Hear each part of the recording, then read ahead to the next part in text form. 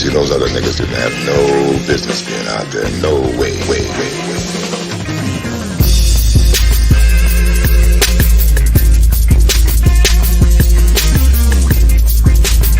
Beanz, no.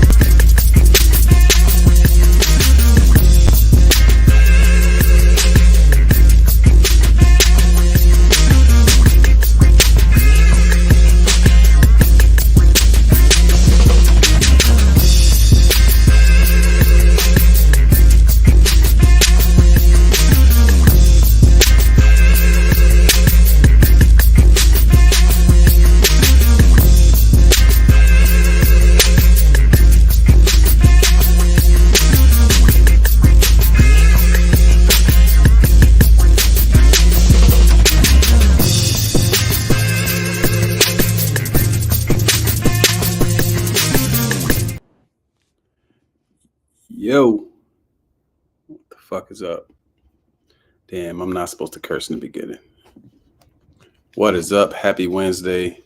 Happy Wednesday. Happy Wednesday. Happy Wednesday. I'm going live at a very random time. I'm going live at a time when it's a very popular show on. I have no idea when these YouTube shows be coming on, y'all. I ain't gonna even lie to y'all. So look.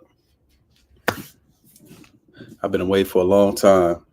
I got a lot of things that I saw that I wanted to go over, right? So here's the thing. I'm trying to get used to at least being up here by myself for a little while. You know what I'm saying?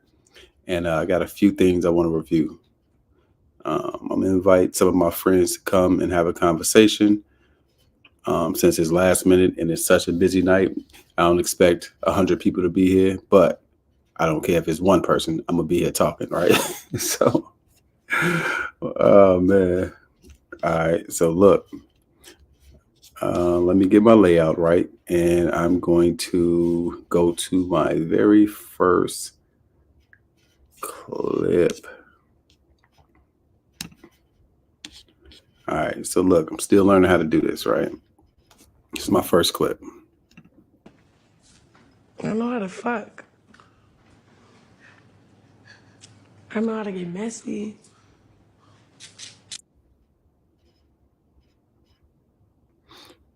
Let me play that again. Let me play that again. Tell me something that somebody don't know about you. Help me out with that. I know how to fuck. I know how to get messy. Bruh. Yo, how on earth is he supposed to respond to that, yo? Yo, look at Cam's face. Look at his face. He said, tell me something that people don't know about you. This girl says she knows how to... What? So look, that's what I want to talk about her, about Chrisean Rock. I'm going to play this one more time, right? I want y'all to hear, right? Now, this is Cam Newton. This man is a very, very well-known person, obviously. Very successful. Probably one of the most successful people that's ever interviewed her. He's going to ask her a question, and I want y'all to hear what she says.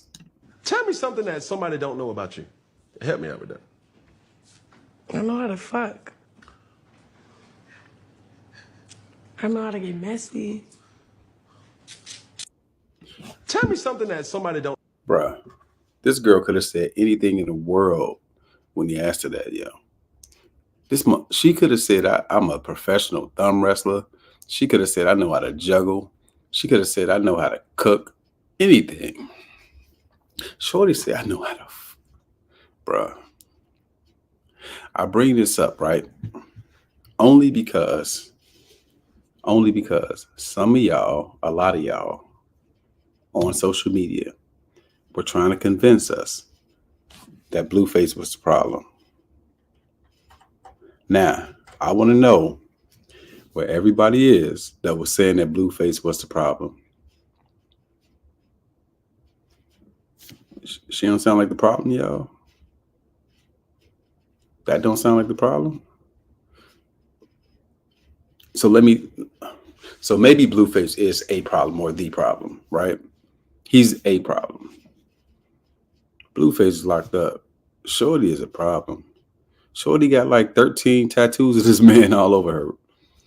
I want to watch this one more time because this was so ratchet. I just want to make sure that we're all in agreement that it's not Blueface that's the problem. Even though he is the problem, she's a problem. Listen to this. I don't know about you. Help me out with that. I know how to fuck. I know how to get messy. Yeah. If that's y'all girl, if y'all one of the people who are on the shade room taking up for shorty, I think you're out of your mind. Yo, for some reason too, I can't see comments. So I can't see the chat. I mean, I don't know what it is. I can't see the chat. So if anybody is chatting, I can't see it. I guess I could use my phone, but yeah, I can't see nothing in the chat. So anyway, all right, I'm gonna go to this next video. And so once I invite some friends up here, we're gonna talk about this stuff. But this is interesting too. These independent, strong women, that doesn't draw me closer to you, because independent is the opposite of teammate. I'm dating you to see how well of a teammate you can be to me. I want somebody with an interdependent spirit. Somebody that's eager and looking for a teammate. Somebody that's been out in this world and be like, I don't want to do this by myself no more. Listen, I don't want to do this as a man. I don't want to do life no more by myself. I don't want to be independent no more. I want to be able to rely and trust on another human being. I want someone to help me carry the burdens and the joys of raising children, getting a home, dealing with life and its stresses. I want someone to come home to, someone to share things with. I don't want to be an independent man no more. I want a wife. So why would I be drawing closer to a woman that preaches and takes pride in being independent? Yeah. So I'm gonna play this one more time, right? I want to make sure y'all get the gist of it. And part of what I'm doing tonight, right? I'm actually gonna give my opinion. Lots of times when I go live, I don't give my opinion on things. I just try to facilitate a conversation, right? But this time I'm gonna give my opinion. And as the show goes along, once I invite people up here, then I want people to change my mind or prove me wrong. I want to play this one more time, then I'm gonna give my opinion. Men don't want these independent, strong women. That doesn't draw me closer to you, because independent is the opposite of teammate. I'm dating you to see how well of a teammate you can be to me. I want somebody with an interdependent spirit.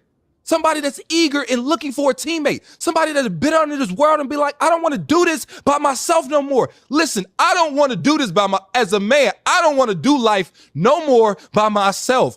I don't want to be independent no more. All right, his voice kind of annoying me. Yo, my opinion on this, I love independent women. I love independent women. I think that what he's saying, that things have nothing to do with one another. Saying that quote unquote men don't want an independent woman has nothing to do with whether or not you can be interdependent within a relationship, to me, right? So one of my things, I like women with ambition. I think that looks get you in the door. I think that if we boil everything down and you strip everything away, it generally, to me, is the looks that usually get people in the door, right? I want y'all to argue with me on that, because some of y'all think that's wrong. I think it's the looks that get you in the door.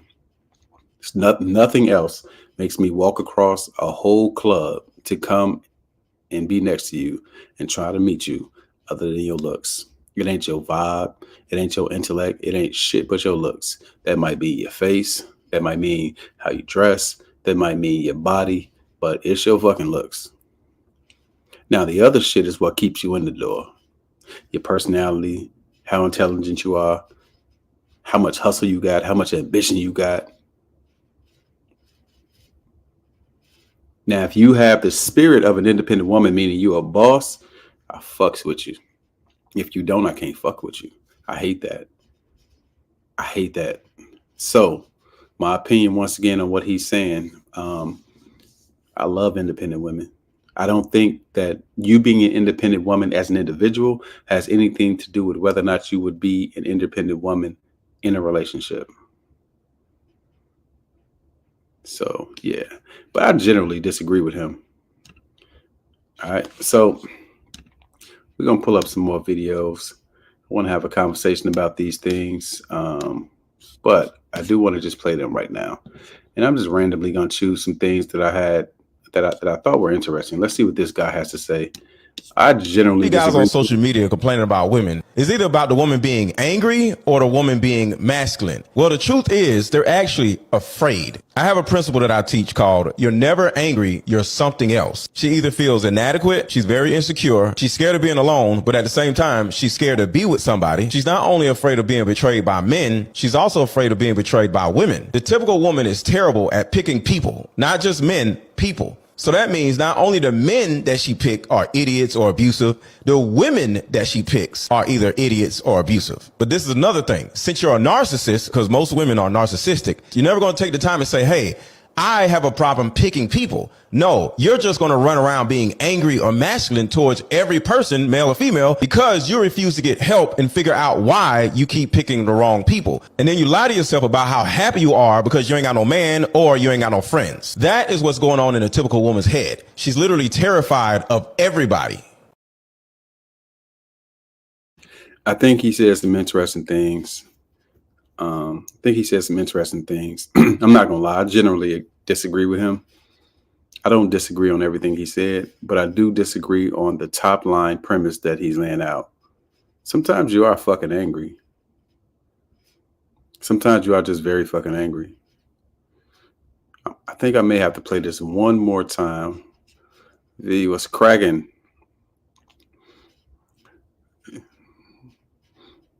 Okay. Yeah, you got to come and talk to me about some of this bullshit. And I'm going to play this one more time. I'm going to play this one more time, too. Let's see. So when I see guys on social media complaining about women, it's either about the woman being angry or the woman being masculine. Well, the truth is they're actually afraid. I have a principle that I teach called you're never angry, you're something else. She either feels inadequate, she's very insecure, she's scared of being alone, but at the same time, she's scared to be with somebody. She's not only afraid of being betrayed by men, she's also afraid of being betrayed by women. The typical woman is terrible at picking people, not just men, people. So that means not only the men that she picked are idiots or abusive, the women that she picks are either idiots or abusive. But this is another thing. Since you're a narcissist, because most women are narcissistic, you're never going to take the time and say, hey, I have a problem picking people. No, you're just going to run around being angry or masculine towards every person, male or female, because you refuse to get help and figure out why you keep picking the wrong people. And then you lie to yourself about how happy you are because you ain't got no man or you ain't got no friends. That is what's going on in a typical woman's head. She's literally terrified of everybody. As much as I like to disagree with him, bro, he did say some things finally that I do agree with. He did. I think a lot of women are terrified. Women are terrified of being hurt because we be hurting women. I ain't gonna lie. I did my share. But I mean, I really don't think that's just a woman thing. I think it's just a human thing. But yeah, women be scared, women be hurt. But sometimes women are fucking angry. Rightfully so. Venus, I agree. I agree with you. He's wrong. Sometimes you are fucking angry, and sometimes you have a reason to be angry.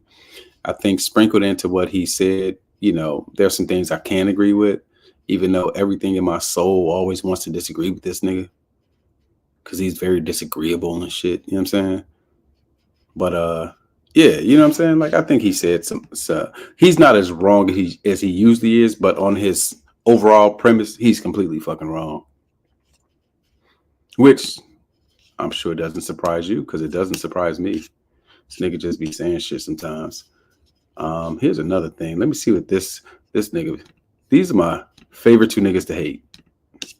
Men think just because you provide financially, that's providing. No. Do you provide direction? Do you provide peace? Do you provide a father for the children you two are going to create? Do you provide healthy STD free? Do you provide Leadership. Do you provide a willing follower when it's time to, when you know she is better at something than you? Do you provide a shoulder to cry on when she going through something? Do you provide calming words, affirmations, validation of this person's position in your life? Too many of y'all are missing the mark because you think providing just means money. Well, that's the tip of the iceberg. So just because a man pays the bills don't mean he actually providing. When the bulk of the work is providing those other things that I mentioned. Providing, no. All right, let's press pause on this real quick, bruh. Lucki, you love both of them. I know why, because these niggas are estrogenous. And yes, I made that word up. These niggas are estrogenous, bruh. These niggas are full of estrogen. You say yo kind of man. Them niggas ain't no men. Nah, all right, so look. What he said about providing. I have a question. When did what grandpa did 40, 50 years ago stop being enough? You know what I'm saying? Like, when did that stop being enough? Because you know what grandpa did? Grandpa took his ass to work to the factory. He worked in the steel mill. He worked in a coal mine. He worked on the train line. He worked with his hands all fucking day. Grandpa worked 12 to 16 hours a day. Now, I ain't had no grandpa, but I did observe people with grandpas. Grandpa worked his ass off. When he came home, his ass wanted to have a drink. He wanted to smoke his cigar, and he wanted to be left the fuck alone. He wanted Ruth to leave him alone. Ruth, shut up. Leave me alone. When did grandpa, when did his efforts not become enough? Why we got to do all this other shit? You feel me? Why we got to rub your feet and provide for you emotionally and all this shit? Why we got to do that? Why we got to do that? I want y'all to prove me wrong. I want y'all to prove me wrong on this. Now, bear in mind, I'm gonna say some things tonight, and you really ain't gonna know if I believe them or if I don't, because I believe I can argue both sides of most arguments. I want to see if somebody can prove me wrong on this. I don't think all that shit is necessary. Why is it necessary? Why is it necessary for your man, the man, to provide all that shit? Why? I don't think it's necessary. Somebody with a vagina prove me wrong.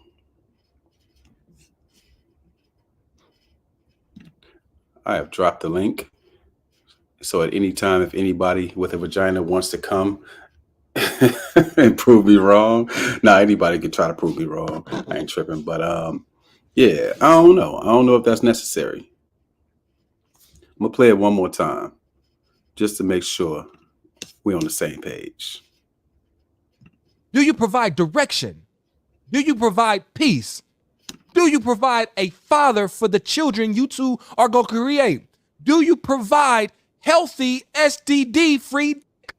Do you provide leadership? Do you provide a willing follower when it's time to, when you know she is better at something than you? Do you provide a shoulder to cry on when she going through something? Do you provide calming words? All right, I can't lie, y'all. I can't lie. I can't even stay in character. Yo, this is why I never role play, because I can't stay in character. Hold on. I can't. I know I can argue both sides of most issues. I really can't argue both sides of this, right? Because I do agree with him, right? But I do understand both sides of the argument. Now, I'm going to bring somebody who is very, very, very estrogenous to the stage. She's very estrogenous. And I already know what the fuck she's going to say before she gets up here. She's going to be like, oh my God, he's so right. I can't believe that you say that. You sound toxic. She probably ain't going to say that. Her voice sounds kind of like that, but not like that at all. I don't know. Welcome to the stage. Ruled by Venus. Oh my God, he's so right. You're toxic. He's toxic. Oh, Lord. Stop being toxic, Shawn. Damn. I'm just saying. Let's see. Trying to do some new layouts. I So didn't. I you heard didn't it? hear anything, honestly. I've been in and out, but I was sharing the link with some people. Oh, I appreciate that. I'm gonna play it again, so you can tell me if you agree with him or not. You ready? Okay. All right. Mm-hmm. A lot of men think just because you provide financially, that's providing. No. Do you provide direction? Do you provide peace? Do you provide a father for the children you two are going to create? Do you Damn. provide healthy STD free? Do you provide leadership? Do you provide a willing follower when it's time to, when you know she is better at something than you?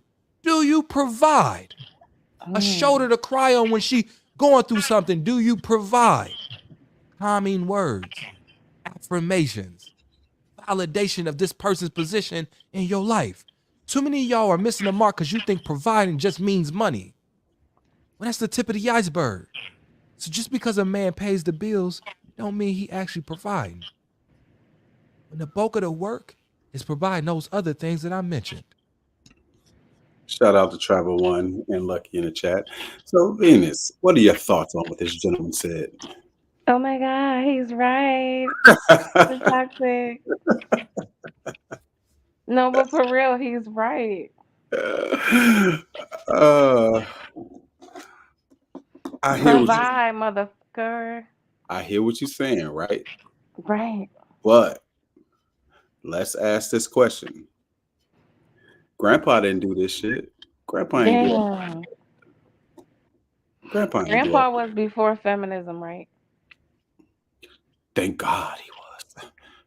So my point is, yeah, because Grandpa didn't do shit. Here we go. Grandpa didn't do a lot of shit right. That's why women rebelled and wanted to get the fuck away from them. You know what I'm saying? I'm saying Grandpa went to Grandpa was that. trash. See, look. Lucky say her grandpa did all that. What? Nah, your She grandpa, don't know. that She don't wasn't know what he was manly. doing. She was two. Nah, she said she's agreeing with you. She's saying he did all the stuff that Buddy was saying. Uh that Buddy was saying. I'm gonna be honest. I ain't never seen no grandpa do all that shit, but I never had a grandfather like that. That's why all the grandmothers told their kids, don't depend on no man. Go to school. All the shit you have a problem with is because grandpa wasn't shit. So stop using grandpa as a reference. This is why grandpa, these women didn't want to stay with grandpa. They had to. Look, man, let me tell you something about grandpa. Y'all pardon me, I'm trying to get this background right. Tell you something about grandpa. Grandpa was dropping dick off at home and money off at home and dropping dick off across town. That's what grandpa was doing. You feel me? And you know what Miss Ruth did? She shut the fuck up. She paid them bills with that check that grandpa brought home. She shut her ass up. Shut up, Ruth. No, she didn't. That's what I'm telling you. That's why the women told the kids, like, oh, hell no. Don't do what I did. I hate this motherfucker. I've been wanting to kill him for 26 years. I'm just saying, but yeah. Travel One says grandpa was trash, creating more children down the street. Travel One, they didn't have rubbers back then. What did you expect? You know? Yes, what? Me, Oh, they ain't had no rubbers back then. You know what I'm saying? they had remedies and shit. You go down to see that lady. I mean, I'm just She saying. make a potion and shit for you, like Eve's Bayou, like the movie. Yeah, they went to the Little Red Schoolhouse back then. When they got burnt, my uncle said they used to go to the Little Red Schoolhouse. You feel me? I'm just saying. I mean, I ain't gonna lie. I agree with what he's saying. Unfortunately, you do have to provide more. You know why? Feminism. You women, y'all demand too much. Y'all require too much. You know what I'm No, saying? y'all don't do enough. Y'all don't want to put no effort forth. Y'all don't want to do shit. Y'all think y'all supposed to show up with your little dirty penises hanging the fuck out of the zipper part, and somebody just supposed to be so happy and jump all on it. Get the f out of here. But that's what y'all do. Y'all get happy and jump all on it. Damn. That's exactly what happens. Yo, Until but they look, don't. overall, I can make a case that the men back then were better men than we are. I can also make the case that the women back then were better women than y'all are. How are they better? So the men to me were stronger. The men were much stronger men to me. I think they were stronger. I feel like they made more of a sacrifice. I feel like they had a better sense of community. I feel like they had a better sense of independence too. In terms of like them learning trades and know how to work with their hands and things like that. I feel like they were wise as well. These niggas ain't got no nuggets to pass down to nobody That's a fact. other than the shit they get from McDonald's. These niggas ain't got no nuggets. You know what I'm saying? No gems being passed down from these The most niggas. wisdom you get out of these niggas is wrapped up in a fortune cookie, okay?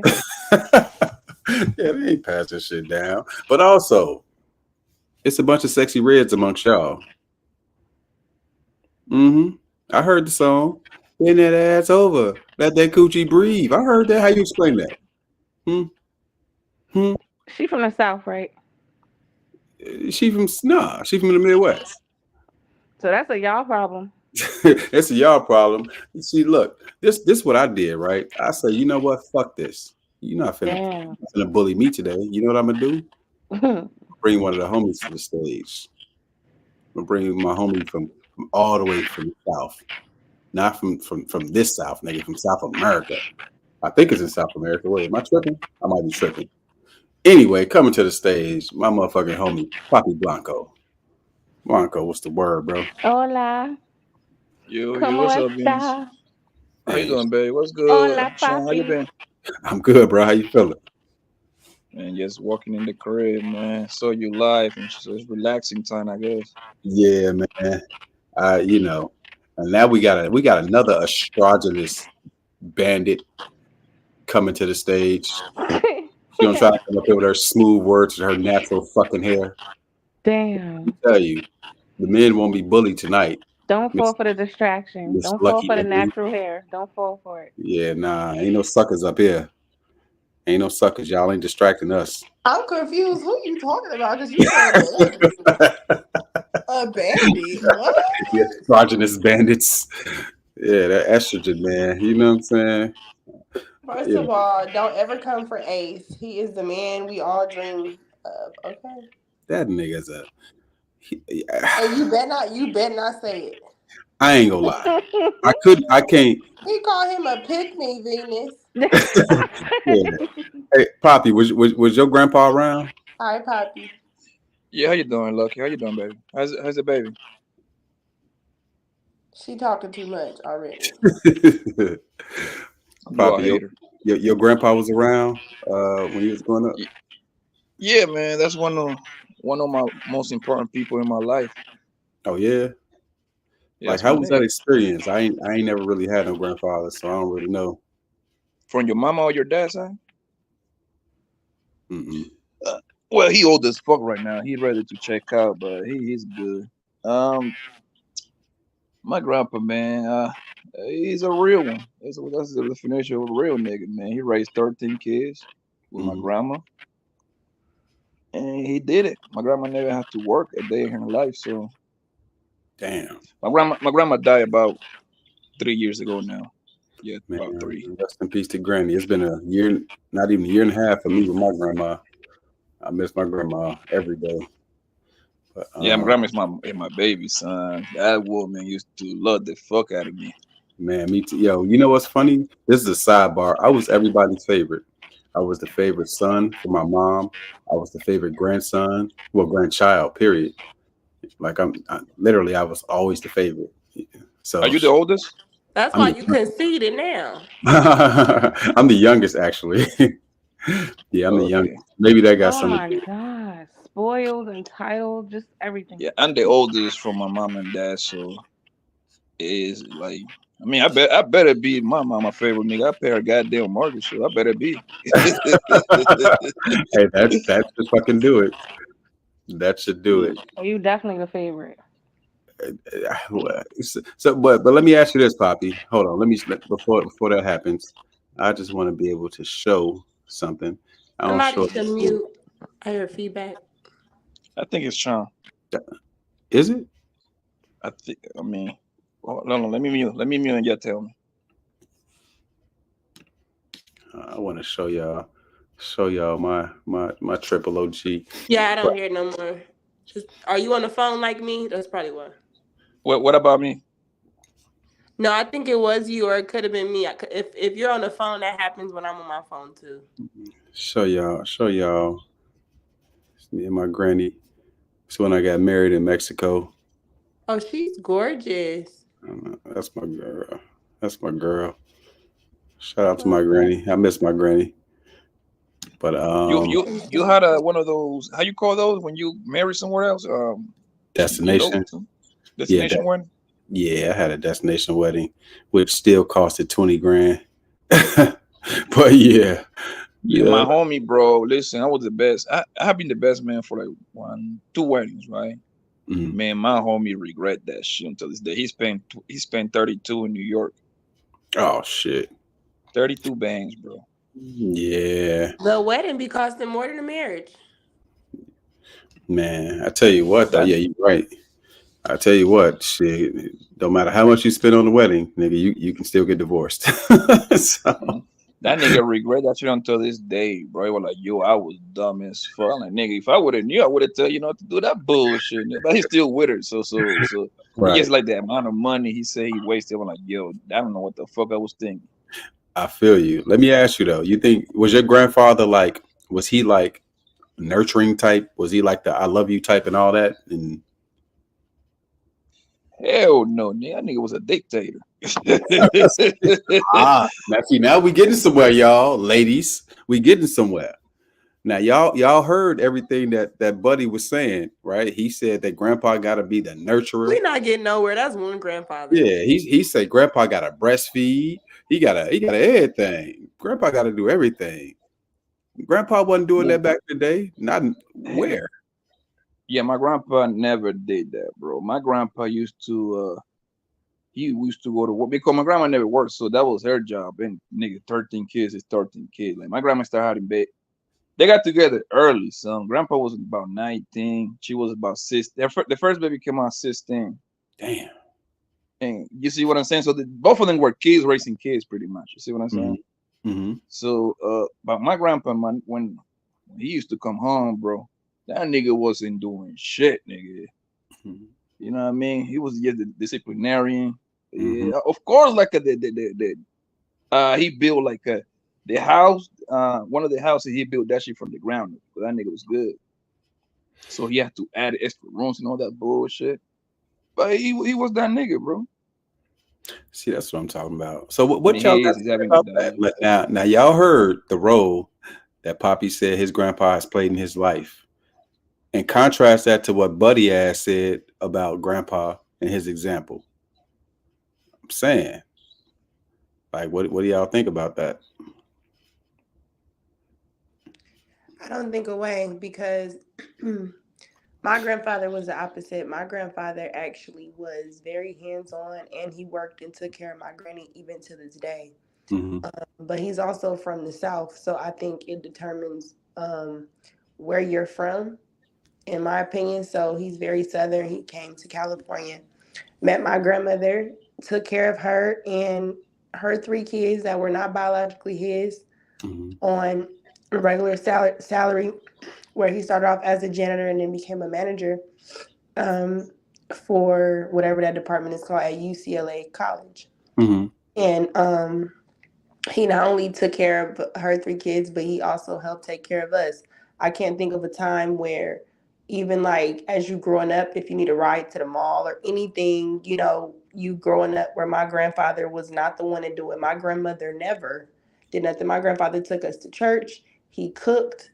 He like my grandmother cooked like on certain holidays and stuff, but like when it came to daily stuff, my grandfather cooked.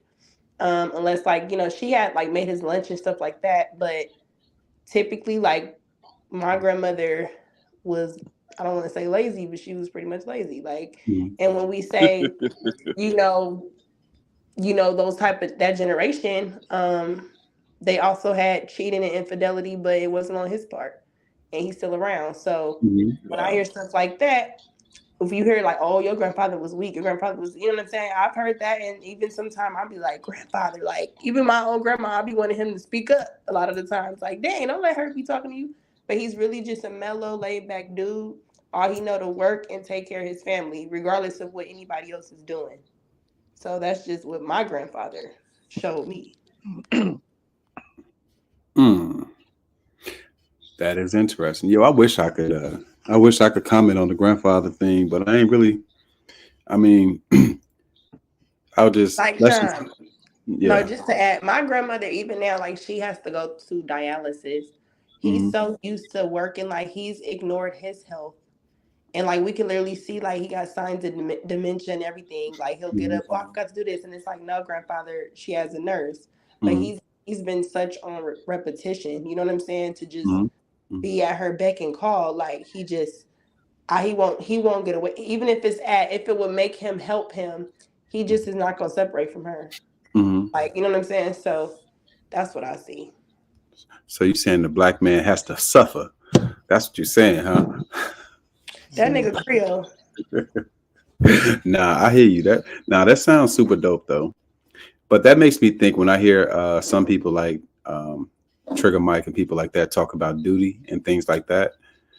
It does sound like back in the day they really did see it as a duty.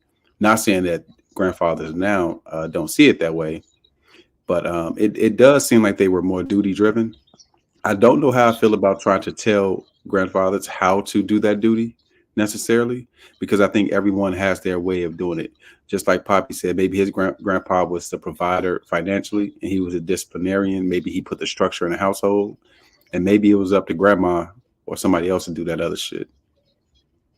I could make an argument that it didn't have to come from him necessarily. I don't know. But I get what he's saying. As much as I like to disagree with that nigga, I get what he's saying. Why you like to disagree with him? Because he's a panderer. I don't like people who Don't you pander? No, fuck no. So when you trying to get so when y'all trying to get some pussy, y'all don't be pandering? Hell no. I just. So what does it mean to not talk yourself out of pussy? So I can think. I mean, you would be pandering, right? No, not me. Okay, one time in my life specifically where I talked myself out of some pussy, and I don't remember the girl, but I remember like we were in bed, and what I did, I brought up her guy, and that I never did that again. Oh, you was dirty, macking. No, it wasn't even that. We was in the bed. We was about to fuck for the first time, and I said something smart about her guy or something like that, but not realizing that was going to actually put him on her mind, and she ain't. Oh wait, she had an active boyfriend. Yeah. Okay. And I ain't realized. So ever since then, like when I meet a chick, I never ask about your relationship status. I don't give a fuck. Like that only happened one time. Yeah, it only happened one time. I learned that lesson quick. Don't bring myself out of the pussy like 3 times that I can. Oh, tell us, Poppy. Tell us. Oh man, it was not similar but close. Like the 2 times that I remember of, 2 or 3 times, because when women start telling stories about the nigga that they did their ex-boyfriend, it's always the ex. And how bad the ex did him. And I always used to play the other side, like, yo, what the fuck did you do? And then, well, he cheated on me with this and that. I'm like, yo, so you wasn't doing nothing? So that I used to like get in their bad side and shit like that, because I was like literally going the complete opposite way from what they were doing. And the girl, one of the girls actually told me, she left my hand and told me, oh, I was gonna give you some pussy, but fuck you. You took that piece of shit nigga side. I'm like, bitch, I don't know that nigga. So ever since that day, bro, I was like ever since that, I'm like, man, why am I even arguing with these bitches anyway? I might just keep my mouth shut and keep it moving. Nah, that makes sense. Yeah, let me think. How can I say this? I got a cousin. Who he messes up the move. He'd get drunk, bro, and it's like, let's say we all at a crib, and now we younger. This maybe, we were younger, but we were grown as fuck, and we all at the crib, we all kicking it, drinking. It's dudes there, the homies there. We got a house full of chicks.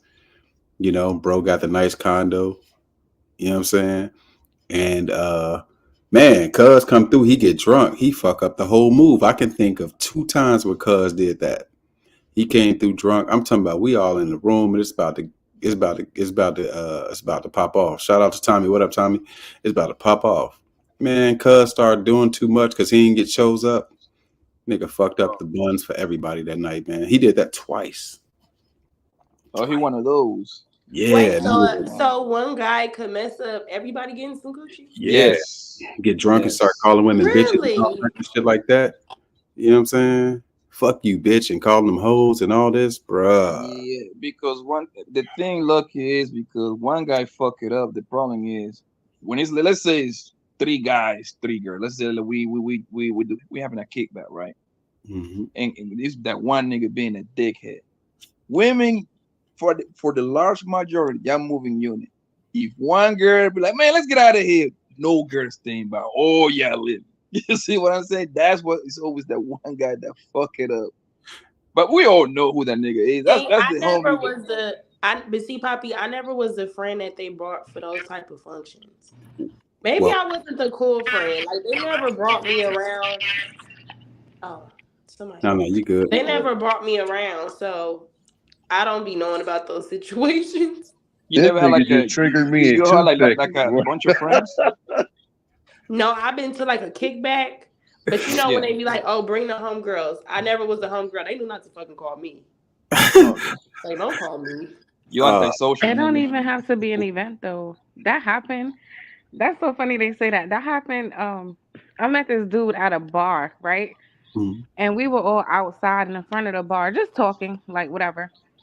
And I remember some other dude just walked up to us and he was like, "Oh, I see y'all got some bitches." And I looked at him. Nigga. I said, "Excuse me?" And he said that shit again with a straight face. So I looked at the dude that I was talking to see if he was going to check him. He didn't. I walked right away. Absolutely not. Yeah, don't be with him. You deserve better, queen. No, but I just wanted to tell you to prove their point. Yes, the homeboy can definitely fuck it up because now I'm not going to ever speak to you again either. You're bugging. Because I looked at him like, you're not even going to say nothing. You're just going, oh, that's funny to you? All right, blocks. Bye. Oh, no, that nigga get checked instantly. Fuck that. Yo, son.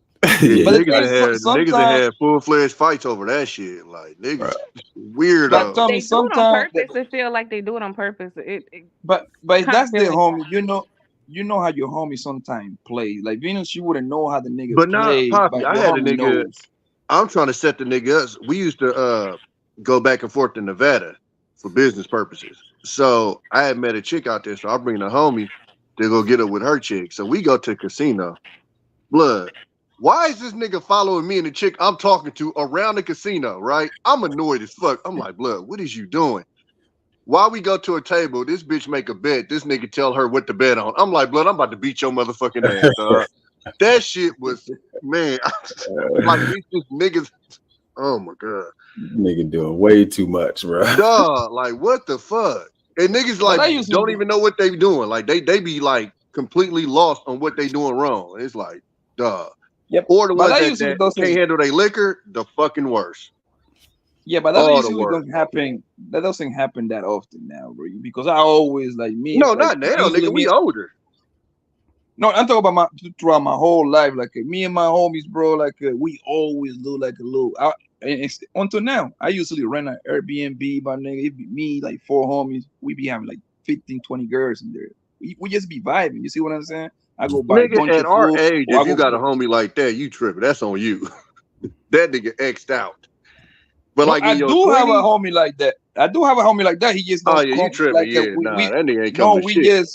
That nigga wouldn't come to a Super Bowl party. Shit. No, you gotta train the nigga. I'm not training no grown ass nigga, dog, to be around female. That's weird as fuck. No, but now the thing is, tell me now that he knows, like he actually go out of his way to be quiet because he don't want to be the one to fuck it up. He's a good friend of mine. See, I'm trash because I fight drunk niggas. I don't care. Like, nigga, you should know how to handle your liquor. Fuck this. Like, I hate that. That shit is. I hate that shit. Yeah, nah. Yeah, but I don't know. You got it. No, I was just gonna respond to Poppy because he was like, "Well, Venus, that's how he played." And you don't know how he played.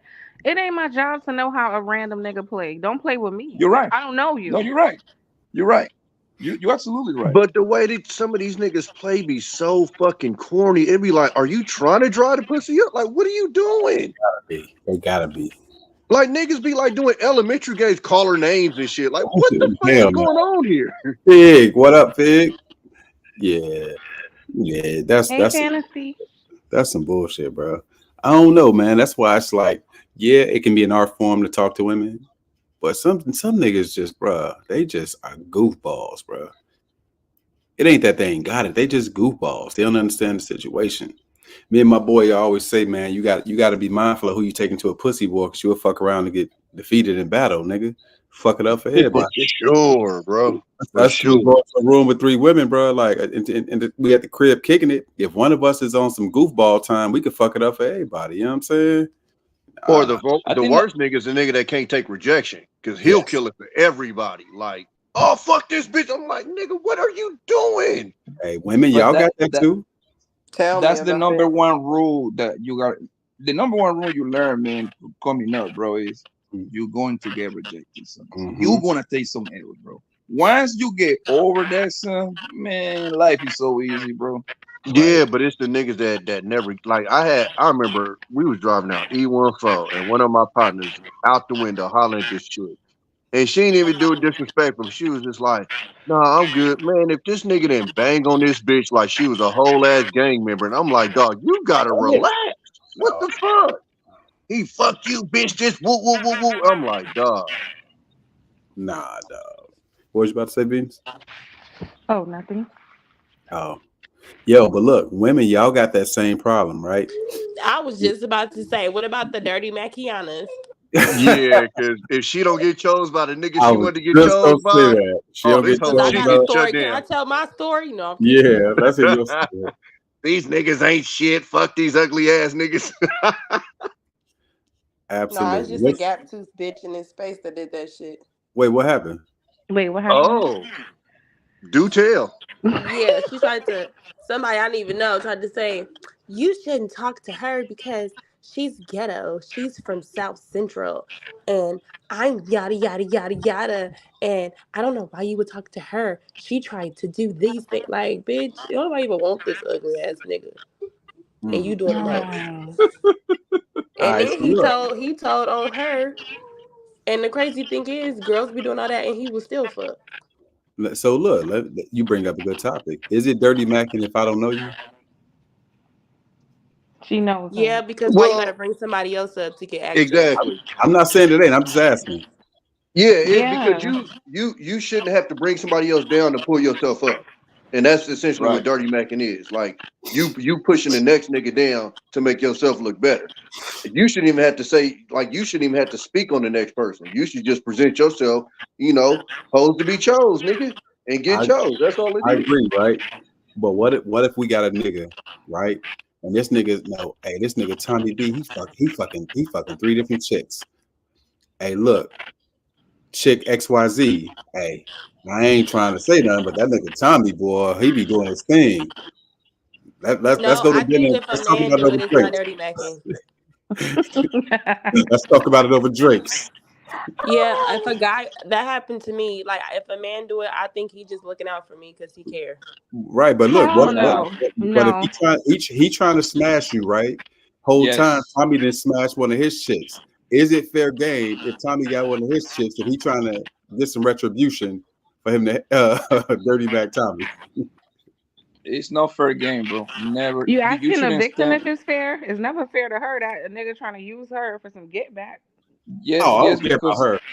So you gotta ask a man then, because no, he's saying is it fair to the player? And hell no, it ain't, because nigga, you going against the rules and regulations of the game, nigga. Don't check me, check the bitch. No, I'm talking about like because somebody else fuck your bitch, my nigga. It ain't okay for you to turn around and do the dirty macking back. I mean, I wouldn't do it, my nigga. Like that's no how I get out, bro. I would do it. Yeah, it's like if you see it as being wrong, then you doing it as a retaliatory thing doesn't make it right. It's still wrong. Right. Yeah, no, I agree with that. But Shawn said he willing to be wrong. He said, I'll Hell be wrong no, with you. shit. Oh no, I ain't going against the code. But I understand when niggas do that shit, cause shit, that's their code. Cause them whole Yeah, ass niggas be hurt. but when a nigga do it to like, for He said, example, "Oh, somebody I say something to Lucky, right? Nigga, 9 out of 10 that nigga want to fuck Lucky, bro. You see what I'm saying? He just telling her, quote unquote, trying to be the supportive friend. No, he wants Lucky to get in a fight with homeboy, so she can come and cry on that nigga's shoulder. He gonna massage that booty and that head later on that night. But now, Shawn, I will say, like, I've had female friends that I wasn't interested in like that. Mm-hmm. And then they'll come to me with their situation. Ah, shit, I don't give a fuck. I don't know this nigga. I keep it solid with you. Oh yeah, that That's nigga running different. woo They woo came woo. to you. They came to you though. No, exactly. But what I'm saying Yeah. is, but even in that situation, if your intentions is to smash, that's still dirty macking. You throwing Yeah. salt in his game. What I'm saying is, if you don't have intentions of fucking with her, on me, that's just advice. It is what it is because it's not underhanded. It's not me going, all right, let me sprinkle this salt in his game so now I could double back and get up on her. You feel me? So you mean the girl came and asked you for an advice and shit like that? Yeah. So like, I had a Oh, homegirl one time yeah. like, uh, listen to this weird ass story. He accidentally left his phone in the bathroom and went in the room and went to sleep. Like, okay, bitch, really? Who does that? So anyway, she supposedly wakes up in the middle of the night, goes to It the bathroom, happened. sees the phone, goes through the phone, found what she found. My whole thing was, nigga, you went through the phone because you knew what was up. If you didn't think nothing was up, you never would have went through the phone. So you knew what was happening. But what I'm Nah, saying is, sometimes you don't know.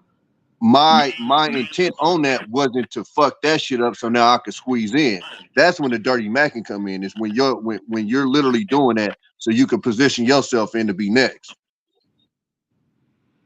That shit is corny. I'm not gonna lie. Anytime I heard a man talk shit about another man, it made me look at him kind of sideways, like you Right. kind of shady. Like I don't know. I don't know You if know he why, really. Venus? Because whenever they do it, they always sound like a Derrick Jaxn ass nigga. I would never do that. I think that's how the nigga that trying to fuck sound like, yo.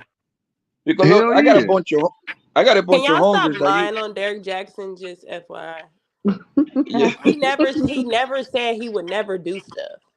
True. yo, like usually I got a bunch of homegirls that hit me out and just the same thing. They'll be looking for, papi, what should I do? I usually be like, yo, man, listen, man, we should work it out with that nigga, man. That's not Oh being a man, good friend. Hold on, Lucky. This is my problem with what you just said. If Derrick Jaxn ended those videos with niggas like me, you'd be right. But the fact that he acted as if he was this holier than thou ass nigga and was doing the exact same shit he was telling females in this video to watch out for, He was doing worse. I'm just to be 100 with you, he was Beanz, actually don't. doing How worse you gonna shit. go against the sisterhood? First of all, where did Derrick Jackson act like he was holier than thou? What? When he blamed niggas for every goddamn Did he blame or did he he highlight? blamed men for bad Did he weather. blame or did he Sister, you getting highlight? rained on because of the men. That's but right. Okay, but did he let's be lie? honest. Let's Did be he honest, lie? bro. He said, but did he lie? He, He didn't no, lie. yeah, That's yeah. why I still No, like No, listen. he I'm was lying in a confused. lot of Like, that if shit. a Absolutely. narcissist, there is a guy named Mental Illness on YouTube. He's a diagnosed narcissist. His whole content is telling people about narcissists. Can you not tell people about the thing you are? What? Hold on, Lucky. This is the difference. He's telling you who he is and how people like him act. Derrick Jaxn acted as if he had a model family at the crib and He did everything, not and act that way. But let's be You need to honest. that's give not Let's how him he be that honest. presented part. himself. Yo, let's be honest. It took me 5 minutes of watching that nigga Derrick Jackson, and I already knew what the fuck he was on. Every Poppy, real nigga He on the should same be able thing to every tell. nigga on YouTube on. Poppy, my No, sister hold on. is damn Hear near me out. Hear me feminine, out. I'm gonna and tell my you. sister I'm gonna didn't tell fall you for that why. shit. I'm gonna tell you why that I knew what the fuck that nigga was up to, bro. It took me 5 minutes. I'm gonna tell you. You know how? Because he was too much to the left with it. oh queen, oh the girl was they be ugly as hell. Yeah, this bitch would be like mad ugly. This nigga like, yeah, you a beautiful queen. Fuck that nigga, man. You deserve better. I'm like, yeah, nigga, I know what you up to, man. You getting your money. Me personally, I Wait, don't see we're nothing wrong ugly with as him. hell. He wasn't necessarily talking directly to any people. Like he was always a lot of times by himself. No, but Beanz, he was Speaking Yeah, he throwing was in generally. that truck. no, but Beanz, listen, no matter what the situation was, he was throwing niggas under the bus. That's how And, he hey, fucking he was used to up sit to in the that left. truck and put his side bitch out. That's what they said. That They nigga said was fresh out the side pussy and telling y'all Y'all what don't know not to that. do. Y'all don't know that. Protect that man. No, they no, were no, no. saying We that. no, Lucky. We saw the pillars in the back of that window. That shit was Jesus confirmed. Christ. They You was know what like, I You like get know up about how the Derrick many pillars you to Jackson, know the how bro? many girl cities house. got pillars? Like, come on now. You Not know for what I sure put like the about pillars. go ahead, Venus. No, go ahead. I'm just lucky not playing with y'all. She not gonna let y'all tarnish. You I know what I mean, love? look, me and Protect my Ace little sister, Metaphor. Protect Derrick Jackson at all me costs, and my sir. little sister go to war about men and women issues. And the moment I said Derrick Jackson, she said that nigga's full of shit. I said, what? Damn. You know what I really fuck with? You know why I really fuck with that nigga Derrick, my nigga? Remember when the Disciple is posting like at the doctor joint? Yeah, Yeah. yeah. Yeah, and she was telling the story. That nigga Derrick Jackson told her like, no, I gotta think about what we gonna do with that baby. I'm like, oh, that's my nigga right there. He running that bitch But right there, son. Poppy, in his defense, do you see what he came home to? Hold I on. don't The think she's helmet I on don't think she's ugly. salvation. Right. And they had She an was open and also in his defense, she admitted to when she met him, she knew about other women he was attracted to. She played like she was his type to get to be one of the women. They had an agreement. So he wasn't really cheating. No, yeah, he was I heard about definitely that. cheating. No, he was cheating. Let's not. He But was hold on, not. Loki. Do you think she was like an ugly looking? I My don't think she nigga was had a ugly at whole all. separate house to cheat. No, Yeah. she not ugly. She just weird as fuck. Like, No, I think she just didn't know how to dress, man. Because I no, do just you that see I just her never. videos, Poppy? She be crump dancing to Jesus in the street. Oh god. Yeah. This is what happened when a nigga run you down for 10 years. She's fucking, he drove her crazy. I don't care.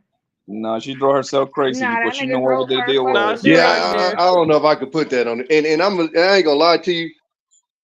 As much cheating as that nigga was doing, if that nigga had to be mission impossible to be just not throwing some signs at her that he was fucking around. Like, god He damn, knew. that nigga was But putting in some work.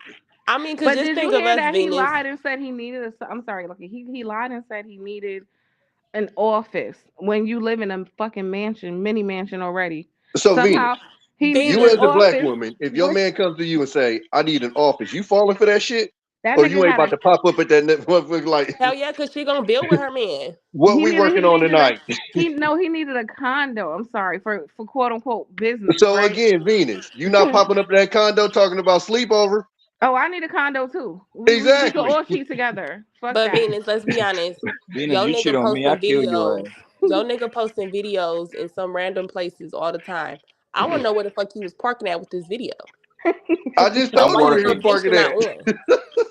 I'm Like working. who she All didn't right. ask That enough nigga said I need questions a or she already condo. knew. Ain't no footage come out the condo, but you need a condo. All the If footage you came pop out the car. All if I'm you gonna pop say up is on my Rashida job, I'm husband quitting, had a yo, and you condo. gotta support the family now. That nigga was having all types of women come through that condo. You crazy? Rashida husband, yes he did. He had a condo and her name was on it too. It was like a secret business condo. Damn. That nigga is a millionaire, man. That nigga deserves side pussy, man. Fuck I all got that. I got a question for the women. All right, so look, this. Okay, so whenever women give advice on how to treat a man, a lot of women comment it's pick me like. Whenever men give advice on how to treat a woman, a lot of women comment mood, great job, king, I'm sending this to my boyfriend, etc. Or whenever women give a few tips on how to treat a man, a lot of women comment only for a husband. Whenever men give a few tips on how to treat a woman, how come women don't comment only for a wife? I'm going to say that last part again. Whenever women give a few tips on how to treat a man, a lot of women comment only for a husband. Whenever men give a few tips on how to treat a woman, how come women don't comment only for a wife? We feel that men should treat us a certain way as a girlfriend, but it becomes an issue when we got to treat them a certain way as a boyfriend. In most cases, previous relationships affect how we treat the next person with our damages and confusions. Men and women need to stop being selfish or feeling like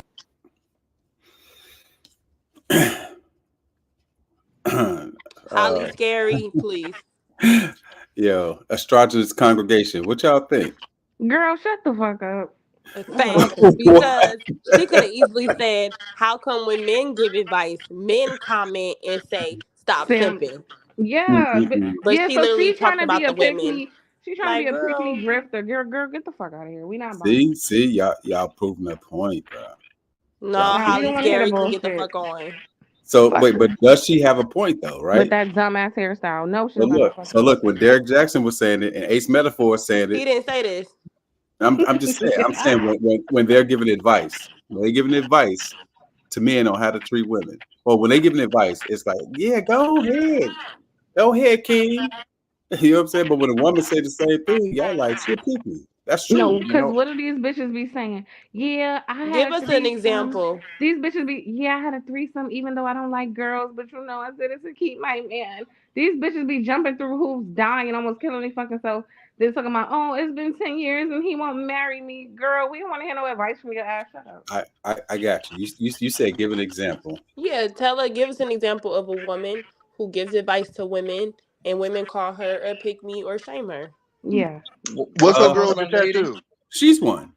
What's her girl with the tattoos? Love Dorsey. Bam. They don't No, I hate like her. They Love come Dorsey. to her for what's the advice. what's the No, lady I with the like with Love the Dorsey. I like her. Right, No, but majority of women I'm love saying in the her. comments, because she be cussing them bitches out. They be in there. Exactly. Okay, Just What? because y'all like her don't mean that they don't call her a pick me. okay. Well, What's then the this lady name with the conversation. Muslim lady with the channel, man? I forgot her name. Who? She's a Crimson Cure. Muslim. Crimson Yeah, Cure. that one. She's Yeah. not. Her audience is not predominantly women. It's men. But that doesn't So mean that women don't call her a pick me though. Yeah, okay. that's what I'm saying. They call her Let me just say this.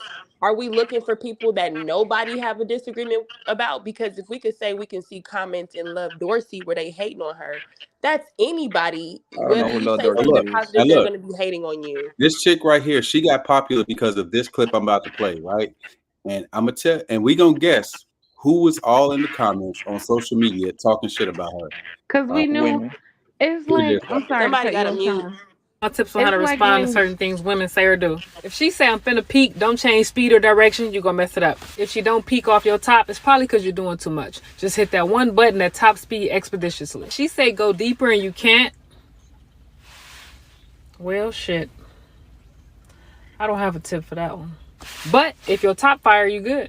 It's okay to like pictures on social media. We get it, y'all find these women attractive. It only becomes a problem when you leave a comment or send them a DM. She say grow up, that doesn't mean she's trying to little boy you. She just wants you to let go of childlike behavior. If she always giving you attitude and trying to control you, it's simple. She don't respect you. Swallow y'all pride when I say this, but you gotta step your masculine energy up all around the board. Money, your decision making, your leadership skills, your credentials. Because when you know you reached that grown man status, you're not gonna even accept that kind of behavior from her, and she will respect you.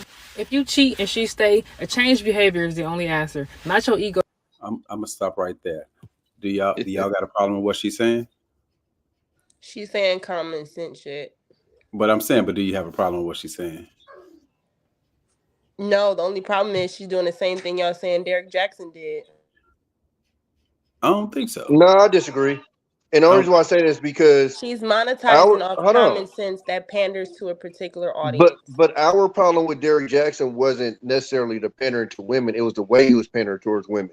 He literally made everything the nigga's fault. Yeah. I'm not tripping when I said this nigga blamed us for water being wet. And we're looking like, okay, you have to understand, right? There's some shit between men and women that are common sense. Okay, this is our fault. This is their fault, yada, yada, yada.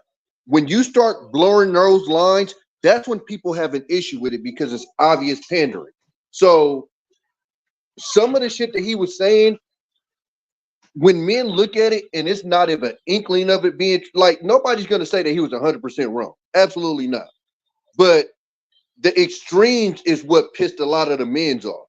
It's like when you're making videos and it's a situation that it was obviously the woman's fault, and you're literally making a video talking about how it's the man's fault. That's the shit that make niggas want to punch the nigga in the face. Like, it's not the video where you're going, the nigga cheated. He was wrong. Every nigga, we know that. But it's like some shit like, oh, you cheated, and let me explain to you how it's the nigga's fault that you cheated. Nah, nigga, He you about to wasn't get the paying shit attention slapped to out. you. So you're mad that he said things that could have potentially made your girlfriend wake up and look at you sideways for the shit you was Are you doing? serious? No, because it doesn't I'm even have anything confused. pertaining Like, to us. Shawn, It's bring not up a even video of personal. Derrick Jackson so we can kind of understand, because I really don't understand what y'all talking about. I mean, this is what's crazy. I literally had women telling me, yeah, this nigga's OD with it. A lot of women. That's fine, but I'm just saying. Like, I personally, look, And I do, don't see it. and do you think women was quote unquote waking up by watching that I don't goddamn see it video of either. Derrick Jackson? Yeah, you do wake up because niggas in real life will make you feel like you're crazy. You're Jesus requiring Christ. too much. They'll gaslight you. They play fucking dumb And right I into you. 100% And they agree was with you, and Venus. Venus, they was mad at Derrick Jackson because Derrick Jackson was exposing and giving them the game, and they felt like we want to attack him because why he just talking about us? Nah, I disagree. I disagree. No, Most no, no. niggas know I what agree time it partly was with with Y'all that. ain't Derrick told Jackson. me nothing wrong with what he said. Y'all telling me how y'all felt about it. I don't remember the nigga's videos Listen, because, to hold be on. honest with you, the nigga been Listen, down ever since the cheating shit came out. I ain't seen the I, nigga I, I damn video from the understood. nigga since. I understood from the get go that nigga was milking the fuck out of you niggas, man. That's what I knew from the first 5 minutes watching that nigga. I loved all of his videos, every single one. Yes, protect him. Truth is, there's a lot of dudes who are like 45, 50 years old who refuse to date women their age. They don't do so because they prefer young women and how they look. Because let's be real, it's a lot of 40-something-year-old women that'll give these 20-something-year-old girls a run for their money. But it's because of the mental aspect. Like, as a guy gets older, one who wants to play games, by the way, who's like 40-something, 50 years old, he remembers it being easier to play those games whenever he was like 20. Because women in that age group, they're more on hope than they are experience. But experience is the best teacher. So as he gets older, he's trying to date women his age. They're like, no. I've seen your kind before. Like, I've lived the proof that you're here to waste my time, and I ain't going. So now he gonna go out here talking about how he prefers younger women because older women his age are full of baggage and they're bitter. And it's like, nah, they ain't full of baggage and bitter. They have a BS detector, so they're harder to manipulate. And manipulative men don't This like is a that. lie, bro. Hold on. This is cap. Hold on, wait. So He in a Venus, condo. hold on, no, Venus, this is my point right here. I'll ask you, Shawn, and you, Poppy. Do y'all think it's substantially harder to manipulate an older woman than a younger woman in your experience? For me, It's the same. no. It's the exact fucking same. Man, it's the same. No difference. It's the same. I can make the argument that the old bitch would give you the pussy even faster because she got her shit already anyway. Absolutely. Mm-hmm. You know how many cougars? Yo, I was like 22. Yo, it was a period of my time I was fucking up by cougars, nigga. Bro, them bitches, you know what? Them old ass, bro, you know what they want to do? A good time. That's it. Let's go have some drinks and go fuck all night. They didn't want nothing else, bro. No, but Poppy, and you know what's crazy about that? They will tell you that, but if you hit that pussy right, you're gonna have the exact same issues you have with a fucking 20-something-year-old. I thought you loved me. I wanted more than this, etc. and fucking etc. So that Venus right there is what we're talking about. That right there is 100% false fucking narrative. But in your head, common sense, that would make sense. But people who've actually been outside knows that's fucking bullshit. How y'all gonna defend this, Venus? I don't think it's bullshit because as I missed it. I got a phone call. Was in high school dating a 25-year-old, right? That nigga ran circles around me because I didn't know shit. So I know firsthand, yeah, no, that shit matters. Like dating people who are older than you, who have more experience than you. Yeah, they could get away with a lot more because you don't know. You be Venus, you falling dated for a the dumbass 25-year-old man in excuses. high school? I'm sorry, what? You dated a 25-year-old man in high school? Allegedly, yeah. They all did. So then, Okay, so but Venus, Hey, I okay. didn't want to make that a conversation. I just make sure I heard you clear. So Venus, we get that part. This is my thing. If what he's saying is true, we wouldn't have a whole bunch of 40, 50-year-old women having the exact same issues as fucking 20-year-old women. And we literally do. Is What it issue because is they're that? just And why dumb you and pick not? that video What with type of this big women ass though? orange shirt on? What? You said what? I I'm making fun of y'all saying it, Lucky. What'd don't you say? know. I just think it depends on the type of woman. I think there are 40-year-old women who are like mentally still 20. So Venus, yeah. Venus. They have literally lawyer bitches in Atlanta that's 40 something years old that's getting worked over by a D-boy nigga from fucking Bankhead. They're literally Fannie talking about Willis, this shit all the time. Fannie Lewis was fucking a dope boy. nut, nigga named Nut. Like, what are we talking about? Like, come on. I mean, maybe it was the dick. Just But Lucky, that's literally what I'm saying is yes. Is there gonna be I guess a smidge level of difficulty if they're older? Maybe. But you got 3 dudes on the panel that literally tell you it ain't really that much of a difference. Mm-mm. Now, if you want to talk about the lame niggas, maybe that's different. But But it's as not far even as that, like bro. niggas that's actually outside like that, that age shit ain't that big of a fucking deal. I promise you. It's not even like it come down to the nigga, bro. If a nigga is a mat, bro, he gonna get the same 25-year-old, 35-year-old, 45-year-old girl, the same deal, bro. It's not even up to her, bro. All that bullshit, like more mentally mature, that just bunch of cap, man. You know the one I love, Poppy? I was raised with my brothers. My daddy put me on the game. He put me on the game. Used That to nigga was love that shit. that nigga I must have been used to love that shit. Yo, real shit. Yo, but this funny thing though, right? The thing I hate about it is when it's set up like all niggas are manipulating women. Y'all be wanting to fuck too. They are. Y'all are. Yo, nah. Yo, if I bust out these DMs, nah.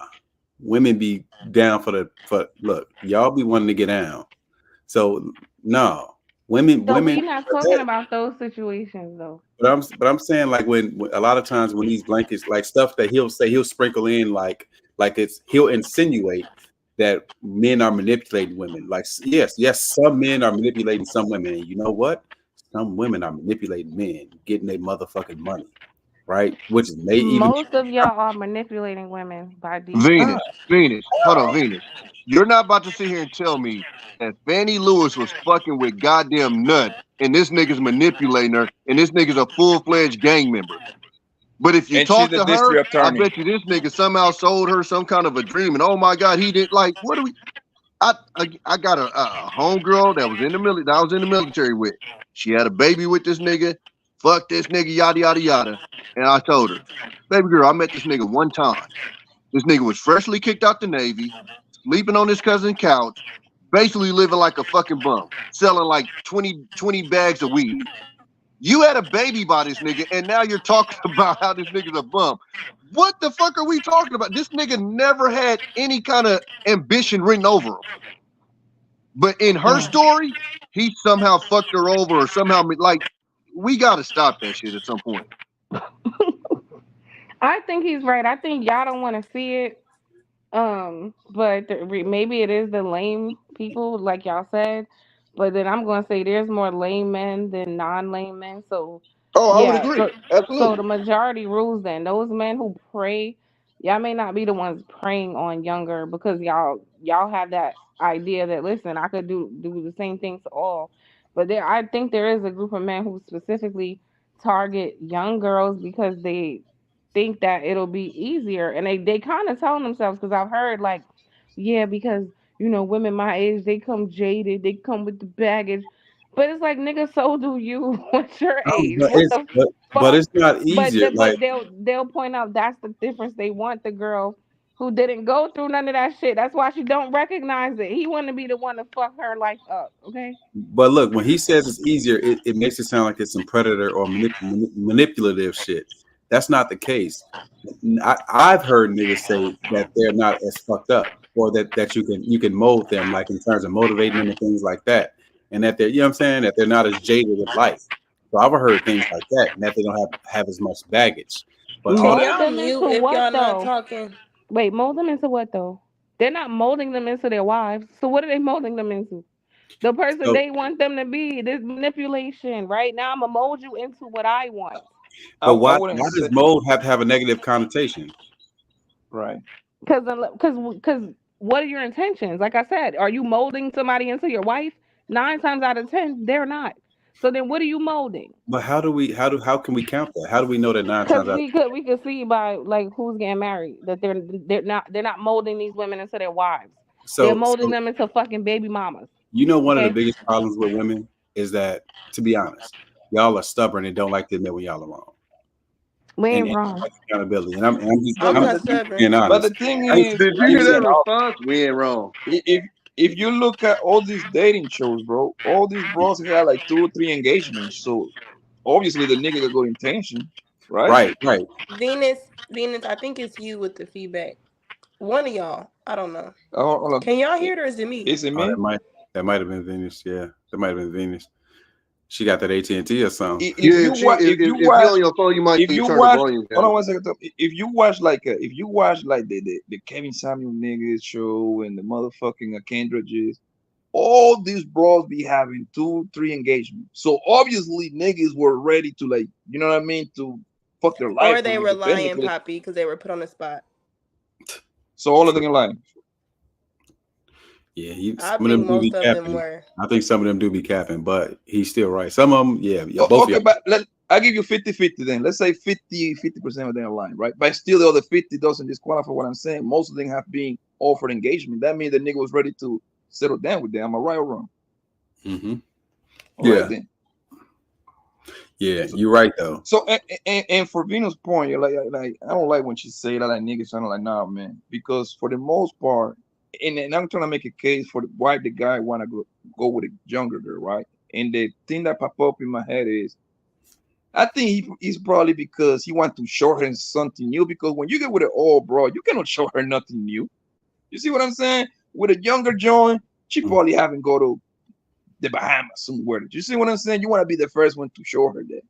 You know, stuff What's like that. old? You know the funny thing though? Think What's about old? it, right? Over 40? Sorry. They be calling people their age old. If they're 35 and a woman 35, yeah, I don't like these old chicks. Like, nigga, you're old. But see, What are you I'm talking about? 32, Venus, and I ain't seen a lot of shit. So I'm gonna be an old bitch that you gotta show something to.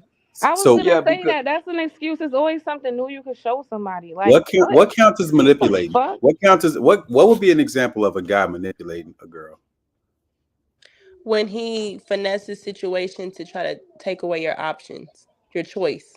Wait, what does So that if mean? you have to, meaning like I'm gonna say certain things to kind of string you along, but I'm not really telling you Into my full you. intention. I have no plan on being with you for real, but I'm Yeah, gonna play like but I I just do. kind of want exactly. I'm gonna do certain things to imply, placate on your emotions, but I really have no real intentions of taking you serious. That's so Okay, niggas is manipulation. the only let's one say that do that. that. So But I want the y'all don't girlfriend think experience, so So I I'm said, gonna take away play her choice. boyfriend, so I could get all of those girlfriend qualities out of you. But then I could always fall back on it. But you're not my girl though.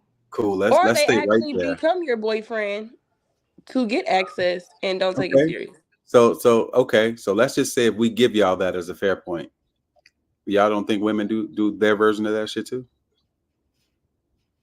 Yeah. To You know who? why? Not dominant men. I'll show you how it goes. The women see Papi Blanco. They see his story on Instagram. They see him in a section popping bottles with money in his hand. They do the same thing to get next to that. They do the same thing to get next to money and power. No, Give they me an don't. All they example. Are gotta you do Give is me an look serious? example. good. I just gave you All the they gotta do example. is look What good, you and mean? Poppy's You going with his thought I ass. What are just you gave you talking the about? example.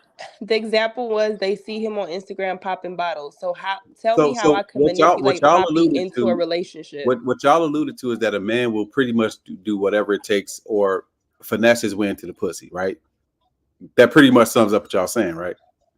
So what I'm saying is that women will finesse their way into a certain position or to get money. Y'all can't deny that. Okay. It's the exact So we same can say thing. It's just people the man version and the woman version. it's not because unless you value your money the way she value her emotions, then I think it would be the same But thing.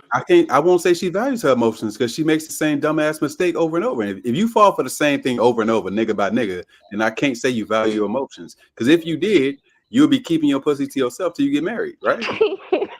So what but about they can help so them. do you He so said, do them you think dumbass. Nah, don't change the subject. Hold on. no. I'm Is not that not true changing this. though? I'm not Don't change changing the it. subject. I'm expounding on the subject if I may.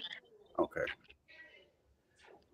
Yes, ma'am, please. So if she's in that scenario, we're saying that a person who keeps making the same decisions is not being manipulated, right?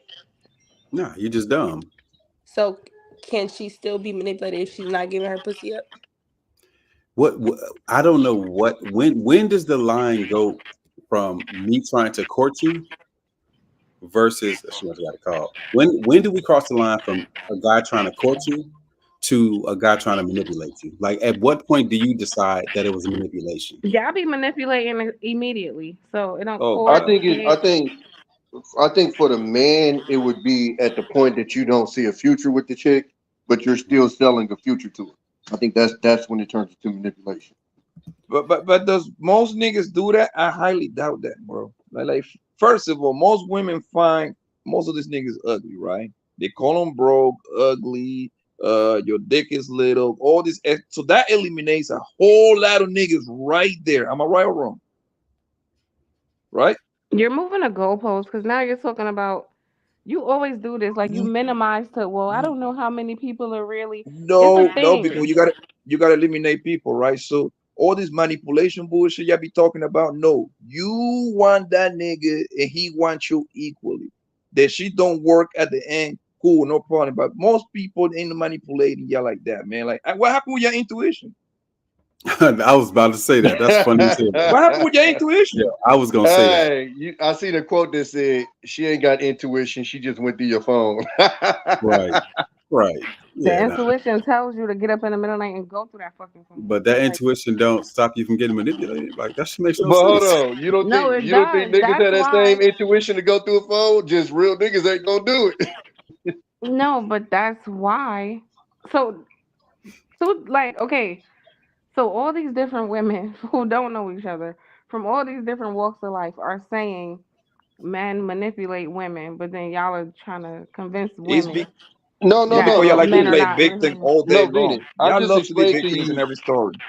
No, I just explained to you the line of when it turns into manipulation. We're not saying that it doesn't happen. Absolutely not. I think what we're trying to explain to you is women also play a role in their own manipulation.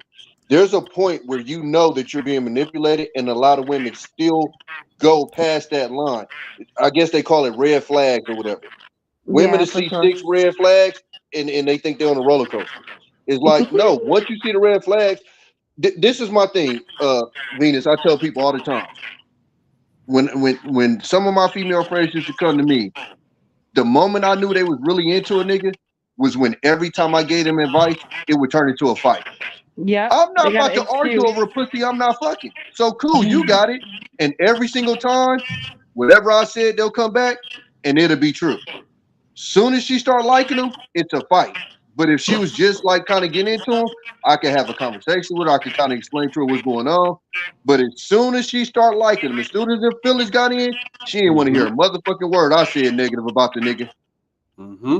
No, that's true. Women are delusional. This is why you can't play with their feelings. Okay, you give an inch, they're gonna see a whole fucking fairy tale land. But that's the thing. I think y'all play with your own feelings a lot of time, right? So for me, right? Let's just say, for instance, like me in college. Like there was this chick that I was dating, and there was the chick I was dating, and we was just having sex. You know what I'm saying? It was a sexual relationship. She knew I was fucking other chicks, even some of her sorors. But in her mind, we had a big issue because she was like, well, we fucking every day. We may as well be dating. Nah, it's not the same. We have an agreement. The agreement is that we fucking. We ain't talked about no relationship or nothing like that. In your Yo, head, just Sean, start right you, there. Sean, start right yeah, there. Start right there. I bet when she told this story to her hunger, you are the ancient nigga. Dead it exactly. on, right? Oh, Yep, bro. he sold me this She dream. He broke all said da types da of da. windows out. She broke in my crib. She did a bunch of shit. I still got restraining orders against her to this day. We cool now, but yeah, I ain't gonna No, be real live. hey, most I ain't gonna real be live. niggas have broken up with a woman they was never with. Yeah, real talk. And I'm talking about, bro, she used to pop up, do all types of wild shit. But Yeah, at the end of the day, the thing is, when y'all catch feelings, that doesn't mean that you get to unilaterally change the nature of our agreement. You can't do that just because you caught feelings, just because you like the sex or whatever the case may be. Oh, absolutely, it does. And that's how you get your feelings. And that's why it's not manipulation. It's part of the dating process. You just want to speed the process up when you feel like you should speed the process up. And that ain't manipulation. That's just you being a goofball. No, if I like Venus, I you want and you to. you don't like me, then I need to get rid of your ass immediately. So I need to know. Okay, so then I'm gonna start pressing you. Like, what's happening? Oh, this ain't that. All right, nigga, fuck you. Venus. That sounds But great. What we're telling you as men is that is not the way it goes. I had the same situation as Shawn said.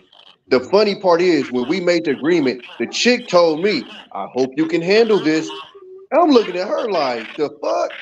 Swear to God, this girl was at the edge of my bed in full tears. I can't handle this. I don't. And I said, wait, because this was my thing for telling women the truth. Because you can never double back and say I lied to you. And so we kept it solid and 100 from the get-go. And what ends up happening? She's at the edge of the bed in full tears telling me how she can't handle this anymore. And you know I like you. And I'm just in there like holding my head like, what the fuck just happened? Mind you, to show you that I wasn't playing, we wasn't going out on dates. We wasn't having extended conversations. oh, that was a 2 It was a.m. call. no playing with her. It was just literally she came over, got her issue, and kept it moving. And even in that But situation, it turned out to be I'm probably the bad guy somewhere out there in America because of that You situation. are because you Yeah. can't hit the fucking bottom every night for 6 months, and then be talking about, yo, well, no, you my homie, bitch.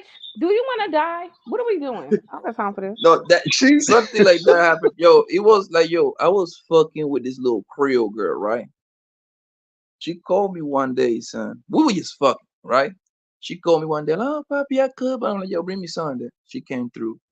But before she came, she told me, like, well, I don't want to have sex tonight. I just want to chill. Okay, bro, no problem. Bro, pull up. She came to the crib, brought a nigga some food, whatever. I jump in the shower. These women jump in the shower and start giving me head. They got out of the shower, went to the room, fucked her, right? To remind you, she told me she didn't want to have sex, but she initiated the sex. After we finished fucking, I'm getting my clothes, I'm putting my clothes back on and all that good shit, whatever. These women sit on the bed, family, and start crying. And she start crying. And she was like, oh my God, you just want me for sex. I'm like, yo, you the one came in the bathroom, fuck me. Like, what the fuck? Yo, I'm like, that, yo, son, You just wanted her for dealing, sex, and she knew. dealing, dealing with women is fucking crazy, bro. She told me she didn't want to fuck. I'm like, cool, no problem, come through, baby. Bring your boy some food. She jumped in the shower, fuck me. And then she blamed the nigga after that. Oh my God. oh, Like she I wanted me know to what stop happened, or something. Poppy. You jumped in the shower on purpose so you would tempt her.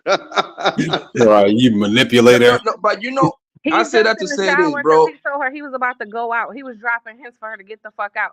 So she No, I felt wasn't like going she had nowhere. to go suck dick, okay, and get him to stay.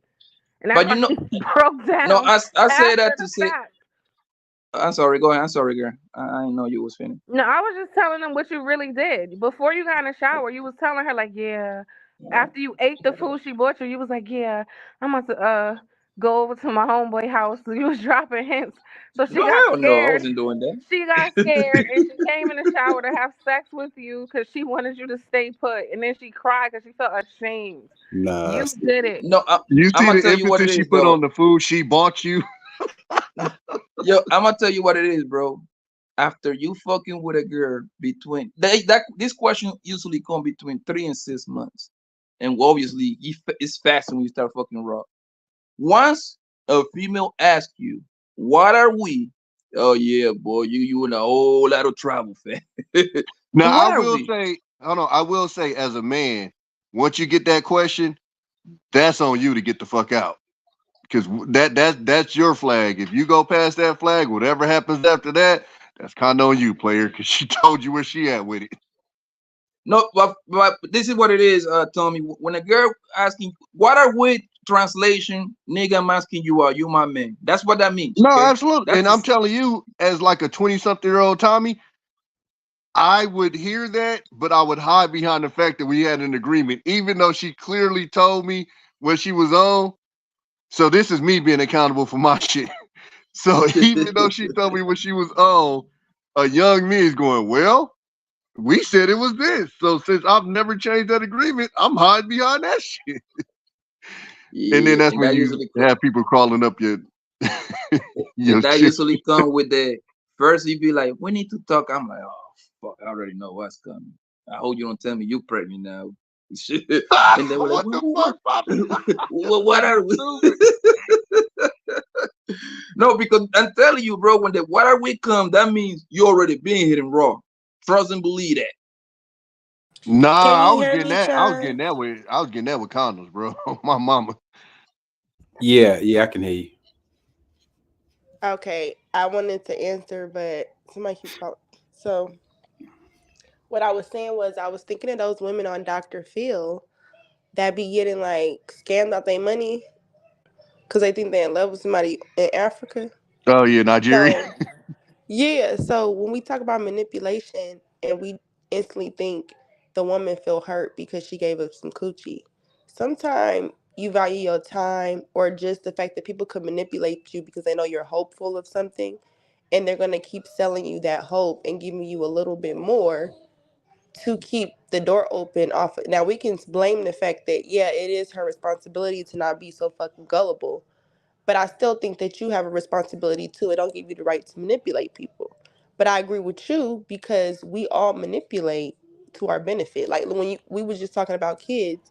Remember we was talking about how kids, without even knowing anything, they're manipulative. So I think it's just a part of nature. And when people want to Who you gain telling? something, they utilize that tool. Right. Because I mean, okay, so we all want something when we come to the other person. Either we want sex or, well, okay, most of us want sex. Either we want a little bit of sex or a lot of bit of sex, right? I want it for just a little bit of time or forever. You know what I'm saying? So we all want something. Or you come to a guy, You you mean want to you mean store. we like men? No, people in general. Like women like sex too. Y'all see a nigga, y'all want to fuck a nigga too. So yeah, But do you think we're coming to men for sex? yes, absolutely. Yes. Not all y'all, but yeah, absolutely. Okay, I'm not talking about those girls then. Shit, but that's shit. A I lot of think women is like, okay, newsflash, women, sex feels good to y'all too. right. But to say Right. I'm No, coming it to you, doesn't. but listen to the topic though. I'm If we're sorry talking for about you. manipulation, I don't have to manipulate you for you to want my coochie. 9 times Let, out of let, 10, you let, want it anyway. We're yeah. talking about to gain something. I'm saying you think women are coming to you for dick Yes. and they're manipulating you for dick. So explain to me how you can get manipulated But see, I into still fucking a don't have bitch a you don't want to definition. fuck. I still don't have a definition from y'all what manipulating is, because I don't And think I think that what y'all call manipulation is just a natural part of the dating I'm not process. speaking from a subjective definition. I'm speaking from what it is. well, I think it's hard for us as men to say manipulated because once we figure out that's what it is, we're fine with it. The problem with women is once they find out what it is, they aren't fine with it. Or they find out what it is, and like I said earlier, they'll see that red flag and they'll keep on going. And then again, when the story is told years later, it's how he ain't shit, he did this, this, and this, Right. when literally the red flags was waving right in front of your face. Or even if it wasn't a red flag, he was literally telling you in English what it was. And the manipulation part, I guess you would say, is even though he told you what it was, you carried on with the relationship with your hopes of it being something different. And so Uh, that's okay. when men get frustrated because, like what Shawn was saying earlier, now my car is getting scratched, but I literally told you what it was from the get go. I didn't manipulate. So so she kind of manipulated him for a relationship. So I think that's what it is women will manipulate men for a relationship and men will manipulate women for sex. Okay, so I have the definition, and I'll correct my tone because y'all keep getting on me, and I felt like, I was doing it. So look, it says Handle or control, typically in a skillful manner. Control or influence a person or a situation. Cleverly, unfairly, operate, and blah blah blah blah. That's what the definition is, which means Get that what you I get want. what you're saying. I don't know how you could manipulate a man into a relationship. I guess you have to explain that to me. Now here's the Okay, question, so right? go ahead, Based on Sean. what you just said, right? Now everything you just said basically is like let's use the word charm instead of manipulate. You When, on when you Shiesty. on you on mute. who me? Wait, is it me? It's You can Yeah, hear King me? in that's here you. We can too. hear him. Yeah, yeah, yeah. You hear Lauren? Okay, hold on. Yeah, you might have to reset. All right. So this is how I look at that, right? With the word manipulate. When do you cross the line from just somebody being charming, or somebody doing what y'all women want a nigga to do, sweep you off your feet, trying to court you? When does it cross the line from that to now it was manipulative? I think that y'all in hindsight usually say that, oh girl, he was just manipulating me. But if it works out, he was just charming you and sweeping you off your feet. Or if it's a nigga that you really want to do that, then you don't see it as manipulation. You really just want to fuck that nigga too. So when does it cross the line from the same act being seen as something that's trying to sweep you off your feet versus that thing being a thing that was manipulative? I think when she, this is how I look at it, and this is kind of what I explained earlier. Once she expresses that she want more from it than you want, and you're still acting in a way that would lead her to believe that you want that too, that's when it's manipulation. You get what I'm saying with that? But would it be manipulation if if she says she wants more and I'm not going to give her more and she knows that and she keeps fucking with me? She's making That's an not active choice manipulation. then. No, absolutely not. No, but Yeah, but that's uh, but I that's what think the be happening. manipulation comes in is only if you sell that to her and you know that you don't want more, and that's Selling why I the said dream, on the reverse Manipulation. end is selling when the a dream. woman will sell you that she cool with it just being sex, but then a double back I can and agree to that. yeah, I can agree to that. because Manipulation is like being and to explain shiesty, that, bro. a lot of women, if the dick is good, they'll get possessive over it, and that's Mm-hmm. when you start getting the relationship conversation because it's that's why it's manipulation. Because to be honest with you, a lot of times it's not even necessarily she wants the relationship; she just don't want nobody else to have that dick access to that dick. Vince, is So that I true? think Y'all be getting dickmatized? Allegedly. My bad, Tommy. But how is that manipulation? Bro, listen. Oh, Manipulation is when someone is losing and someone is winning. But if both of y'all motherfuckers is fucking, like what the fuck? Like y'all both well, no, agree to the it's fucking. it manipulate. Like okay, so if I'll say like with the women manipulating the man, if you stuck to what was agreed upon, there would be no drama. So manipulation will come in when you turn it as if the agreement was something different. And then and now I'm going through drama with you. Like Shawn said, their agreement was it was just gonna be fucking.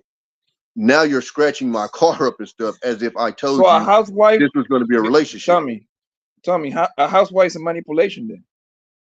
Because to be honest with you, Poppy, a lot of these niggas would have folded under that and been like, okay, we're dating type shit. You see what I'm saying? And then a nigga end up in a relationship that he never even really wanted to be in. No, but listen, what I'm saying. Having a housewife, that's That is some manipulation from the bullshit. woman. Because No, I'm with Venus, look, I'm gonna right? be honest And with me you. and her, and she's a housewife, right? Me and her obviously having sex, but she's at home getting her paid, all her bills paid, her hair doing all that bullshit. So she getting over me. That's manipulation. Then if we go by that, Wait, say that again. having a housewife should be manipulation. Well, no, it's only no because if you agreed upon that, then that's not manipulation. Now, say it's like I would say this. Say if you met her and she was working right, and she was a career woman. This is what I'm gonna do. Yada yada yada. But her plans was when she got married to become a housewife, and she never disclosed that to you. And as soon as you get married, she goes, "I'm gonna be a housewife now." That I think would be manipulation. I think women can manipulate way better than a nigga, bro.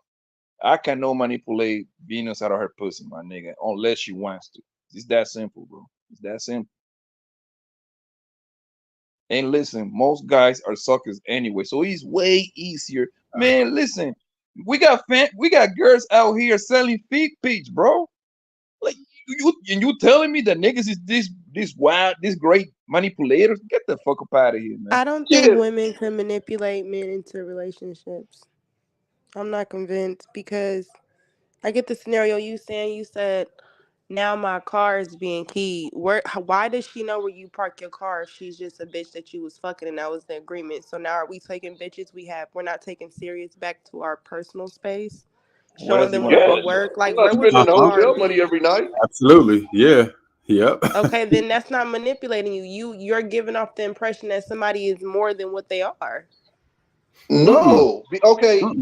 I've never been to and a I know man's women don't personal- understand this, but niggas don't even have to go out on dates with you. Niggas don't have to literally have conversations with you. It literally can be, if you need your issue, slide through, bang, bang, and go home. And that literally would turn into a woman on the edge of your bed in tears talking about, I can't handle this. Where is this going? Yes. 100% true. 100% true. This and I mean, like, no problem. I'm telling you, I spent decades not taking women on. I promise you. And a woman is selling to you like, I just need my issue. Whenever I need my issue, just be there. Literally, like you coming through my crib or I'm coming through your crib. That's what it was. It wasn't what are you supposed to so this is a movement. This is a thing. It's a thing. That's what happens in college. So you going to their dorm, they're going to your dorm. You going to their apartment, they're going to your apartment. Give them a relationship out of fear? What? No, no. See, that it sounds funny, but there's niggas, especially younger niggas. I don't know if it's necessarily fear or if it's just they feel like they are somehow in the wrong because they misled her. But I'm telling you, especially when I was in the military, I saw a lot of niggas end up in relationships wait. They never went to be in. Wait. You said misled her, so that means that they didn't have an agreement in the beginning. No, okay. Let me explain to you how the conversation would go. Okay. The woman will literally tell you, I can't do this anymore. Where are we going with this? And then you'll explain, well, we had da. And then literally the response will be, well, what did you expect? And you're literally scratching your head like for you to stick to the fucking agreement. What the fuck am I missing here? But literally the response would be, this is your fault because you know that if you fucked me so much, I'm going to catch feelings. When you literally expressed to me at the beginning when this was an agreement that this is just going to be smashing. So a lot of niggas, well, I don't know if it'll be a lot, but it's some niggas out there that in the midst of that conversation to even just quell her and calm her down or make her feel better or whatever will be like, fuck it, we rocking now. And they never wanted to be in a relationship. This literally happens, I promise you. Yeah, I'm sorry that happened to you. Tell your story. No, I definitely didn't fall for the banana in the tailpipe, but I got partners that did. That sound like I didn't stick my dick in a crazy bitch. Hey, what's that movie? Hold on, what's that movie, Shawn? Where she's standing outside with the wedding dress with the gun? How to Be a Player. Yeah, that sound like that shit. Nah, but so the reason why it happens with a lot of niggas when they're younger is because like our dick control is trash. Like once you know how to serve it, everybody's getting greater. It don't matter. And as a man, you understand that you can't do that to everybody because if you do that, there's problems that's going to follow. And so as a 20-something-year-old, you just trying to knock everything out the fucking park. Well, if you try to knock everything out the fucking park, there's going to be problems that come behind it. And that's the problems that come behind it.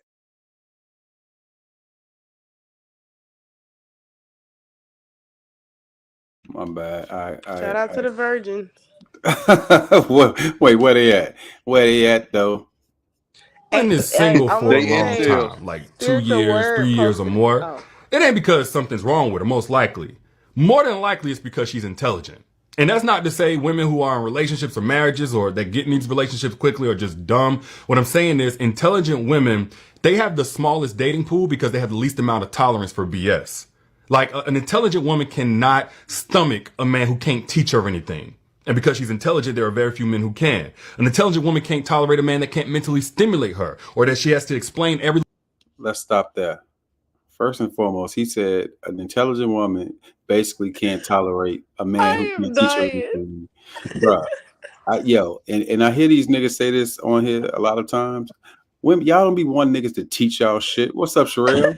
y'all want to know that I know how to do it and you want me to take care of it. You don't want me to teach you how to. You don't want me to teach you how to change the fucking brakes or do an oil change. You want me to do the shit.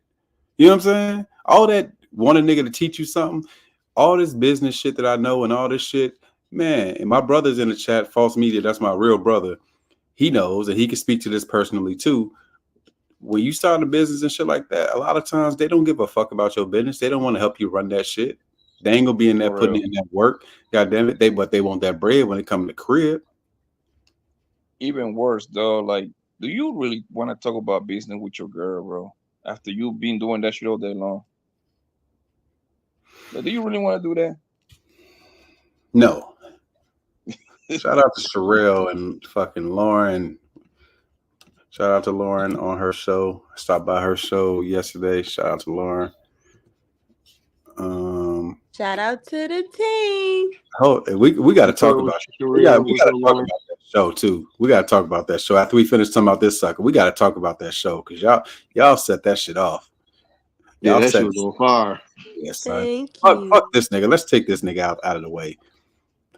No, wait. Nothing but a word. Wait, can I just say something on just that? Yo, Derrick, making your y'all money, made bro. a believer out of me because that shit is funny as hell. I've never seen that video.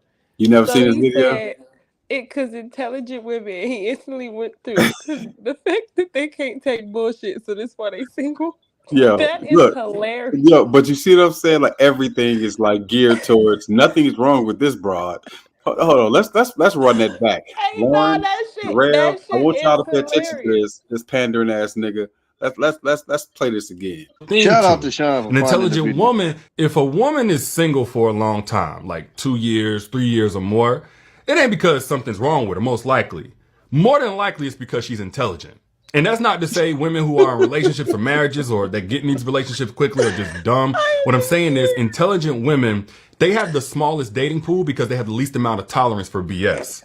Like an intelligent woman cannot stomach. Y'all got to give it to Derrick, my nigga. I fuck with Shawn. Derrick, bro, because he's selling. Shawn, how many smart women have you?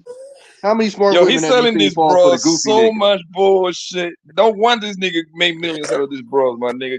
Keep getting your money, bro. Oh my god. Meanwhile, Fannie Lewis is literally in court right now, falling for some goofy shit. Intelligent women, bro. All that shit don't. Fannie, my girl, relax. All that shit don't. Hey, I need this clip. It's not that there's something wrong with her, most likely. That shit is hilarious. But you thought we was playing when we said that. And that's the shit. Was a skit. No, and this shit right here is literally the shit that we saying that triggers us. Like, it's not the ones when he's making sense. Niggas can take it on the chin and he making sense. Niggas a joke like, nigga, you giving up the game. But at the end of the day, it's like, okay, yeah, that's some real shit. But when you on this, like, girl, you tripped off the curb the other day. Let me tell you how it's this nigga's fault. It's like, wait, what? That nigga was a master of that shit. Yo, but you cannot, Tommy, you cannot hate on this nigga, man. This nigga is getting that whack, boy. Poppy, I don't knock the hustler, nigga. I can't. Hey, you can't knock the player, nigga. Hate the game. It is what it is. Yeah, Derrick, keep getting this girl's money, man. Go ahead, family. Somebody got to do. So are y'all dirty macking? If he doing this to get pussy and y'all all talking shit about him and telling women that he capped, I never talk shit about this man. I said keep getting your money. Hey, clearly, if we are, clearly it wasn't working because this nigga was knocking shit out the They was average. Stop. I'm not talking about there was no average. Knock it off. Knocking shit down. The first one that came out, she was fine. That last one, that Tasha K. The doctor, right? I don't really know. Shout out to Beanz. With the long titties, she was cute. Yeah, the one that did the Tasha K interview. Hey, hold on. Hey, Poppy. The doctor. Oh, the intelligent one? Yeah. That nigga, there is a real city boy, my nigga. That nigga, yo, A keep man getting who your can't bread, teach man. her anything. And because she's intelligent, there are very few men who can. An intelligent woman can't tolerate a man that can't mentally stimulate her or that she has to explain every little thing to. An intelligent woman, she's the most likely to be insulted by a man who thinks that he can play in her face like she's dumb. So they ain't gonna last. And then add to the fact that, yes, she's intelligent, so therefore she gathers information and she acts on it more effectively than most, which means she's not gonna continue repeating the same bad relationship over and over again with a different man for years on end. She'd just rather be single. And then intelligent women perform better in the job market and have more successful businesses, so they're the least likely to depend on a man to be their meal ticket. But what I really love about these women is that they're also not easily rattled by that whole, oh, you gonna die alone. You gonna be single until you die, because they're smart enough to understand it's better to be happy until you die alone than to live miserably every single day. That's a whole bunch of cat. Hey, Cherrell, what you just said, I literally said earlier. That nigga said they'd rather die alone than be. There is a real city. Dickless than. There is a real city boy, bro. This nigga's a real city. Hey, Poppy, you know what this nigga was doing? This nigga was dirty macking. This nigga was trying. Yeah. But he was listen, trying to keep all the hoes single so he could just run through them. That's what he was doing. But Tommy, do you remember that, like, when we used to talk in the back lab, right? Remember when I made the comparison that like, in order for you to win in the social media game, you have to be an extremist. Remember that? No, you have to be. That's in everything. Politics. And remember when I used Derrick Jackson and Kevin Samuels as an example? I'm like, yo, they both doing the same thing. They just doing the complete opposite. Yep, like, exactly. Yep. Like that nigga Kevin Samuel was more like, man, fuck these bitches, fuck these fat bitches. They ain't shit. They better get with the program, right? Guess what? He was winning like a motherfucker. What's the complete opposite of Kevin Samuel? Derrick Jaxn. You see what I'm saying? Oh, you queens, I love you. I don't care if you ugly as fuck. You're gonna have your king out there. They both extremists, but they both winning, because one thing I know is when you're trying to play the middle, that shit ain't take you nowhere, bro. But being in the middle is the worst place to be on. Poppy. They tell you in politics, moderates make no money. That's why Candace Owens went the way that she went, because she was like moderate left. She wasn't getting no bread. She went extreme right. She got a check. The Hodge twins, same thing. Extreme right, they getting a check. Yeah. You can't even really name the niggas that's moderate. You know the niggas that's extreme left, or you know the niggas that's extreme right. Nobody knows who the people in the middle is. Yeah, and that's what I'm saying. Like, this guy Derrick Jackson, they understand how this shit is. Kevin Samuel used to make those crazy ass titles like, yeah, if you 33. If you 33, you're gonna die alone on that boy. He knew that nigga was lying when he saying some shit like that, but he understood that he's gonna draw them in with those titles. You see what I'm saying? That's what they used to call a nigga. Because I'm 34 and I'm not gonna die alone, you fucking punk. No, like my sister used to hate watch that nigga, because you know who the first one that really the one that really pushed that was Floyd. So niggas would watch his fight that hated him, and niggas would watch his fight that loved him. And it's the same thing with this. Even with Derrick Jackson. Females and niggas that hated this nigga will watch the videos, and the ones that loved him will watch the videos. You get the best. They both watching. They both watching.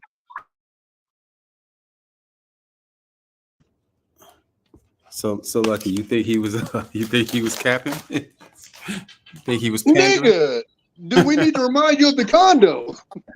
Put it like this, Shawn. I haven't seen a video yet where he called all the bitches that he was fucking idiots. Right. I'm pretty sure he thinks they all intelligent. And what was he doing? Playing all in their faces. So that literally voids this whole video that he made. Man. Yeah, I bet he will say, yeah, they ain't telling you because they were fucking with me. That's why they're intelligent. That's exactly what he will say, bro. Man, but we got to talk about that show that they had the other day. Lucky, y'all did a really good show. What show? Lucky show. I'll slap your lips off. God damn. That's so Put violent. some respect on my shit. What was some of your favorite moments from that show? Cherrell definitely was a highlight. Cherrell went off. I like them both because I understood what they both were saying. I like Mr. Lego. Y'all know I like Mr. Lego. Oh God. He's I like he wasn't wrong either, but him and Ella, like they both had their perspectives of what they were saying. But I would say the whole stream was kind of fiery. You can kind of tell since playing the first clip. But yeah, I thought it was cool. I should have let the ladies kind of say more at the end, but hey. No, I think it was Let me cool. I think everybody made some solid points.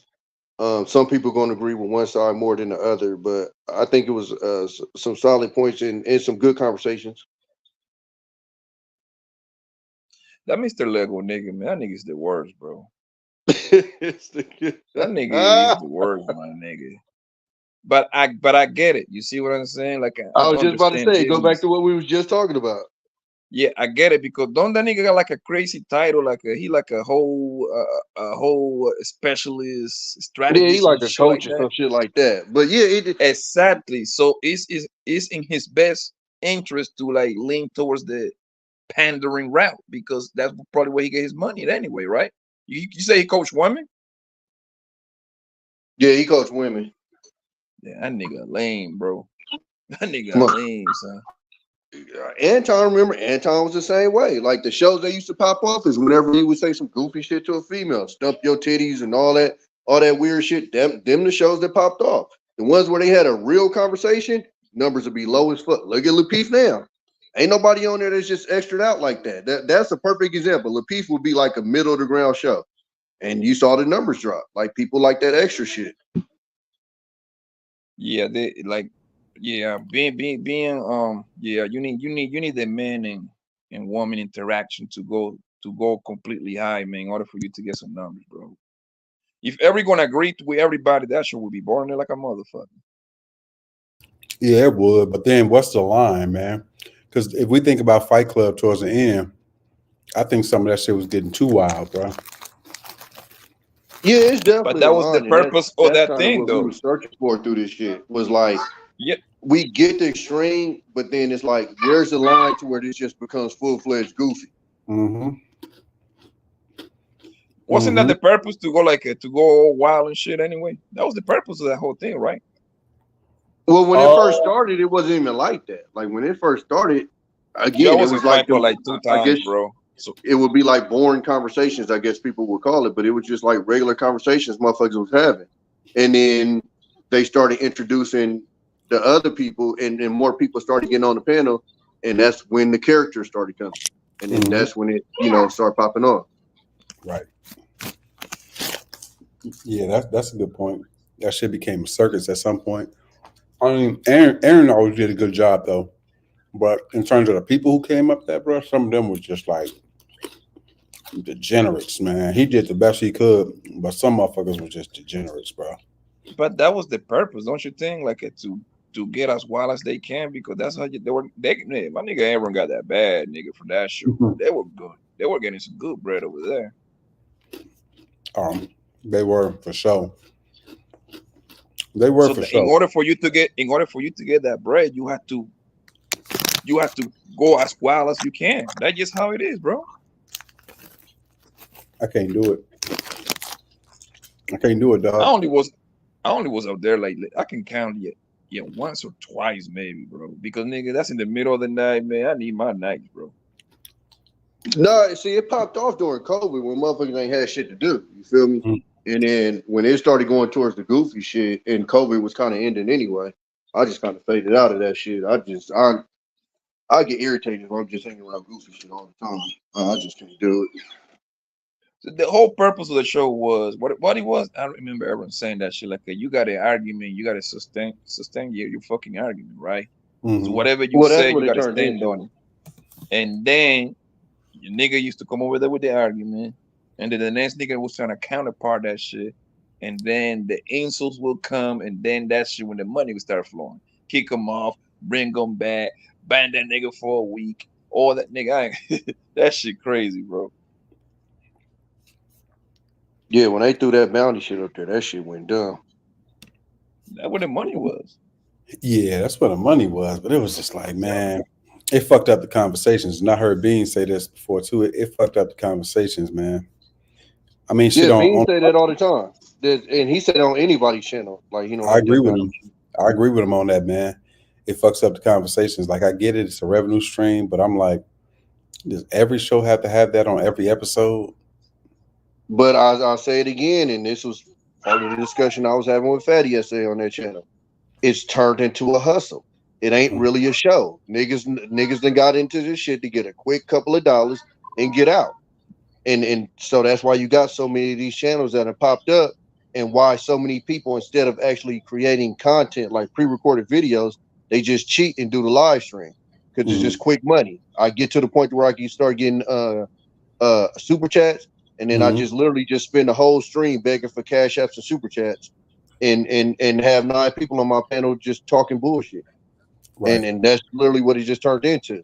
So I told them, I said I likened it to like the rap game. The reason why that shit got watered down is because niggas start using rap as a hustle. So now niggas don't give a fuck if they lyrics is right. As long as I can get a quick bag out this shit, I'm gonna spit whatever dumb shit I have to.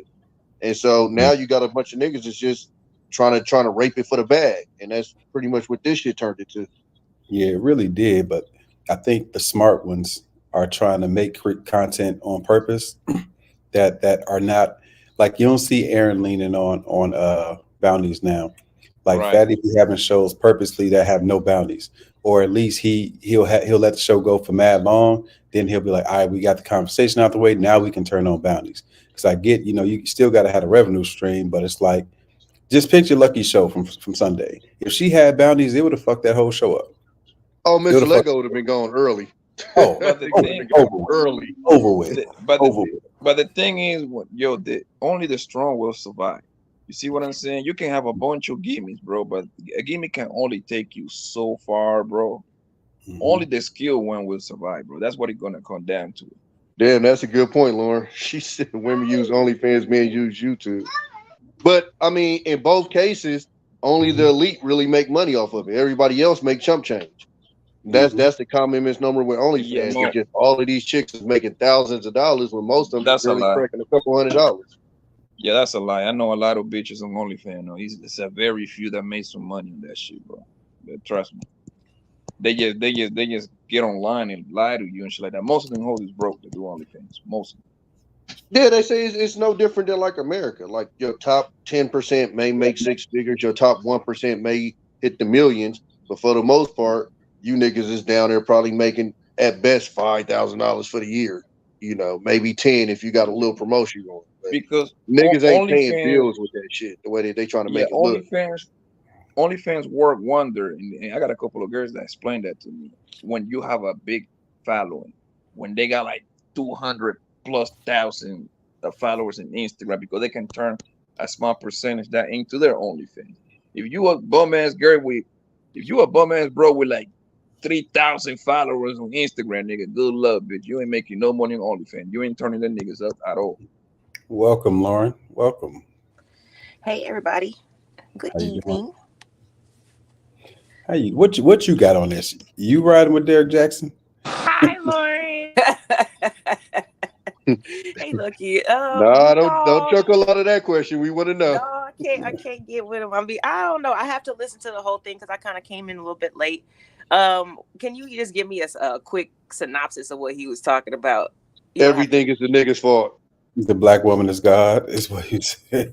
Oh, I got the video. No, I would say no. I don't believe him, only because how his situation ended. Like, it was all a flex. Here you go. But take it away. Woman is single for a long time, like 2 years, 3 years or more. It ain't because something's wrong with her. Most likely, more than likely, it's because she's intelligent. And that's not to say women who are in relationships or marriages or that get in these relationships quickly are just dumb. What I'm saying is, intelligent women, they have the smallest dating pool because they have the least amount of tolerance for BS. Like, an intelligent woman cannot stomach a man who can't teach her anything. And because she's intelligent, there are very few men who can. An intelligent woman can't tolerate a man that can't mentally stimulate her or that she has to explain every little thing to. An intelligent woman, she's the most likely to be insulted by a man who thinks that he can play in her face like she's dumb. So they ain't gonna last. And then add to the fact that, yes, she's intelligent, so therefore she gathers information and she acts on it more effectively than most, which means she's not gonna continue repeating the same bad relationship over and over again with a different man for years on end. She'd just rather be single. And then intelligent women perform better in the job market and have more successful businesses, so they're the least likely to depend on the man to be their meal ticket. But what I really love about these women is that they're also not easily rattled by that whole, oh, you gonna die alone. Okay, I can't listen to no more. Lauren, Right. Oh my goodness. No. Coming I'm from a sorry. nigga whose side bitch was a doctor. I know plenty of quote unquote intelligent women who don't make smart choices when it comes to men, and their mates do not be of the same level, and they don't seem to mind. So I don't know what he's talking about. Well, we brought up Fannie Lewis and the shit that she going through, and then again, nigga, your side chick was a doctor, and you played all in her face. Oh my goodness! Fannie And Wood then is my hero. And then Fannie Wood is my hero. had his real wife like playing herself down, you know, like that was what he wanted. But then on the side, he was with the fun girls, you know, that was all dressed up. And then he telling his wife, and she's sitting at home with a bonnet on. Lord have mercy. Fannie Wood is a great example, Tommy, because I've been saying that Fannie Wood is everything that I've been saying in this panel for like a year and a half, bro. You know, like everybody on social media be talking about like you need to have money, this and that. Fannie Willis actually debunked all that bullshit. She actually upgraded that lawyer nigga that she was fucking on. What was that nigga name?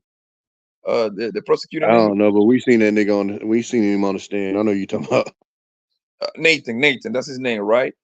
Yo, she made way more than him. She ain't had no problem fucking with him. She actually put that nigga in position to make $670,000, nigga, for 2 years, bro. She took that nigga on trips. She was fucking tricking on that nigga. Yeah, well, I mean, we've been up here for years telling these niggas that money shit is bullshit. It's only these niggas that literally want to believe that shit. Like, if you outside, nobody believes that shit. Yeah, I mean, that's what I'm saying. She's the perfect shit that I've been talking about the whole time, bro. Because they're like, man, oh, you have to make $200,000. Man, you ought to make $200,000 every 2 weeks. I'm like, no, nigga, you dumb. If this bitch is like you, nigga, they going. That's as simple as that. Simple as that. It's not even that. Why don't they believe that though, Poppy? Like we try to say the same thing, but when women say it, they tell us that we're lying. They okay, they gotta it's business, okay? They gotta tell these niggas what they want to hear. But the reason why they continue saying that is because a lot of women get on social media and start saying the same exact thing. Oh, you need to have money. Think about it. Look at Kendra G show. What every woman that jump in there, what they say? Oh, I want to make he gotta make six figures. Some bitches even go to the point to say he gotta be a millionaire. They even skipping the 6-figure niggas. Just like, yeah, he gotta be a millionaire to fuck with me. In real life, that's not real. In real life, these women don't know that nigga. They just hear it from their homegirls, all right? But this always been my point to women about that is these niggas don't understand that's a preference. It's no different than we would prefer a chick, big ass, big titty, small waist, cute face. But at the end of the day, we know we probably gonna have to not have 1, 2, or maybe even some niggas 3 of those things. So yeah, you can say this is what you prefer, but that doesn't mean that's what you will. That doesn't mean that's the only thing that you will fuck with. And I think that's what a lot of people don't understand. I always tell motherfuckers, I would love to drive a Lamborghini. That don't mean I ain't about to drive this Nissan. Right. Yeah, and it's a business, bro. I kind of gotta blame Kevin Samuels a little bit, man, because he would put these women on the spot, and they'd be like, I don't know, like maybe, and they'd be like, no, you need to know how much. You haven't looked it up. You don't know what the average professional. It was kind of like he turned up the heat, so now women are starting to put numbers on it. But yeah, it doesn't mean that that's really what they waiting on. If they like somebody and they got less, they'll go. You cannot blame Kevin Samuel for that because social media has been here way before that nigga. What happened with Kevin Samuel was the perfect storm because that's when I got into YouTube like 5-6 months before he died, which he was like what 22, I believe. So what the nigga was doing is conducting business, man. And Kevin Samuel, if you really listen to that nigga shit, he was trying to appeal to the rich crowd. Okay, that's why he continued talking about that high value man shit. He was trying to get a small little channel with his 200, with his 50,000 subscribers, with a bunch of niggas that make some money, and I think that was his goals. I don't think in his wildest dream that he thought he was gonna get this famous. I mean, YouTube famous because in real life most people don't know who Kevin Samuel is. Let's be honest. Most people outside don't know who Kevin Samuel is. They don't know who Cynthia. They don't know who these people is. Only people on YouTube know who these people is. Yeah, I've only been like privy to like literally like all these different channels and stuff maybe like 3-4 months ago. Other than that, I used to catch just like, the recorded videos, more of like consciousness. I like the crime and watch like the court cases and stuff like that. So all this stuff is crazy to me. I'm learning though. If you ask all your friends, your closest friends, and your co-workers, you ask who Kevin Samuel, most of them would tell you no. Yeah, at this point, yeah, it's more of honestly Charleston White. I've actually heard people be like, "Oh yeah, like that's my guy." They actually refer to him as their uncle. I'm like, "Oh Yeah, no." but Charleston White is different because now he actually outside. He doing like comedy show, and he always be saying the most outrageous shit ever. So he always find his way on the algorithm. Well, I did know I knew somebody that almost like lived and died by Kevin Samuels. Like for his birthday, they would change like their avatar pictures to Kevin's. Like, yeah, it was a big deal. I know people also who relationships have been affected negatively because of Kevin, unfortunately, like specifically. Yeah, that gotta be a few people. Like that cannot be just that happened just to a couple. Like, come on now. Okay. Yeah, I think the problem with Kevin Samuels was you had men and women taking this message the wrong way. You had niggas thinking that they was talking about him and they wasn't, and you had females thinking they was talking about them and he wasn't. And that was the kind of the disconnect with that. He was talking about essentially top 5, top 1% people, and you had people that didn't even fit in the top 50% acting as if that was them. Like, nah, my nigga, you at Burger King. Relax. But the thing is, Tommy, bro, if you really listen to the man, right? Kevin he wasn't saying nothing wrong, right? From my point of view, I don't think Kevin was saying anything wrong. However, the shit that Kevin Samuel was saying, it was very basic information. You see what I'm saying? Well, he was a cap-ass nigga too, though. Like, he literally died with the opposite chick that he said that these quote-unquote high-value men wanted. He died with a thick-ass broad. But he swore to God that you had to be a tiny-ass broad to have these high-value men own you. You get what I'm saying? And that's my woman point. To be your piece when you treat her like a piece. My bad. This is nothing but business, bro. Like, this is what I'm saying. Like, people got to look at this as, well, me. I look at this nothing but entertainment for me, boy. I come over here, talk my shit, and I keep it moving, bro. But people be taking this as the Bible of everything, bro. I don't need the internet to teach me anything, bro. I already know what I need to know. Now, if we're talking about like a specific trade, like a real estate stock, yeah, you got me. But pussy and dick, my nigga, like, come on, man, get the fuck up out of here, bro. Hey, let's hear what this nigga got to say. This one of their heroes. Let's hear what this nigga got to say. How you expecting a woman to be your piece when you treat her like a piece of shit? You like, be my piece, but all you do is bring pieces of heartache, pieces of cheating, pieces of misunderstanding, pieces of anger in her life. All you doing is bringing pieces of storm in her life, and you say, be my piece, cover me, be my umbrella, but you raining bullshit on her life every day she is in yours. You say, be my piece, but you her chaos. You her nightmare. You her stumbling block, and you want her to be your piece. If you want a woman to be your piece, you got to bring pieces of peace in her life. You got to bring pieces of stability, pieces of leadership. You got to be the example in which you want her to follow. Look, y'all noticed that him and Derrick Jaxn both got the feminine mannerisms when they talking that shit. Man, that's what I was about to say. Can they put their hands down? Like, yeah, whenever it was these bugging niggas get to screaming into a mic, I just kind of tune them the fuck out. Like, bro, He first of all, who the fuck you he yelling missed at? with Nigga? say period, poo. They were You know what loud I'm for no reason. You're a Right. grown ass This man, is nigga. I know you ain't yelling at me. Fuck out of here. Yeah, this is another whole pandering right here, my nigga. You can just it's so easy to tell on these niggas, bro. Like nigga, we know what you're doing, bro. Like, come on, son. It's okay, bro, but you overdoing it now, bro. Right. Like Be her come on. peace. Be her fucking peace. Do not Look. disturb that queen. But look, that goes to show, man, when for somebody that's looking for that message, it's gonna resonate with them. Because You know what being I'm saying? somebody's piece, that's a tall order to fill. Because you don't know that's open ended. You don't know what that's going to entail. You got to sometimes figure that shit out. Yeah. No, It's that shit silence. just mean It's leave called us the fuck silence. alone, please. It's called silent. Damn. It's not that hard. It's called silent. It's Okay. called I come home. And I mean, we like when fuck. we say it, I eat and go to like, sleep. yeah, it's like when we say it, you know what I mean? Like we had who shows we on where the women finally got real and start talking about how they like to just literally irritate the god fucking I shit forgot out who of us showed it was. on purpose. And I'm just sitting there like, oh, so we just gonna be real today, huh? Wait till a nigga get good in his mad and then you want to go ask me to go do this, and this. Like, what the fuck? But you know why, Tommy? Because they like the makeup sex. That's why a lot of girls do that shit. I mean, it's a lot of females doing that shit, bro. Don't get it twisted. Nah, Poppy, I they don't was think real it's smart talk. to They bug was admitting it. anybody on purpose, but that's just me.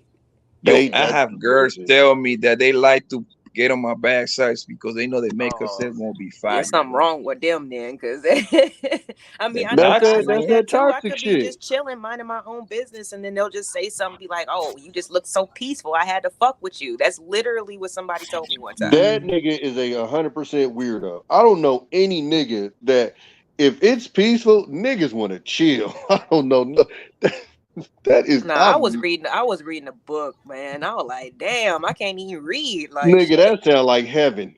The fuck? Yeah, he said I look too peaceful. So, those people, like I said, there's something wrong with them. Like, everybody's not healthy, so it's like, I know we see it as like something that we experience, but that's not normal, bruh. That's not normal. Yeah, but most men are peaceful, man. Like there is like you can argue that with me, man. Like most guys, they just want to come home. We want to watch the game, get some pussy, and call it a night, man. But y'all be having some chaotic lives outside the house sometimes. That's not true. What? That's not true. That's not true. The friends and man, I don't know. A lot of people run their household differently. But you mean the side piece?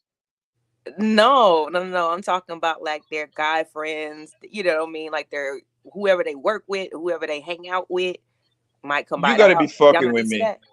Huh? No.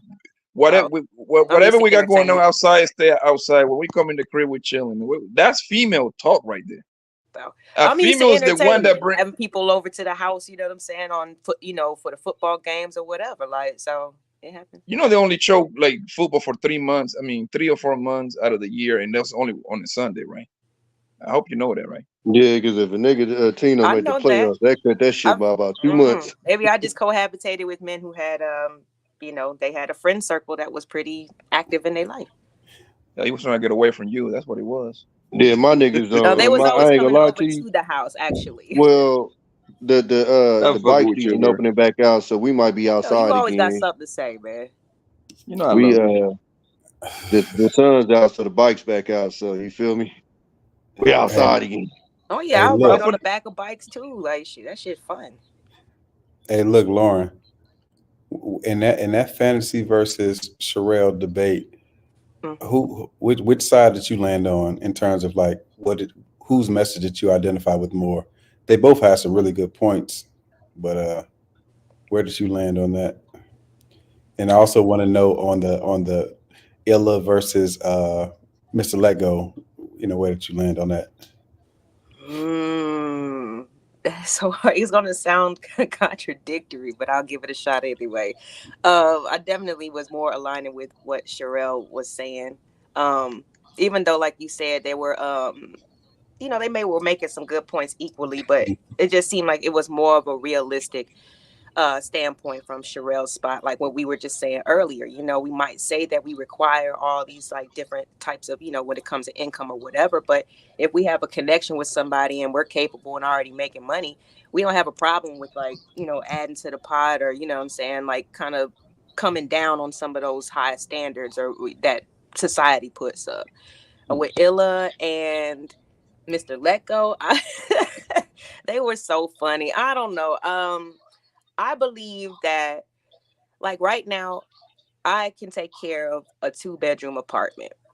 I'm not waiting to get with somebody so I can kick my shoes off and be like, woo, like you could take over now. Like, no, I'm at least going to maintain that, because if we do get together and we're both, relying on the 50K, and let's say something happens to me or something happens to him that takes them out the workforce, that we still gonna be screwed. So I think that it's important for adults to be able to maintain what they have. But I mean, like I said, in 2024, we got to work together a little bit more than what we doing, because like I said, the expectations are just so high sometimes. It's just like, okay, who's going to bend? Because we got to meet in the middle, because, these things are changing every day. Economy shit's getting expensive. Got to worry about retirement, all that shit. So I see points in everybody's, but we're definitely with Cherrell. With the guys, I can't say if I align with more Mr. Let Go or Illa. They both was cooking. I don't need to hear Illa or Let Go. Illa, I'm pretty sure he beat up that nigga. That was my first time meeting them. Illa is the real deal. What was Cherrell stand again? What was she saying? She basically was just saying, like, regardless of like, people saying that they do things the right way, whether it be like, people living together and having unplanned babies, or not really like doing what they need to do to just make sure that the household is taken care of. You know what I'm saying? Like whatever that is, from a man or a woman's perspective. Yeah. But yeah, you should definitely watch the exchanges towards the end. Yeah, because Cherrell's my little nigga, right? And from what I know from her, she into more like a working with the man kind of girl, like you know what I mean? Like she's willing to go in the mud with the nigga. You find them. Hopefully, she haven't changed, but that's what I know from her. No, that's definitely the impression. But that's reality. Most people got to work with each other. Like that, you can like I don't know why they complicate it so much over here. To like saying this wild, unrealistic. I've been saying that for a while. This conversation of the nigga taking care of everything is so stupid, because the overwhelming majority of you niggas will not be able to take care of the household by yourself. That's what statistics say. So this conversation is so fucking useless. If I pay all the bills, motherfucking 9 times out of 10, you just ain't gonna be able to. That's what the numbers say. But only a very few people can. Like for example, look, I own a home right here, right? If I tell Lori to come move in, she can come move in with me. She wouldn't be any extra for me. You see what I'm saying? Because I can afford that, bro, right? However, if she decides to stay home, don't do nothing, she wouldn't cost me anything, because I already got a home, already paying everything. However, just the electric could go up. That's about it. Yeah, extra $20. Yeah, that's about it. Right. So look, she can do that right now. However, if she gonna go get that, if she got a job, whatever. Oh yeah, I'm gonna need that bread, man. We're gonna flip that. We're gonna flip that. Whatever you bring in, we're gonna flip that. And that's what they was missing, Poppy. It's like if I'm talking to a chick and I'm holding mine and she holding hers, well, once she move into me, most people's biggest bill is what? Rent or mortgage. Once you come move in with me, that's erased. So depending on where you stay, that's anywhere from, I'm gonna be generous and say 1,000 up to shit. What, 2,500, 3,000? That's just literally just went free, that you don't have to pay no more. Then an extra PG&E bill or electric out here, that shit's out the window. If you pay what, like all of these bills that you was paying here that was directly associated to you living in this place over here, literally goes out the window. And that's the part that they was missing. They was acting as if you moved in, you was somehow paying the same rent that you was paying if you was by yourself. And it's like, nah, if you're holding this shit down by yourself, it should be a come up once you move in with you, because now she got a gang of money free that, like you said, if you want to, you can use to invest, whatever the fuck you want to do. Shit, nigga, I got a car business, man. I need that money, man. I might go from getting 20, 30 cars a month. I'm going to get 50 cars a month, man. Some guys, I don't know. Like, that was a situation for me before, and he didn't want me to pay anything, and I was just like, you got to give me a utility or something. Like, you got to give me something, but he didn't want me to. So when it comes to like a man providing, quote unquote, like, isn't that something that a man wants to be able to do? Like, he might not be able to do it, but he might Used to want be, to. Lauren. Used to be. I don't know about these days. It used to be. Oh, okay. Because, don't want to be like, taking away somebody's, manhood or something like that. No, I got it. I got it. I didn't know what was what. I didn't know what guys was really like. Do you have small kids anymore? If they mind paying for everything, or if they want a contributor. Do you have small kids when that happened? I'm sorry, can you say that again? We got little babies when the guy told you not to pay anything. Oh no, we didn't have any kids. Okay. Yeah, I think part of what Illa was saying was kind of right too. With women, literally fought for the right to put us in this position, and then they don't want to take the backlash of being put in this position. Now, I get it's not your generation of women that did it, but a generation of women fought for this right. And what I think a lot of people don't understand is society adjusted to that. So yes, a lot of great grandfathers and grandfathers used to be able to hold down a household because society was set up for a one income house. Once they passed some laws to let women have the same opportunity as men in the workforce, oh, you better believe society adjusted to that shit and said, oh, we got two incomes? Yeah, we about to jack this shit the fuck up. And so that's literally the result of two incomes being able to be in a household. So I get that argument of you coming and saying, a nigga need to make more money, yada, yada, yada, because a lot of people will fire back and be like, well, if these motherfuckers didn't fight for this said right or whatever, a lot of this shit, I don't know if a lot of this shit would exist that we dealing with to this day, to where you can't even graduate high school and get your own motherfucking spot no more, like my dad and them used to. You graduate high school, nigga, if you get your own spot, you got to get 2 or 3 niggas to live in that one bedroom with you just to pay the rent. Hey, we about to watch a little bit of it just for those who didn't see it. Let's see. You was from America. You live in a first world fucking country full of opportunity. If you want to bullshit and not take a fucking opportunity, guess what? You got the World Wide Web. You got free libraries. You can get on the computer every day if you do not have it. You can get on this bitch and learn whatever the fuck you want to learn. You can go to school. These people give you grants and free fucking money to go to school and get your education. You can go and get your trade. You can go do it, but you don't want to be uncomfortable. Niggas don't want to be uncomfortable, and as long as you don't want to be uncomfortable, you're not gonna obtain a motherfucking thing. You want to be lazy. You want to be complacent. That's what people want to do. They're uncomfortable already. You think that they're comfortable living paycheck to paycheck? You think they're comfortable living in Section 8? You think they're comfortable living? Do you think they're comfortable, or do you think that they're just getting by? They're not comfortable. Okay, this whole Mr. Let Go thing, I hate it. It's so cringe, right? Mr. Let Go says anything to placate to women's emotions and feelings, and that shit is problematic.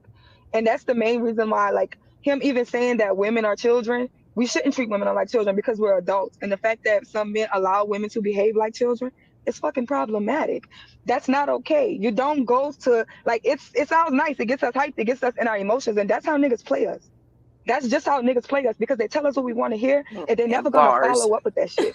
Realistically, right now, women are in the workforce, which means, guess what? A man that's competing with a woman with for CEO or head of his company, that shit wasn't heard of 60 years ago. Women are in the workforce. We're making money. I'm a 6-figure earner, and I have been. Guess what? That means a man is not making that 6 figures because I'm in that position. So realistically, we're going to have to build with these men. There is no job. Tell me one career where a man is making $60K where there's no room for growth. Somebody went to college to be making $60K, which means, guess what? He may not be in his financial peak at 35, but by 50, he will be making it. He has 401k. He has business he's putting in. As long as he's investing, if that man can take care of himself, if I move in his house and he's already paying his bills and everything is established, that means now I don't have to spend none of my money. which means my money could be invested, which means my money can be saved. What's wrong with planning children? If I know I want to have a child, then guess what? I'm going to put myself in a position to get a bigger house before I get pregnant. I'm going to put myself in a position to make sure that what? Okay, if this man is paying all the bills, when I come in here, what? Okay, so the 100K that I brought into this household, what am I supposed to do with that? Go buy bags, go live a lavish lifestyle? If I want kids, then guess what? I put my money, I invest my money. So now guess what? If I put up my 100K and I invested my 100K for 3 years, that means for at least the first 5 years of my child's life, I can homeschool. For at least the first 5 years I don't have to worry about working, and my bills are paid, so we don't have to worry about that. Maybe we can't do vacations, maybe we can't do the shit that's not that important, or we can't keep up with the Jones. I can't go to brunch and everything, but guess what?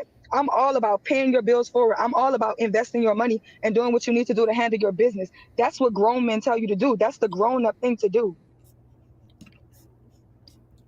So what y'all think? So now you understand what.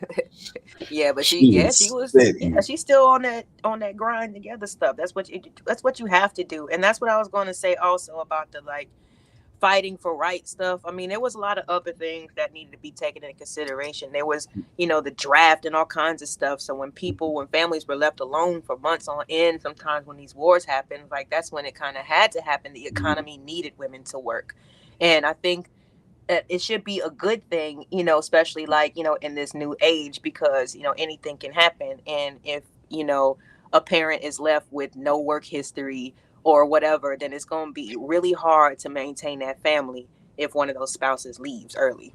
Mm-hmm. Fellas, what y'all think about that? Y'all agree with what she was saying?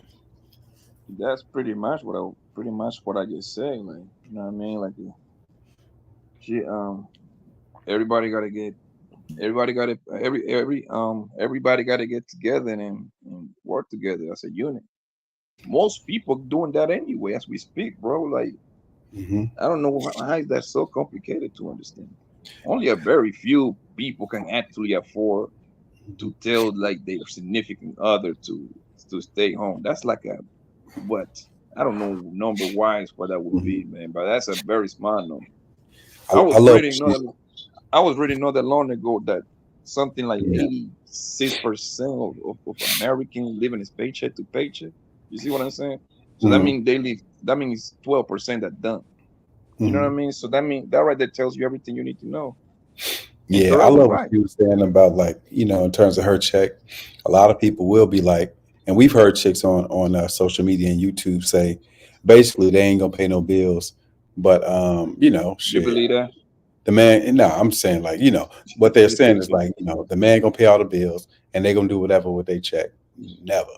Nah, that money got to make some money or something. Like, nah, hell no. So she was on bottom line, we both gonna be spending that shit on what we want. Yeah. Oh, my shit goes straight to the hustle. I don't know. I really feel like a lot of that, like, like what you just said, or the notion of like, the man pays for everything and the woman just saves her check. That might be like in other communities, but I don't know if that's ever been our situation. Like, Black women and men have always had to work. You know what that reminds me of, Lauren? When these niggas act like they won't wash a dish when they get home. I've never met niggas like this in my life.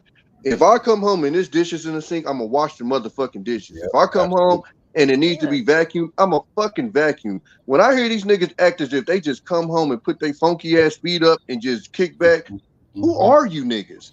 Like, who are you niggas? That's a very few, man, because even okay, look, I use myself. Sounds like example, everybody though, man. Like, no, that's not true. I use myself as an example, right? I do all kind of, I cook and clean, but one thing I don't do the dishes. I'm gonna be honest with you, right? But look, when I had my first baby, right?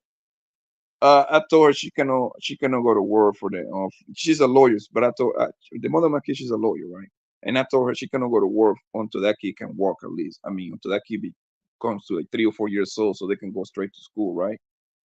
So cool, no problem. When I used to come home, right? Guess what? Even though that she was all day long at home, I still have to do something. You see what I'm saying? I still have to carry the baby, put the baby to sleep, give her a bath, and all that bullshit. So that's what I'm saying. Like, when you work as a unit, bro, you still even if she at home quote unquote doing the housewife thing, you still come home, gotta do something. It's You impossible talk for to you these not. niggas, they won't even change a diaper. Like, Hey, what but the fuck? that's what Eda Man was arguing the other day on Aaron O's channel. Shout out to Aaron O. Eda Man was saying basically, and his wife was right there. He was saying he didn't help with shit. You know what I'm saying? Like he say, Damn. if she's a stay-at-home parent, Okay, she's a stay-at-home mom. It's her job to do that. He ain't getting see, up in the it's middle. Damn. I don't like speaking on people's personal situations because people take the shit personally. You know what I'm saying? But he has a very specific situation, Mhm. and I think that's why he's in that situation as far as that he's in. But I don't think his situation is a normal situation. So he Exactly. found a situation where that will work and cool. But I'm gonna be honest with you, like I don't even know if I would even want to be like that because it seemed like you would burn her the fuck out. You know what I'm And that's saying? Like if I'm that's what single, Shawn was arguing. Yep. But if I'm also, single, I go to work and I come home and clean up. So it's not Yep. like I'm doing something extra. It's the same shit that I'm doing. In fact, it's actually less because I'm sure she gonna would have cleaned up some of the shit that would have been cleaned up if I wasn't with her. So it's actually less work than what I would have done if she wasn't even there. So to think that if I was single, I would have to do all this shit, but now I get married and since she's here, I'm not gonna do none of that shit. That shit sounds goofy. But I So mean, if he you said find it, that, hey, if you like it, I love it. yeah. So he said that he used to come home when to his wife and the baby and his kids were little. He wasn't doing absolutely nothing. Yeah, that's what he said. I find that that's near impossible to do, bro. Well, now but she's Come don't on, you man. want to bond with your kids though? Like, is it they And, spend and all that's day what I what I with was was you? gonna say, going Lauren. because when a nigga come home and shit like that, you know, you got your little ones and shit. You gonna You play happy? with them. They're gonna be on Yeah. top with you. Guess what's gonna happen? not They're gonna him. bomb me on top of you. Guess what? Who's cleaning that up? You ain't gonna. Hey, baby, clean Exactly. the baby. Come on, bro. Like that's impossible to believe, bro. What you Nigga, saying, my Lauren? son, when I come home, my son use my neck like a jungle gym, nigga. I don't give a fuck how many hours I worked in. He definitely don't give a fuck, nigga. As soon as I walk through that door, nigga, my neck is getting swung on. Period, point blank. No, I Exactly. totally agree. I totally agree. I think that's very important. I think that most people would light up after a hard day, even no matter how hard it is, and they don't feel like doing nothing. They see them little ones with them smiles on their faces, or even if they making them, they be like, "Oh my goodness, what's going on?" Like you should want to do that. Like Okay, hold on, wait, You know no what's the wait. best judgment, time but I know too? Because women hold know on, it's Lauren. I don't different. want you to get mistaken. I'm not lit the fuck up. I'm tired as fuck. I just know I got to do this shit. So I'll fuck with him and I'll giggle, but nigga, I want to go to sleep. I'm not gonna lie to you. But you know I what the I best work like time? 14 to 16 hours, so I'll be tired than a motherfucker. You know what's the best time, especially when you got little kids, is when you feeding them. I love feeding the shit out of my kids, bro. You see what I'm saying? They're little as fucking. They want that bottle. So that means you have, like I say, I find that kind of impossible to believe, bro, because that's like that. First of all, we don't got no titties, so we can't even feed our kids with our fucking titties, right? So we have to do it through the bottle. So that's that little bonding time with your kid right there.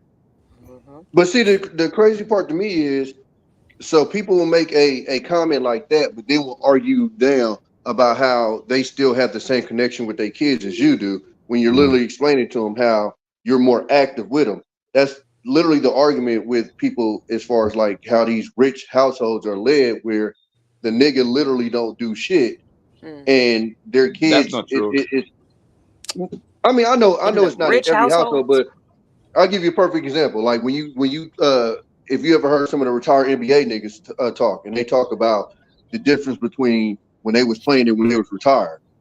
These niggas was pretend dads when they was playing, because by the time they got done with the game and came home, the kids were asleep. By the time they woke up to go to practice, the kids was at school. They literally never seen the fucking kids. Listen to Gilbert Arenas. He talks about it all the time. And it's not a knock on them. That just happened to be part of, but even some of the that's not necessarily related to sports, you know, a lot of them have the nannies and shit like that. They come home, you know, drink their little scotch or whatever, and they go and they do them. But what I'm saying is, in a lot of the regular, or I don't know, the middle class or whatever people, when they come home, they don't have them luxuries to get away from their kids. They don't have this big ass house where they could be on this wing and their kids on the other. No, we all on top of each other. So I gotta interact with these little motherfuckers. You know what I'm saying? Yeah. So it tends to be a tighter bond with those type of people. So if you're gonna say that you just come home and you just do you and yada yada yada, then when motherfuckers start talking about their bonds with their kids, you can't make the argument that your bond is just as tight when you're literally admitting to us that you don't even, do the. Girl, stop. Speaking of kids, huh? Yeah, and the Yeah, it's crazy kind of part is it seems impossible with the work schedule and things like that. That's why I just that part, I'm just as involved. I doubt it. I doubt it. But everybody's made differently. That's why I think it's very important. Like, because I said the other day, like, kids are inconvenient. Like, you have to know that and accept that. But if you want kids, deal with it. If you don't want kids, then don't have no kids. and usually the father happens to be the cooler parent, the cool parent. You see what I'm saying? So usually there tends to be more with the father, especially if you have a daughter. The son, man, they soft, so they be with their mama all fucking day and shit like that. So you gotta kind of accept that. But the little daughter usually want to be with the father. I'd like to ask a question. Okay, what you got? Why do people want children? Like, what is it? Some people see it as legacy. Some people it completes them. Some people it gives them somebody to love. Some people it gives them purpose. Some people just do it because society said they should have kids. Okay. In a world where society, at least in America, is increasingly growing to be self-centered, right? That's why I asked that question. That's the nurturing part of it. What it takes to raise a child, you have to be selfless, absolutely selfless. And America, as society would have it, and these influences, be it media or your friends or whatever, we're being encouraged to be selfish, right? And as time goes on, I was wondering if society, like, I don't know if the numbers stack up, but it appears that a lot of people are just thinking it's not worth it. Procreate, maybe sex is worth it, but procreation is not worth it. Yeah, I heard that a lot. I heard that a having lot kids as I is was. worth it, man. Because there is nothing that bring more happiness in my life to see my little ones running around, my mini me's. You see what I'm saying? Yeah, that's a beautiful thing. It is. So it is worth Yeah, it. I didn't have my first kid till I was 29, and people used to always ask me, like, why, when you gonna have your kids, or why you ain't have no kids? And I used to tell them, shit, nigga, because when I go to the mall, I want to buy shit for me. Like, I was realistic about it, so I knew that I didn't want to have kids until I really was in the mindset of I didn't mind having to, sacrifice what I wanted for myself for somebody else. So I was extremely vigilant of that, and I moved in that way. That's why I told a lot of people, like, before I wanted a kid, it was condoms all day, every day, like, girlfriend or not, like, it was just pussy, because I knew I didn't want one. Yeah, emphasis on sacrifice. It and that's what people are signing up for when they procreate. They're signing up for the sacrifice that it takes to raise a decent human being. And then some of them, they find that, oh, I'm overwhelmed by this. I changed my mind. But it's too late to change your mind. The child is already here, and the child didn't ask to be born. So there is at least a legal obligation, right? There's at least that. But a lot of people, they feel like the juice is not worth the squeeze when it comes to procreating. That's not good to think that way, man. Because, like, do you want I've to heard live that a a lot life in the without? younger generations, though. Do you want to live a life without kids, man? Your own little kids, your own mini you. Now Like, think that's about, pathetic. I agree. Think about World War II, when all this propaganda was going around. Happy days are here again. It's okay to have children. Here's some subsidies. Here's some financial World War incentives. II back Here's in the some. 30s. No, what I'm saying. I'm talking about the baby boomers, how they came about, right? How people were so, because you got to think about the fact that the Depression era occurred, and people were like, "Damn, like, what's the point of having kids?" And then the government turned around and did this entire campaign of everything's going to be all right. Everything's going to be all right. And next thing you know, people are having, multiple children because the government convinced them that everything's going to be secure. And now they fast forward decades later, things are not so secure anymore. Someone had mentioned how there was a time when you could work in a factory and get your own place. And now it would seem that hopefully you can get a job where you can room with 3 or 4 people in a 1 bedroom, so things are not financially secure anymore. And I guess the purpose of me making this spiel is to emphasize the point that I have to wonder, due to financial oppression that is facing the average person, is it really worth it to procreate? Is it really worth it? I understand the sentimental, like, oh, I see a little me. I understand the sentiment. It's just that when it comes to comfort, right? When it comes to avoiding distress, is it really worth it to procreate? And young people are saying that it's not. When you're going to work, and you see women there are coming to work teenage with big bellies, mothers during this time, like there was in the the 70s, 80s, and 90s. Teenage mothers are no longer going. Nobody's signing up to be a teenage mother. Nobody's throwing caution to the wind in confidence that the government has got their back. Everybody is like, you know what? I don't need those problems.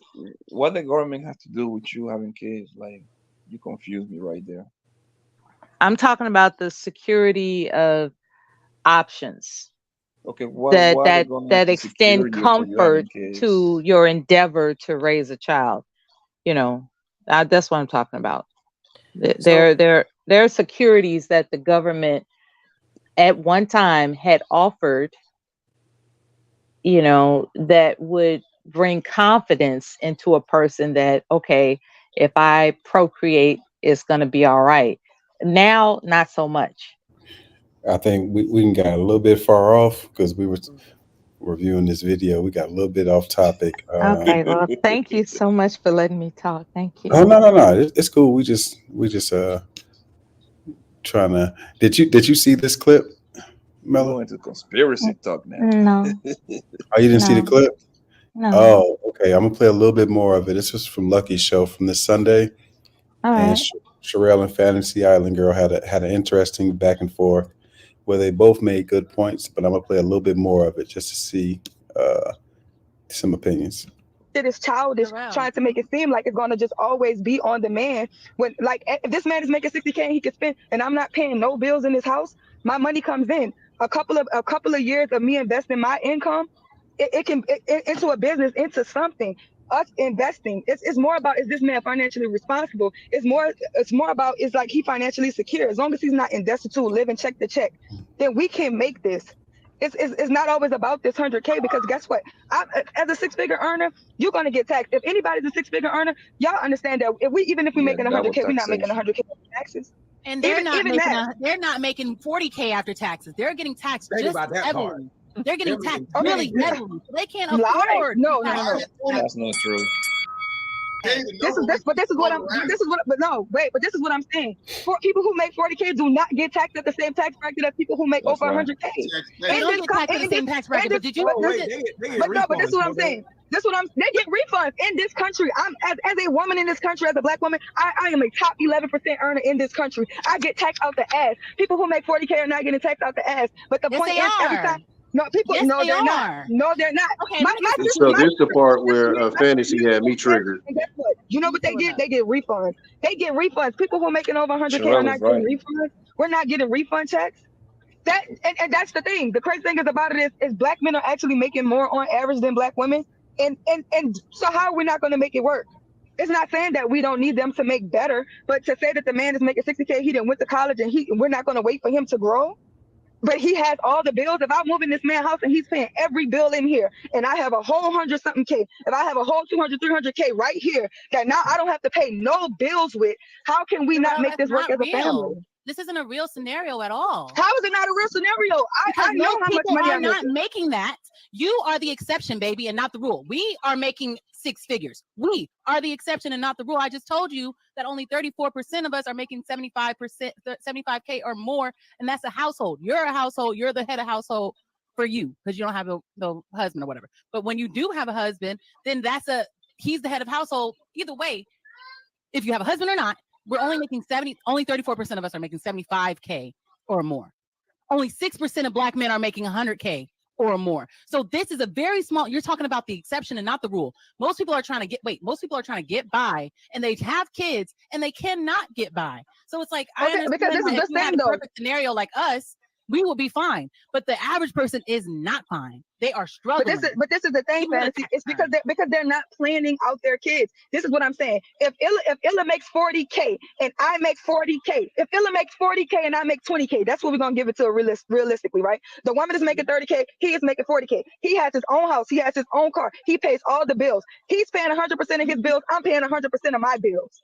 If I move in his house now, I have no bill to pay. That means our family combined has an extra 30K to invest, an extra 30K to save, which means that we got to save 30K for the next 3 years and not have no fucking kids and take from us, then we can't have kids for the next 3 years. They got all this contraception. What about all the women that already have, what percentage of women have kids?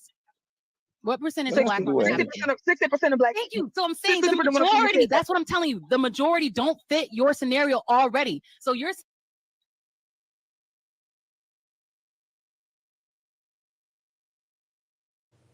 That was a lot, Mella. That's your first time seeing it. What do you think?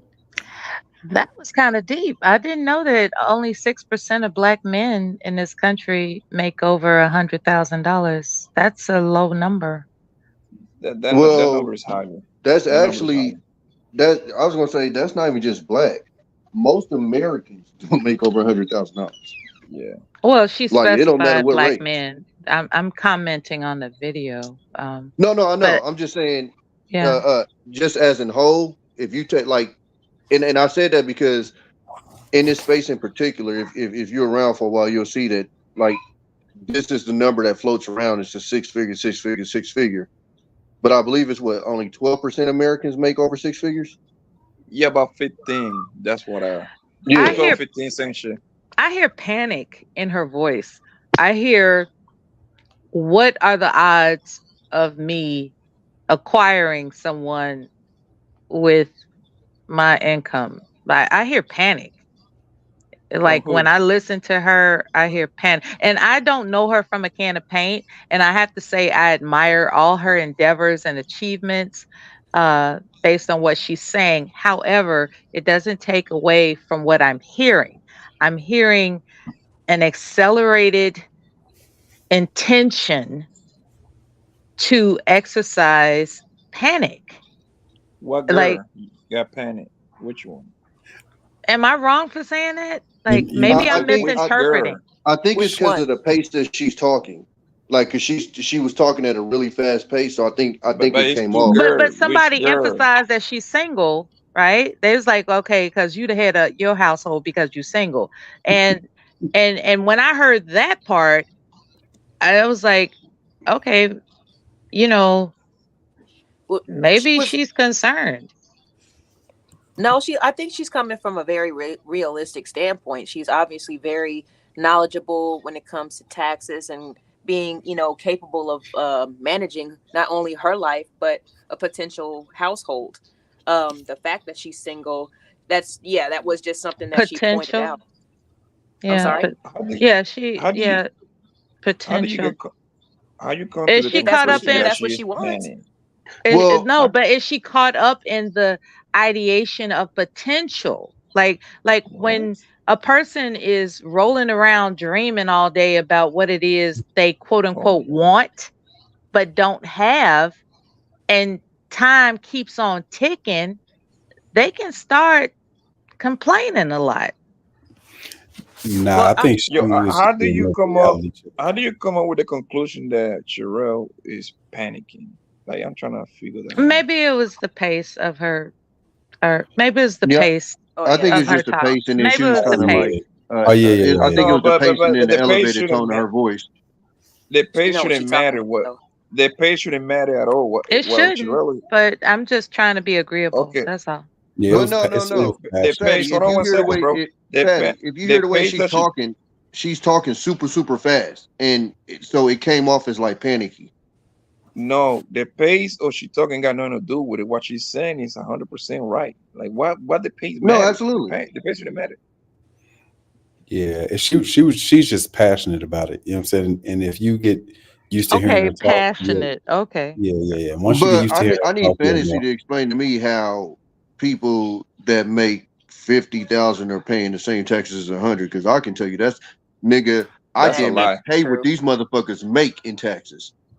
When you touching over 100, it's something called double taxation, bro. Like people just don't Nigga, know they shit. tear my check the fuck up. Then you'll Like have when I property show people who make taxes, other 50,000 what I pay in taxes, they're looking like, what the fuck? When you in the 50s and 40s, man, they get a whole lot of credits and shit like that, and they're getting taxed at the lowest bracket, at the lowest rate of the Bruh, bracket. I'm not even gonna lie to you. I literally just seen somebody who was paying $13 a month in federal fucking taxes. How much? Dang. 13. What state is this though? California, nigga. Are you serious? Well, I can swear you to God, making Right. 60,000 a year. can't Wait, hold you on. establish a LLC and write off your expenses, Hold on, That's and not that'll y'all. offset Hold the on one second, That's taxes? if you y'all. have a business. Hold on, y'all. 1 second. Little Chevy in the back. Can you come on camera or something real quick? When We you ain't got a trying to get corporation paying you, we it's ain't trying to different. get porn bomb, Lil Chevy. We just I need don't to know who Lil go. Chevy is, but I ain't trying to get porn bomb. But okay, got it. All right. Little Chevy. Yeah, now we good. All right. But yeah, y'all can continue. My bad.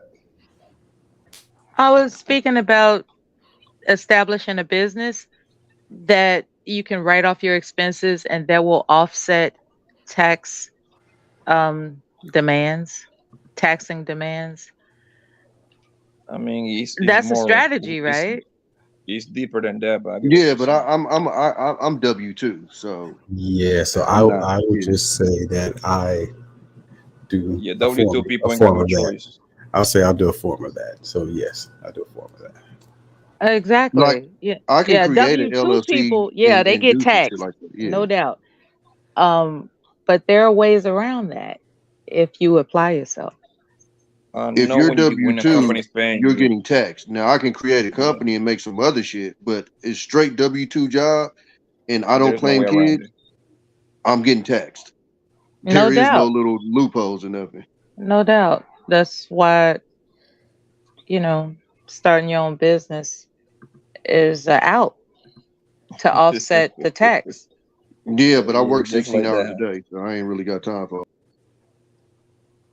Start getting into real Just estate like and that, shit. But as far as right now, I mean, and we just got to keep it 100. Like we live in an age where the whole start your own business thing is dope, but the statistics show that damn near 80-90% of motherfuckers fail. Mm-hmm. So say That's everybody not can't what you're talking go about. that route. That's not what she's talking about. Well, and yeah. it's a whole nother headache in itself if you run a business. But most people don't have a No, business. she's just Obviously, she talk saying, about people working 9 to 5. It's more than obvious. but she's saying using the business as a write-off. That's literally what not No, I necessarily get that, but trying you to have to have a business. but yeah, Yeah, and it doesn't require some brick and mortar, you got to right, show up every exactly. day type of business. There are all Yep. types of businesses Yep. that qualify you to write off your expenses under Yep. that business that It's will offset the taxes that you're being charged as a it, W-2. it's a No, Absolutely. little it's a absolutely, little but it it's a has little to pertain tricky to the with it. business. So I can't just go, I'm going to say Tommy B's LLC, and all of a sudden I'm writing shit off. Like there has to be expenses towards said business for me to be able to write off, say like my car note, a house in my, like I know what you're talking about. You can a write-off part of your rent or mortgage. Like I know all of that stuff, but there has to be an actual business attached to that. It's not just I'm gonna just go down to the LLC office and pop up a LLC and just boom, now I got tax breaks. Like, nah. That's exactly how it works. So I can just go say Tommy B's LLC and I'm writing off gas and all this shit, and I'm not literally doing a fucking thing with my LLC.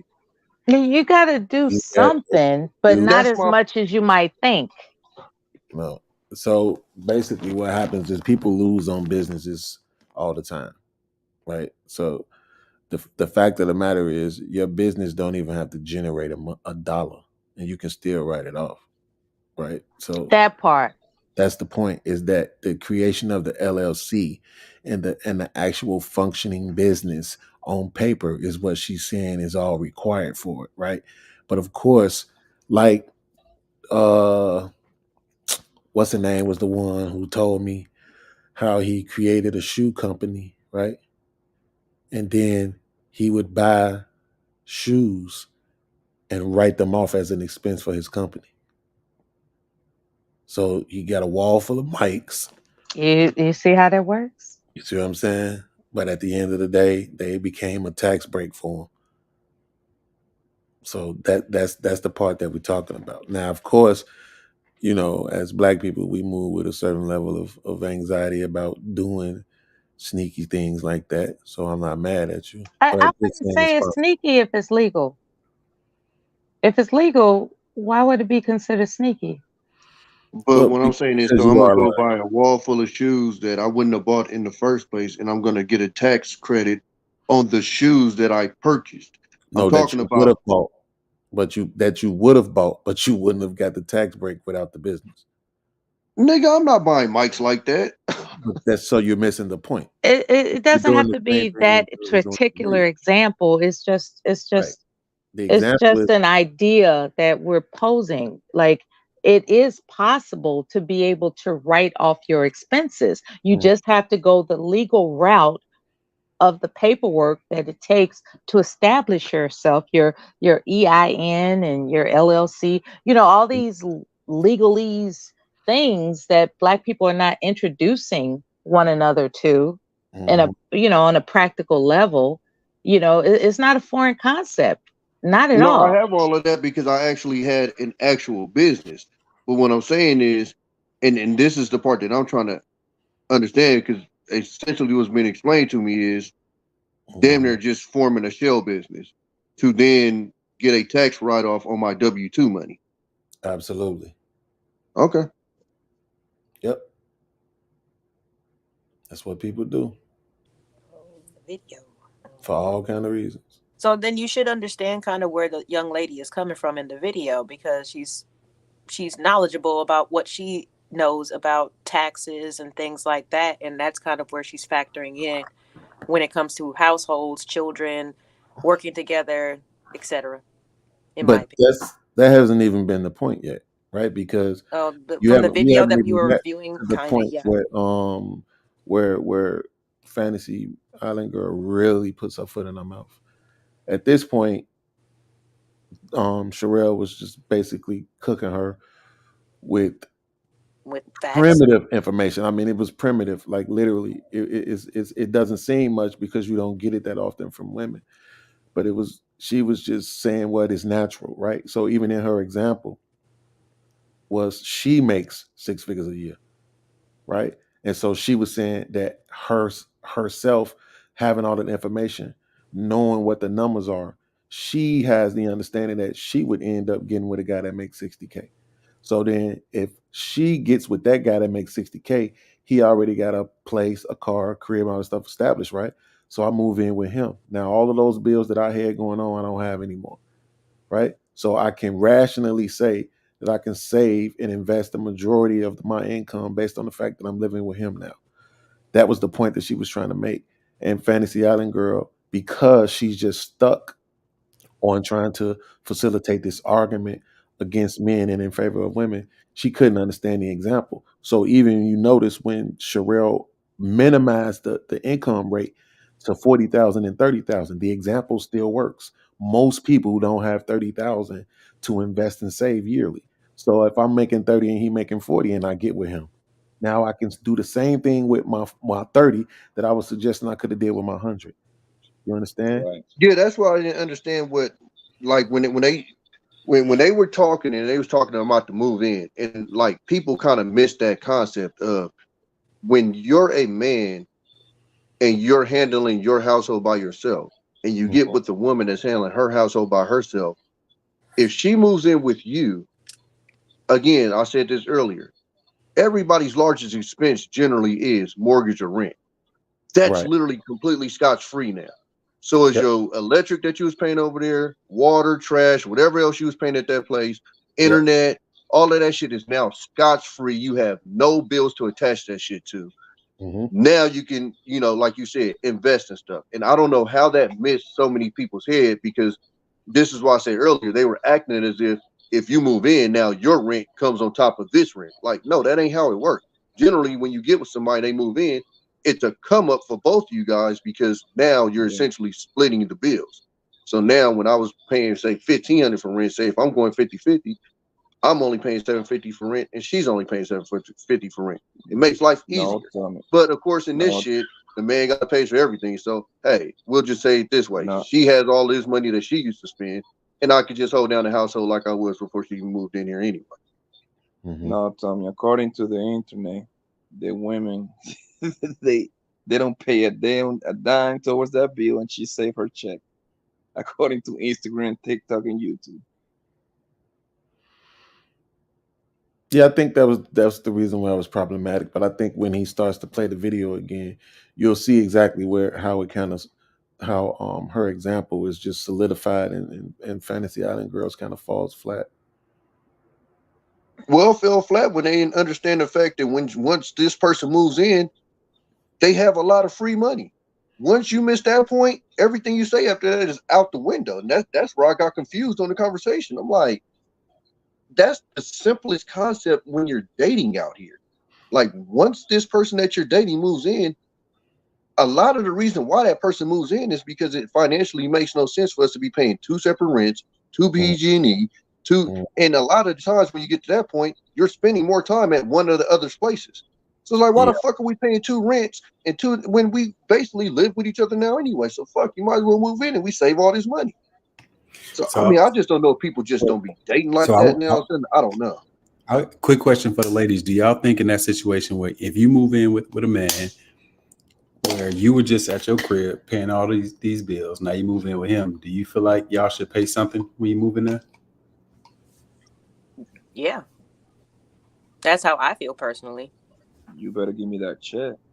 Oh, hush. But peep this though, you can't Shawn. have the whole thing now. If you're at your own crib and you're paying 100% of the bills, and let's just say if you move in my spot and I say, all right, I'll take care of the rent, you pay everything else, that's still a come up for you. Because 9 times out of 10, if you do that, it ain't gonna add up to what the fuck the rent is. Absolutely. PG&E, water, trash, that ain't gonna add up to the rent. So it's still a come up for the woman if she do that. It is. That's why I hate coming on YouTube and hearing people act like 50-50 ain't what most people are doing.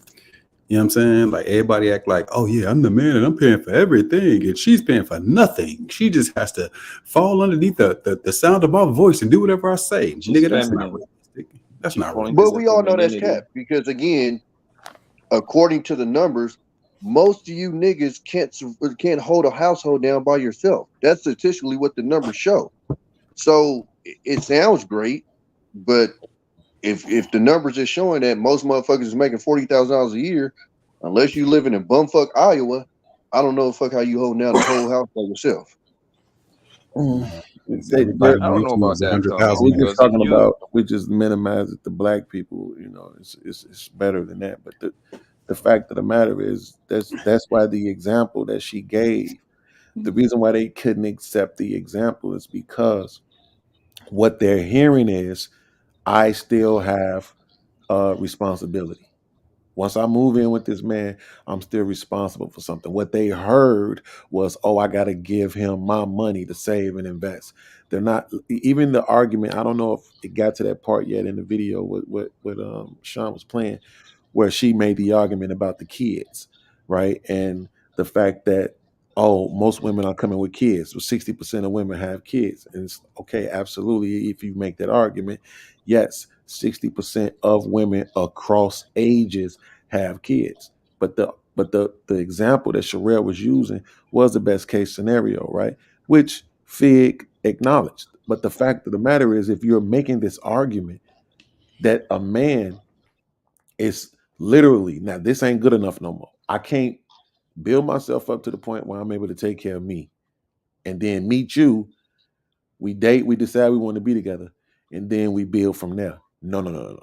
I gotta build myself up for the potential of getting with you and your already made children. This is literally what she was suggesting in this video. Don't But just Cherrell build was yourself up enough Yeah, to take Beanz, that was nuts. make yeah, sure but you Cherrell build was talking yourself up enough about to take care of other niggas' kids too. yeah, but Cherrell was talking about from the point of view that a man with no kid and a woman with no kid. From Because the she said, beginning, yes, she was talking best yeah, case scenario. Yes. Yeah, but yeah, and I agree with you, Beanz. When Fantasy threw the kids thing in there, like, listen, I get what you're saying about the whole is my kid situation. That's great. But to keep it solid, that was wild to hear. Like, that was wild. Absolutely. It was very offensive. I was offended for men in general. Well, I And appreciate you taking offense for me, sir. Nah, that's one of the things I disagree with too. Beanz, and I saw your breakdown earlier. That was a good breakdown. One of the things I disagree with in terms of what Fig was saying was about the kids. Like, before y'all get married, like you said, people are shacking. And so, yeah, you are providing resources and guidance and whatever to that kid long before y'all get married, before it becomes quote unquote your kid. Yep. So, I mean, that's a consideration. You know what I'm saying? She wouldn't even acknowledge that. She wanted to argue against the fact of people living together. I just couldn't believe it, bro. I mean, the disingenuousness, bro. For me, I just literally thought that was a very simple concept. Like, you live on your own, you pay these bills. I live on my own, I pay my bills. If I can hold this shit down by myself, that means when you move in, I can still hold this down by myself. That means I don't need any of the money that you're spending at your place, which plus the means that luxury. So you all have heard of roommates with benefits, right? Yeah, I heard that. Yeah. All right. Some people aren't interested in that concept. They want the traditional situation. They want something that's already laid out where you're welcomed into a home that's established, as opposed to I'm moving in with you, paying half, right? And so that means that we might as well be roommates that just have sex. No, my concept wasn't paying half. My concept was, if I'm holding down my place by myself and you're holding down your place by yourself, once you move into my place, I don't need any help from you. So that literally frees up all the money that you were spending at your place. Because if you move in with me, now you don't have to pay rent, you don't have to pay electric, you don't have to, all the shit that you would have to pay at that spot that you was at, you don't have to pay that anymore. You moving in with me don't make me not be able to handle my shit anymore. It's literally the exact same thing. The only thing that'll go up maybe is the electric a little bit because you'll be there more. That's it. But essentially, my bills stay the same, and you're moving into my spot.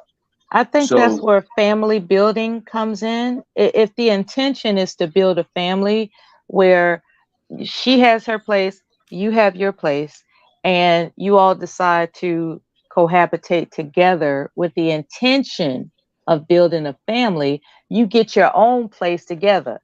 You get your own place together, and then you start having the children, and her income helps to subsidize whatever it would cost additionally to raise those children. It becomes a two-parent income household. Yeah, absolutely. But even if you Idealistically, say move and get your own place. but all this, getting together just because we enjoy laying down, that's kind of kooky. But what I'm saying is, even if they go off of what you were saying, more than likely your rent isn't going to add up to both our rents put together. So there's still going to be a relief as far as financially when you guys move in together. And that's the money that pretty much this whole argument is kind of around is once you move in or we move in together, however you want to put it, it's a lot of money that's going to get freed up. Coupon on copulating.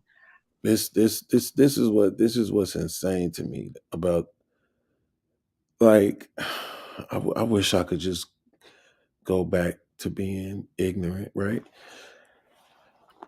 When, no offense, when women say traditional, again, this is one of the most offensive things. You know why? Because they cherry pick tradition, right? So yes, we do. They cherry pick tradition. They're going to cherry pick the time frame that they like the most. They're going to cherry pick. Yes, we will. Cherry pick the home setup that they like the most. They're going to cherry pick all of the things that they like the most about the tradition. You can't do that, right? This is why I don't like religious people, right? You cherry pick what you're going to represent out the Bible, and the rest you're going to throw away instead of just accepting all of it, right?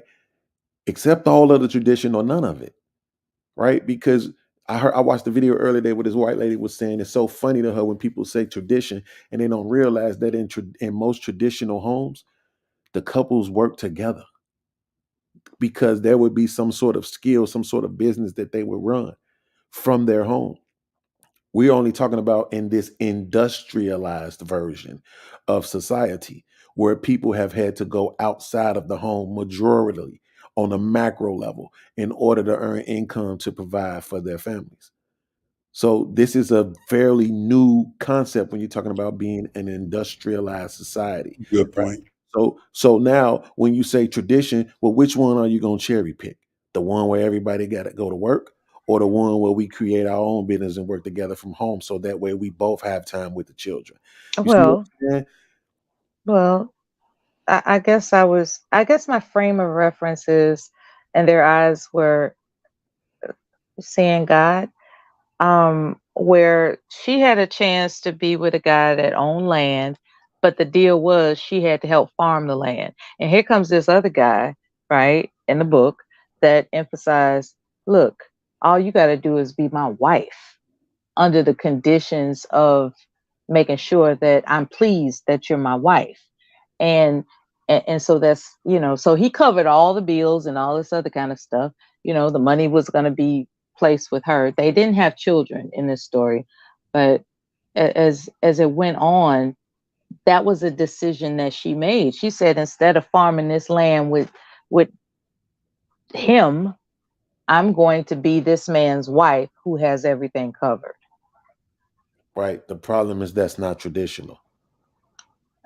Well, the story was formed in the 20s, so. Yeah, but that's not traditional. That's the point. There's never been a point in American history, right, where Black women didn't work. The majority of Black women didn't work. That's never been the case, ever. Majority, yeah. Yes, that's majority. So absolutely. It's not a common occurrence. So then it wouldn't be tradition. See? Fair point. Right. So that's what I'm saying. When that's why I don't like it when women say that, right? Because then you're also going to say, well, traditionally, these men would also have other families on the other side of town. You want that?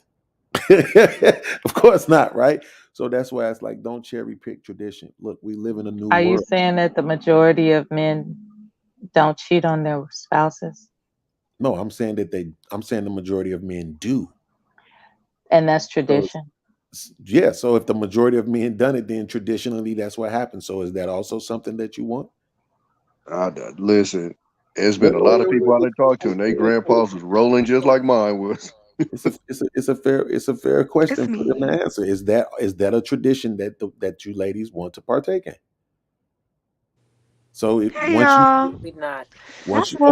thank you for being honest, right? Hello. Because once you say no, then you understand the point that you cannot cherry pick. I want to apologize for saying that you sounded panicked. So I want to Oh no, apologize for that. no, it's okay. I'm passionate. I know I'd be like, Yeah, passionate is a better yeah. word.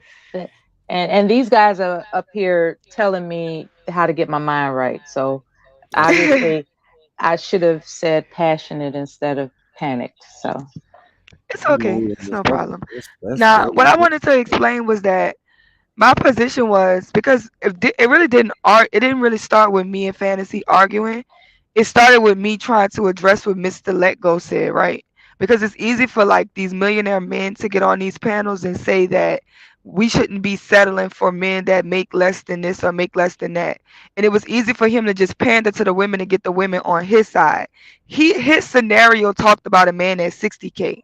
Well, we understand that in this country, no man is making 60K without having some type of education, or he's somewhere where he's going to grow. There is no walk on I make 60K. So even if you meet your man in his 30s that he's making 60K, I'm pretty sure that job comes with benefits and that job comes with growth. The dangers of this whole idea of, oh, men don't make enough money, people need to go and look and see how small of a percentage of people actually are making 100K in this country. There is nothing wrong with raising the ceiling, but you need to address the other issues, because what I really didn't get a chance to say is people who are making 100K are still living paycheck to paycheck, which means the problem is not about how much money you're making. It's the fact that we are not living within our means. It's the fact that we have overconsumption. It's the fact that we're not saving and prioritizing and family planning, and we're going to keep on doing it. There are millionaires who are living paycheck to paycheck. We've seen millionaires go bankrupt. We've seen millionaires lose it all. The more you elevate, the more you feel like you have to spend. That's problematic. So we can't demonize the man at 60K and say he doesn't deserve a family because he's not making what only 11%, the top 15% of the people are making in this country. Understand that when you go outside and you get everything that you get, that comes from a truck driver. The average truck driver only makes 60K. Owner ops make different. People with longevity make different. The average one makes 60K. Guess what? Without truck drivers, you get nothing. Look around, everything that you love, without them, you get nothing. When you go outside and you go on the roads and you see bridges, the men who risk their lives to get on and build bridges, the men who are breaking through mountains to build tunnels through mountains to make sure that we can travel across the country, they're not making a fucking 100K. The men who make sure that you have water running in your house, the man who's coming to fix your plumbing, the man who built your house, he does not make 100K. So do we get rid of the essential men who actually build the world, who actually keep the world together? We don't need barbers anymore. We don't need men to be teachers anymore because they're not making 100K. And some of those jobs, they will never make 100K. That is so dangerous to say that because we don't want to live within our means. It's so dangerous that because we don't want to not be able to say that I'm the most luxurious person. Or even if you want that, then you go get an extra job. But we can't get rid of truck drivers and plumbers and electricians and welders and niggas who keep the world together. We even need the niggas that work at fucking Starbucks. We need all of that. We need men to stock the shit at Walmart. We need forklift drivers. All of those people. We need offshore workers. And some of those men will never reach 100K. So it is unrealistic to say this man does not deserve a woman. This man does not deserve a family. This man does not deserve nothing because he won't reach 100K when only 11% of people, 15% of people overall, 11% of women like have reached that point. There's nothing wrong with saying go up, but the danger is it's not about how much money you make. It's about how much money you spend, and we fucking spend too much money. I think to your point, what a lot of people don't understand is, let's just say everybody took this advice and everybody got to six figures. Well, guess what? That's the new floor. And now you're the new bro. So that's what people don't understand. It's set up for there to be a floor. And unfortunately, more people are going to be closer to the floor than are not. That's the way it's set up. And I don't know how all of these quote unquote smart people don't seem to understand that. And they seem to think that, oh no, it should be 80% of the black community making six figures. Well, guess what? That's going to be the new fucking floor. And these conversations is literally why a lot of white people get irritated with the white privilege thing, because what most people understand is most white people are broke. They're not passing down these inheritances. They're not passing down these inheritances that we all seem to think that they get when grandma dies. Most of these motherfuckers are dead broke. It's not a black thing. It's a country thing. Let me tell you something, man. Facts, an American thing. I said this earlier. It's, to me, can we cuss over here, Shawn? Absolutely. To me, it's a goddamn shame that the one woman in this space that has that level of understanding ain't even 30 years old. She has no kids. The only reason for her to have that level of understanding of how things works is because she chooses to. And the very people who ought to have this level of understanding choose not to, because they just want to be feminist or womanist or anti-male, anti-intellectual, right? Cherrell said something. I said this earlier on my show. And to that point, there's a few people in the chat that was like, damn, you're right. I said, name the other woman in this space that has ever acknowledged that as a woman in this country, you are literally competing with men for the same jobs. Y'all do everything we do. Military, forklift, Walmart, doctors, cab drivers, basketball players. You're competing with men for a piece of the pie, but then you shitting on them for not having the whole pie. I've never heard one other woman in this space acknowledge that, except for Cherrell. And that's why it's so amazing to me. Like, you don't realize this. You, as a woman, you want to be able to go get any job you want. You want to be able to make the same amount of money as men, but you don't want the men to have less. It's 12 million black women in America, 10 million black men. You already outnumber us. So you bragging about the fact that the majority of y'all working and taking care of yourself and doing your own thing. Thanks. That means it's less for us to have. Congratulations. You got it now. And this is what Cherrell was saying when she said, I make 6 figures, but I might have to get with that nigga that makes 60. And that's going to be okay, because now I get to take my 100K and save and invest it. It's depressing at this point, bro, to not see more of this. This video of Cherrell cooking like this ought to become a curriculum. I think he's in love. With her intellectually, absolutely. With her intellectually, absolutely. I'm definitely a sapiosexual as it pertains to this woman. It's amazing to me. Invite us to the wedding. She's not even 30. No Who's kid. gonna pay for the wedding? How can you like? She's got her 6 figures. That shit. Supposedly, you got your 60K. Who's gonna pay for the wedding? Who needs a wedding? That's the thing. I don't want a wedding. I want a marriage. But that's my thing. I don't want a wedding. I want a marriage. And I think a lot of times people get married because they want a wedding and they don't want a marriage. I'm not spending a bunch of money so a bunch of other niggas could come see me be married in holy matrimony. I don't even throw birthday parties. That's what's up. So and this is my whole thing, because I never was, people keep thinking that I'm saying a 50-50. I'm not saying a 50-50, but the only way that I should not be contributing to my household or my marriage financially is if I don't have no income. I'm not talking 50-50. I'm talking all hands on deck. Ain't no fucking way we trying to drive a boat and they got niggas on the boat feeling like they can punch holes in it or just chill if we trying to get somewhere. If I'm on this man team and no matter where we go, we going together. It's the benefit of both of us. So why should I feel like I get to buy purses or buy hair with my money and he pays all the bills? I'm working against us. Now I'm an op. I don't want to be married to my op. And I understand that a lot of women have been bamboozled by niggas. I understand that a lot of men have been bamboozled by women.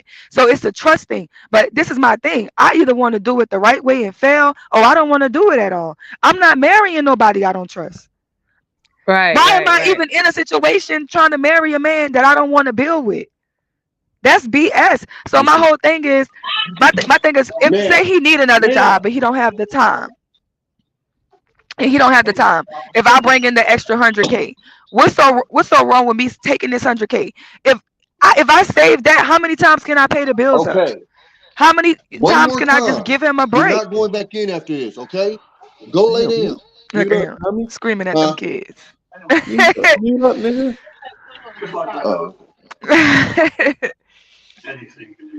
But that's all I'm saying. Just like be 100% in, because, like I say, if I come in and this man is paying all the bills, I can save my income if I don't want to have to work.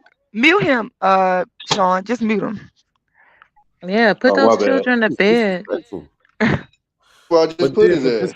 But this the other part of it though, Cherrell. Like, and even to the point, I feel like the sister might have been being a little tongue in cheek on the jokey side when she said who's going to pay for the marriage. But just a second ago, if I'm correct, I think this is the same sister who was talking about tradition. So traditionally, your daddy's supposed Just to pay like for I the misspoke wedding. about, I had misspoken about Let's Cherrell talk about your being daddy real quick. panicked as opposed to passionate. There is, I am a learner, right? I'm a student in life. I can stand to be corrected. I'm not tripping. Now I need to know how old you are. No, you don't. Oh my God, that old. Oh, and I mean, listen, and Need is a heck This of a nigga word. asking ages, boy. I know. Need. He said absolutely. need. This what I'm. Okay. We This what I'm need food saying. and water. You don't need to know my This is age. why it's so amazing, right? That's what I'm saying. Like for me, for Cherrell to have this kind of perspective, because when you understand that the dynamic between not just man and woman, but the dynamic between occupations and finances, right, and how that can be disruptive in relationships, and you're able to say, well, shit, it don't matter how much money I got, right? It matters who I want to be with, right? Who I want to be with is what matters, right? So when we look at a lot of other situations with other ethnicities, that's how it is for them. It don't matter how much money they make. You might have a woman who's a physician and her husband is a teacher. She make 40,000 a year more than him. But they don't, she not running around saying, I just don't have as much respect for him because I out earn him. She understands she's privileged by the fact that she lives in a space where she can go make more money than her man. And that's not something that she uses to demonize him or to argue that he should be willing to do more or do better. So this is about the tendency that the trend that Black women are emphasizing income level comparisons. That is the internet, man. Absolutely. And it's problematic because those comparisons only come when men are addressing women's behaviors and mindsets. So as men, we'll say, man, y'all women talk like this, y'all women act like this, y'all women do these things, and then they'll say you niggas don't even make enough money. Well, here's the thing, right? I understand that you don't like words like tradition and all this other kind of hoopla. There is a term called breadwinner, right? And emphasis on the winner part, right? Winner. And there are men who recognize that due to her escalated income compared to his own, she would, on paper, be considered the quote unquote winner. And that rubs men the wrong way in their ego. Would you disagree? Absolutely, I disagree. Where you get that from? No, they're like, if a woman is considered on paper, okay, not in the household, not according to their understanding as to how they dwell. I'm talking about on paper. It's like, who is the breadwinner? Mm-hmm. And she makes significantly more than her man, her husband. It has been indicated that depending on his ego, they might have a problem with that. Oh, right. So this is the part where we get to the truth. Let's see. Who are the people indicating that the men have a problem with it? Ignorant people. No. What is the gender of the people who are indicating that those men have a problem with it? Let's be honest. Oh, both genders. I've heard it from both genders, and they're both ignorant when they make this claim. I've heard it. I just like, well, she makes more money than me, so I guess I got to be the house husband, or What? he makes more than me, so I gotta speak when I'm spoken to. Those type of inferences, No. right? So, It's but we're about talking. when it comes to making money. It in this country that seems to be the power dynamic. It's about who makes the most money. That's the quote unquote power dynamic in a relationship, No. as it would So appear. that's yes. So the problem with that, the reason why it comes to that is, here's the truth. There's a saying that women like to say, is that a man should never hit a woman, right? And the reason why they say that is because we're bigger, we're stronger, we can do more damage to them. That's power. So it doesn't change the power dynamic in the relationship. What Do you happens? think hitting somebody makes them powerful? Absolutely. That's how force works. Okay, I'm done. Okay, go ahead. That's how force works, right? So what I'm saying is that in a relationship, in a Force them. household, Okay, I all could right. give you $1 million and I could have $1, and I could take that million from you without breaking a sweat. So the dynamic only changes if one person in that situation changes how they react or behave in that situation. And what we see more often is that it's the woman. Why? Mm-hmm. Because the woman is going to be the one who brings it up. Every time there's a conflict, every time there's an Mm-hmm. issue, every time a man tries to address something that he doesn't like Mm-hmm. about her, how you gonna tell me something when I make more money than you? I'm covering majority of the bills. That's Mm-hmm. how that conversation goes. The women are never going to admit that that's how the conversation goes. They're just going to try to pretend like these men have a problem with the fact that they make more money than them. The And fact. here's the truth: if you make more money than me, and let's say you pay let's say, like somebody used the example earlier, where if the man is paying the rent and the woman is paying the rest of the bills, right? So let's say we're in a situation where you make more money than me, and you pay the rent. The rent is the biggest bill, rent $1,400 or whatever, and then I'm paying the other smaller bills, and all of those bills come out to, let's say, $800, right? So now, if it never comes up in conversation ever, what reason would I ever have for you making more money than me to bother me? Well, I'm glad you asked. Mhm. There comes a time when people get agitated and they quote unquote start stuff Mhm. with their partner, right? Mhm. Because they know that they have the physical dominance in their position. Because that man who is paying, as you say, the lesser bills, you know, decides to get a mood swing and exercise his dominance, then what? So She's the one paying the housing. You're the one paying the additional expenses. right. And here comes a time where you're living in your I am physically dominant mode, Mhm. and you Why? decide to exercise that mode. Okay, why It could though? come out of nowhere. No, that's not how that works. Really? We don't make this. You know why? Because even if I wanted to concede to you, we're never going to make that kind of example for a woman. We're never going to do it. We're always going to say that man did something for the woman to act the way that she did. So I'm not gonna concede to an argument where the man just woke up, yawned, and wanted to slap a woman. I'm never gonna do that. Nope. So But it something happens, doesn't it? no, I'm not going to concede to that, It because happens, doesn't it? not enough times where it matters, Okay, that's right? why these And we're having a domestic conversation, right? violence shelters exist, right? Exactly. So who Okay. commits more domestic violence, men or women? You know what I'm going to say. Absolutely. See, this is what I mean. So we get to the point where the truth doesn't matter, right? The numbers don't matter, right? Because the numbers say it's women. So this is my point. If we're The not going to numbers say say that it's women that commit absolutely, domestic violence? absolutely, That's what the in si- numbers say? absolutely, in situations where there's one person being violent towards the other person and the other person isn't responding back, 60% of the time it's women. That is a fact. Yes. Women are more violent. When you look at lesbian relationships, lesbian. Wait a minute. Yes. When you look You at moving goalposts. Like, look. How am I moving the goalposts when we're talking about women being violent in relationships? Look. Look. All I'm saying is that when it comes to putting restraining orders on one gender versus another gender, oftentimes it would seem that women initiate restraining orders on men. Absolutely, because men. Okay, that's all I'm referring to.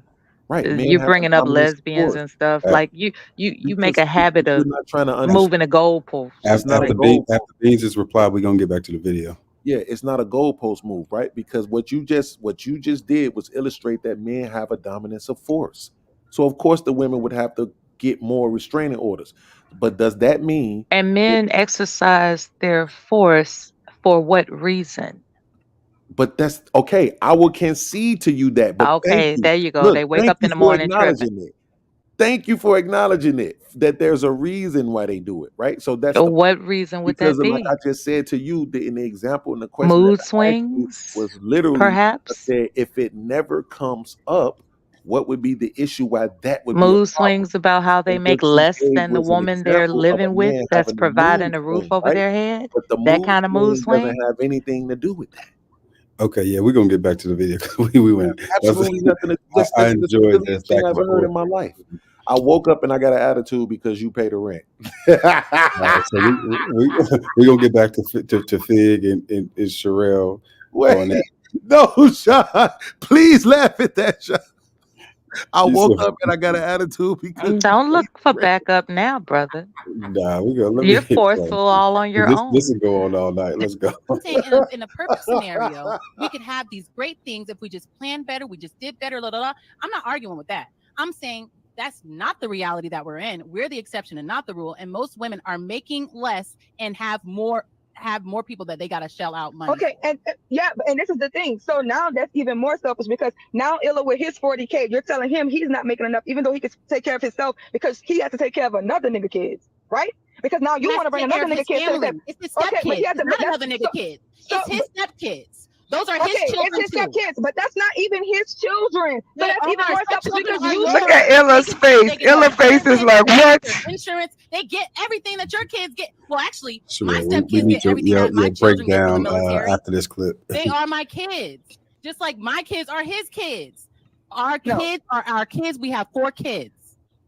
So you're telling me this man who did everything that he has to do to take care of it, he has to make money, so make more money, so that he has to deal with somebody else's kids. That's still not his kids. Once y'all get married, wife, right? So it's not his wife. Not before he gets married. No, not before he you're gets not married. taking care of somebody until they marry, right? Most of these men are not taking care of women before they get. Cherrell, I thought that was a really, really good point. That was a really good point. And we kind of touched on it a little bit earlier. Like long before you get married, I think, you shacking up. And if that chick got a kid or kids, you taking care of them kids. Is that what you were trying to say? Yeah, like it's not like you have to. They're saying they won't even date the men who make this amount of money, which means the man has to have a room for you and other kids before he even dates you. That's not fair. Right. Mm-hmm. Nobody's saying, hey, Shawn, nice to meet you. Let's get married. By the way, at the courthouse when we get married, I got kids. I hope you have enough money to take care of all of us. That's not how it works. God damn, I ain't see all them titties on Sunshine. What? God damn. Anybody disagree with what Cherrell just said? Nah. No, I don't. Okay. I wanted to let's see. All right, let's see what else they got. Let's go a little bit further ahead. They're single. How are they cohabitating? Living together and having 3, 4, 5. No. That's normal. I only have one aunt that never married her man, and they were together forever. No, they're having kids by multiple men. All those men are not living with them. Do you understand that? Every time they have a new baby daddy, that baby daddy's living with them. No, they're not. What? Yes, they are. Temporarily. Baby mamas and babies. That is a lie. Like Nobody's getting really pregnant by outside dick. They're getting pregnant by inside dick. It doesn't matter. Women who will pay all their bills. Women have men living in their Section 8 house. You don't know too many women who live on Section 8 who don't have a nigga living in their house. So you telling me that a woman that's paying all her bills don't have her dick in her house? Yes, she does. Yes. So look, I want to stop there because I think something that got brought up. I got what maybe is a hot take or maybe it's not a hot take, and I would love somebody to prove me wrong. I think that a case can be made that your baby mama, baby daddy is more important in your life than your husband or wife. Nah. Why not? The vows, I ain't going to sleep brother, with that the woman vows. every night no more. You say what, Tommy? I'm not going to sleep with her at night for me, and this is just how I personally feel. The person that I'm the most vulnerable with is a person that I'm laying down next to and going to sleep with, because I'm entrusting that person with the most. Because while I'm asleep, this person can do whatever the fuck they want to do to me, and there's nothing I can do about it. So that inherently makes that person essentially the most important person in my life. I get that. So look, let me see if I can make this case, right? Because look, and just for the chat, I'm not retarded, I'm not stupid, right? I think that most of us, a lot of times, we can argue both sides of an issue, right? And I think I can argue both sides of this issue. I'm not saying whether I believe this or not, but I think I can argue both sides. All right, so I think that the baby mama and baby daddy is more consequential, more important, because I think they have the potential to negatively or adversely affect your life more so than the husband or wife. I think husbands and wives come and go, but a baby mama is forever. If you get on child support, let's say you have a baby when you're 24, 25, 26, and you get put on child support, that could fuck your life up through the rest of your 20s, your 30s, and into your 40s. Shit, a bad marriage can too. So he marries a woman without children in his 40s, and his life is still messed up. You say what? That's crazy. Wait, say that again? You're saying he has a, I don't want to call it illegitimate, but he has a child with a woman he didn't marry, and flash forward, he marries a woman without a child, without children, and their husband and wife. He should prioritize her. I don't think that's what niggas is doing out here. That's not what we doing. Oh, okay. We out here living life. Most people have their kids when they're young as hell. You know what I'm saying? So look, I think if the baby mama is calling the homestead of the wife and husband, that's a violation. No, I ain't even you getting way ahead of it. I'm saying that, right? Who has a chance for the average nigga? I'm not talking about a nigga that's worth $100 million. The average nigga who make $40,000-$50,000. Who has a better chance to ruin a nigga's life, a wife or a baby mama? Oh, well, that wasn't the question. Yeah, I'm posing the question. Now that's the new question. I said who's more consequential? Yeah, but the way you framed it at first. Yeah, the previous question is different from this question you're asking now. I think you used the word important. Okay. Yeah, my bad. You're right. Probably why, right? Like, yeah, you're right. Okay. Yep. You're right. More detrimental, then you got a point. But important, right? Because assume I have a decent relationship with my baby mama, then that's not even relevant. You see what I'm saying? But that's why I think it's because you use the word important. But yes, from the way you framing it now, yes, you're right. Yeah, he went from important to ruin. Replace important with consequential. So yeah, what I'm trying, you're exactly right. So what I'm trying to say, right, is that your life can really be ruined if you get the wrong baby daddy or wrong baby mama. You really can. You know what I'm saying? I mean, but the same can be with a wife if you end up on what's that shit called, alimony? Because you got to pay that shit till the motherfucker get married again, right? Yeah, but it's like, you know what I'm saying? But think about how much shit can happen, like with the baby mama, baby daddy thing. Like, if you don't pay that child support, your ass can go to jail. Nigga, it fuck up your license. They suspend all types of shit. Niggas don't be your passport. You can't get none of that. Do people get incarcerated for not paying spousal support? That's a good question. I've never I don't heard of think it, I've but ever heard of that. That's a good Yeah, question. that's what I was about to say. That's why I said that's a good question. Because black people not practicing that. Hell Right. no. Most people not practicing that. Just like Look, and it's not just an 18-year sentence, because if that kid go to college, then shit, you still on that hook. It ain't just 18 years, Bo Diddley. It could be more than that. Yeah, that spousal support law is kind of tricky. But if you ain't got no real bag, most people don't have no real bag. Let's be honest. That's right. You know what I'm saying? Yeah, ain't that more like if The she average not working salary and is you average working for type a shit? reason. You said what happened? Ain't that more like if you the overall breadwinner, you just got to be making a gang of more money than her and having her at a certain Exactly. lifestyle type shit? Exactly. Okay. Exactly. And then it gets into disposable income and things like that. Yeah, Yeah. this is why it's so hilarious when people try to make the argument about the fact that black men ain't doing. It's like most people ain't paying it. Like that's how that works because it's not that big of a difference. Most people work. Right? They're in 2-income households. Right. And so the other reason I brought that up too is Cherrell mentioned planning your kids. And I thought that was really, really important, talking about planning your kids. I didn't have a kid till I was 28. I'm not saying I planned it, but I was 28. And Tommy, you mentioned you were in your late 20s too, I believe. 29. 29, right.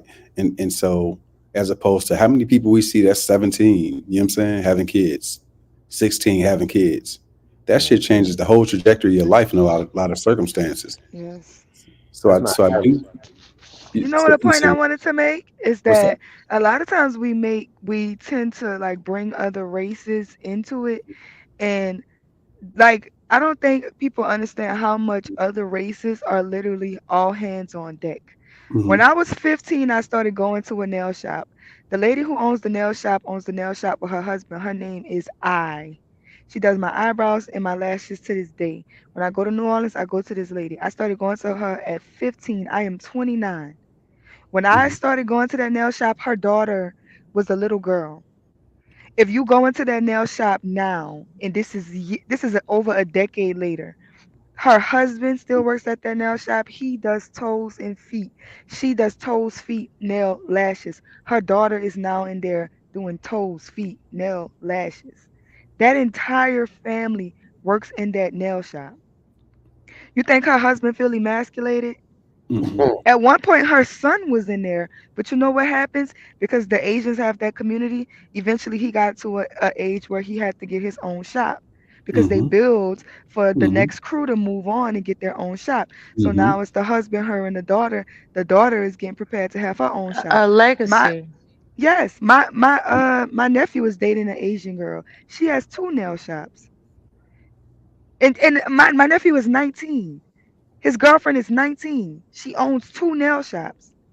Hmm. I They're see you, building, player. building this. They're building. She, trust me, this girl should be buying him Balenciagas and all this Yeah, your fancy nephew cologne. out there She is, posting with yeah, them yeah. transits. Look, I I was saying know a he coach player, him but I out hear there. much. Listen, but I'm just saying, like, no, most people are hands on deck, but that's not just the Asian thing. That's what I was saying. Like, black people are doing it too. Hmm. I see so many things because I feel like a lot of times because black men be trying to tear black women down, because black women are trying to tear black men down, is that Hmm. we start to paint this picture to other people like we don't work together, and that is a lie. It's a Maybe that lot. don't happen in the north, but I'm telling you what's going on in the south. Okay? I know a man who owns a shop, whose son owns that shop. It's passed generations down. Y'all know Big Mufasa, the business that he runs. That's his father's business. It ain't just his father's business. That's his grandpa's business. That man was in the chat saying how he raised 5 kids, been with his wife over 20 years, never touched 100K, own their house, both have cars. So at the end of the day, black people are doing it. We work together too. We That's work together too. We love each other too. And but we can't start getting the selfish mindset to thinking when we look outside, because it's so easy to look outside at other cultures and think that they're doing better than us. All white people are not the white people we see on TV. I'm a truck Hmm. driver. The average white person is overweight with no teeth in their mouth. I'm just letting y'all know. That's middle of America. But Come to that's I thought Wyoming. well, you I don't were a agree truck with Come to driver. South Dakota. Okay. that. It ain't the Listen. majority. That's the problem. Is that it's not the majority of us that's moving like that, right? But I want to ask you this question though, Cherrell, or even the other sister too. and it's not to be long-winded. Name when you say black men be tearing down black women, right? Don't go to the extremists. I'm talking about the average black dude or even the average black YouTuber, podcaster. What is the thing that they're saying to tear down black women? That we have an attitude. Is that true or And that's false? subjective. That's a I subjective think judgment. I think the thing is that we're like the least attractive on the totem pole, and scientifically we're the least attractive on the scale. The average Or podcaster is saying that?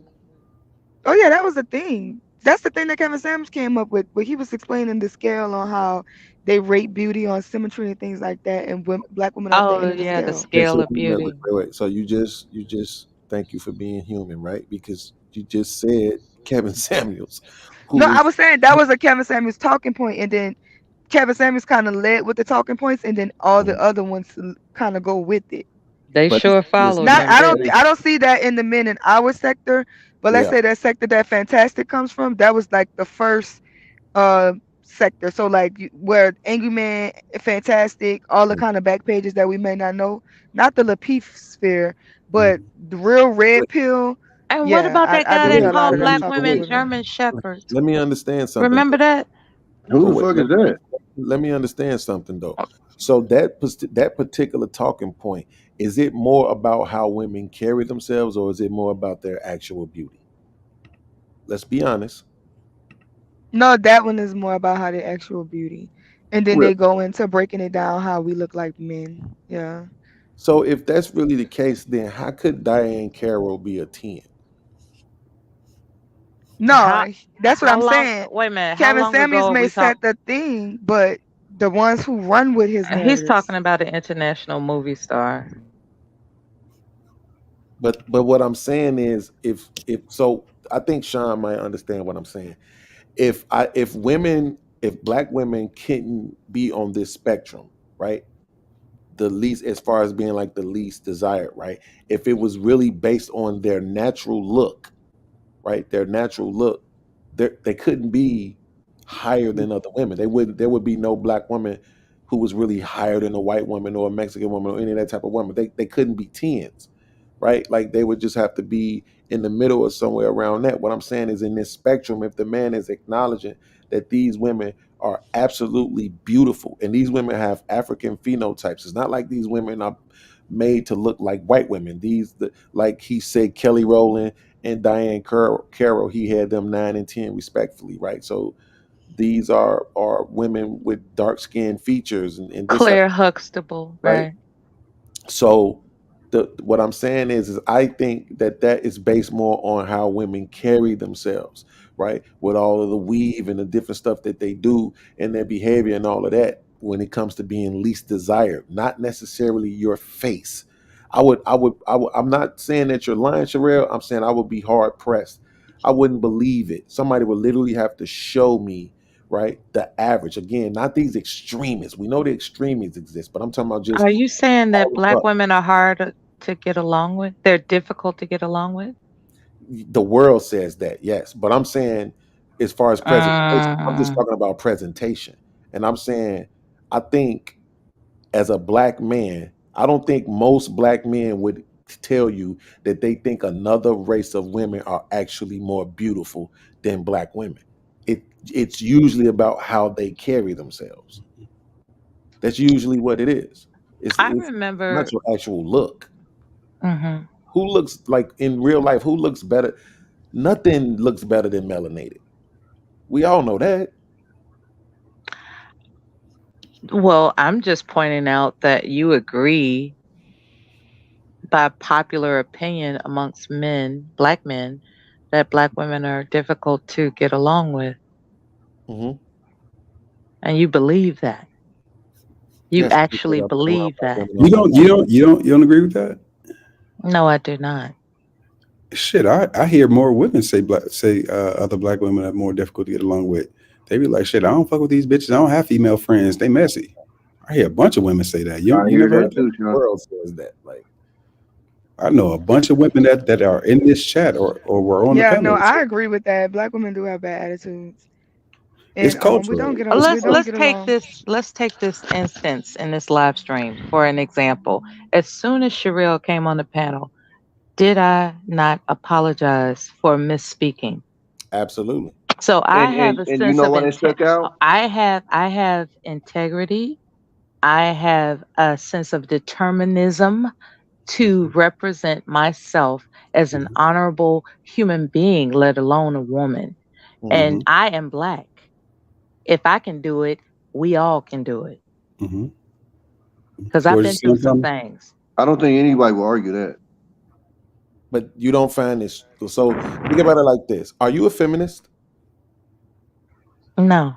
Okay, so not being a feminist, you don't find it strange, right? That you can't accept the notion that black women are difficult to get along with, but you were easily and ready to argue for the fact that men are violent for no reason. Here's the thing with that. I do not claim myself to be anything other than a defender of the United States of America. Can you believe that? I'm not going to classify myself as a feminist. I'm not going to classify myself with any of these titles that trend popular society. What I am is a defender of the United States of America because that is what I committed to. I am going to say that I am a wife. I am going to say that I am a mother because that is what I am, quote unquote, committed to. I'm not committed to being a feminist. I'm not committed to being a liberal. I'm not committed to anything other than what I choose to be committed to.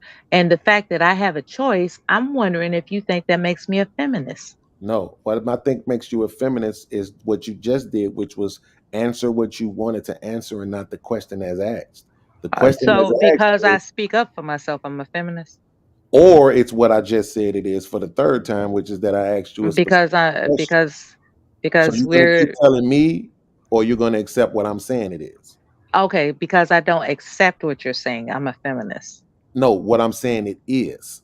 So that's the fourth time that you've mischaracterized me, right? So you I'm can just accept what asking. I'm saying it. Well, I'm telling you, but you keep rephrasing what I'm telling you, I'm right? So the question, asking. There's right? a So I'm difference. telling you now, right? And this time maybe not rephrase what I'm saying. The fact of the matter is, I asked you a question, which was, you don't find it strange that you're now saying that you can't believe that black women are difficult to get along with, but you were ready to argue for the fact that men, or maybe even black men, can be violent for no reason in general. I believe statistics show that black men have demonstrated violence. I Mhm, believe that. mhm, Statistics show that. I'm not just making this up out of thin air. mhm. Now, so Now, what we are can make up statistics out of thin self-reported? air is whether or not black women are easy to get along with. We can make that up out of thin air. Right. So let me ask you this: are statistics self-reported? Yes or no? There's peer reviews. Which There are are there are peer reviews in which are certain based studies. which are based on self-reports, correct? Correct. Like in order for you to know that this happened, somebody had to say that this happened, correct? The reason Proceed. why you know that these men were violent because somebody said that these men were violent, correct? Proceed. Proceed. Exactly. So when you Records. have all of Records. these different people, I. whether I. it's I. black I'm men, black interested. women, white women, I'm Asian interested women, in the Hispanic men, history of Hispanic women, records. yeah, Okay. absolutely. I'm interested in the history of records. I'm not Hmm. interested in interviews. I'm not interested in opinions. I'm Hmm. interested in the history of records. Hmm. That's what I'm interested in. Absolutely. So when you have white men, white women, black women, Hispanic women, Asian women, Arab men, all saying that they have the same kind of encounters with black women, which is that they are aggressive and difficult. At some point, Did uh, you say? They said? They said absolutely, it?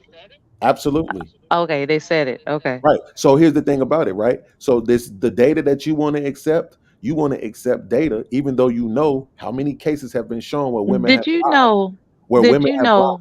Over talking me is not going to change it. Where Oh, my women have bad. stated that something happened to them and it never happened. Where women have stated that they were being abused when they weren't being abused. Where women have stated that they had been raped when they had never been raped. Right? But you're willing to take the statistics, self-reported statistics of people saying that things happened to them. So if you're going to take them in that So we method, want to talk take them in about that method. false reports now?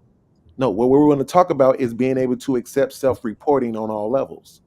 Right? So if you're going to accept it that one way, accept it the other way. Not everybody is lying on Black women. Anyway, I would say that it would appear through media influence portraying Black women as being something that the majority is not, is prevalent. There is this determination to portray Black women as something we're not. But There's a determination to do that through media. You wouldn't say that that's based in truth to some degree, and you wouldn't say that. Would you agree There are that examples to be made examples of. right? But would you agree that That doesn't mean it's the majority. I'm not saying it's the majority, but it's based in some truth, and then we give them Black women give them things to base it on. So, say for instance, right, a fair statement for me would be us as Black men. We've given people grounds to say, you know what, Black men are violent. Now we know it's not the majority, but there are some grounds to say, you know what, damn, they be wilding. We look at all the wild shit on World Star and on the internet and all the fights and all the violence and the look. Huh? The look. You mentioned the word look. Go proceed. I'm sorry. Go ahead. Right. I'm saying if we're being honest about ourselves, part of the Black culture, especially in the inner city, it's it makes you have to be a certain way, or it makes you feel like you have to be a certain way. Some of our women feel like they have to be tough, and which they do to some degree. Some of them, are more aggressive or more assertive, depending on what words you want to use. As a guy, some of us have to be tougher. Some of us may be more prone to committing crimes and things like that. That's not a negative stereotype. That's true. I'm not saying all or majority. I'm saying, but there's truth to that. Yeah. Well, I'm into situational awareness myself. As far as say, for instance, if I go into what's called the hood, right, where they slinging, on the block, and I walk up and I'm dripping in diamonds. I got my rings, my jewelry, like I'm dripping, right, and I have a good time at a basement party, through a cousin. It's like, hey, let me show you a good time. Come to this basement party that happens to be in the hood where they slinging drugs. And I'm coming in there dripping, and I come out having a good time and nobody robbed me. Like, is that an exceptional situation? Is that something that is not a usual occurrence, or are we just fabricating these opinions based on media influence? So basically, you went to some neighborhood to a party with your jewels on, and you didn't get robbed. You're saying that most of the time people can do that without getting robbed. I'm saying that the way that our people are being portrayed as opportunistic animals is not the case. I think it can be the case. I just don't think it's the case for the majority of us, but it can absolutely be the case. Okay, we can agree that it's not the majority. No, we cannot. Shawn, I'm not going to allow you to do this. You always say you're a scientist now. Come on now. Do you think there's 12 million people who can say they've had aggressive or combative encounters with Black women? Hell no. 12 million people. 12 million? Yes. Out of all people? Out of all people? Yeah. Okay. Out of all people, there's only 12 million adult Black women in the country, right? So what? Just understand the logic. So even if you just said half of that was true, that's the majority. I wouldn't. The majority of 12 million people have not behaved as animals. I wouldn't say Nobody that. said that. I think too, like if I zoom out, right, and all I can go on is my experience. Let's take it to the guys for a quick second. We know that growing up in our neighborhoods, everybody in your hood wasn't tough. Most of to be honest, let's say if it's 50 guys in your hood, that's really about that action. 100 guys is about that action. Let's just say maybe 1,000 to 2,000 people in the neighborhood. You know what I'm saying? I think so. I look at it the same way. Most of us guys are not violent people, no matter what these niggas keep saying on the internet. Most niggas are not violent.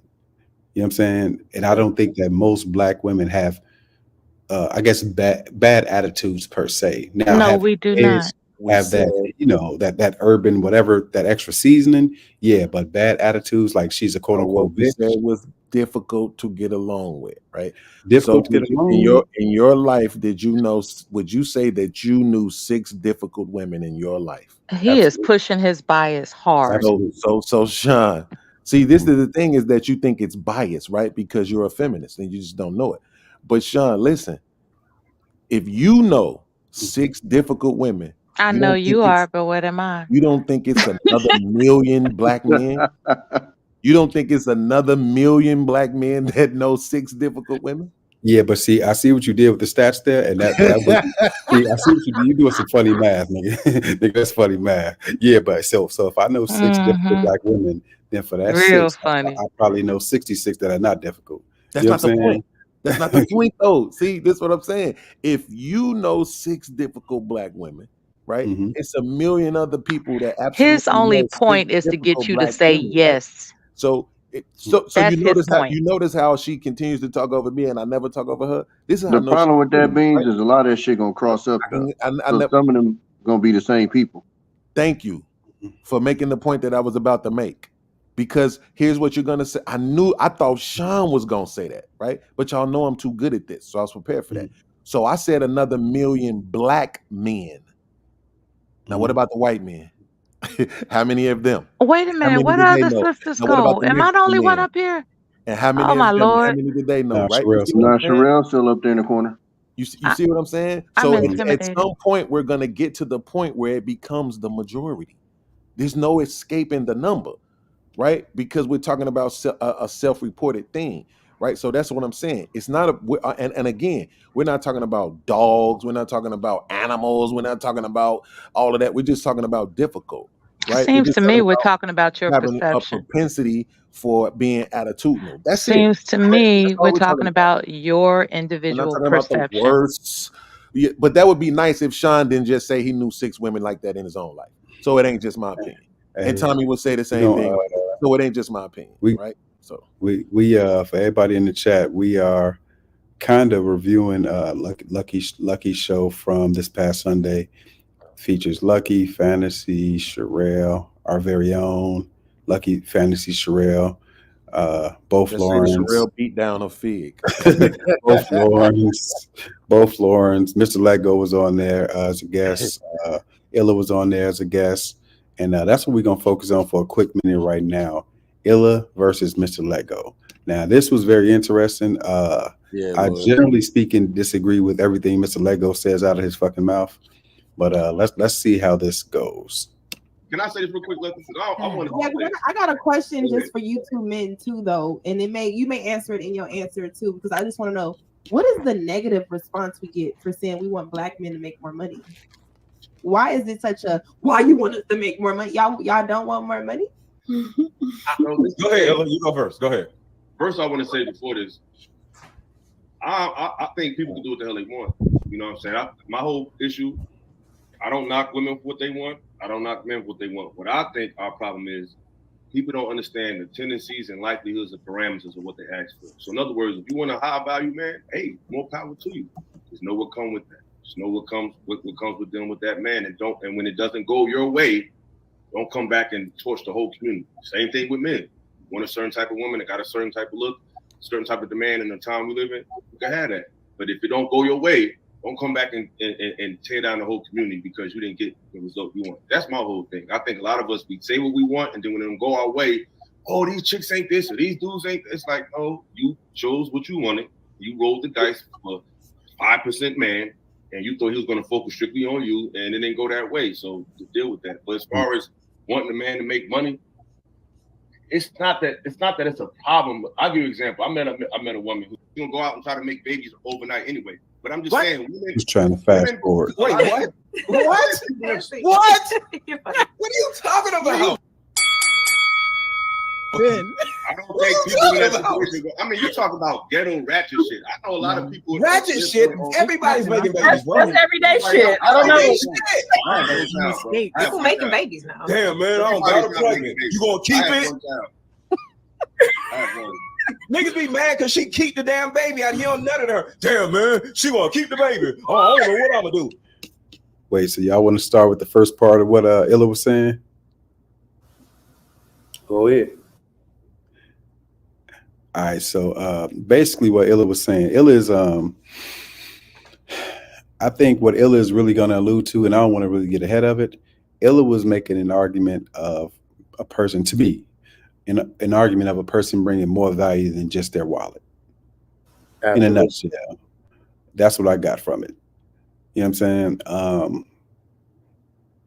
And I think that was the most important point that I got from what he was saying. And I think that's kind of getting ahead of the argument. But yeah, anybody want to say anything about that before we go ahead? I was thinking what he said about consequences, right? There are consequences to having your ideal person. I'll put it that way. When it comes to having your ideal person, there are consequences to it. I don't know how to elaborate on that. Like, I think there are variables. You know, there are people that get caught up in looks. There are people that get caught up in money. And from what he's saying, if you choose that as your ideal mate, there are consequences to it. And it's just that was kind of deep. Every situation. Yeah, every situation though is like that, right? Because, and that's something that you just start to figure out as you get older. When you're younger, which is why I have such a problem with immature older people. Because when you're younger, you think, yeah, I could get this, and you don't consider what come along with it. But when you're older, you realize that no matter what it is that you want out of a person, it's something that comes along with having that. And you have to consider it. And a lot of times, we don't. You know what I'm saying? We just like, oh yeah, I want the girl with the big butt and the big breast. But then when you get with her, you realize this is uncomfortable because she's getting way more attention than you can probably deal with. You know what I'm saying? That's what happened in my first marriage. He was like that. He was 12 years older than myself. Well, hopefully he's still alive. He at the time was 12 years. Oh, hopefully he is. But my first husband, he was able to capture me at about 19, and he's 12 years my senior, and I had all this, I was swept off my feet in admiration. I didn't know what quote unquote love really was. All he knew was that he captured in his mind what was his ideal, right? And as it happened, going further, he didn't like the fact that I got attention from other men. He just didn't like that. And eventually it turned into him wanting to change religions on us. We married as Christians. He wanted to turn Muslim, and I'm like, well, why are we doing that? It was so you can put that burqa on. It was a matter of being able to control my presence outside of our home. Yeah. It was sad. But God bless him. Which is after a good Muslim brother. That good Muslim brother. No, just him specifically. Not. I think Islam is a very peaceful. As a matter of fact, Ramadan is coming up. You all, I think on the 11th.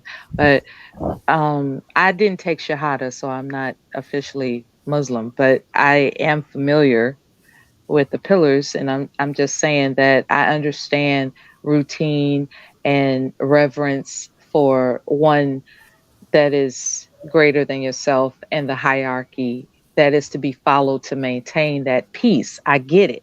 At the same time, Christianity is liberty, okay? And liberty is everything. Well, I'm definitely Muslim, and we'll be celebrating, observing Ramadan, of course. But Cherrell, Okay. what were you thinking up there, Cherrell? Religion Doing and this back and forth. This when I started thinking that like Mr. Lego is just pandering at this point. No, because I don't like that. I don't like that because I feel like this. Like I feel like a lot of times I don't think that women. I think people are conditioned to be the way that they are. You know what I'm saying? Even the hoodest niggas in the hood. Like J. Cole have a song where like niggas in the hoods is the best actors. Like we the one that gotta wear our face backwards. Like we the ones that gotta frown hard or they'll think you soft. You know what I'm saying? Like you can't never be smiling and take your defense off. Where you come from conditions you that. So a lot of Mm-hmm. times they like to say that women are delusional, but then we have men who are gonna say that we're children, placate to our emotions, not allow us to be grown and tell us what we want to hear to make us feel good so that they can get whatever they want from us. That's manipulation, and to be honest, that's crippling us. So I just don't like that. You know what I'm saying? Like I don't even like when people spoil their kids because the world ain't gonna spoil your kids. So don't put your kids at a disadvantage of thinking that they gonna always have their way. So a lot of times you telling women what they want to hear, even though you know reality will never just become that. We're kind of gonna create our reality because that's what we want in our heads. Like you gotta leave imaginary world. And so I just see the bullshit straight from him. Like he's just saying whatever to get the women on his side. Yep. Mm-hmm. Yeah, and once you get the women on your side, then you can start saying stupid shit because you done said 10 good things we like. You gonna slide 15 stupid shits in there, but we already rocking with you because you didn't say that you gonna come beat the girl up at our job. See what I'm saying?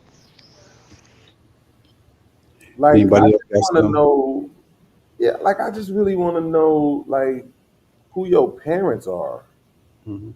And Shawn, you're a scientist. Can you figure out how to get? Everybody know black children are raising themselves. Can you get Cherrell's I'm sorry. parents' DNA? Like I need you to use your scientism to get Cherrell's parents' DNA, so we can clone her. You know what I'm saying? Brain. Like this shit is it's just incredible to have Mhm. this kind of insight. Because I didn't look. I'm not even gonna lie. I didn't peep it that way. Right Mhm. at first, the first time I heard him say it, I was like, this nigga tripping. But then the more I saw evidence, the more I realized, okay, he got a point as it pertains to saying women are like children. But I ain't peeped the angle in which he's using it until Cherrell said it. Mhm. And then it's like, oh shit, damn, he can be using it like that, right? You know what I'm saying? To kind of like take away their accountability in a way. I didn't peep that angle. I'm not even gonna stunt. I just thought he was just doing it to be mean. Right. I'm sure, man. He's yeah. I generally disagree with him. Let me see. I want to see how because this gets real. Illa start spitting that shit in a minute. Let's see. That's a fact. Because the nigga be broke. You Why can't would you with so I'm sustain just saying, more but than why what you are already content with. why is she with a guy who's in a position that he can't fulfill what she wants? She don't have Think about to what you talk just to him. said. That's why women are saying men need to make more money. What you just said. No, the issue is the men that make more money don't want those women. So they got to Forget that. We're talking about the men that aren't making more money. You're moving the goalpost. No, we're being real because We're those talking men about the men that don't make more money. So what Which is the majority. what you basically just said was women are attracted to guys who don't make that much money because the guys that make that amount of money, they exist, but they don't want those women. No. Only the 6%. So if they are 6%. I'm agreeing. Hold on. I'm agreeing with you, Illa.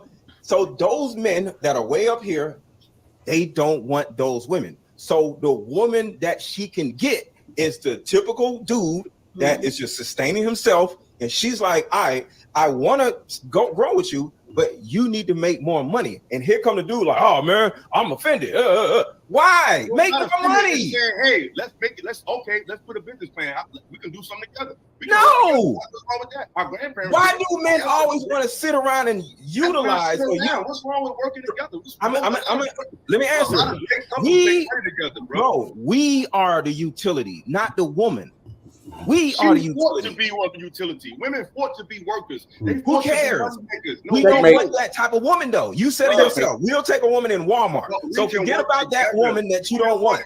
Out of business. You and your woman, she could be the secretary. You could do the footwork. We don't say she got to have. You got to start a business for her to be a secretary of first. You're right. But you niggas aren't the business owners for her to be a secretary of. I agree, but you can also start it together. There's many ways to skin a cat. No. Pause right there. If everybody is a business owner, who the fuck gonna work for you? They never figure that shit out. Everybody in the world can make 6 figures, be business owners. Give me my credit when you use my talking points. This is what I'm saying. Like, once you get the women on your side, they will go clean dumb. This is how men manipulate women in the beginning of relationships. All you got to do is get them on your side. And guess what? You just got to get... Beanz said this one day. You could tell a man could tell a woman that, oh, you so sexy, you so beautiful. She will take that seed and plant it in her head. And in her head, she'd be saying, he love me. He want to marry me. All you got to do is get him on your side. And now you could just say anything. Now you don't even have to be logical because he already done placated to your emotions. Knowing that women are emotions first, all you got to do is placate to our emotions. You got us. Then we'll never have to step into the logical zone. That's crazy. If you don't know better, yeah. Who's gonna work? People have to work. That's how the world works.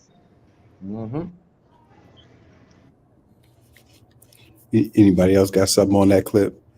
60% of women work across race.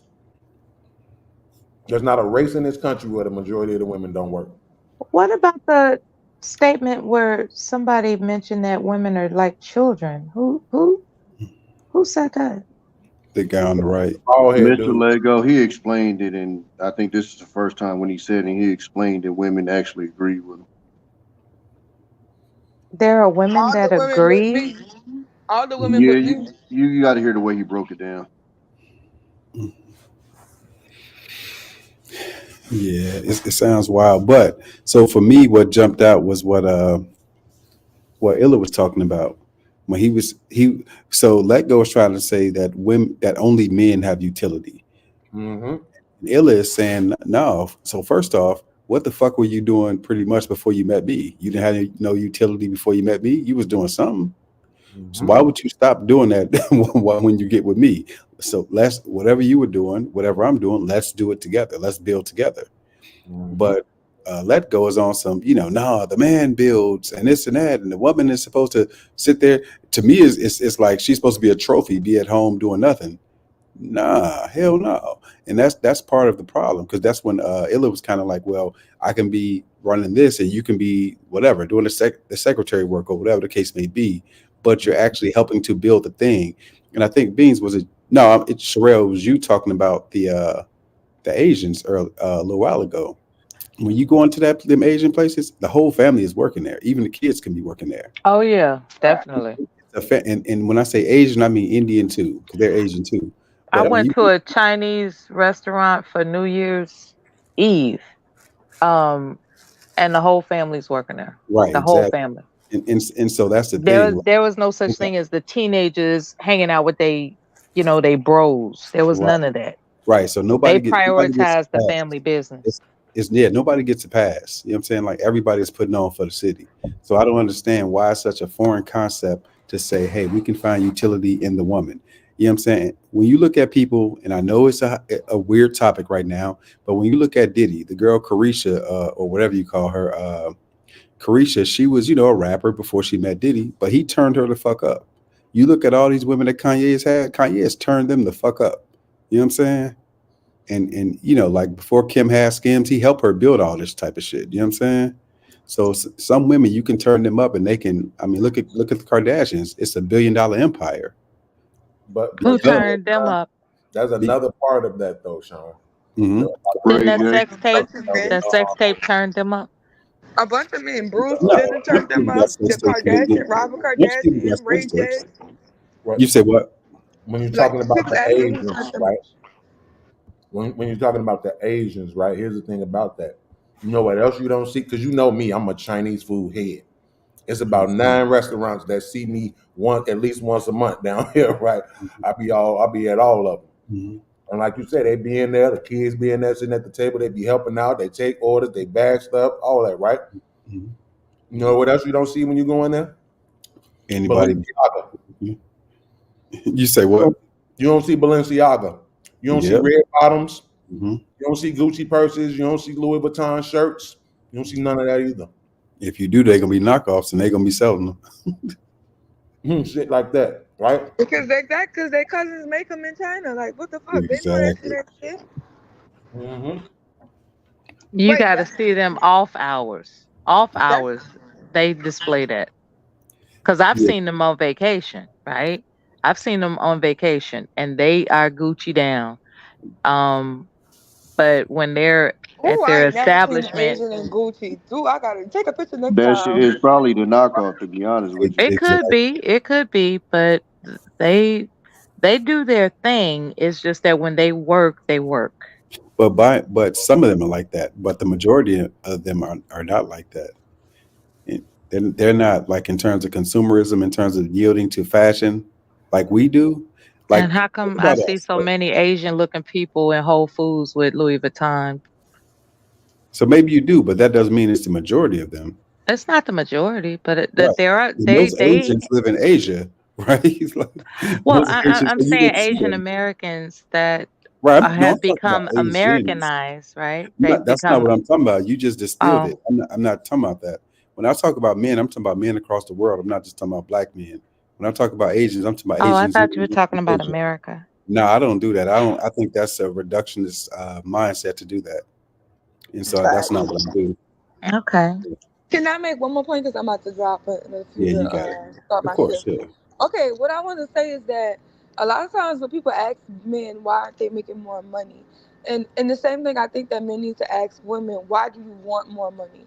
Like, I really don't have an issue with a man who feels like I just want to pay my bills.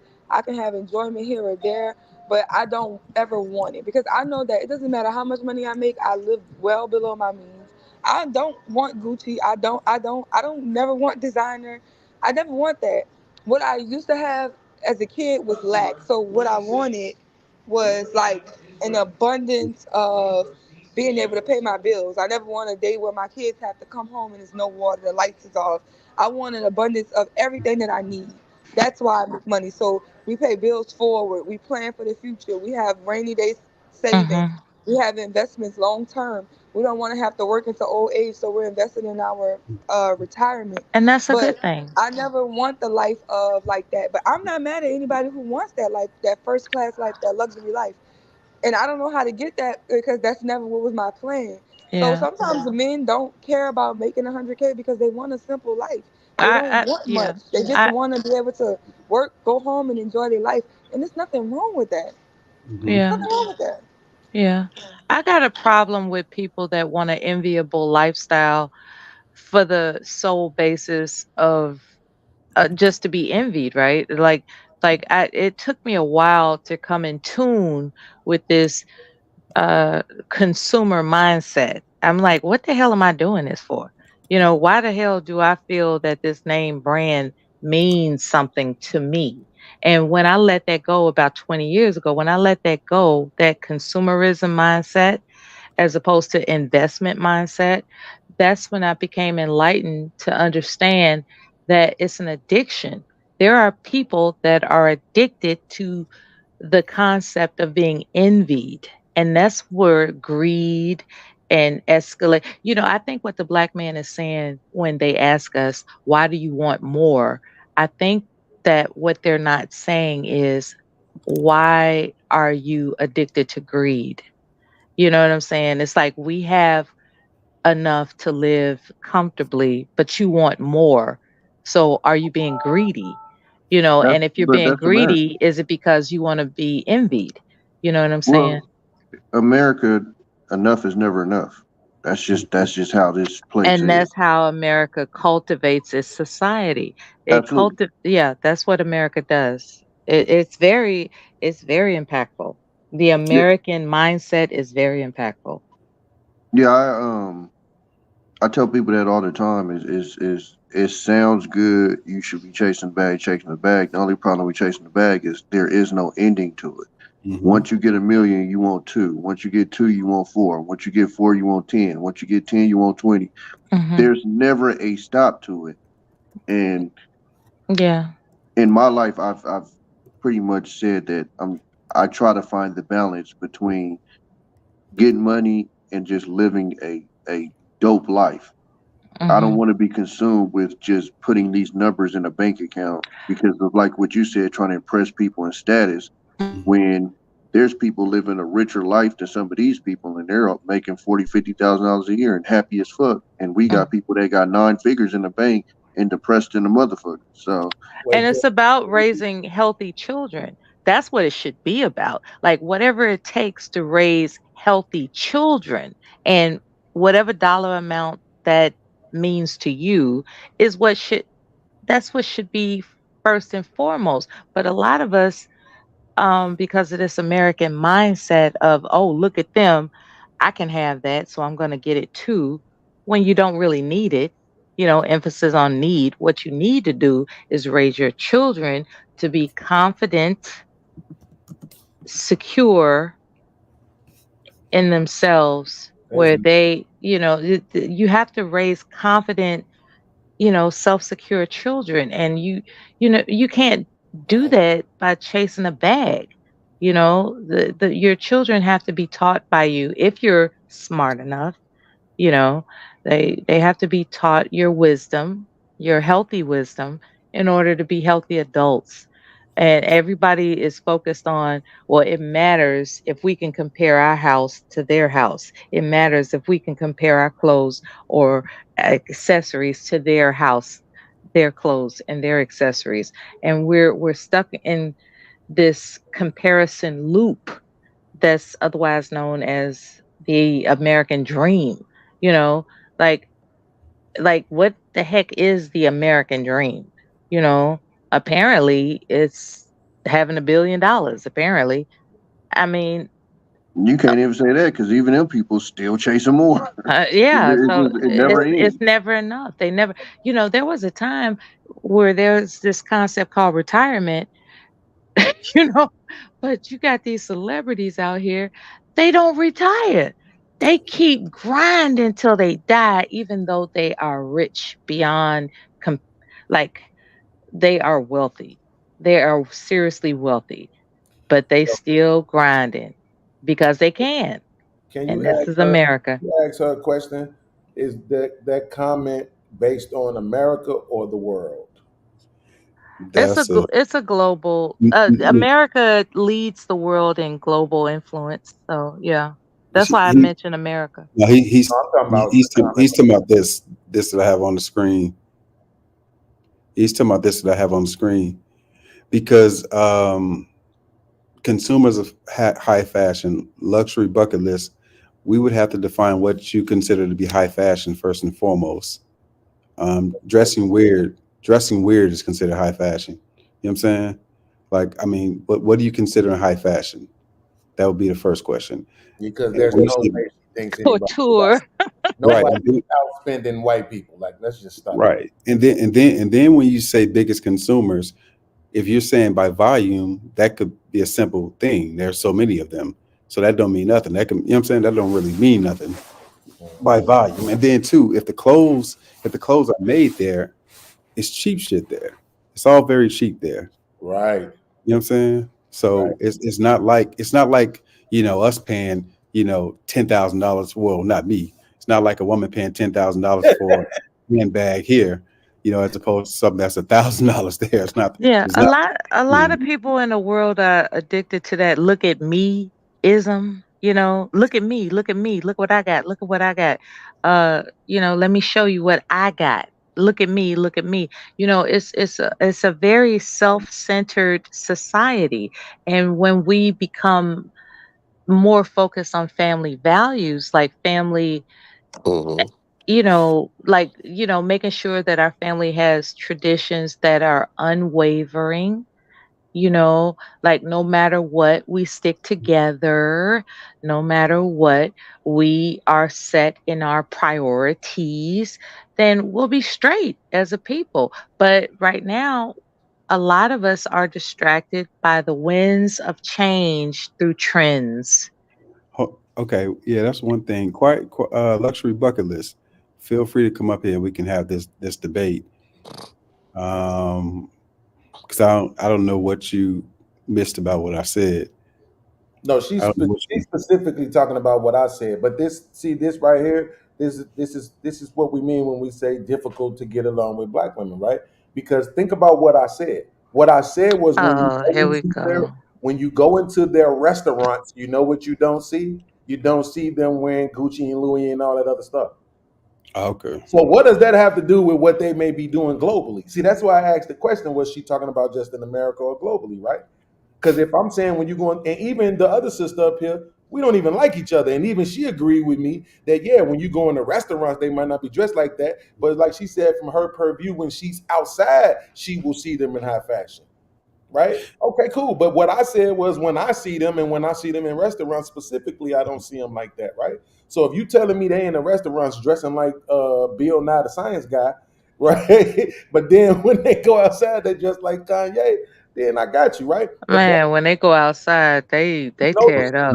But look, about whether she's talking about America or the world, because if she admits she was talking about America, she's still going to be wrong.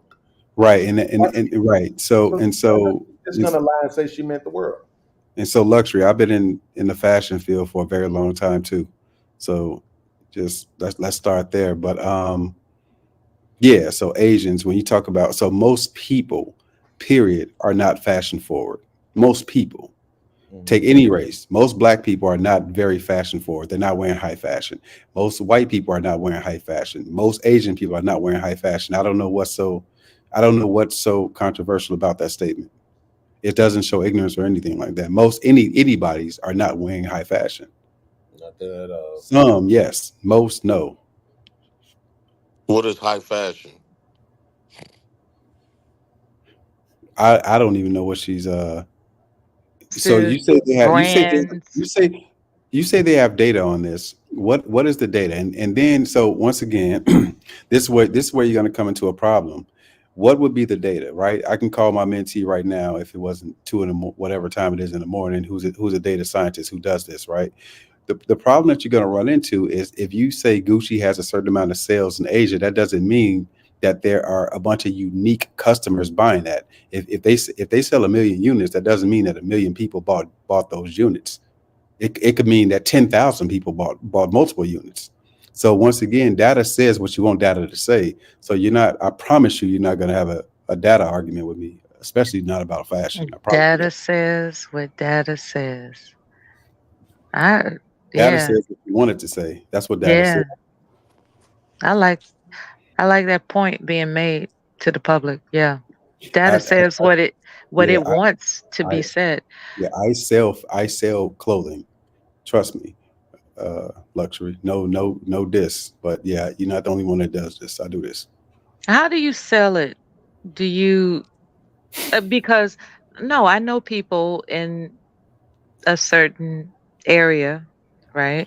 So, and no, they sell attire, right? High fashion attire, not necessarily name brand, but they're eye-catching. I'll put it that way. Eye-catching, dressy type of attire, right? Church clothes. You know how people want to, be all, they want to have these exclusive items of clothing at certain black churches. So they are people that accommodate that type of crowd.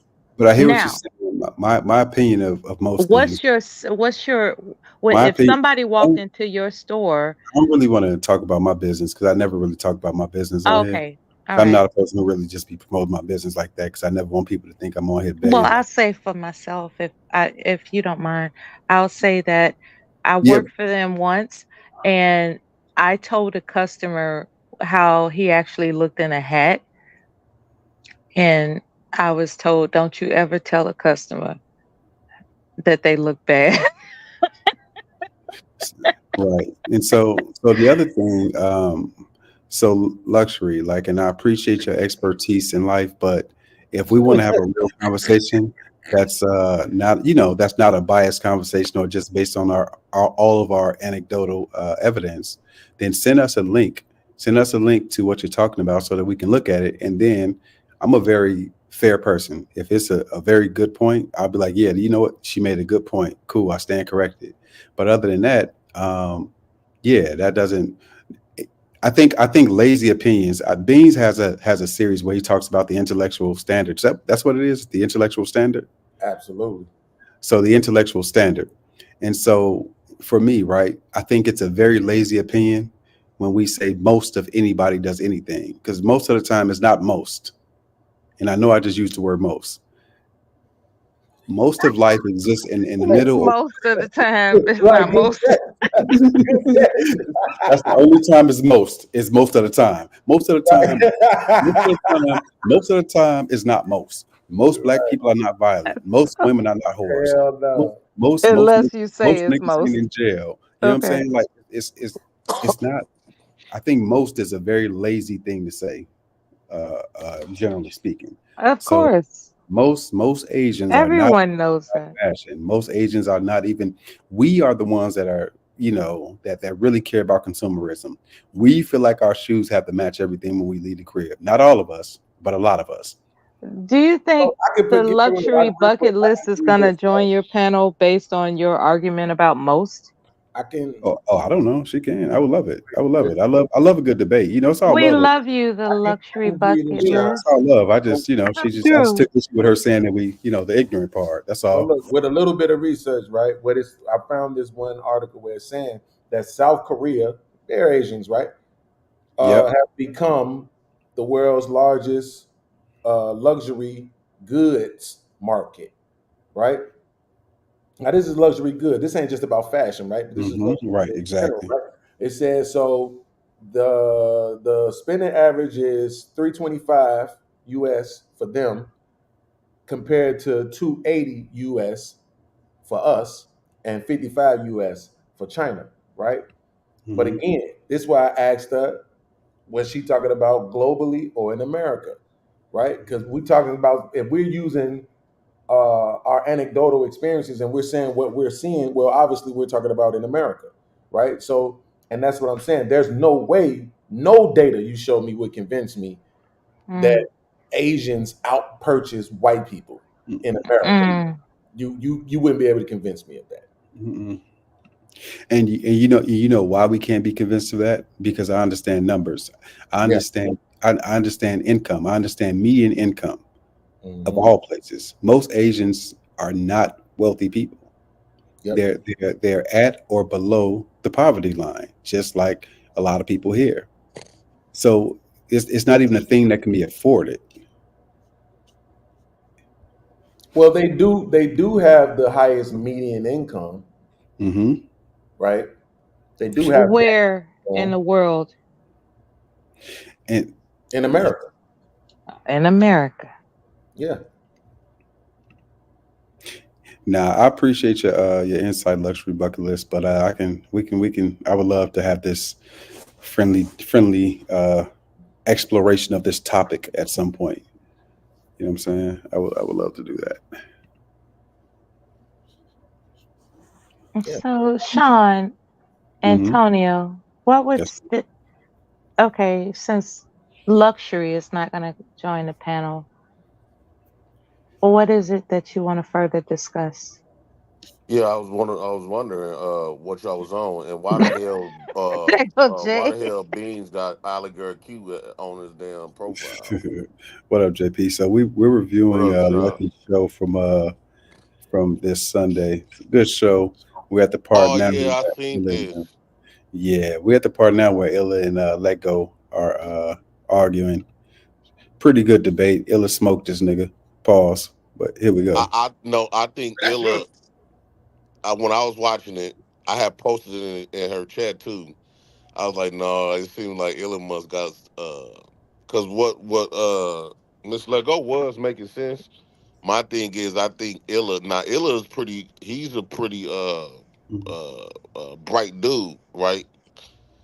But I think what how he missed on this was because I think he felt intimidated by Mr. Lego because Mr. Lego had made it got to be one of these women on the panel that he real interested in, and Mr. Lego was making him laugh a little bit too much and making them agree with him a little bit too much. I don't know who he who he might be feeling, but I think he was. It became Illa was more like emotional responding, like feeling a little bit intimidated on this specific show. I had posted in the chat. I was like, damn, Illa he must be in love with somebody on that damn show. Cause I know that stuff be happening to me, right? Like if I like a woman, right, and I feel like, you know, this other nigga come on here and she just laughing at this nigga with what he's saying and being extra super agreeable with this nigga. Oh, I'm gonna get a little pissed. I'm gonna disagree with that punk. I might start an argument to throw the whole conversation off. I have done that. I do that I do that a lot. I think that's what Illa was going through. And that's what we call primal response. What's the primary response? It's your instinct to make sure you maintain possession. And it's like, wait a minute, she was giving all the attention to me, and here comes this other brother that she's giving attention to. I got a problem with that. So your primal response is to make sure that you make it known, like, I got to shut him down. Yeah, because Illa said something. Illa had said something. He was like, you just trying to get all the women attention. Something like and something in that nature. So I was like, I knew it. I knew it. As soon as he said that, because I had posted that in the chat. I don't think he had read it because her comments going fast. When he said, okay, you just try to get these females attention or something, go ahead. Because I guess Mr. Lego want to talk. Mr. Lego kept interrupting him. And he made that statement. I was like, that's the same statement I make when I'm intimidated a little bit. Yeah, I think or when a nigga pandering. The nigga Illa is just first off, I think Mr. Lego can get on your fucking nerves. That's number one. I think he was tired of hearing this nigga talk this goofy shit. But then, you know, when you listen to Illa, that nigga is he's just smart. He's just sharp. You know what I'm saying? He's just sharp. He is. So I don't now could it be that it's a plethora of titties on the panel? Maybe. but I'm gonna give him the benefit of the doubt because I always see him being smart. So man, wait, Shawn, I'm glad you brought it up. Man, to me, Stephen to Joy body is amazing, bro. But Sunshine over there looking like a good time. I need that Instagram, nigga. So you would be agreeable with her no matter what she says because she's alluring, right? I'm not agreeable. I think you figured that out about me tonight. If you haven't, no, you attracted to her in such a way that you are willing to hold back some more assertive statements just to maintain the opportunity to connect with her, right? Or we on my man YouTube page, and I ain't trying to get him flagged by saying something. Okay. When I literally asked him earlier, is it okay to swear? Every woman I know named understand Sunshine what's be going like on heavy here, set, so I just don't want to say anything. Yo, all right, so we gonna He listen said to all the somebody. Sunshine women are heavy set. Damn. Yeah, I had dated a woman named Sunshine before. She was heavy set. Like they always had to be heavy set. Every woman I know is named Sunshine. Did y'all see Joy Body? Oh, go ahead, Shawn. Man, Joy Body is ridiculous, bro. I ain't seen nothing, man. Oh my god. Oh my god. I ain't seen a thing. Yeah, I ain't finna get my eyeballs clawed out. Son, why you move like you got a whole woman, dog? Shit, damn, nigga. Because apparently he does. He's saying I ain't seen nothing. I ain't seen a I don't thing. know what you're talking about. I seen the good Lord. Because this woman's gonna listen to this live stream, Yeah, and she gonna be checking. I see my She gonna girls, say, man. who titties you saw? I see that. He don't want no problems under his roof. Nah, nope. I don't make the same mistake too many times. But remember that R. Kelly song when he be like, "Whose is this? Whose is this? Whose Now, is is that oppression? For all you guys on the panel, is that oppression when Nah, a that's man can't say that a woman is beautiful? Nah, that's progression. That's No, that's a nigga being smart. What? Shit. Especially when you got a lady. That's the difference between a wise nigga and an unwise nigga. Yeah, nah, we ain't, you know what I'm saying? We ain't crashing out on no goofy shit. Listen, we don't fight every fight, and that's a fight I ain't gonna fight. I ain't dying on that hill. I ain't sucking this dick. Hey, you know what else I just thought about? And I don't think she got no bunions either. Who? Steph. What is bunions on her feet? Mm-hmm. You know, it's a lot of that going on for So some. how can you did she stood up? How you seen her body? Well, I've been on her Instagram. This nigga just guessing. So yeah, Camera toe. That's what it is. I would be saying all of that as a guess. No, I've been on her. He's Instagram guessing. She got a nice booty. And I interviewed her, so that's how I know. I interviewed her. Hey, look, let the record reflect. I think I gotta say this every episode, but I don't know why y'all think I don't like Cash Apps too, because I don't be asking for them. You know what I'm saying? I don't know why y'all think I don't. You know what I'm saying? Like, yeah, I got an expensive 17-year-old, and money I make on here goes to her. It goes to her account. So yeah, I like Cash Apps too, just for the record. So if you're enjoying what you see, yeah, hit the Cash App. Shawn Antonio 1906. Hey Shawn, I got another business idea part for your youngin, man. Yeah, shit, we could definitely rap about it for sure. Yeah. Oh yeah. Shawn, I'm doing my daughter's gonna start early. Hey, Chris, nah, bro. Look, nah, man.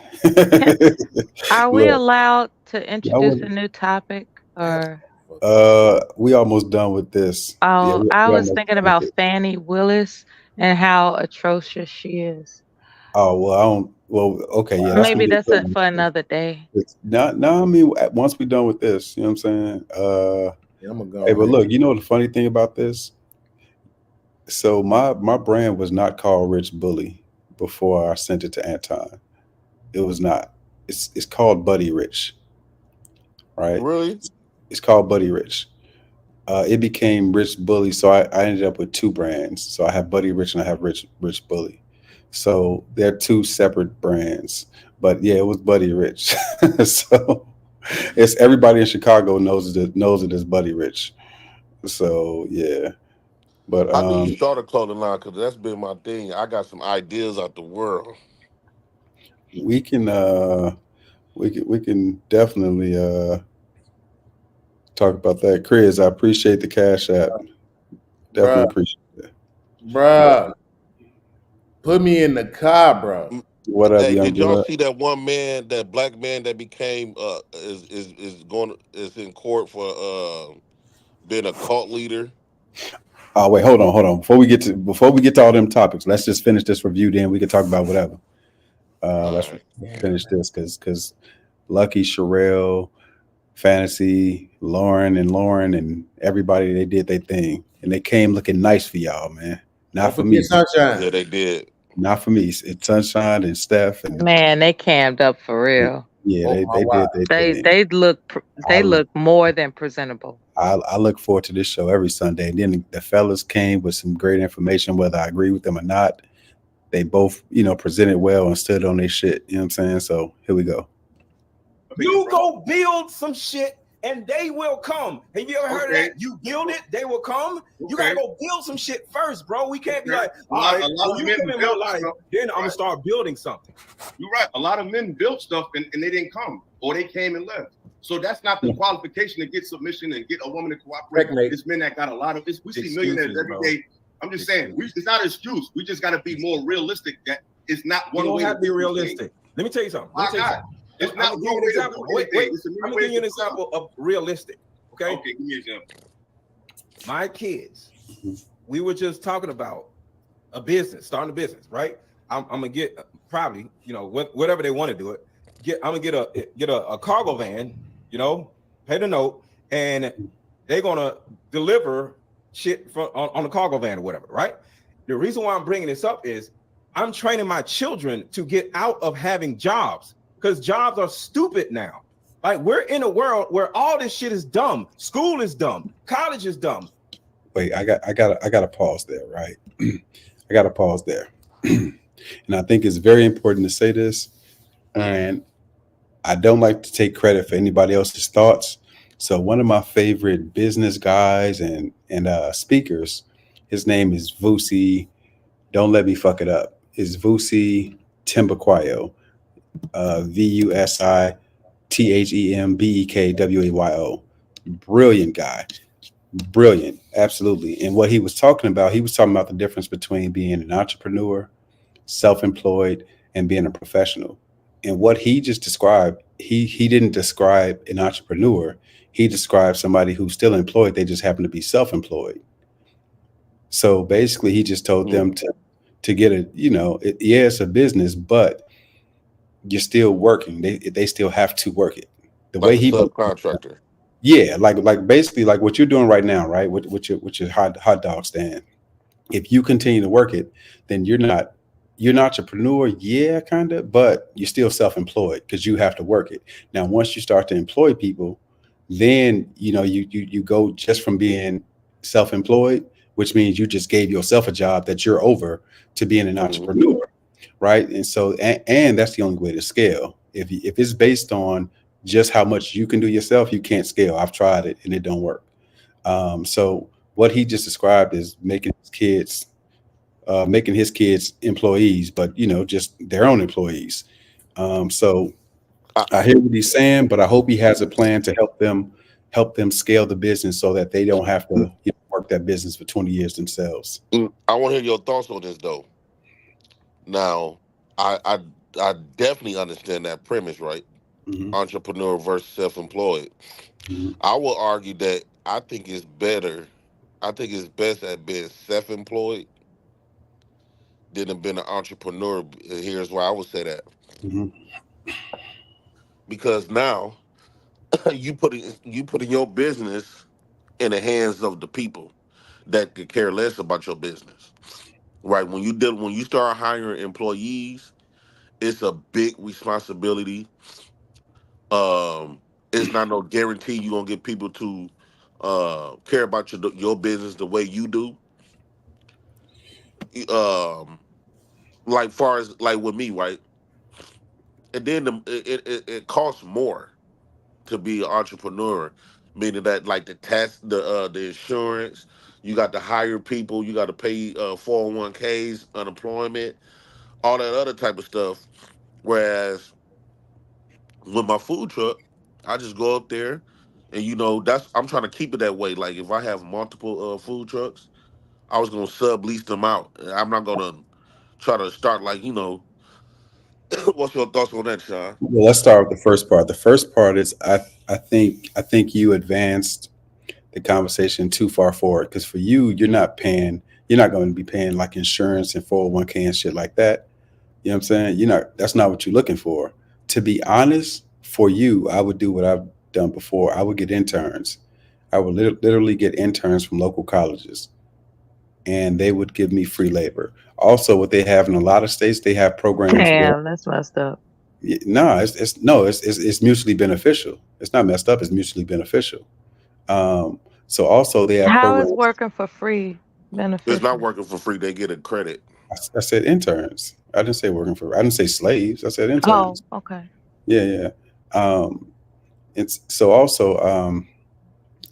also some states have programs where the state will pay the employee's salary for X amount of time, which gives you a trial period during which they can work for you. Then after which you can hire them on yourself. And so what that does, it gives you a chance for somebody else to pay for them to get trained, which to your point about hiring, it is hard to find good people sometimes. And especially when you want to scale your business, you come up with a model and you want fidelity to your model. You want people to stick to your model. If you have 5 locations, you want it to be the same at every location. If I go get one of your glizzies from any location, it should be the same as every other location. And that's what the fidelity is. But that means you would have to come up with the model. You got to come up with the recipes, and everyone has to be trained in the same way. But there are, like I just said earlier, there are programs where you can have other people pay for you to train your people. And during that time, you're vetting those people to see if they are a good fit. You know what I'm saying? So that can mitigate the amount of loss that you have. But if you want to scale, I hear what you're saying about subleasing. You can do that, but with subleasing, there's still the risk of them fucking your shit up too. You know what I'm saying? You mean franchising or sub? I'm just saying what he said. Yeah, it's like subleasing. Like I remember back in the day when I used to work at this ice cream truck. He had like 10. I think he had like 15, like between 10 and 15 ice cream trucks.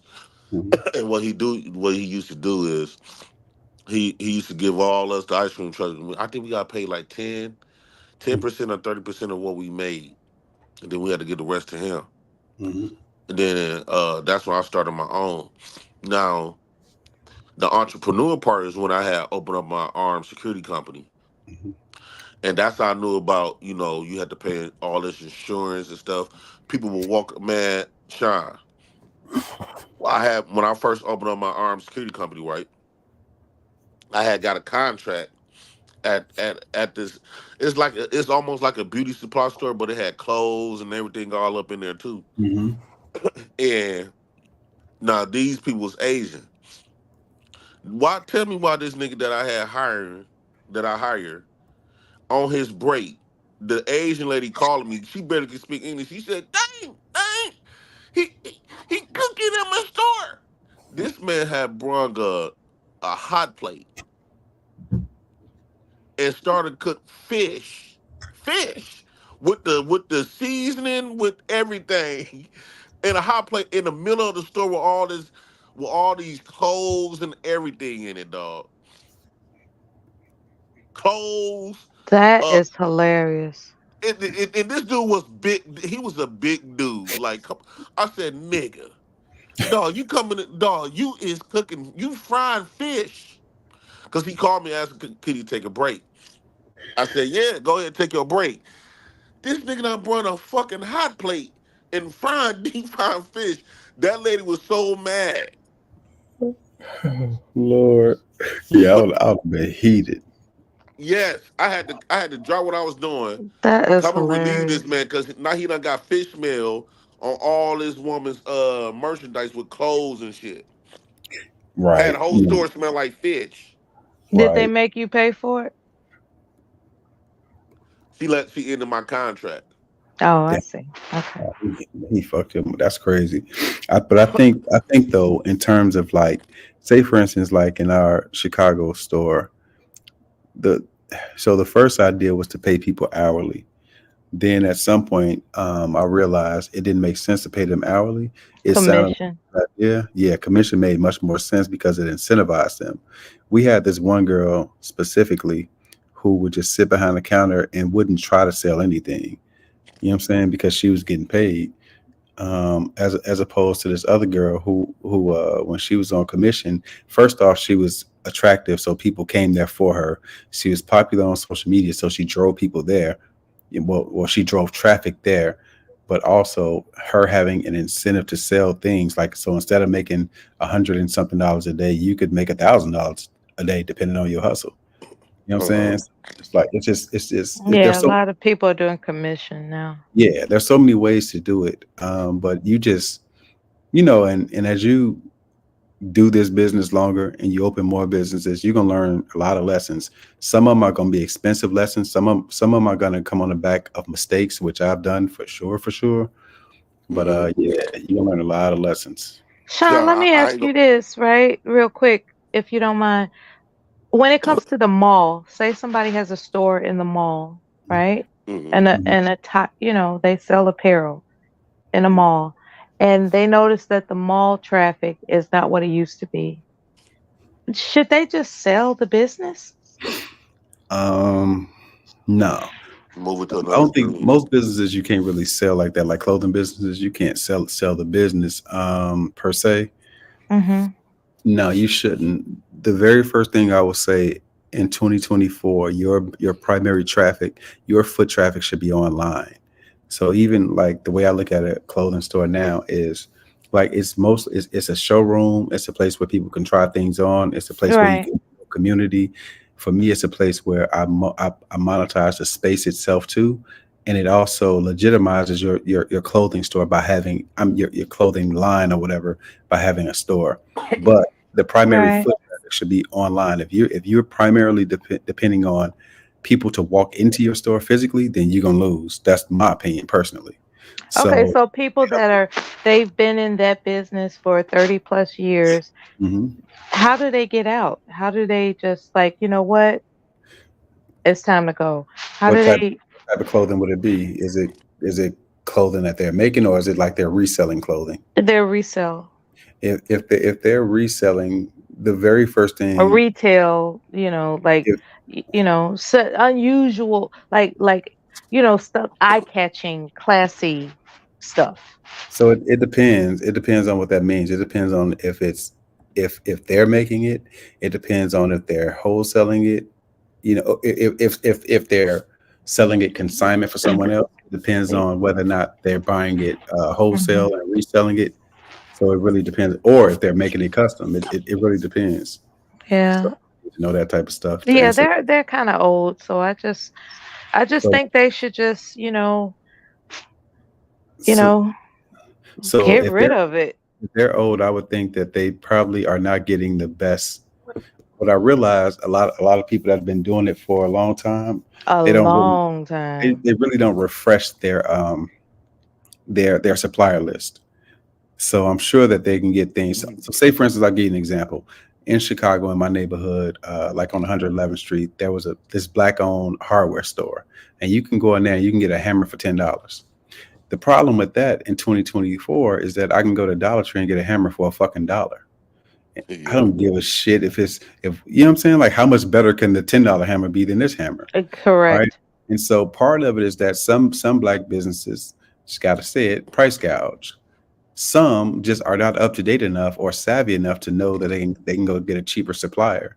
Because even if you're a black business, I would pay them $5 for that hammer. You know what? If you don't have a better supplier, go to the Dollar Tree, get that one for $1 and flip it for $5. I'll pay you that. I'm not paying you 10 for it, but I'll pay you 5 for it. So I think it can be a combination of that, not being savvy enough, not understanding that they are better, that their access to more wholesalers, not understanding what the competition is doing. And So with all that being said, how do they get out of it? they get better at what they're doing, or they gonna lose one way or another, whether they quit or whether they get pushed out by terrible sales. I see. Okay. Yeah, like Shawn, back in the day, that's when Darion. I know the females, they know about Darion. I don't know if you've been in Wisconsin. Have you ever been to our thing called the flea market called 7 Mile Fair? Nah, I hadn't. Well, I used to have a booth out there, and I used to go to Chicago on Lawrence and Clark and through Cicero downtown. And y'all in y'all city, y'all got them wholesale stores. Like, yeah, Where you could buy clothes, stuff by the bulk, Mm-hmm. and we had a beauty supply stuff. So we used to go to Chicago, and we drive up there. We go to them stores up there, then we go to the 7 Mile Fair, Mm-hmm. and we had bought so much merchandise. Now I can't say we made a nice profit, like, but the thing is, you got to be careful on how much stuff you buy because we was buying like a lot of female clothes Absolutely. and stuff. Yep. And then the clothes will go out of style. Yes. And now all of these clothes that you got to put it on clearance. You done spent a lot of money on it. Yeah, how do you get rid of your And let me outdated inventory? let me stop you right there. You take a loss, or you struggle to try to just recoup what you put into it. That's why I go to great length to not be over leveraged. I'd never get over leveraged, because what happens is, let's say if I'm selling dresses, for instance, one of the issues with selling dresses is that one of the issues with selling dresses and things like that, or women's clothing, is you have to buy them in packs, 3-pack, 5-pack, 6-pack, whatever the case may be. So now you have sizes that you may not even need, just because one person wants one of those items, and now you may be stuck with the other 2 or 4 or whatever it is. So now you're pressed to sell those other ones, sometimes or often at a loss, when you probably should have never just sold the thing. You know what I'm saying? And so, yeah, that's what happens a lot of times. That's why you see designer stuff in Marshalls or on sale in some department store, because the original owner of that merchandise had to sell them, to one of those places off market. And they, you basically are losing money. You're losing money, or you're struggling to break even, or you got a bunch of inventory sitting somewhere that you can't do nothing with. And so, yeah, just the solution to that is don't do that. Don't ever. You're gonna get over leveraged, and nah, it's not worth it. You never lie, dog. I think, see, a lot of people think that the most expensive stuff you got, let's say you got a business and you got some expensive stuff, some good quality stuff. I would say if you're gonna have start a business and some type of retail, the cheaper it is, the more money you're gonna make. Like, for an example, when I had my ice cream truck, my ice cream bar was $2, maybe $3 tops. I was making so much fucking money with $2 or $3 selling that than me selling my Derrick clothes. Because at that time, Derrick was expensive. Yeah, it was. And I think we had LRGs, all that type of stuff. So I'm like, shit, I'm making way more money just selling these ice cream bars because it's something quick and it's fast, it's something quick. Compared to, like, you want to buy like Gucci and all the other type of stuff to sell, you're gonna lose way more money than you gain, because not everybody gonna be coming up in there trying to buy something expensive. Right, especially retail. Yeah. And so, and a lot of times we don't understand margins. People don't understand margins. So say for instance, my sweatshirts, right? So my sweatshirts, my hoodies have this patch on it. I think I paid $10 for each of these patches, but I have to buy them in bulk. So let's say I probably buy 250 at a time or whatever. It's much smarter me buying these and sitting on the patches than me outsourcing it and sitting on. So if I buy 250 of these, I'm out $2,500, right? So it's easy to recoup. Instead of getting 250 of these and having them attached to 250 garments, now with the garments that I use, my good garments, when I use those, it can cost me $40 or so to make a hoodie, because by the time I get the hoodie, which is a very high quality, and I get my seamstress to sew it on, I'm out $40. So 40 times 250, so that could be 10 bands that's just sitting there. Now I'm pressed to recoup. You know what I'm saying? I'm pressed to recoup, as opposed to me just sitting on these, and as the orders come in, if I get a bulk of orders, I'll take the 50 to the seamstress, pay the seamstress. Depending on which seamstress I go to, either $3 per garment or $5 per garment to sew them on. So either way, my profit margin, let's say, will be 200-something% on those, as opposed to these t-shirts, where my profit margin can be up to 900%, which means for every dollar that I make is bringing back $8 to $9. Every dollar that I spend is bringing back $8 to $9. Yeah, young blood, I know how to sew now. I taught myself during the pandemic how to sew, but with big batch stuff like 50 and up, I don't have time to do that. I just take it to the seamstress. It's just worth letting the seamstress do it. You know what I'm saying? So yeah, you just got to know your margins, because it'll seem like, because the price point is higher on the hoodies, that is more profitable, but it's not. In terms of margins, the t-shirts are much more profitable for me. And you never lied, Shawn. I know you had to continue the show. I think that another lucrative business, see, you got to understand who spends more money.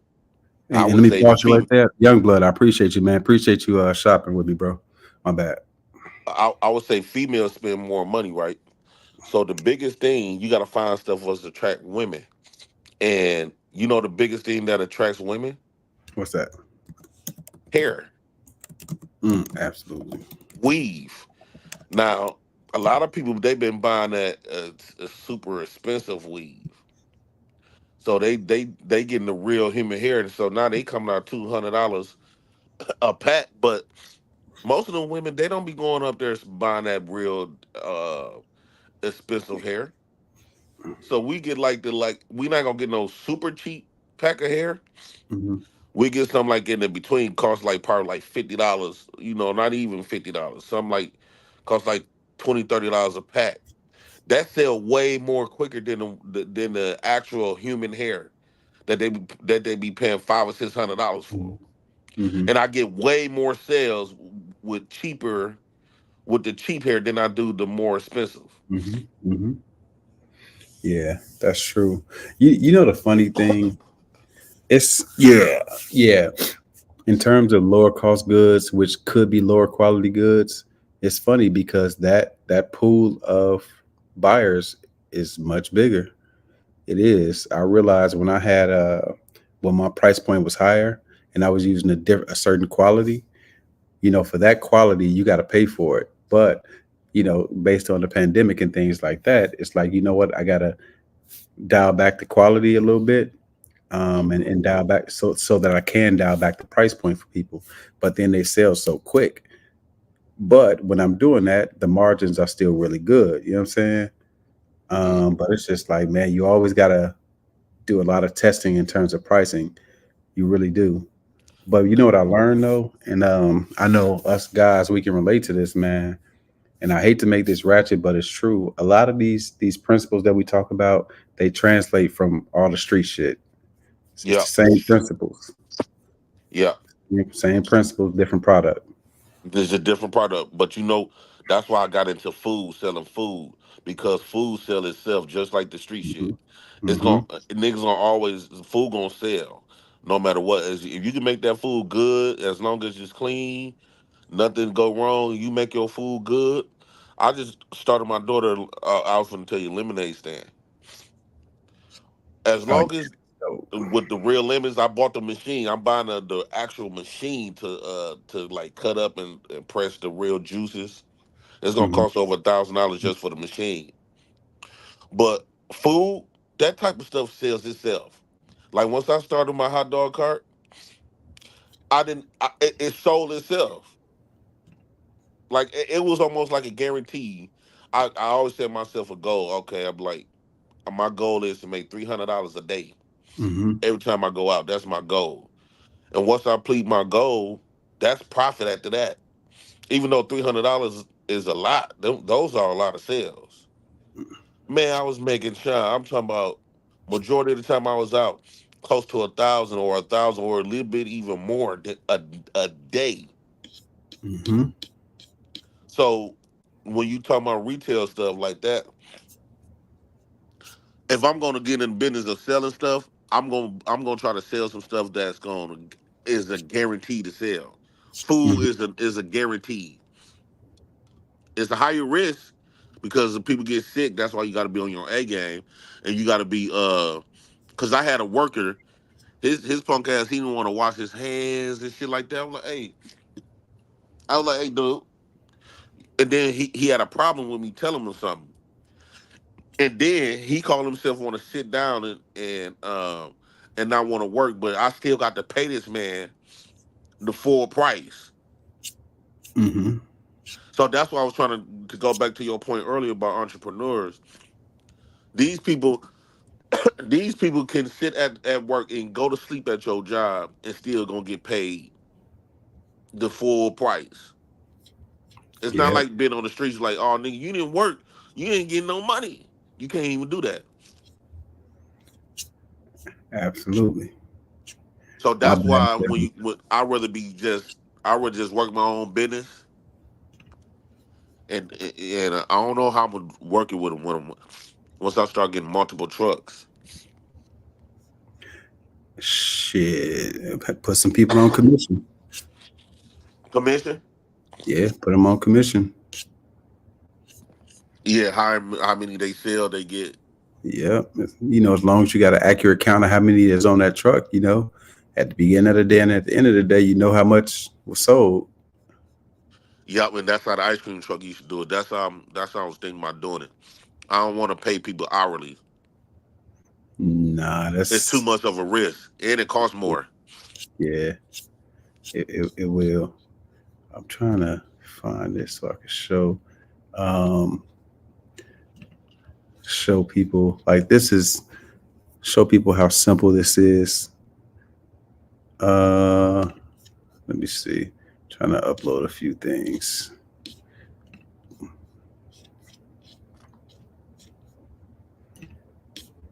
But so when I first was trying to enter the Chicago market, I had a pop-up shop.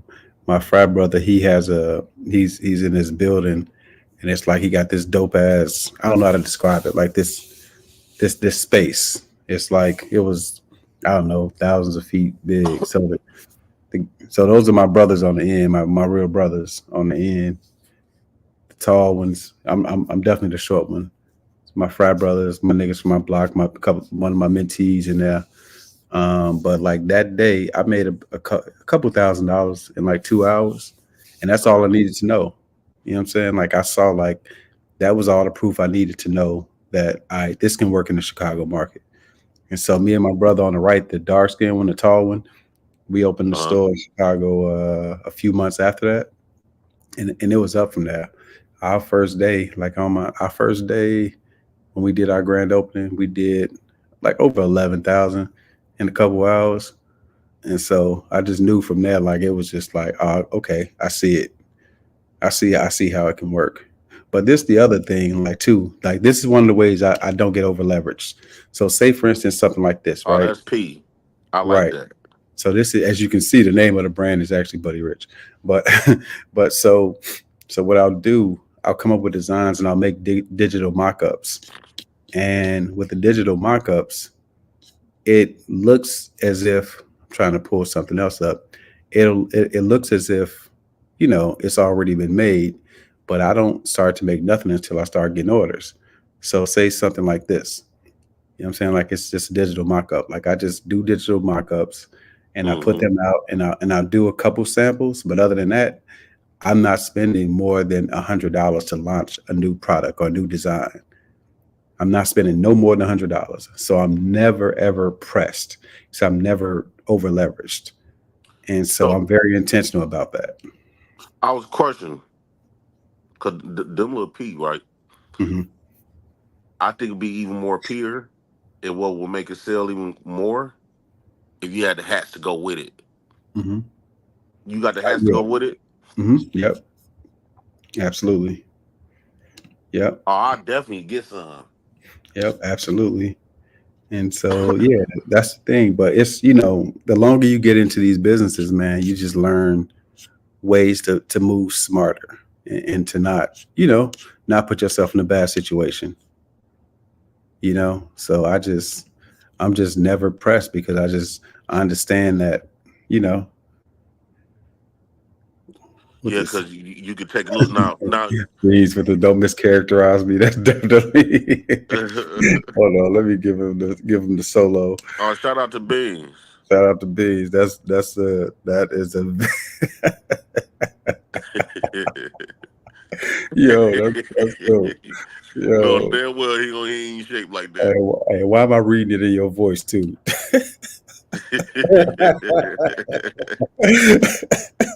You can't say that calmly.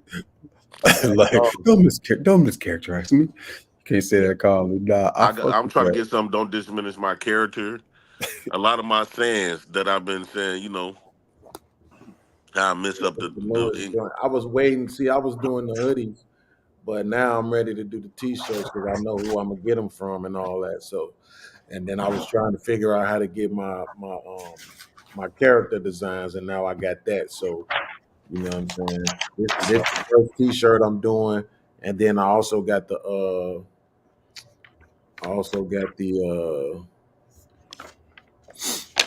whatchamacallit too.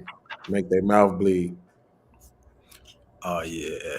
I sold a couple of them make their mouth bleed hoodies already. Yeah, as you should. Like that's dope. Yeah, and with the lips, you got like a little face with lips be bleeding a little bit and graphic? It's the fist with the blood dripping off of it. Young blood, what's the word? What up, man? I saw the crew. I was like, I gotta come check in. Oh, what's up, bro? young How you blood? doing? See, so let me show y'all Good. another example, right? And so this is how this looks, right? So this is one of my new shirts, right? Let me move that from the screen. So what I'll do, I'll get it printed to, this is called direct to film or direct, it's called direct to film. Or if they print it directly to a garment, it will be DTG, direct to garment. But since it's on a sheet, it's direct to film. So what happens is I'll come up with a design. I'll get it printed on this film. All I do is I heat press this onto the garment, and now I have my sample. So now for less than $10, I have my sample.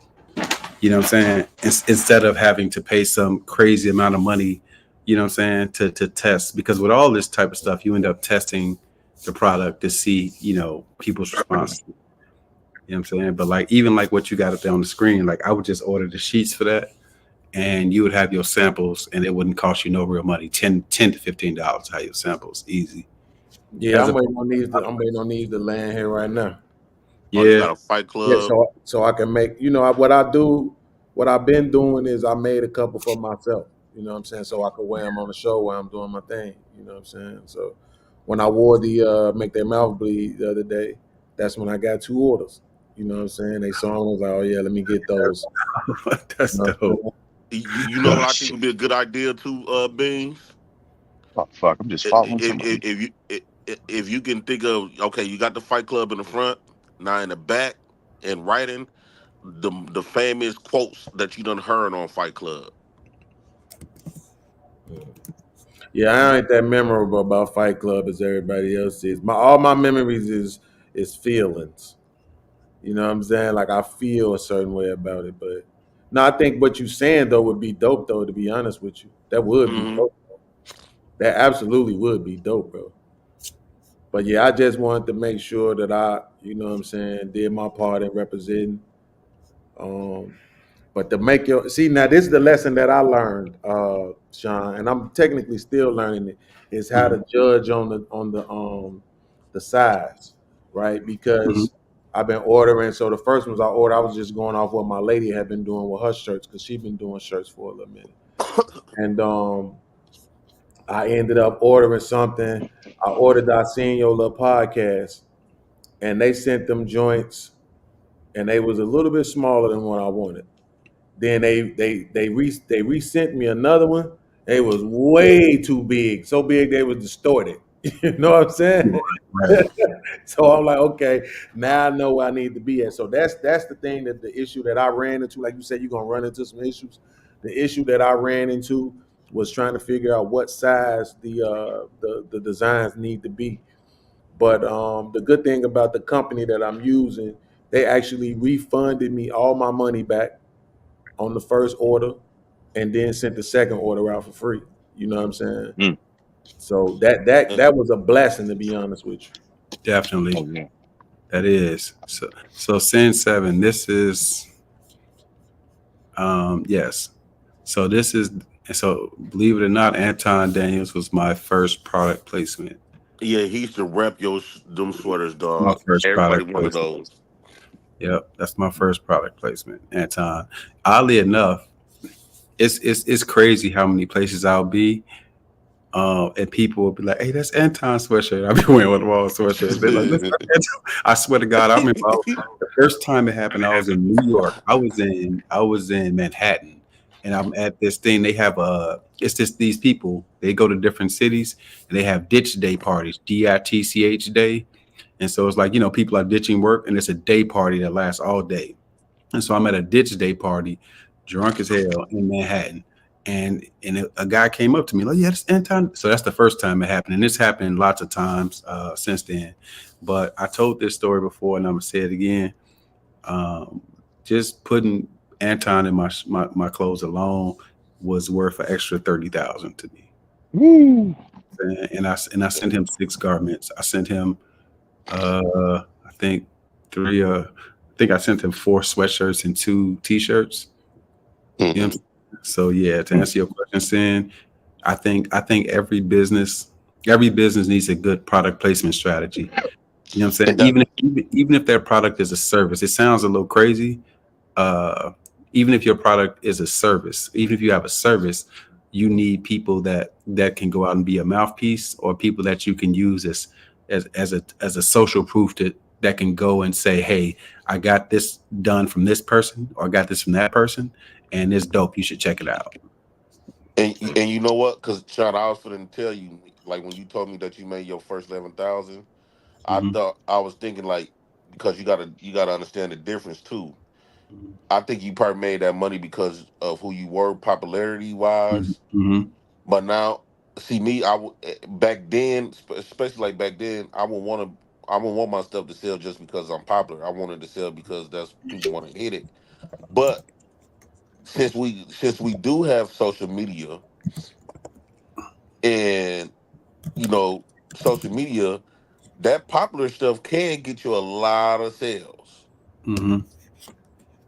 So I do think it changed the game since we on YouTube and stuff like that, and a lot of people know us, and then we know a lot of. Imagine Catelyn Samuels wearing your clothes. God damn. Yo, I'm sorry, man. I just seen this nigga. Yo, Shannon Sharp interviewed Terry Crews, and it's already at 1 million views. See? Oh, Terry Crews was talking about something crazy, probably.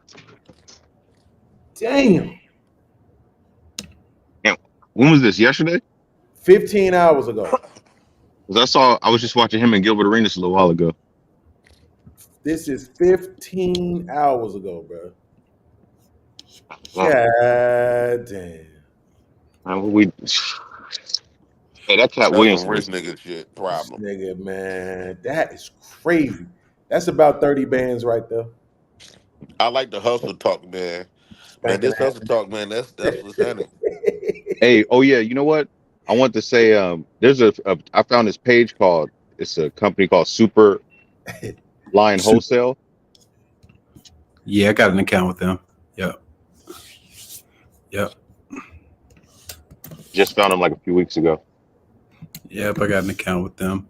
I just I forgot where I initially saw it, but yeah, I got a wholesale account with them too. A lot of times I collect wholesale accounts and I never use them, but it's like I'll try the products out. I'll try them out. Yeah. Hey, I got a guy out here that I found because I used to sell online like during the pandemic. So that's what I want to say. So you were saying something earlier about like you don't want to what do you say, over leverage, right? Yeah. So like how I was doing it, I was selling a bunch of different stuff. So like say if it cost me $10 a piece and I get and $100 I got, so you get 10 of them, right? And if I sell them for, let's say $50, that means I only got to sell 2 of those 10 to make my money back. Because even if you're just making your money back, it's almost like it's just a savings account. So like so even if you do buy 10, if you can sell at least 2, at least you're gonna make your money back. So even if you do that on a bigger scale, like you don't need to sell all of them. You know what I mean? Because everything after those first 2, if you sell them for $50, it's like that's the profit right there. Right. Shawn, I haven't seen you do it, and I know you're a hustler, right? Since we talk about YouTube and popularity and stuff like that, and I see a lot of people, they come out with hoodies and t-shirts, and that's cool. But the thing is, females spend and shop way more than men. Absolutely. So with the hoodies and t-shirts, yeah, that's good, but that's only advertising to men. I think you should put them rich bully shirts, patches. Find out what type of dresses that people like to wear, and you got Lucki Maree, you got B. Taylor, you got all these different type of very popular women in these spaces. Same way that you did with Anton. You can put them on. You can put that on their dresses. I guarantee you gonna pop. Females spend way more than men. You know what? So my main customers in the store, excuse me, are women. I think it's interesting when you're trying to figure out what to sell to women. It's tricky. Oddly enough, when you make men stuff or unisex stuff, women tend to buy that a lot more than they buy the women's stuff. Because the problem is with the women's stuff, there's so much competition for the women's stuff. And then too, the way that fast fashion is set up, a lot of this stuff they can get from Shein and things like that. You know what I'm saying? So it's kind of hard. So say for instance, like Tish. Oh yeah, that's dope.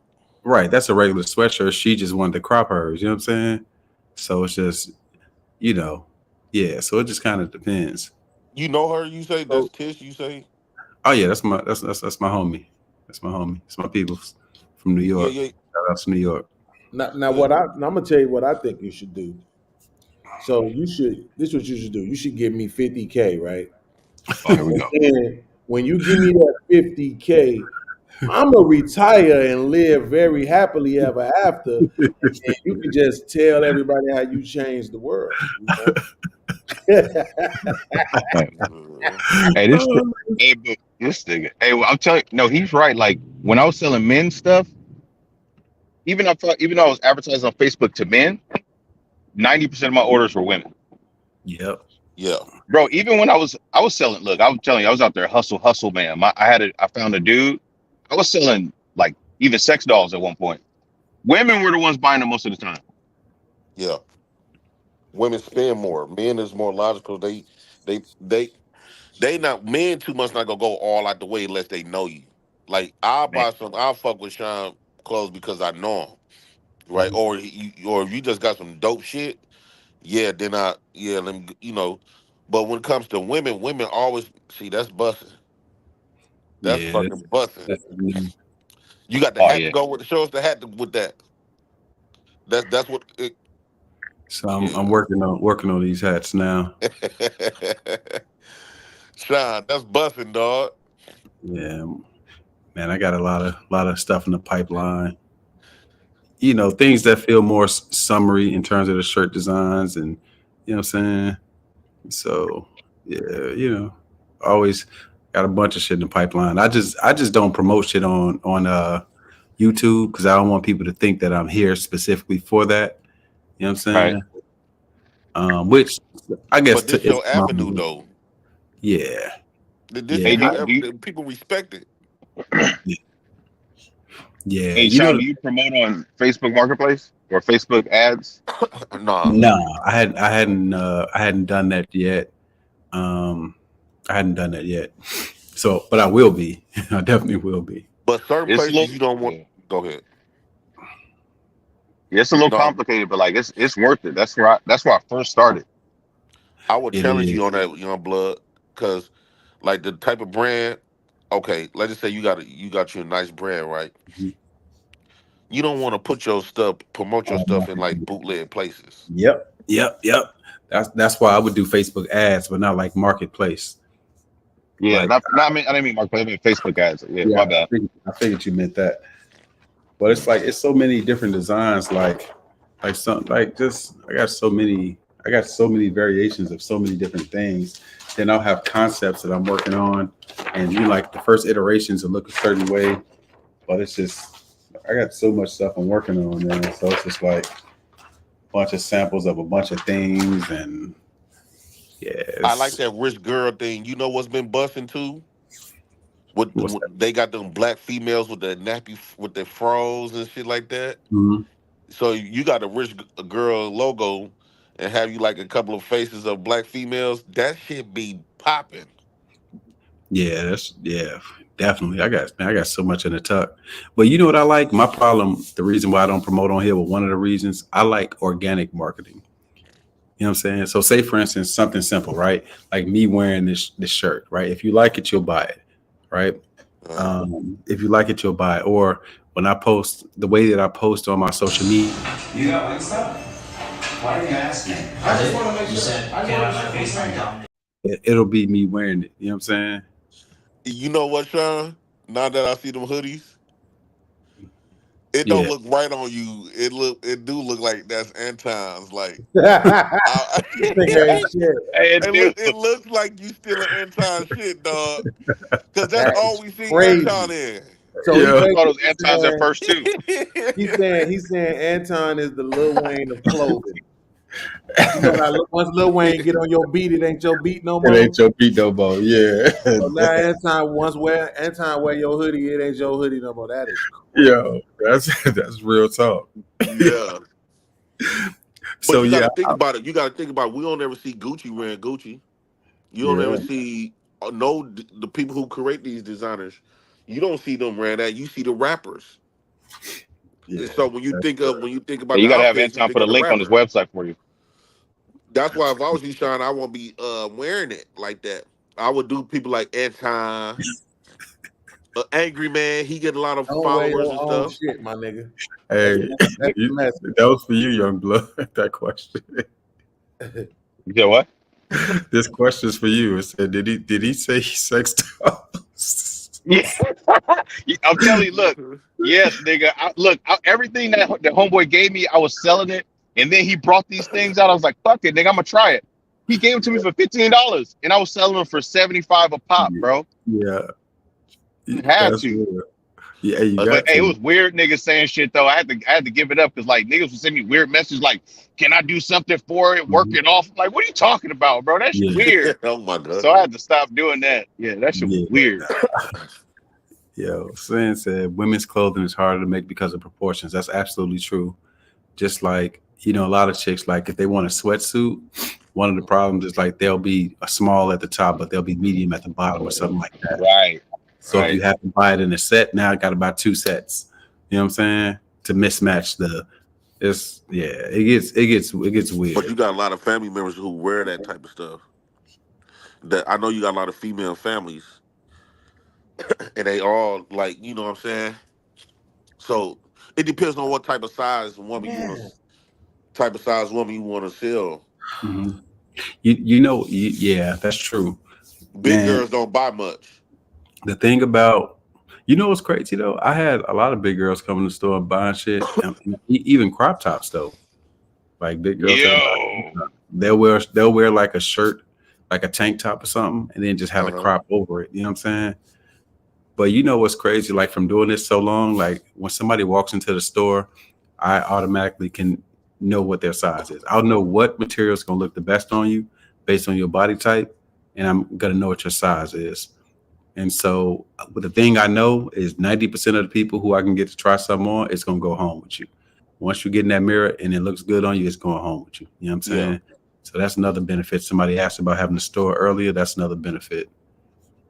Do You you do know. like specials, like buy two get one free or one discounted? Nah. Do Nope. specials. See, that's another thing with marketing, right? Somebody told me to go to this marketing class. It was my cousin, and when he popped it to me, dog, it made so much fucking sense. He said it's a lot of people. He learned this in marketing class. It's a lot of people that got better burgers than McDonald's. Mm-hmm. But why do McDonald's sell more?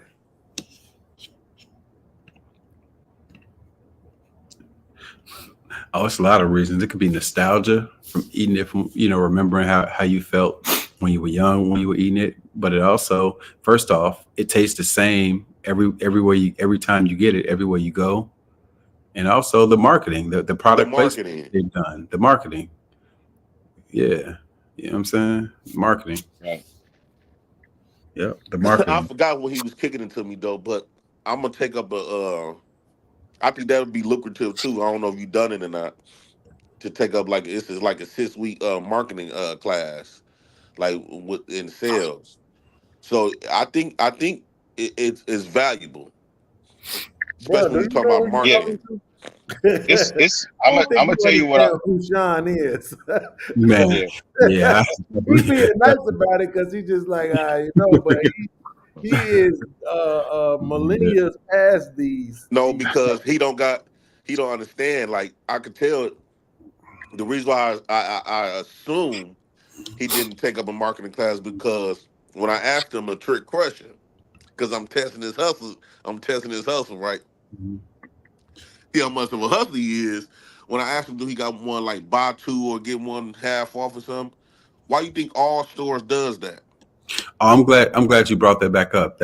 I was sitting there thinking like that was something you said that I wanted to comment on. So the problem with that is why I never do that is because um, if you're trying to make yourself, if you're trying to work towards being a higher end luxury brand, what do you call urban streetwear Right. brand, you never want to do that because what happens is people will literally just wait for you to have a sale and they'll buy it then. They won't buy it any other time. And so even so, what I did, I took my hoodie price up. I raised the quality, which meant that the hoodies started costing me $40 to $50 to make or something like that. But my price tag was $100. And the reason why I did that on purpose was to make it cost prohibitive. I didn't want certain people to wear it. And so what will happen, the worst thing that could happen to my brand to me is somebody's crackhead uncle wearing it. Right. At a barbecue while they barbecuing. That's the worst thing that could happen to it. Things like that. Because they nephew got a BOGO. Yeah, exactly. So I don't do that on purpose. I don't want it to be cheapened. And you said it earlier in terms of like I would never be at a flea market selling it, or I would never be selling it out of my trunk because it's not. Right. You know what I'm saying? Like it's not one of those things. So that's the reason why I don't do a BOGO. So question. So you know how, because Nike is a top line brand, Adidas is a top line brand. Mm-hmm. They be having specials where, okay, if you buy one at $200, you get one at 25% off. Mm-hmm. I think all even with Gucci, Louis Vuitton. I'm not saying cheapen your prices. So basically you getting the money that you want when they buy. Let's say they buy two rich bullies at $200 a piece, but then they get the third one because you want to make people feel like, okay, they got a deal. Dog, you know them rich bully hoodies? Them motherfuckers be whacking, but they got a deal. If you buy two of them, he'll give you another one 25% off or 50% off. Like people still gonna be looking for like they still will feel good, like, you know, they can still get like, I'm not saying cheapening your prices because I agree. When you if you're gonna sell your own brand, I would never necessarily say make it extremely high brand, but when you put a high price tag on something, for some reason it made people want to buy more. Yeah, so there's a term, and just to get into what Beanz is saying, I started working on my MBA a long time ago. So there's a term called a loss leader. I don't know if y'all have heard of it, but a loss leader. Yeah. Basically, the thing that you're selling at cost, or you're selling at a some type of a loss, slight loss, manageable loss, and or the point of it is, so say for instance, right, my hoodies are gonna be priced how they're gonna be priced. They're not gonna be on sale. I'm selling them at the price I want to sell them at. That don't mean I won't give you this T-shirt just to throw it in if you buy a certain amount of things. Okay, but yeah, okay. The price of the hoodies are gonna be the price of the hoodie. So, or I can give you free shipping. You know what I'm saying? But the hoodie price is gonna be the hoodie price. You know what I'm saying? So it's just, yeah. Certain things you just can't cheapen because people literally will wait for, just like with Victoria's Secret. How many wait for the semi-annual sale to go to Victoria's Secret? Right. You know what I'm saying? It's packed during that time. The candles from Bath and Body Works. How many people wait for candle day or whatever it's called? I bought like 10 of them on candle day. You know what I'm saying? People will literally wait. And so you can't. I'm gonna tell you something, Shawn. You know what I just beat myself up with? What's that? Goddamn shipping, bro. Mm-hmm. I did not know that shit was gonna be that much, man. Yeah. I did not. Maybe more than the product sometimes. Man, that shit was ridiculous, bro. Hey, that's why my shipping is $15. I ship priority, so you're gonna pay between $12 and $15 because that's what it costs for a sweatshirt. It's gonna be between $12 and $15 depending on where it's going. Right, bro. So you don't have to. So question. So when y'all ordering all of these materials and stuff, right? So y'all just got like an online store that can make it. And then let's just say if I want to buy you both of y'all sweaters, y'all would call, like, y'all would have it made and have it shipped to me. No, that's what he was explaining earlier. We make them ourselves. But if, like he said, if he got a bulk order, then he would take the bulk to a seamstress and let them put it together.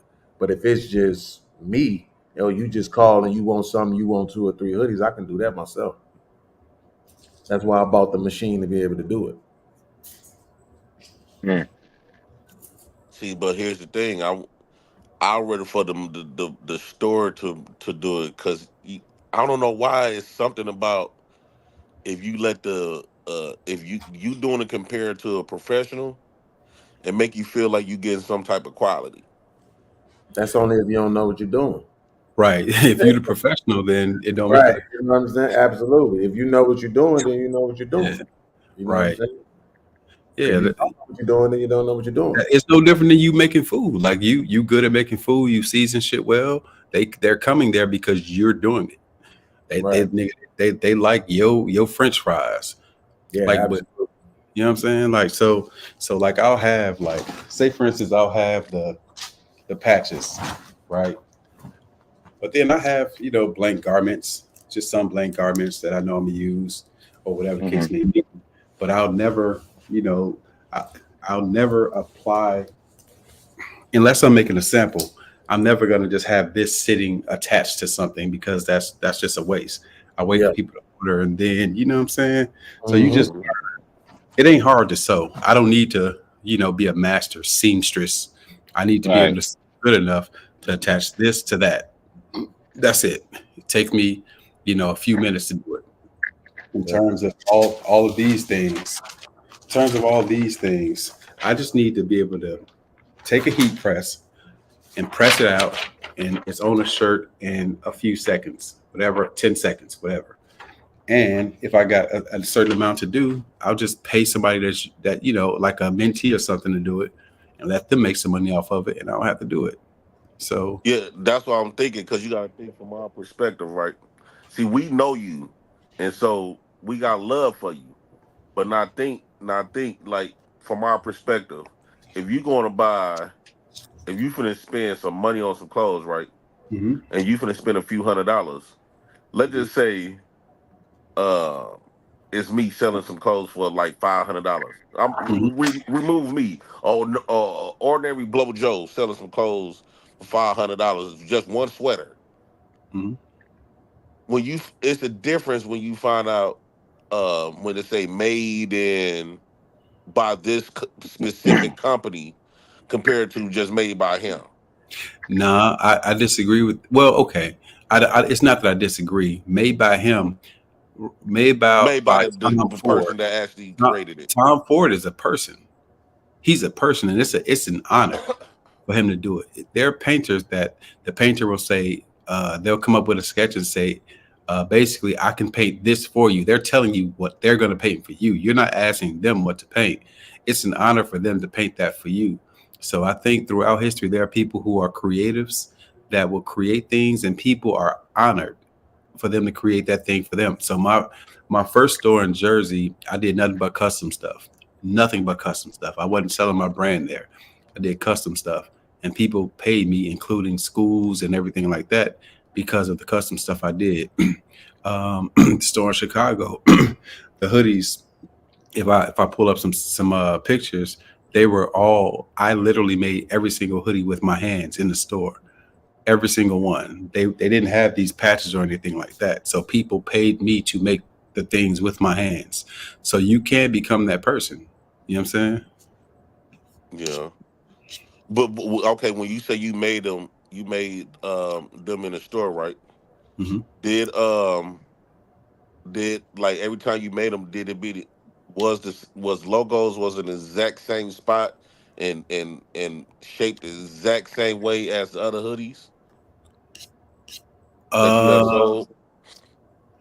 I mean, everyone was different. Like the colors were different, the layouts was different. Like it was, people can come and say, like, can you make it like this or make it like that? For some reason, it's not pulling up right now.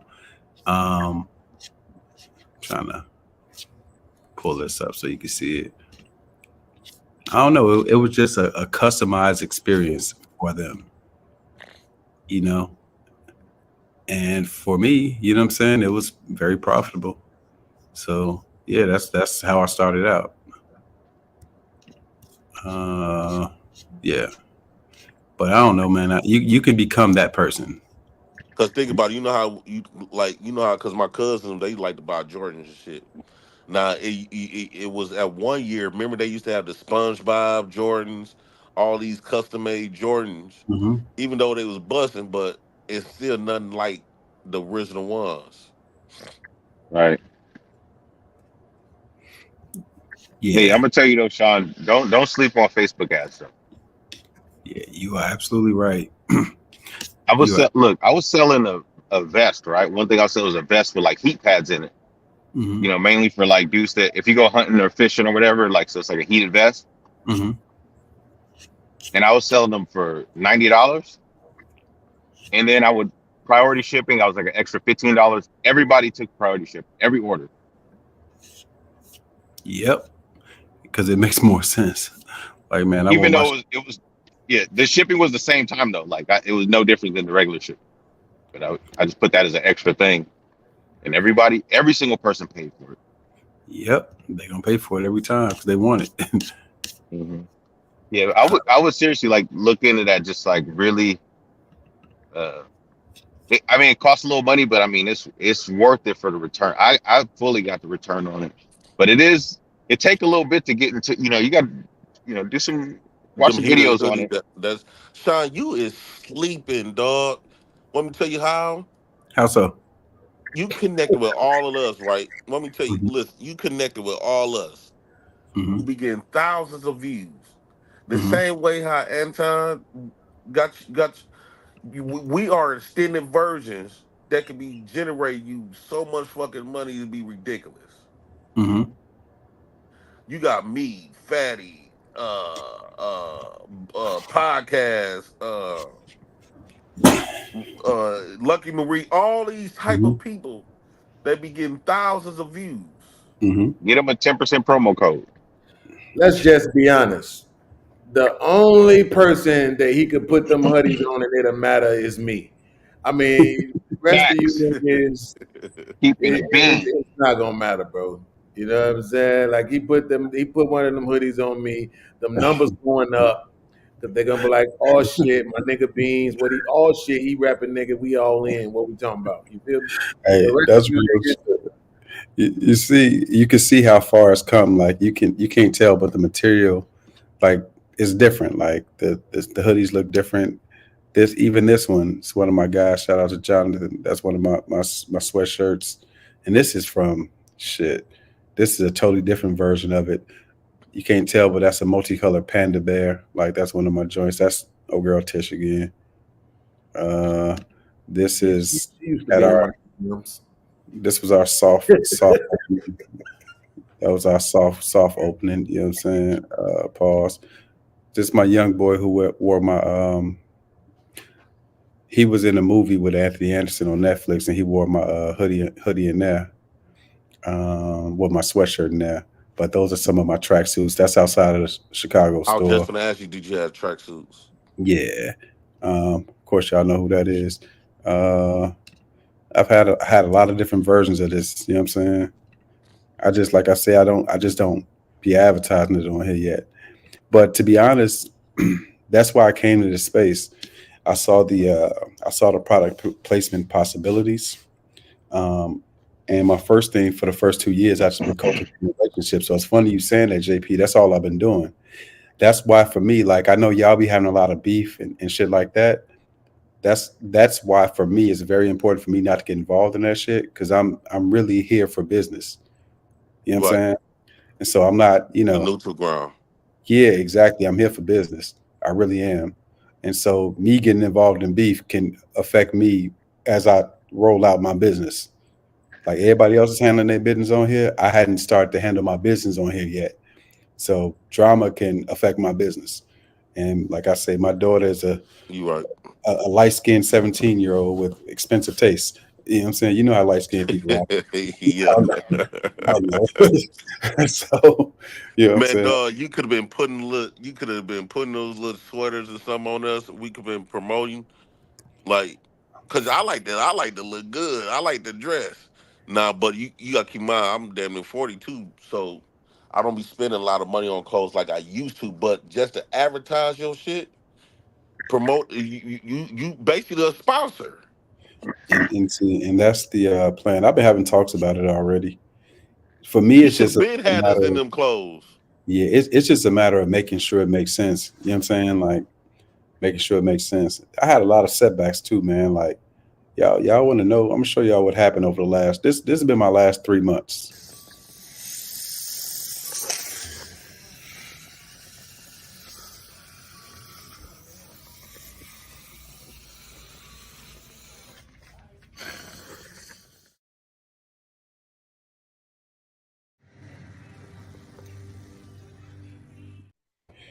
It's What been my happened? You last got look like you This got shot. nigga, wait, but did you notice that he could not avoid doing the light skin stare? Like that shit is crazy as fuck. That through it all, he still had the slightly closed light skin eye. What happened, Sean? I can't take this nigga. man. Hell no. So I had a cyst up here, inside of there, and so they went and removed the cyst. They did surgery to take the cyst out. That was November.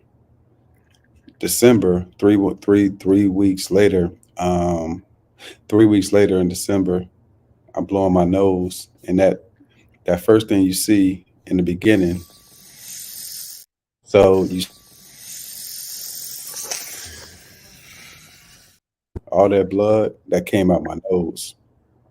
Damn. So basically, long story short, they had to do another surgery. I had a deviated septum and my artery up here. Uh-huh. It was leaking blood for 4 days.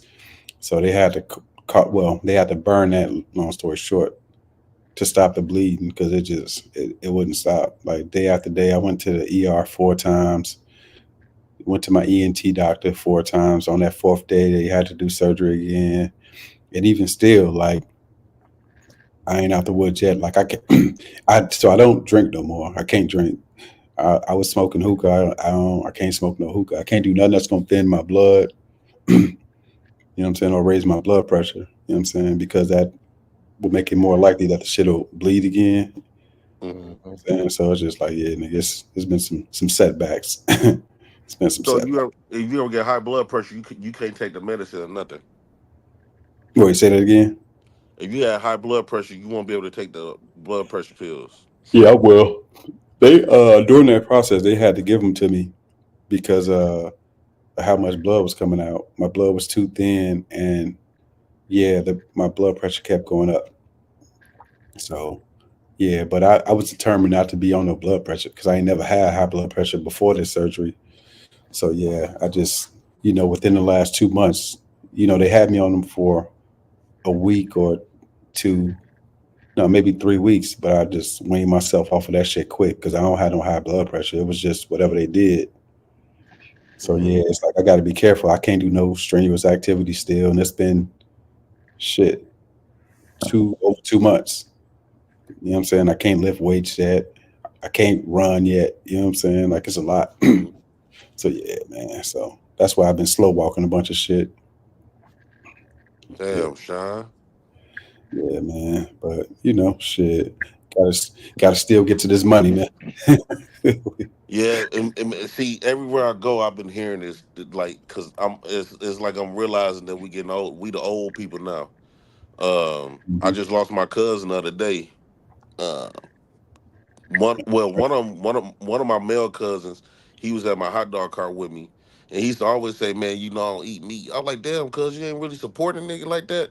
So Mhm. he once I started selling my fries, he'd buy like the fries and the nachos and Mhm. just put some cheese in there. Come to find out, he thought he was gonna beat it, but he got cancer. He Damn. ain't up but like 36. He got stage 4. And then my other cousin, she just died. We up there planning to go to her funeral. I'm like, man, so all this type of stuff is like, when I'm hearing this type of stuff, I'm like, man, you right, like, we gotta take, I'm trying to take care of myself now. Yeah, Like, you got to, we the man. old people now. Yeah, absolutely.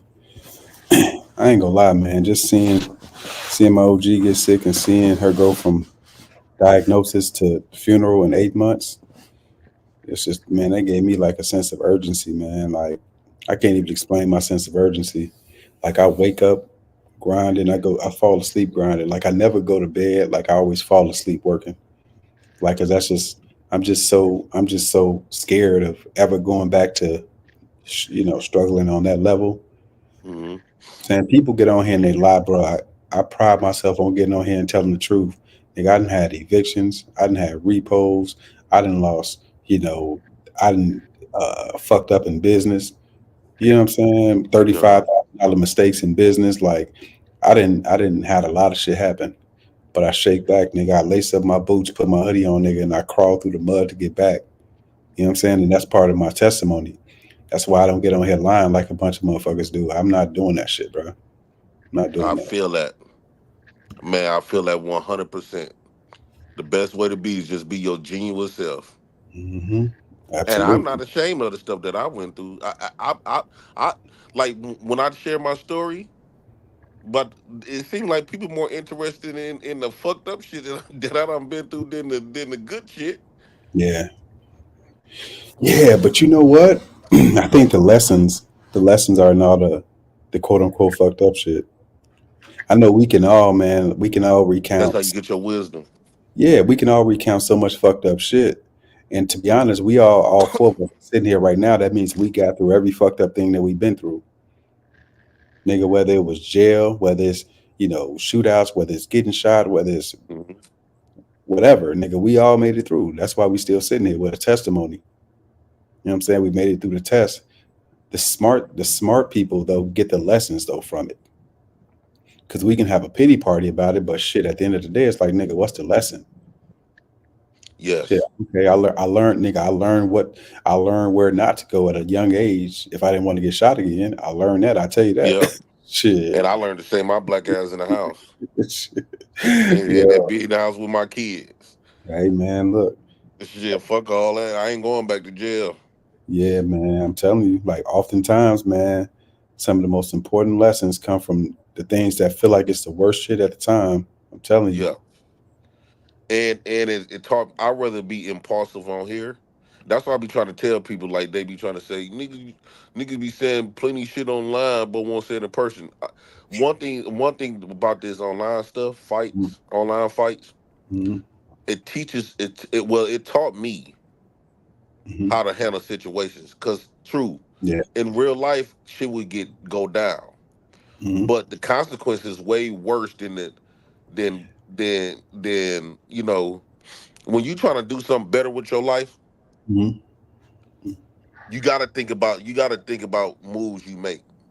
I'm Yeah, not finna put myself in a position where I'm gonna fail. I'm not going back in them behind them cages no more. They're gonna have to kill me next time. man, I hear you on that. I think, man, one of the things in terms of YouTube I want to see this year, and I stay out of this shit, but for me, the best thing that I want to see this year, I want to see you and Fatty work this situation out, man. I really do. I understand, I mean, if you really think about it, bro, all the shit we've been through in life, like real life shit, like life or death shit, niggas get over that shit. Motherfuckers had shootouts with motherfuckers and all types of shit. Bodies didn't drop, and niggas still can find a way to find some common ground over time. That's what I hope for y'all, man. I really do. I really do. You know what I'm saying? Like, I really hope that. You know what I'm Hey, saying? hold on. So, What's the name of the shit that happened on college campuses at the beginning of the year? like panty raid or No, like freshman move in. maybe it ain't at the beginning of the year. It's everybody that's like kicking and shit. They had the football game and Oh, shit. homecoming. Homecoming. Okay. Yeah. See, the thing is when I think about old boy, uh, I see him as like because I got little cousins who would go above and beyond to do the same type of shit Hmm. that he'd be doing. Hmm. I look at it as like it's childish. Uh, me, Come on. I think since all the stuff that I've been through, I know I talk my shit on here, but all the stuff that I've been through, it wise me up much. Like I'm not Mhm. gonna do no whole bunch of immature shit. Like I don't know, man. I hear you. I hear you, man. But I think one day, this is what I hope. Once again, I stay out of the drama because it ain't my drama. I ain't I will say that me personally, I know he was joking in that video. You know what I'm saying? But I stay out of the drama. I hope that one day one of you niggas wake up and say, you know what, I'm gonna call this nigga. It ain't no lights, it ain't no cameras, ain't no recordings, it ain't fucking live. It's two niggas, even if you two niggas on the phone arguing for a fucking hour. And y'all come out of that shit with an understanding.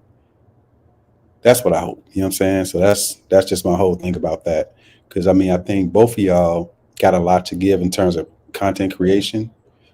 Of course y'all going in different directions in terms of that. But I just think, man, just having that shit attached to you, it's just like, man, it's a lot.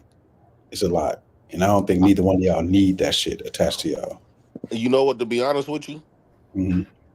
I think it probably would benefit me, but it would be a disbenefit for him. And the reason why is, his channel was predicated on beefing with me. So if he turn that and if he don't have beef with me no more, where would he be? Because people look his followers is looking forward. This is what they know him as. And I, without that beef with me, he don't really I'm not saying he don't got nothing, but he would take a big hit. I think I think he already started to pivot. Like I think he's showing that I think both of y'all are showing that you can make different types of content. I think he's showing that he can make different content. I hear what you're saying, but I really do think he's showing that he can make different types of content. And a year from now, hopefully we'll see like he'll be even before he met us, like all his sports shit and things like that. And I told you this in a back chat shit, months ago. Them street interviews, I really think that's you. I think you can Mhm. really thrive at that shit. I think both of y'all, we already see him making content that ain't got nothing to do with you, and we see you making shit that ain't got nothing to do with him. I think both of y'all can lean into that shit even further, and a year from now, this can be a thing that we all don't even think about. It'll be the thing of the past. It don't mean that y'all gonna be friends. It just means that y'all just stay out of each other's way and y'all can coexist. So I absolutely disagree. Uh, I hope y'all don't never make up. Mhm. I hate niggas. And I want to see niggas destroy each other. This nigga said, "You got hate in your heart. Let it out. Hate, hate, hate." Nah, all I'm gonna say is this, because I said it on my show the other day, and I don't want no motherfucker to make it seem like I won't say shit to a nigga. The Mhm. shit you doing with Aaron, I don't like that shit. That shit's goofy as fuck. I'm gonna need you to calm that down. You know, me and you got the same birthday. We from the same area technically. I rock with you, but I just think you need to just let that goofy shit go, man. For See, real. no, no, no, no. See now, Beans. As far as I know, blood ain't talking about you. As far as I No, know. no, no, well. See, you must run around. See, it's easy. Now I get what Shawn talking about. Now what you saying? That's why you shouldn't choose sides because it's easy for you to say that because he didn't come at you that way. He didn't betray you. He didn't. Aaron has a voice, a powerful voice that we share the same audience damn near. Him and Fatty Long could sway people to. They already been swaying people to even call me. Absolutely. Hold on once. Let me finish once real quick. This whole time me been on this space, everybody been knowing I keep it. I always have been authentic, honest, transparent. 2 years before this man came in the picture, right? Now all of a sudden, with his voice and Aaron's voice clicking up together against me, can make people look at me like I'm a fake, a liar, woo out the bam, right? So I was tell you, Beans, it's easy for you to say pipe something down when it didn't happen to you, when your reputation ain't a lie. I take honor, I value. I turned down a big check for my principles. Niggas don't do that. It- and by me being a broke man, was in the process when I turned down that check, I was damn near finna get evicted. But my principles, my honor, my dignity, and my values way more powerful than some money. So when you putting that on the line and try to convince here, I'm technically not trying to convince people that I tell the truth because I don't give a fuck what they believe me or not. But it's still my brand. This is my brand, and I take Mhm. pride in it. So I take pride in being telling the truth, being honest. So I would say Beanz, that's just like telling somebody to do something to you that compromise your value in your brand, and me telling you that you should let that die. You ain't Yeah. gonna want to hear that. You gonna that's just like Shawn can probably relate to this, and you can relate to this.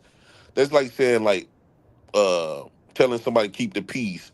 Man, you should keep the peace when somebody just murk your cousin, murk your brother. Peace. You gon' you gonna fuck around. You gonna fuck with they might try to murk you like, oh, you done chose sides.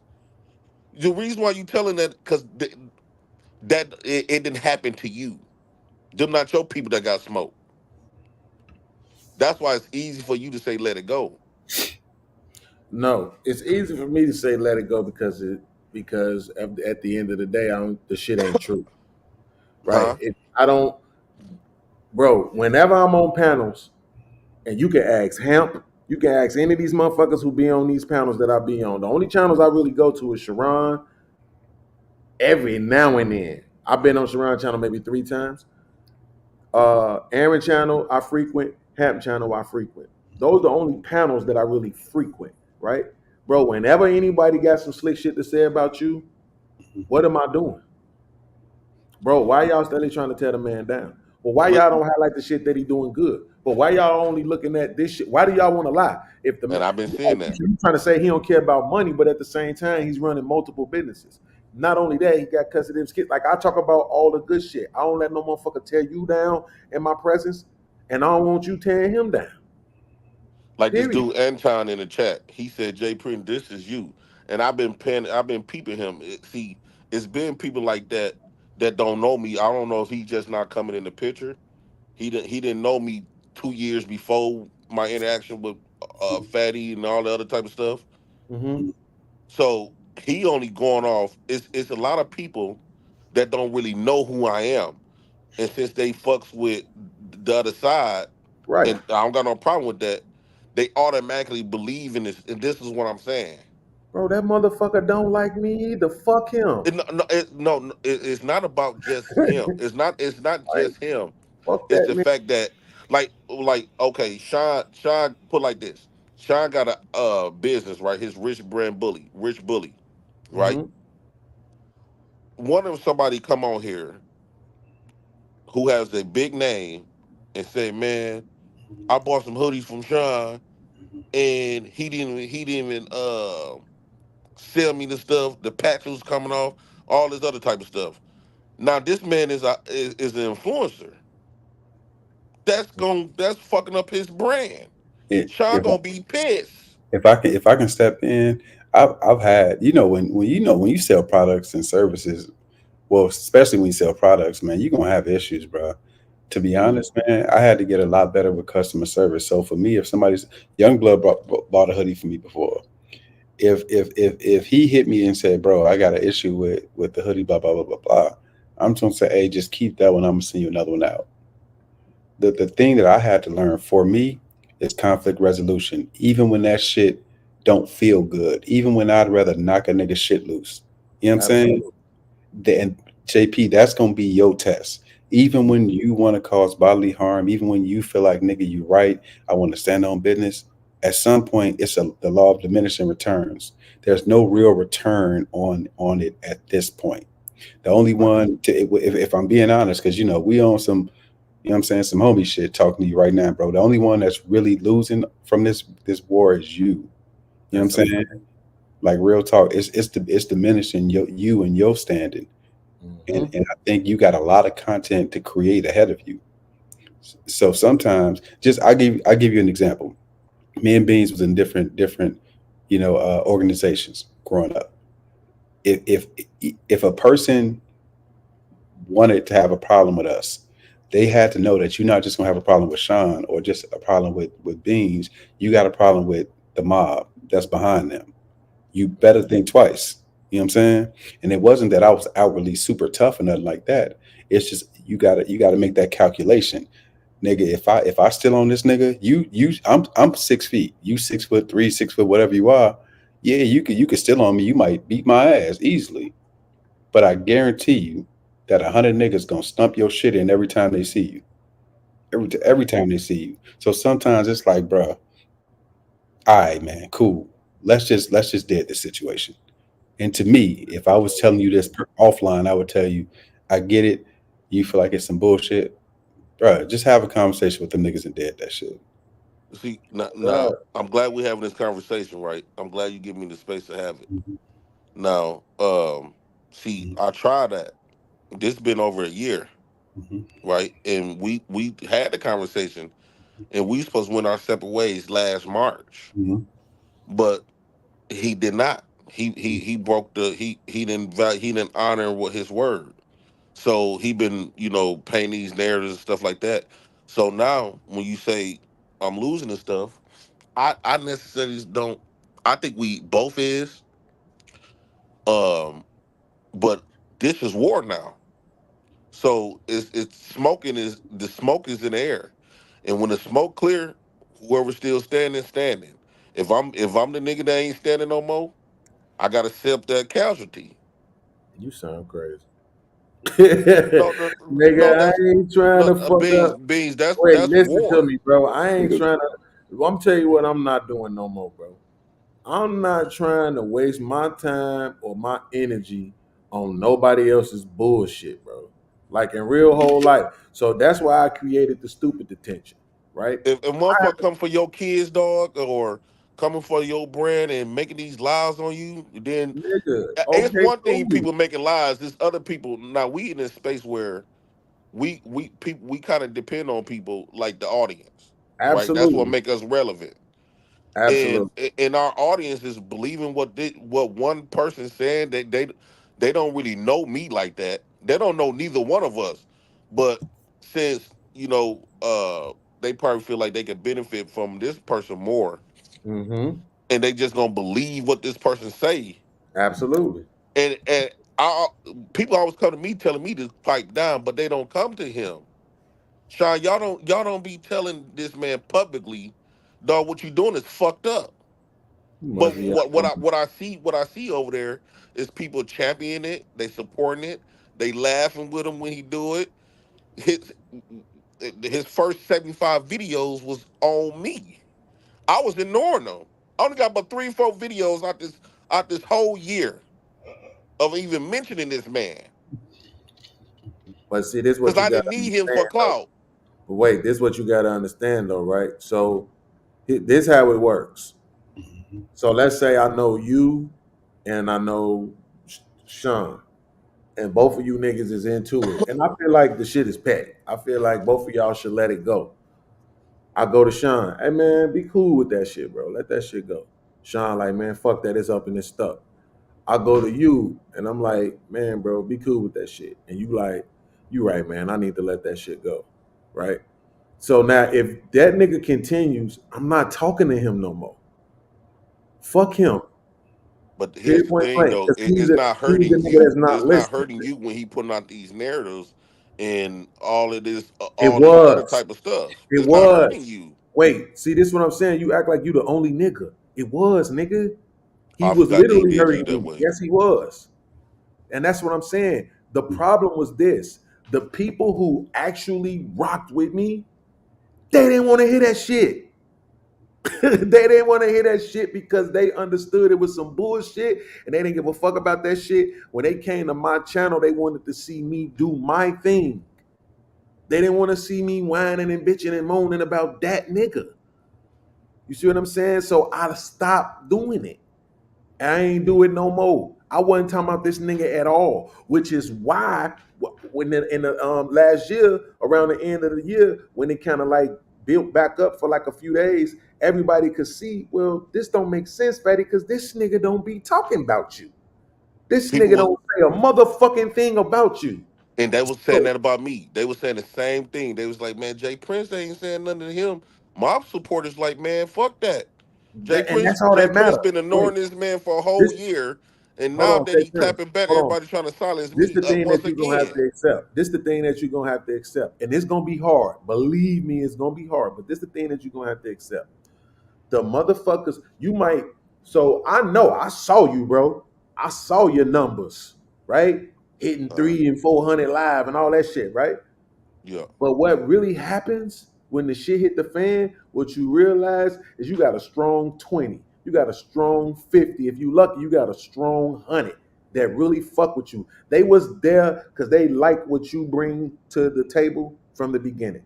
It ain't had nothing to do with no beef and no worrying or any of that shit. They just like what you do regardless, right? Mm-hmm. So yes, when I was hitting them numbers, 100 here, 100 there, the most I ever think I did was like 194, right? So when I'm hitting that number, it's feeling good. You got all these eyes on you, right? But then when the shit hit the fan, I'm back down to 20, 30, 40 people and not even appreciate it. Well, you know what I had to do? I had to accept the fact that that's what the fuck it really was. Somebody said that to me. Somebody was like, you spend too much time worrying about the motherfuckers who ain't here. And you ain't focusing on the ones who are. And then I started doing that. And guess what? In December and January, I did 3 bands. You see what I'm saying? Without motherfucking YouTube super chats.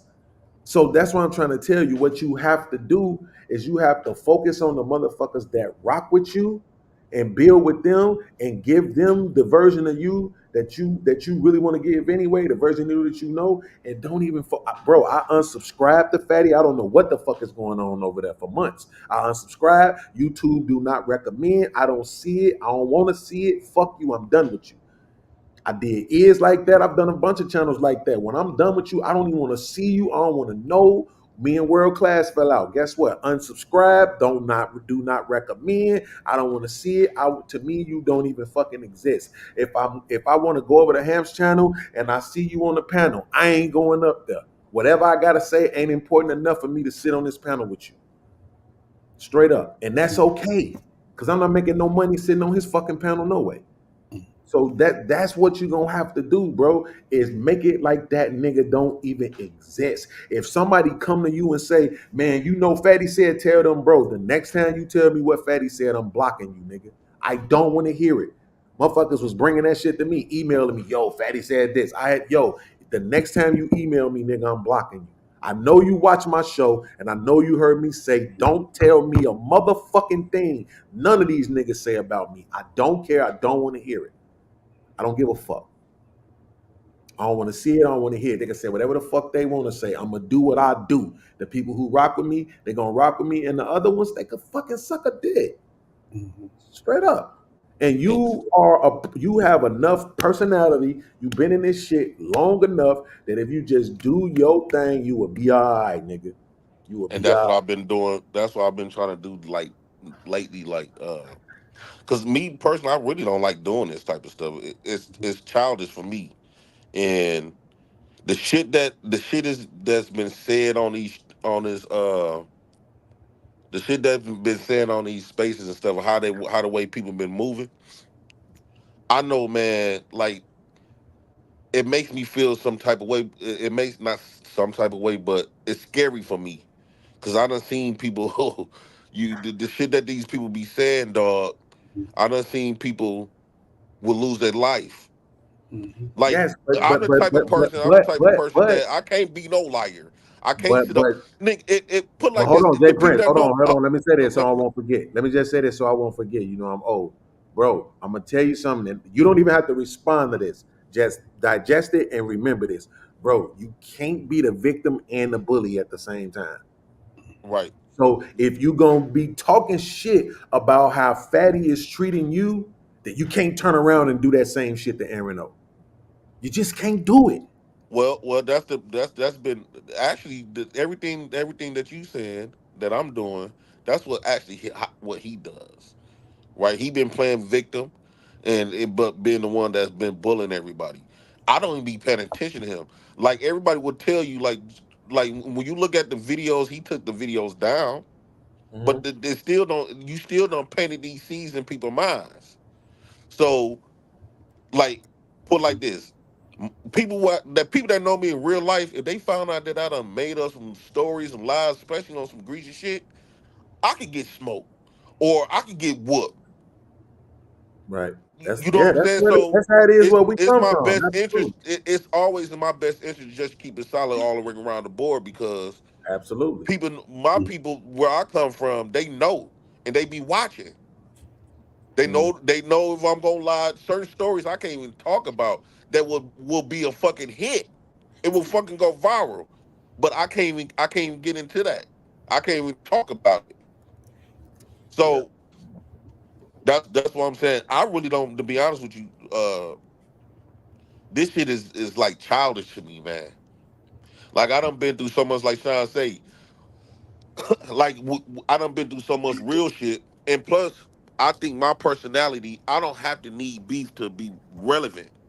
I got so much, like when Shawn was telling me that I could do those street interviews and other stuff that he was telling me, I was like, Shawn, dog, that's you absolutely correct. I could be banging off that.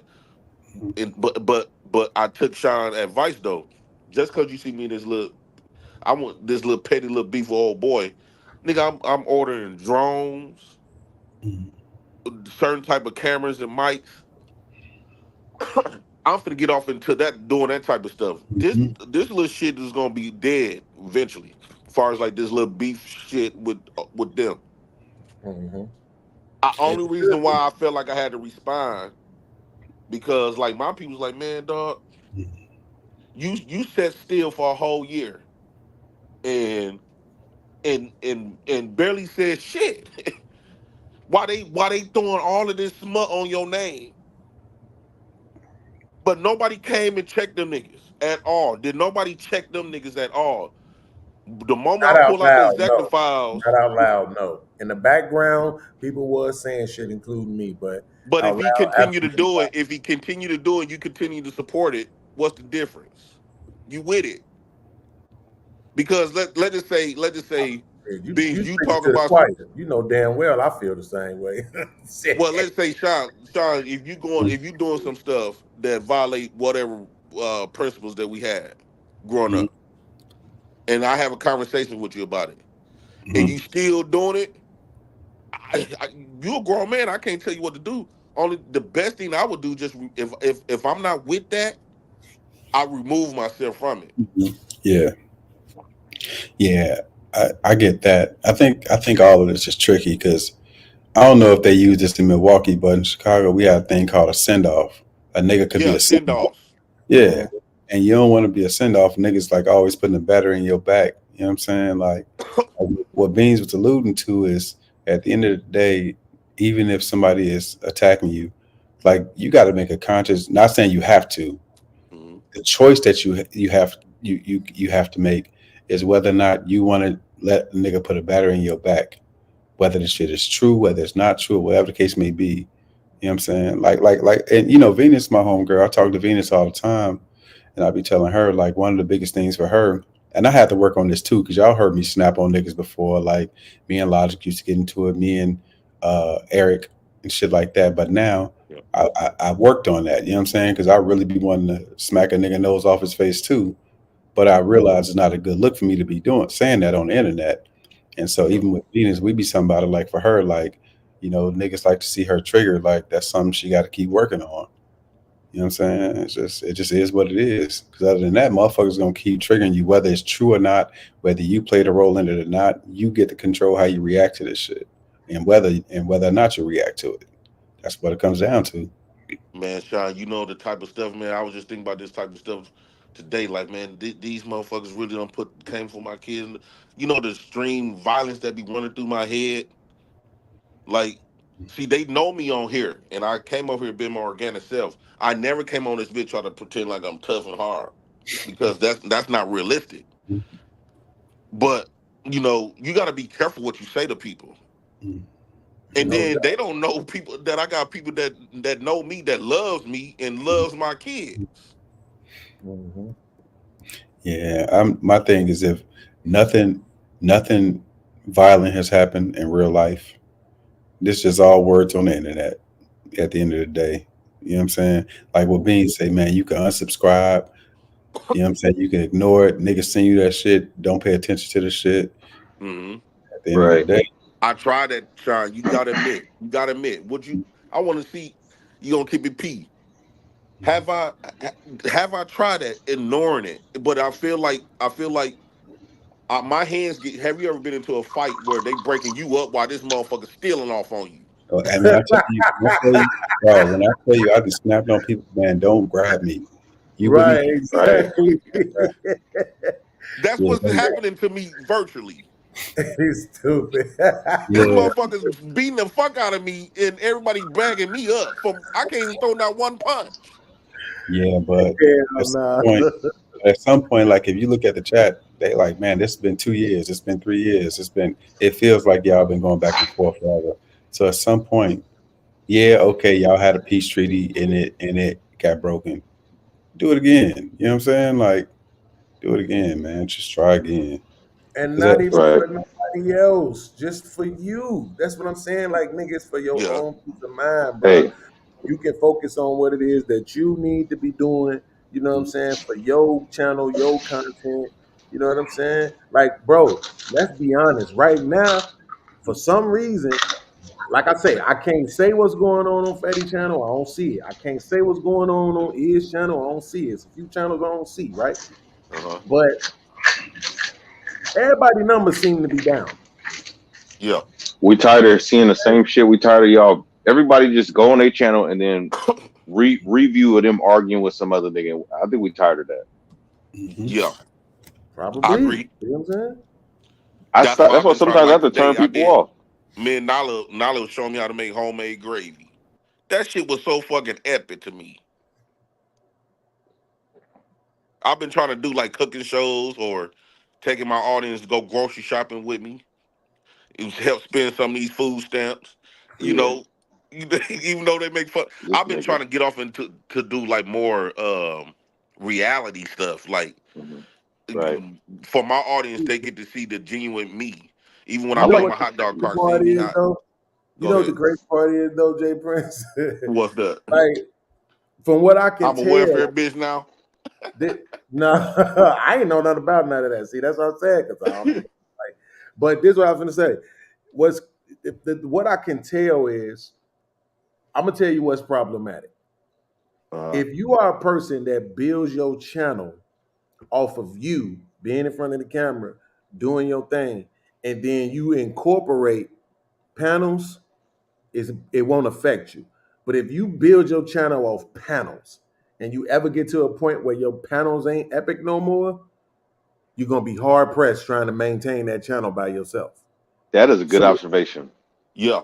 yeah. So that's one of the problems that's really been affecting people, is that the majority of us, our channels started off with panels. Panels. Yeah. You know what I'm saying? So if you ain't got 10 people up there rocking, if you ain't got the kick it spot for everybody to come and let their hair down, then it's gonna be problematic. But you take somebody like Angry Man, who Uh-huh. was just doing his own thing. You take somebody like Anton, who was just doing his own thing. Well, they can do panels and it's gonna do all right. And then when they do their regular thing by themselves, it's gonna do even better. You see what I'm That's saying? yes, So I noticed that. yeah. Beans. Go ahead. So you might and you might not want to hear this, but you might need to make a second channel. That's what I did. It's called And Streets Rumble. with that second channel, just all start off with all uploads and shorts and shit like that. Stay doing your lives and all that shit on the channel that you already got, but just create another channel that's all about you. Not no Black House, not no none of that. Straight up Jay Prince, all about you, everything, clipping yourself, you know what I'm saying? To make it Yep. just all about you. So that way, when you will have at least another channel, because that's what, well, you know, Anton do the same thing on all his channels. But he got the After Dark channels now, right? The channel that he changed up on Fight Club, so he can go over here. You see what I'm saying? And he can just do his thing or whatever. But then on his other channel, right, on the Anton Daniels channel, then he can still do his morning show, which is the Morning Millionaire joint, and he can do his panels. You see what I'm saying? So that's what I'm saying. Angry Man just did it. He took his other channel and he's doing the same thing over there. And then he just created another channel, his clips channels. Now he's airing his lives on it, trying to get his watch hours up so that it can be monetized. But I'm sure after that, it's going to be all clips. You see what I'm saying? That's actually what I'm doing, Beans. It's Yeah. called Well, Street then there Hunt. you go. Shit. But There you I go. did notice the people that got the solo shows, Yep. those are the people that get the most views, the most That's a support. fact. When you That's a think fact. about Princella, Anton, Angry Man, Tommy Yep. Sotomayor. Yo, Princella do numbers, bro. Yes. And I think I got this quality to be able to do a solo show. A lot of people find my monologues used to be very entertaining, and they said it used to be funny. Nigga, I said that. I was one of those people. But that's the part. But see, this is what I'm saying. That's the part that you would have to focus on. See, your brand is gonna have to be live and funny, right? That particular part of your characteristic, right? So it's like with But these guys, I'm not no comedian though. Only you don't thing I have to do is be. just be talking, telling some shit that I done been through, or some stories, some Yeah, street but you don't. But stories. see, that's what I'm saying. You don't have to be. See, look, it's this dude that I'm very jealous of. He got a channel and he built this channel around, him and his girl. He pretty much just always got his girl in front of the camera. She fine in the motherfucker to me. Yeah. And so all he do is say little silly jokes to her and shit like that. And it's all family shit, right? You don't know what the fuck is going on with this dude. If you just look at his YouTube channel, he don't do nothing but be in his girl's ass. Right? Pretty much if you just look at his YouTube channel. But guess what? They got hundreds of thousands of subscribers. They get into the bag, right? So it is what Yeah. it is. That's all that matters. So I'm saying he made that his brand. So you got to make that channel. You got to make it you. You call yourself Jay Prince, but you got to make that you, man. It got to be you, and you got to be the brand. Over there, Black House was the brand. That was the brand with the popularity and it's everybody feeling very inclusive and all of that. Well, guess what? Now you've had a Black House down, like that movie White House Down, right? Like you've had a coup. You had a coup in your house. You had people in your house that turned against the the squad or whatever, man. You had something you had to deal with, so you have to do a rebuilding. You have to really look at it like that. You know what I'm saying? Mm-hmm. Now you just got to focus on you. You know what I'm saying? Don't make it about all including everybody else. Fuck them people. And you absolutely right, because I was thinking about I not like not making I'm trying to make myself more exclusivity, where not too many people have access to me. They can just hit the link and have that much access to me.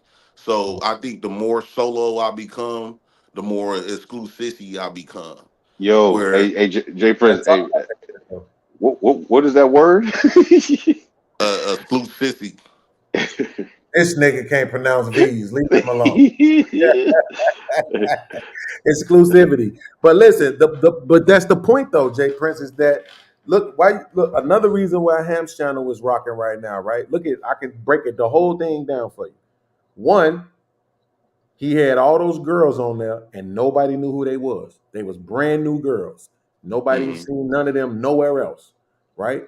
Then once he started getting all the traffic over there, right? Well, guess what? Now he's a certain kind of character of dude. He's commanding, not demanding. He's commanding a certain behavior from everybody that interacts with him, whether it be the men or the women, right? Yeah, like he like a JR.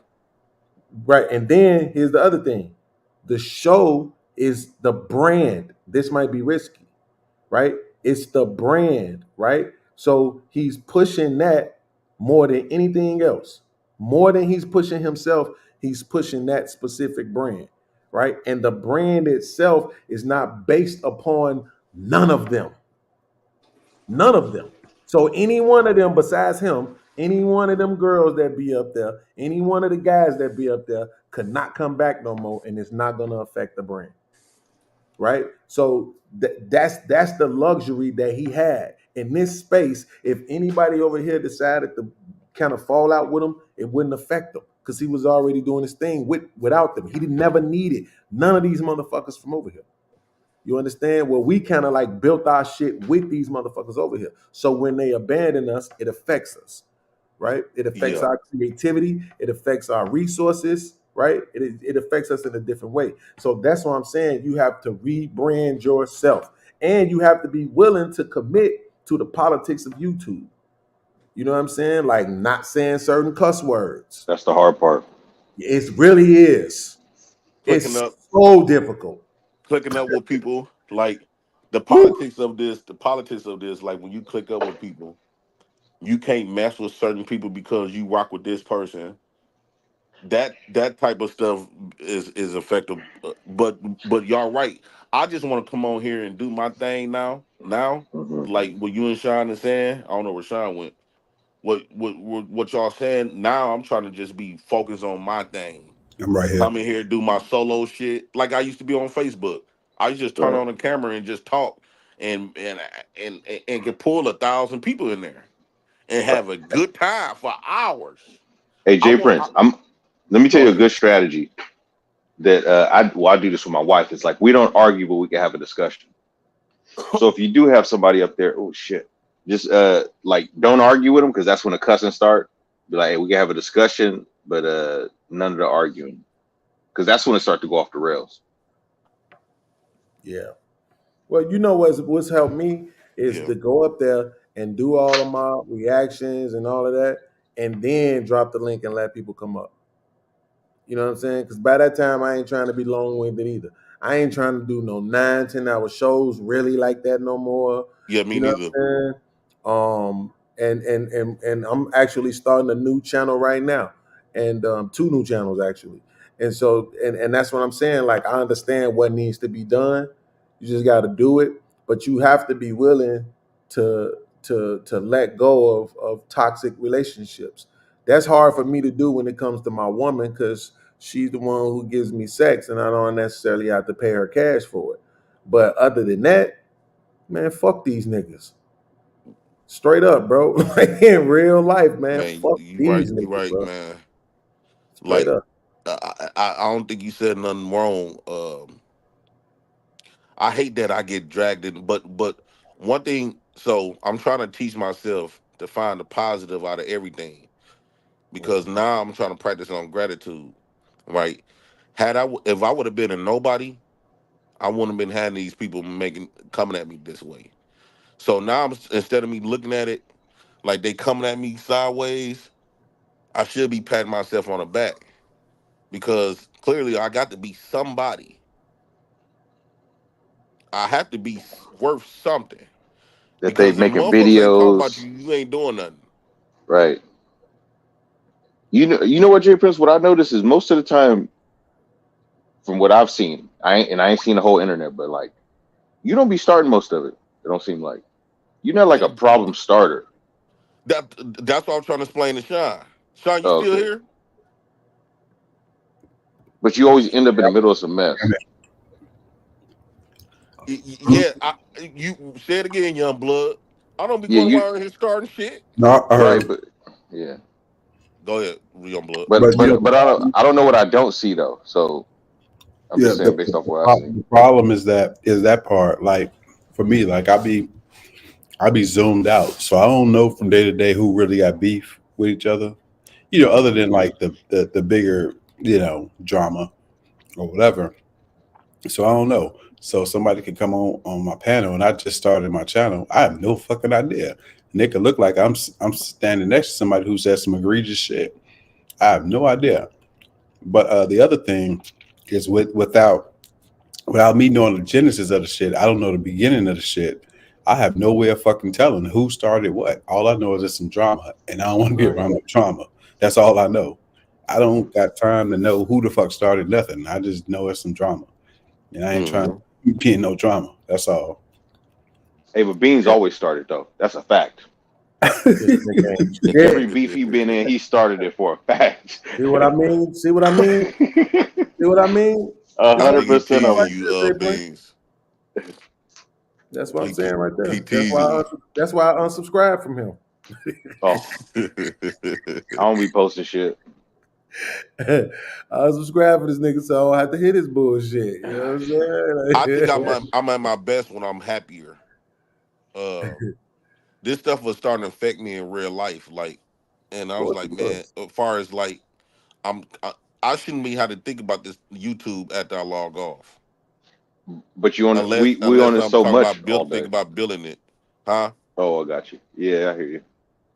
Unless I'm thinking about building something, but when I log off, I should have to think about like, man, this motherfucker came out for my family, we went to Bam and all this other type of stuff, and you don't know who want to pull up on you.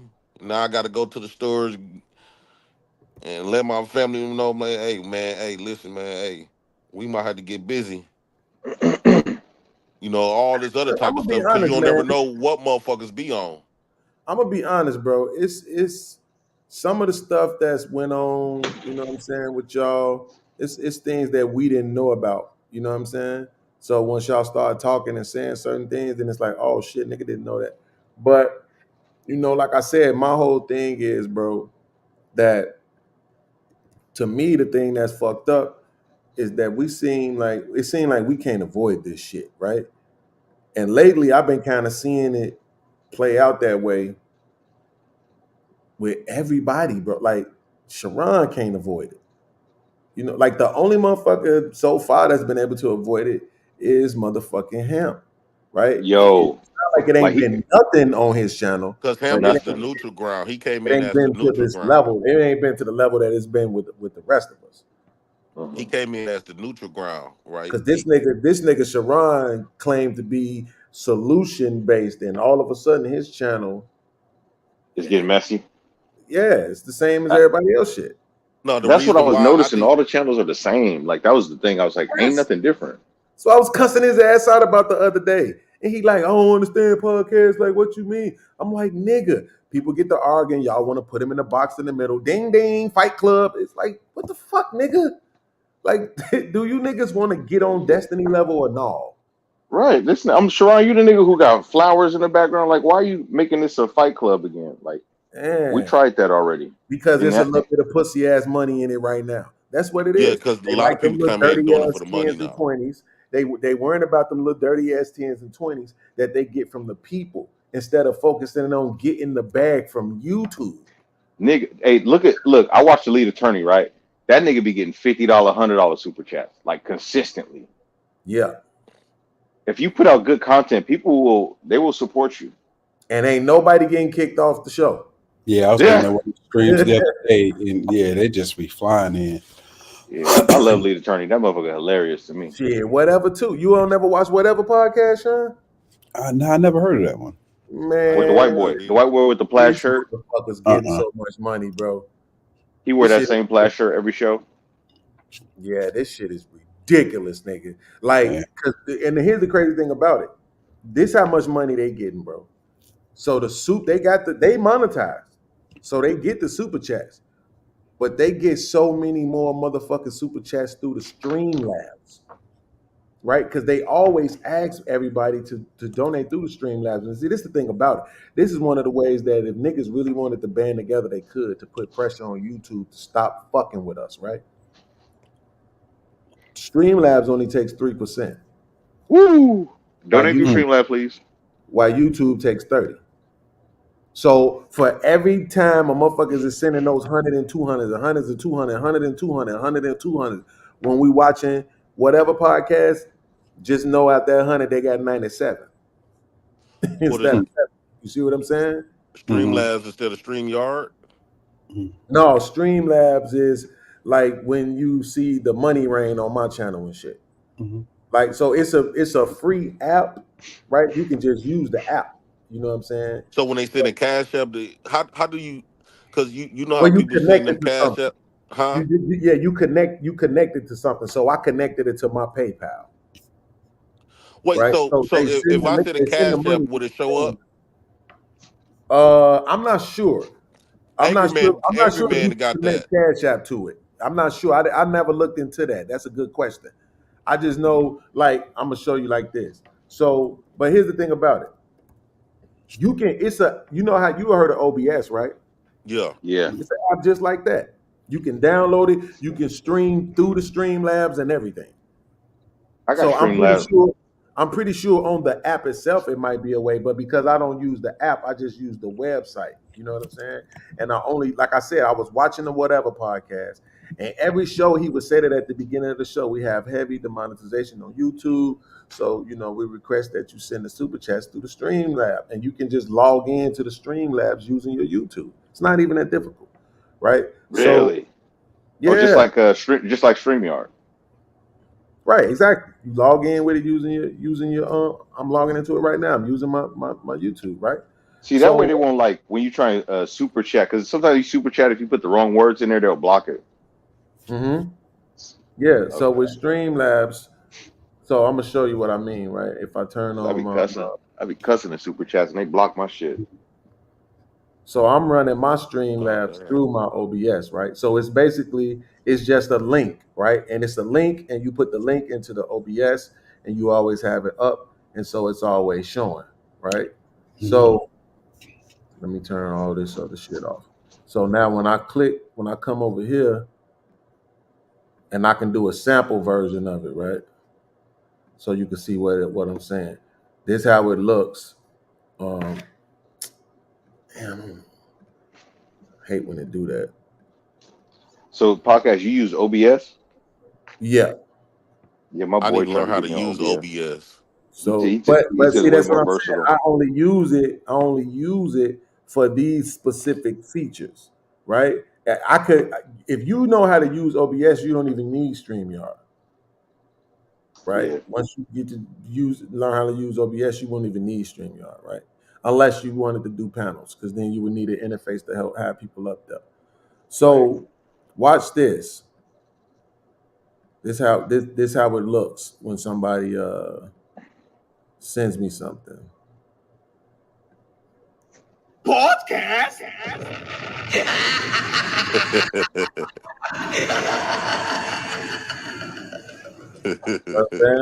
Beanz is live. Lil Podcast donated $93 through Super Chat. This is a test Super Chat alert for $93. So it show it on the screen, it read it out loud, you know what I'm saying? Show the super chat and everything, show how much they donated, drop the little money. You see what I'm saying? So that's what I'm saying. So this way, since they won't monetize me, I can't get super chats through YouTube. I can still get them through the Streamlab. You see what I'm saying? So it's still super chat. You can still go on screen. You can still participate in the show. You can donate. Not only that, whatever you spend, they pretty much taking 3 cents away from it, right? For every dollar, which ain't shit, versus YouTube taking 30%. So when I saw that, I was like, damn, well, let me do that. And that was my motivation. That's what helped me get back motivated back in December. Because I'm like, okay, well, I have a way now. Because Cash App is cool. You know what I'm saying? But it's like I have a way now for it to show up on screen, so I can still have people participate. Right. When not having that takes away from that. I've been saying I'm gonna get back on it, but like my boy, we do politics and economics, but like, nigga, I gotta make more time because I can't be consistent. Another thing, niggas got to really start considering being in IRL too. Shawn on some bullshit. Hey, how much could I pay y'all to help me with this OBS, to teach me the OBS? I ain't the one. No, see, hey, look, I literally use 2 features, dog. I swear. That's it. Hey, you know what? Hey, Beanz, my boy who I be doing it with, he make music. He a producer, so he knows how to use all that shit real good. That nigga said I'll be doing it with.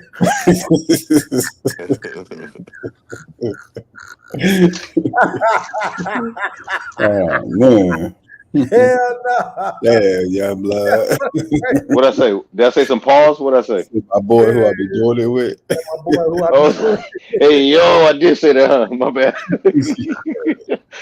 So Hey, then mister. look, Jay Prince, the same way how when somebody send me a cash app, right? I got a link on the You share it through OBS, Gmail?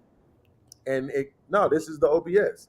So you Mm. see how it's on my screen right now? Mm-hmm.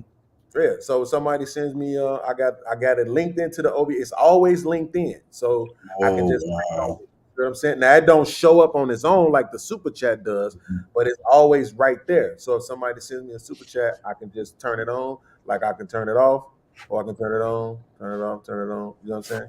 So it's always Okay. yeah. So it's like it's a workaround, right? Since YouTube want to be on their bullshit. But what I'm saying is, when I'm looking at a whatever channel that's getting mad super chats through YouTube, but they still using the Streamlabs and they still asking people to donate through the Streamlabs because they only taking 3%. A lot of people, they turn off their super chats and just get straight cash apps. And like I think Raw B do it, the cash apps, whatever they write in the cash apps, it pops up on her screen like you just did with that super chat thing you just had. Yeah, She it's might be using OBS. I don't know. It's got to be a way to do it. I just I don't think know. that's what Angry Man does. I seen his stuff pop up. Like, I wonder what the fuck he using Yeah. because he be having all type of shit pop up. He do. OBS. He's using OBS. That's what I'm telling you. But it's like but it's other. It's like with me when I gotta learn how to do something else, I ain't gonna do it. What I'm using it for, it wasn't nothing I had to learn how to do. You know what I'm saying? It was very simple. Okay, cool. I know how to open up web pages in here. Also, the web page just is always there. All I got to do is have it turned on. Cool. I don't even got to touch it. It's just there automatically. Mm-hmm. Got people like Angry Man that's gonna actually take the time to learn how to do the shit, and that's why the nigga, his setup looks so good. But somebody like Shawn though, I want to see Shawn go IRL. I love that game night he do. I want to see Shawn in Yeah. like a whole setup. You know what I'm saying? A couple couches or some shit, a round table, some cigars. You know what I'm saying? Some motherfucking well-dressed chicks, and they just really like, man. Listen, I'm gonna show you these pictures that I was doing, Shawn, trying to do some artwork for the shirt, right? I was trying to do something for women, right? And I was trying to put together a line called Boss Chick, right? Right. And so I'm gonna show you one a couple of these so you can see what I'm talking about. And it was like I just I reach out to people and be like, yo, I'm finna see some pics. I don't like doing that messaging shit though. So if I can't talk to you on the phone, fuck you.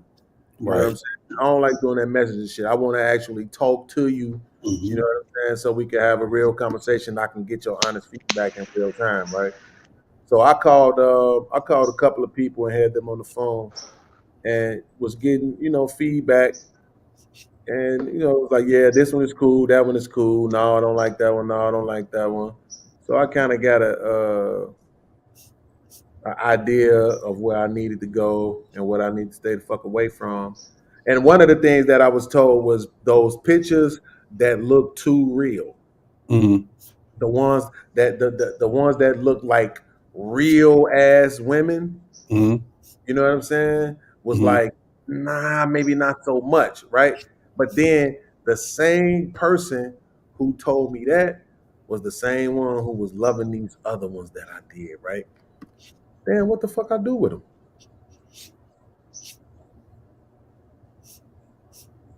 Am I in the wrong spot?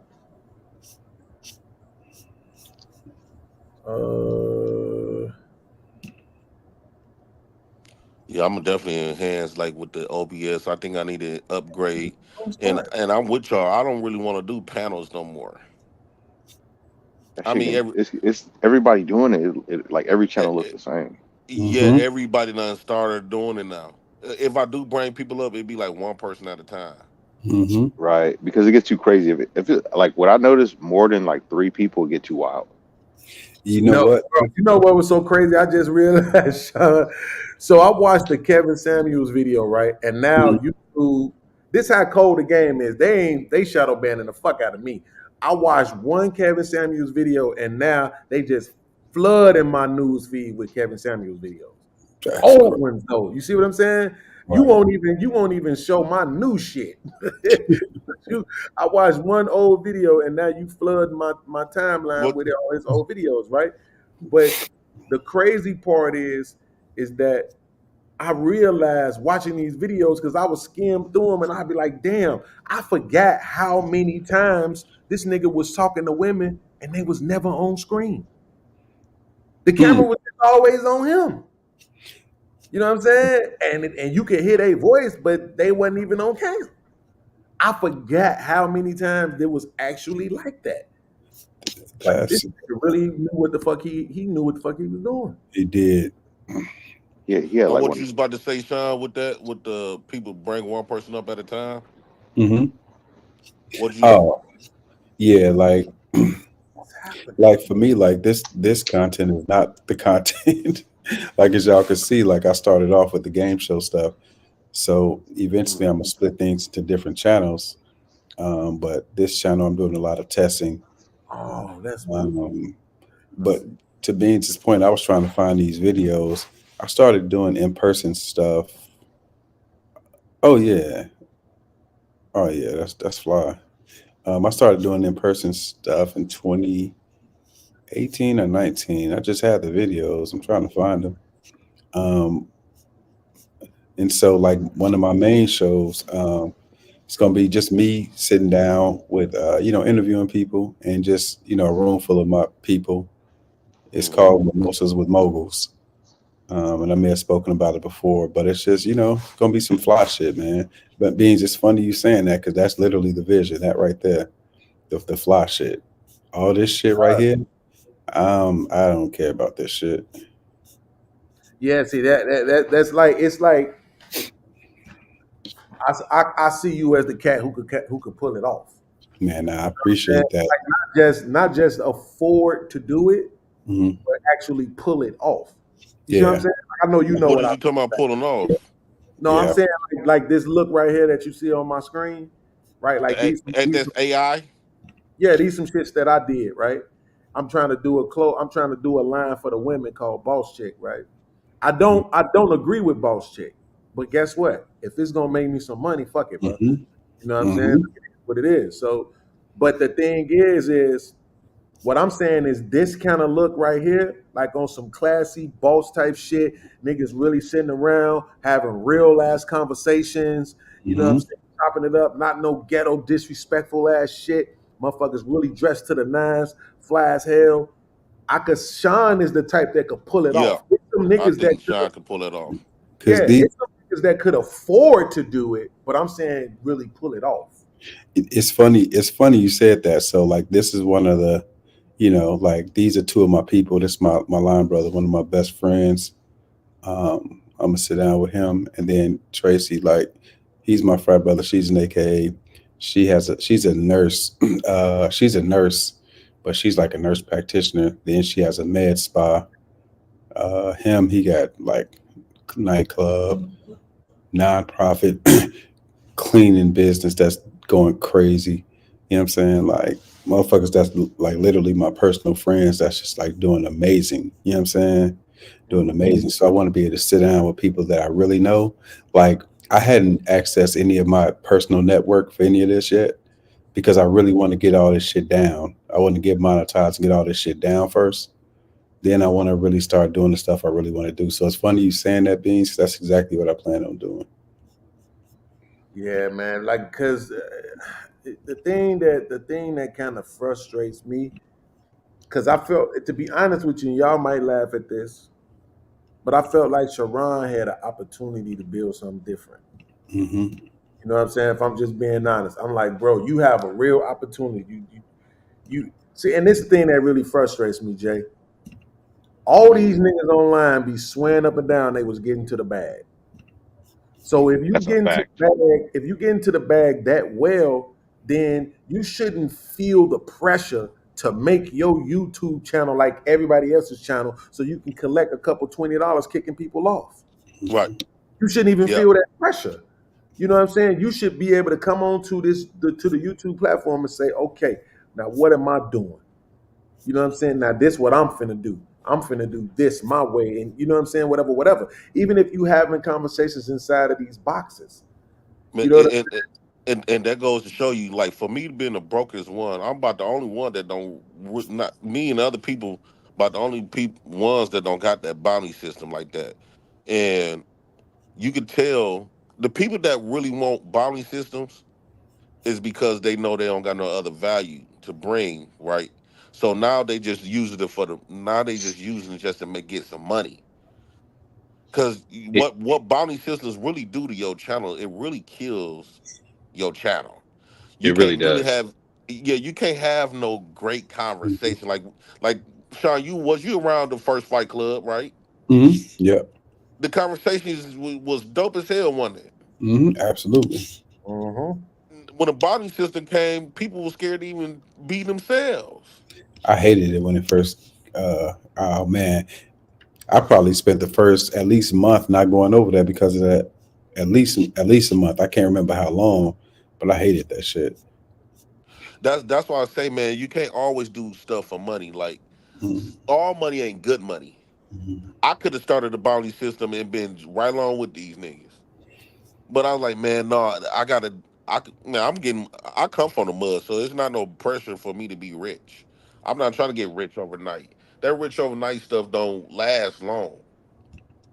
Because the moment your channel fails, the moment your channel flunk out, then what you done did? Now what? What you gonna do now? A lot of these people depending on their channels.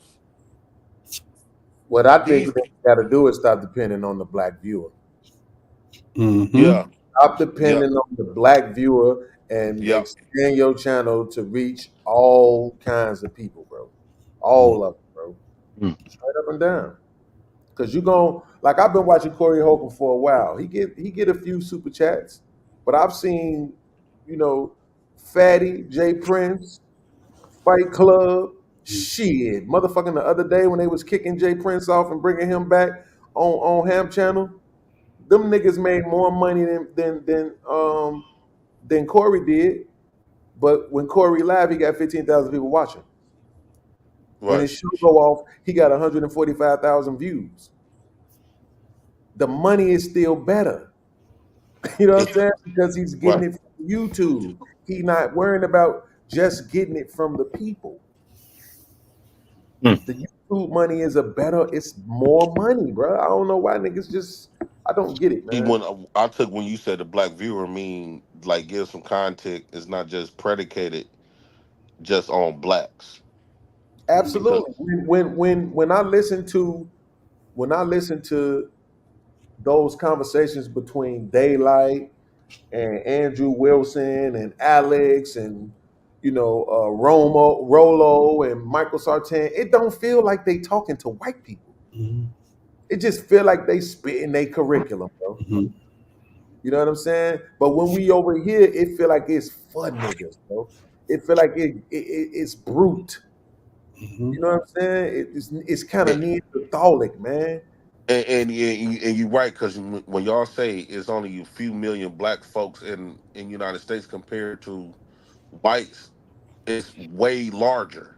So you got to take that into consideration when you um just want to make only black content. So I think by me doing recording once I get my food truck completed, I'm gonna be recording that. I think that's predicated to anybody can watch it. A lot of people can look at that and show you how to build. Because I'm gonna be doing before and afters and stuff like that. And a lot of other races can look at that and watch those food trucks. How to make money on food trucks, how to make money on with your hot dog cart. I started my daughter in a lemonade stand. So I think that could hit multiple races, and it's more activity. It's not just talking, right? Because a lot of times people, they want to see the talking is cool, but I think when it comes like I think a lot of people want to see you being active too, and I want to maintain my reality too. So I want to be more active now Man, instead of just being on here just I talking every wish I day. could pull off the in real life. Like I probably could do it on on a low budget scale, especially since I got my own crib now and everything. Like I could probably do it. You know, I already got a couple mics, buy a couple more, throw like a nice little. I had a plan to do it really though. I was gonna throw a little white futon in there with 2 white bar stool chairs and put a bar in there, so I could have a couple of people sitting on the futon, a couple of people sitting at the bar, mics for everybody. I'm sitting on the other side behind my desk. We have a dope conversation. The only problem was I started having real anxiety about having people come into my crib because rent you a studio. You know what I'm saying? Yeah, Rent my your money ain't office that long. space. I ain't gonna lie, my money ain't that long to be doing all that. No, but the That's office space, like you could probably rent some, like you probably could rent like $20 an hour. Yeah, I was thinking about getting like a little rooming house, and I think that's go for like $80 to $90 a week, and set it up, or if you got a basement, if your internet can reach that basement real good, man, you could. I'm quite sure you could deck your basement out in a little spot where you could deck that mug out and shit. Boom, you got your studio. Yeah, I mean, that's what I'm saying. I don't got no basement. I ain't got none of that. I was gonna do it at first, but then I was just like I said, I started feeling uncomfortable. I'm just meeting people and inviting them to my crib. I'm like, nah, I ain't gonna do that. But that's what I'm saying. Like somebody, but the vision that I really would have for it, I know somebody like Shawn could actually pull it off. See, that's the difference. It's niggas out here that got the money that could pay for it, but it still ain't gonna look right. Because they ain't gonna be right. They not them kind of niggas. They not well read enough to be able to sit down with the kind of people I'm talking about, A-grade people. You know what I'm saying? Like those 2 people that he just showed us in those pictures. Even if the chick come on with feminist ideology, you could still tell that she's a well-read person. You could tell that she's a well-groomed woman just by looking at her. The dude, look how he was dressed and stuff. So when we sit down and we have these conversations, they're not gonna be dumbed down. You're not gonna have a bunch of cigars in the hand of a bunch of goofy ass niggas, right? So that's really what I'm saying. We need more of that, right? We need way more of cultured Black people in real life having these conversations, but it ain't gender war. Yep. You see what I'm saying? Like, okay, y'all, I know y'all be watching the clips from tonight's conversation, right? Mm-hmm. We having Keita Rose on there and the homie from I forget the name of that channel. They ain't been doing that for a minute. The homie with the beard and shit that used to be on the Peep sometimes. And there was like 4 of them brothers. Lucki used to be on there with them. You talking about Crew Season? Yeah, Crew Season. The homie from Crew Season and shit be on there with them. Mr. Lego used to be on there with them. You know what I'm saying? And now they be in real life in front of an audience. Yeah, I like that. But this is what I'm saying. Now this is dope, right? Because they had the people asking the questions, this and that. They responded to the questions and all of that. You know what I'm saying? So that's different. So that's mad dope. I'm not gonna front. It's dope. Even though they be giving some toxic ass answers sometimes, it's different and it's dope. But you don't even get to watch the full shows. They don't put the full shows on YouTube. They just drop all clips. You see what I'm saying? So that's what I'm saying. Like somebody, maybe an hour to 2 hours, right? With some good editing though. I'm not even talking about lives. You see what I'm saying? I'm not talking about lives. I'm talking about Shawn, 4 of his homies, 3 of his homegirls. Like I say, they in the boardroom overlooking Vegas type shit, like how it is in this picture. The men got cigars, the women got wine and shit. You know what I'm saying? They all dressed to the nines and they having real conversations. What that college life like? What that business life like? What that homemaker life like? What that boss chick life like? What that husband provider male life like? What is it really like? You know what I'm saying? And having it in a way where now you got the edits involved, you got music and shit that's coming in, you got the clip that's coming in that's showing images of what they talking about. Like they could pull it off because they're well-groomed, well-versed people. The dude is a whole scientist. So imagine if they had somebody like a Neil deGrasse Tyson on the show with them, it wouldn't seem out of place. Yeah. It wouldn't seem like he's sitting there with a bunch of people who don't fucking know what they talking about or understand what he's saying. You see what I'm saying? This is why he always on shows with white people. Every time I see Neil deGrasse Tyson, he's always on there with some fucking white people. I'm saying, when are we gonna focus on that kind of content? When are we gonna stop trying to make Fridays around this motherfucker? Fuck niggas. You know what I'm saying? Like, when is it gonna stop being about, yo, so bitches ain't shit, right? Yeah. I think that became dead now. Like that woman, that black woman versus black man concept, I think that's done got so fucking played out now. Well, not necessarily because Everybody, you got new people coming in, you got new people watching, and relationships gonna always be the catalyst of people's lives, No right? doubt. No doubt. I think what's gonna happen is it's just gonna rotate itself out. That's what I really believe that happened. We was the people then, and now they got new. We got rotated out. Like they don't want to hear it from us no more. They rather see us do something different because how can I put this? Like Tommy Sotomayor, he used to be lit. Now when he come on, don't nobody really give a damn. He Hey, got you know, rotated out. but you know what it is? Like Jay, even I lately have started talking more about women, right? But it's from the purview of them mentally, right? To highlight, and not like the show. Damn, was that today or yesterday? I don't know. The last show I did was women don't really like men, right? So it's not me saying, look at these bitches ain't shit. It's me saying, damn, is this really how it is? Yo, is it, you know what I'm saying? Like, I'm approaching it from more of a from more of a sympathetic, like, you know what I'm saying, like hurt kind of. It's not anger, it's not vitriol, it's like, damn, you know what I'm saying? Then I Mm-hmm. do the stupid detentions where I hold people accountable for just saying dumb shit, don't matter who they is. Then I do the fucking intellectual standards where I review smart ass people having debates to highlight, look, this is what it looked like when you're being smart. Okay, this is what it looked like when you're not, doing too well. People got to understand what debate really means, right? It don't mean Mm-hmm. you don't ever concede. It's not really an argument. It is, but it's not, right? It's an argument without the assholes, right? So, but even though I talk about the women, I just feel I talk about it from a different perspective. But what And I'm see, saying is the niggas that could do something different, for whatever reason, are choosing not to, right? So we got to hold feet to the fire, bro. Like, if I'm watching Shawn, you know what's one of the flyest things I've ever seen in my life? Let me pause this game to say this. Bro, one of the flyest things I ever seen in my life was the Jay-Z video, Show Me What You Got. At the end, after he got off the boats with everybody Yeah. and he was at the little party function, and them black people was doing that dancing and stuff, the way they was, man, that was one of the flyest things I've ever seen in my fucking life, bro.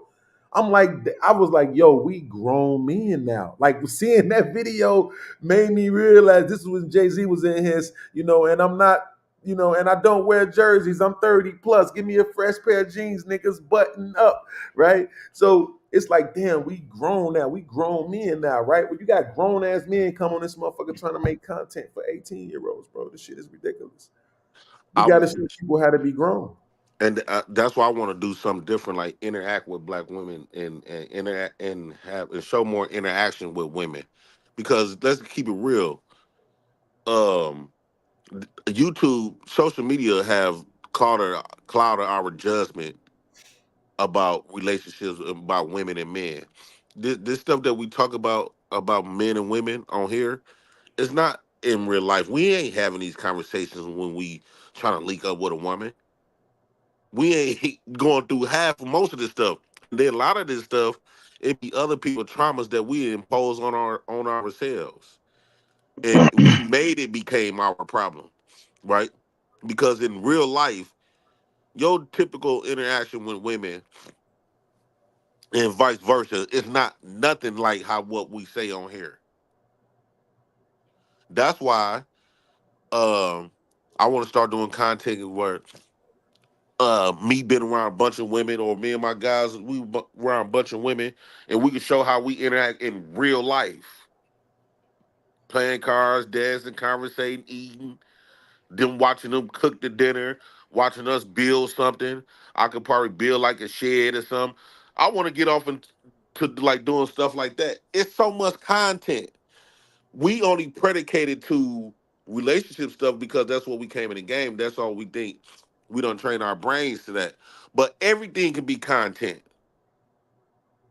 Any and everything can be content. We can benefit from this social media in so many ways. We don't have to just be predicated. I learned that word. That's why I keep saying it.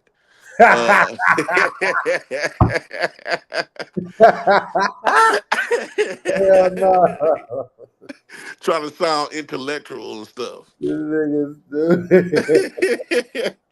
But it's a lot of other stuff. Like, but I want to address this dude, anti-dude. That's what I'm saying, Shawn, and I'm just gonna leave that alone.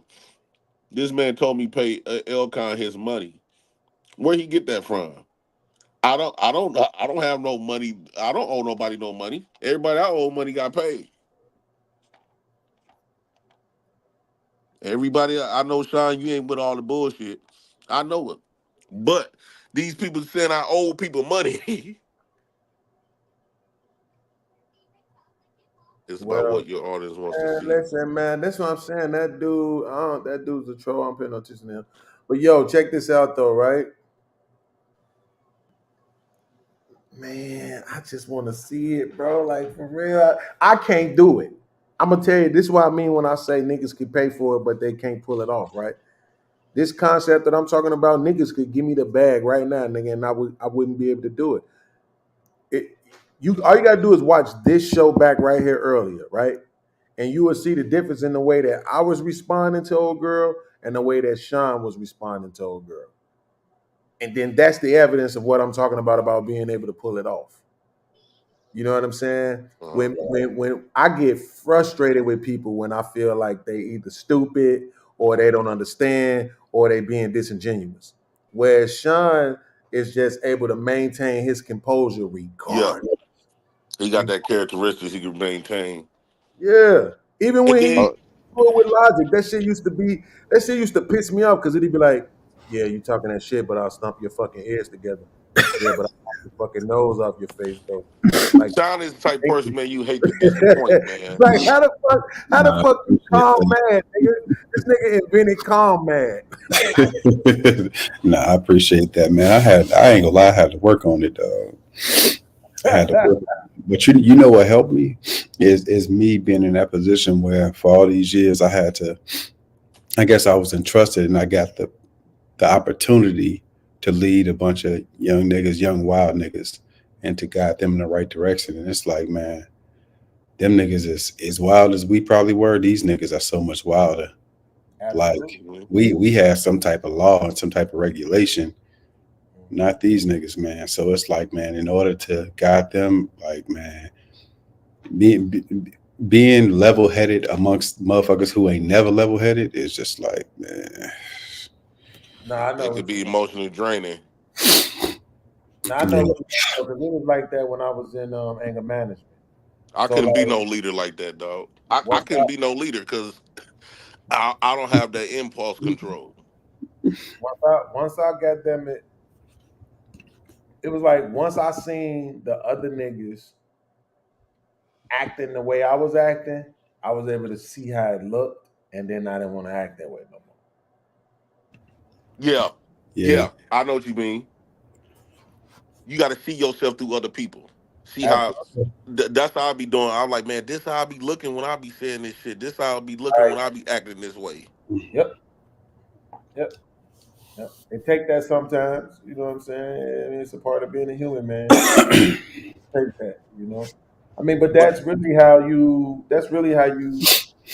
like. That's really how you resonate with people, though. Mm-hmm. Right. So I always say, and I didn't read this anyway. This is something. This one of the things I can say I came on my own is that understanding is requisite of empathy. Right. So in order for you to empathize with people, you have to understand them. You know what I'm saying? And when you understand them, it makes it that much more difficult to hate them. Mm-hmm. Right. So like when you see somebody like a Shawn, he he has a certain level of understanding, and there's another part to it too. He has a certain level of understanding about women. He has a certain level of understanding about violence. He has a certain level of understanding about things that is his reaction is not, it doesn't have to be one of vitriol or he don't have to be temperamental. You see what I'm saying? But then there's He got a another lot of patience. yeah, but then there's another thing too, and that thing is called acceptance. See that what people don't understand is damn near as hard. It's damn near harder than understanding. Is that you might understand something, it still might be difficult for you to accept it. I understand how women are, how they move, but it's still on a daily basis breaking my heart that this shit is true. It's really breaking my heart, bro. I'm like, what the fuck? I gotta accept the fact that this is how women really think. This is how really are. It's really breaking my heart. But Man, that's that's not how they really think. Because in real life, dog, man, like what these people be saying on here. When I be interacting with women in real life, I don't be sitting up here talking about, oh, you gonna submit to me, you gonna be feminine. I'm an alpha male making 6 figures, dog. When I was going around street interviewing women, even white women, well, I said, which type of man you'll choose? A man with some money or a man with characteristics? All of them, white, black, Puerto Rican, all of them said personality and characteristics. It wasn't no high figure earner, no man just with no high figure earner. Was they lying? Don't get me wrong, but wait, that's what see. This is why words matter, right?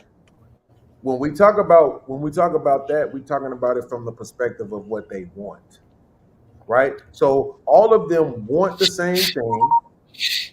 I would say half of them know they're never going to get it, right? But too many of them get with people that they actually qualify for, but they all believe that they're settling. But here's the thing too, Beanz. Every woman, hold on, listen, Jay Prince, ask them this next time you go out and do some interviews, bro. Every woman thinks that she could get a man better than the one she got. That's a Right, fact. that's a fact. But here's the thing: we do that too, right? All of us want $1 million, right? All of us want to be filthy rich, but we don't know. We want that, but we don't know what comes with that. We don't know the mental challenges that you have to face just to be back normal, a normal human being again. But We thinking that's gonna solve all of our problems internally, but this and the difference I though, don't really JP. think so. But this the difference though. So if you want $1 million, right, and let's say you don't never really get to it, you want it for yourself, and you try to go get it for yourself, and it just so happened that you don't get to it. You're not beating nobody else up for that. The issue as it pertains to our women is that what they want us to give it to them. They want us to provide it for them, right? So when they don't get it, then they begin to beat us down. They I take think it that's out social from media. us. No, that's not I social think media. social media affected they standards of a man, right? No, Because you now gotta when they understand this pull been up on going social on for a media, while. they look at everybody else's lifestyles and feeling like they getting cheated. When they can pull up a female that they think they better than, and that woman got a man that's taking them on trips and buying them type of Benzes, they feel like they getting cheated. So now social media done open the doors for these women to compete. Wait, but see, And look, you're not wrong. See, look, you're not wrong. But listen to what I'm saying exactly, because this isn't a new phenomenon. They've been mistreating niggas based on the fact that niggas wasn't providing them with the life that they thought they were supposed to get. Jay Prince, even when they stayed, they still were fucking bitches. You can go back to the fucking 60s, 70s, 80s, and 90s and just listen to the comedians, bro. And listen to how they all have these same narratives, bro. Like everybody ain't making up these narratives, bro, about how women are. It's cheaper to keep her. Don't argue with no woman. I was literally talking about this earlier with my mom because she was talking about how, her current husband, she was like, I get to have peace with him and this and that, blah, blah, blah. And I was like, Mom, the reason why you like him more than you like the other ones is because that nigga don't give you no pushback. None. He let you act however you want to act, say whatever you want to say. He just ain't gonna argue with you. He ain't gonna waste his time. He not finna have no back and forth with you. Ain't finna be no whole bunch of lip. It's not gonna happen. And she knew I wasn't lying. She ain't even say nothing because it's the truth, and that's why you like him. Yeah, you have grown and changed over the last few years, but at the end of the day, in the beginning, he just was a fucking pushover. Because what the fuck he arguing about? He got a 6-figure earning woman. What the fuck? He is a retired mechanic.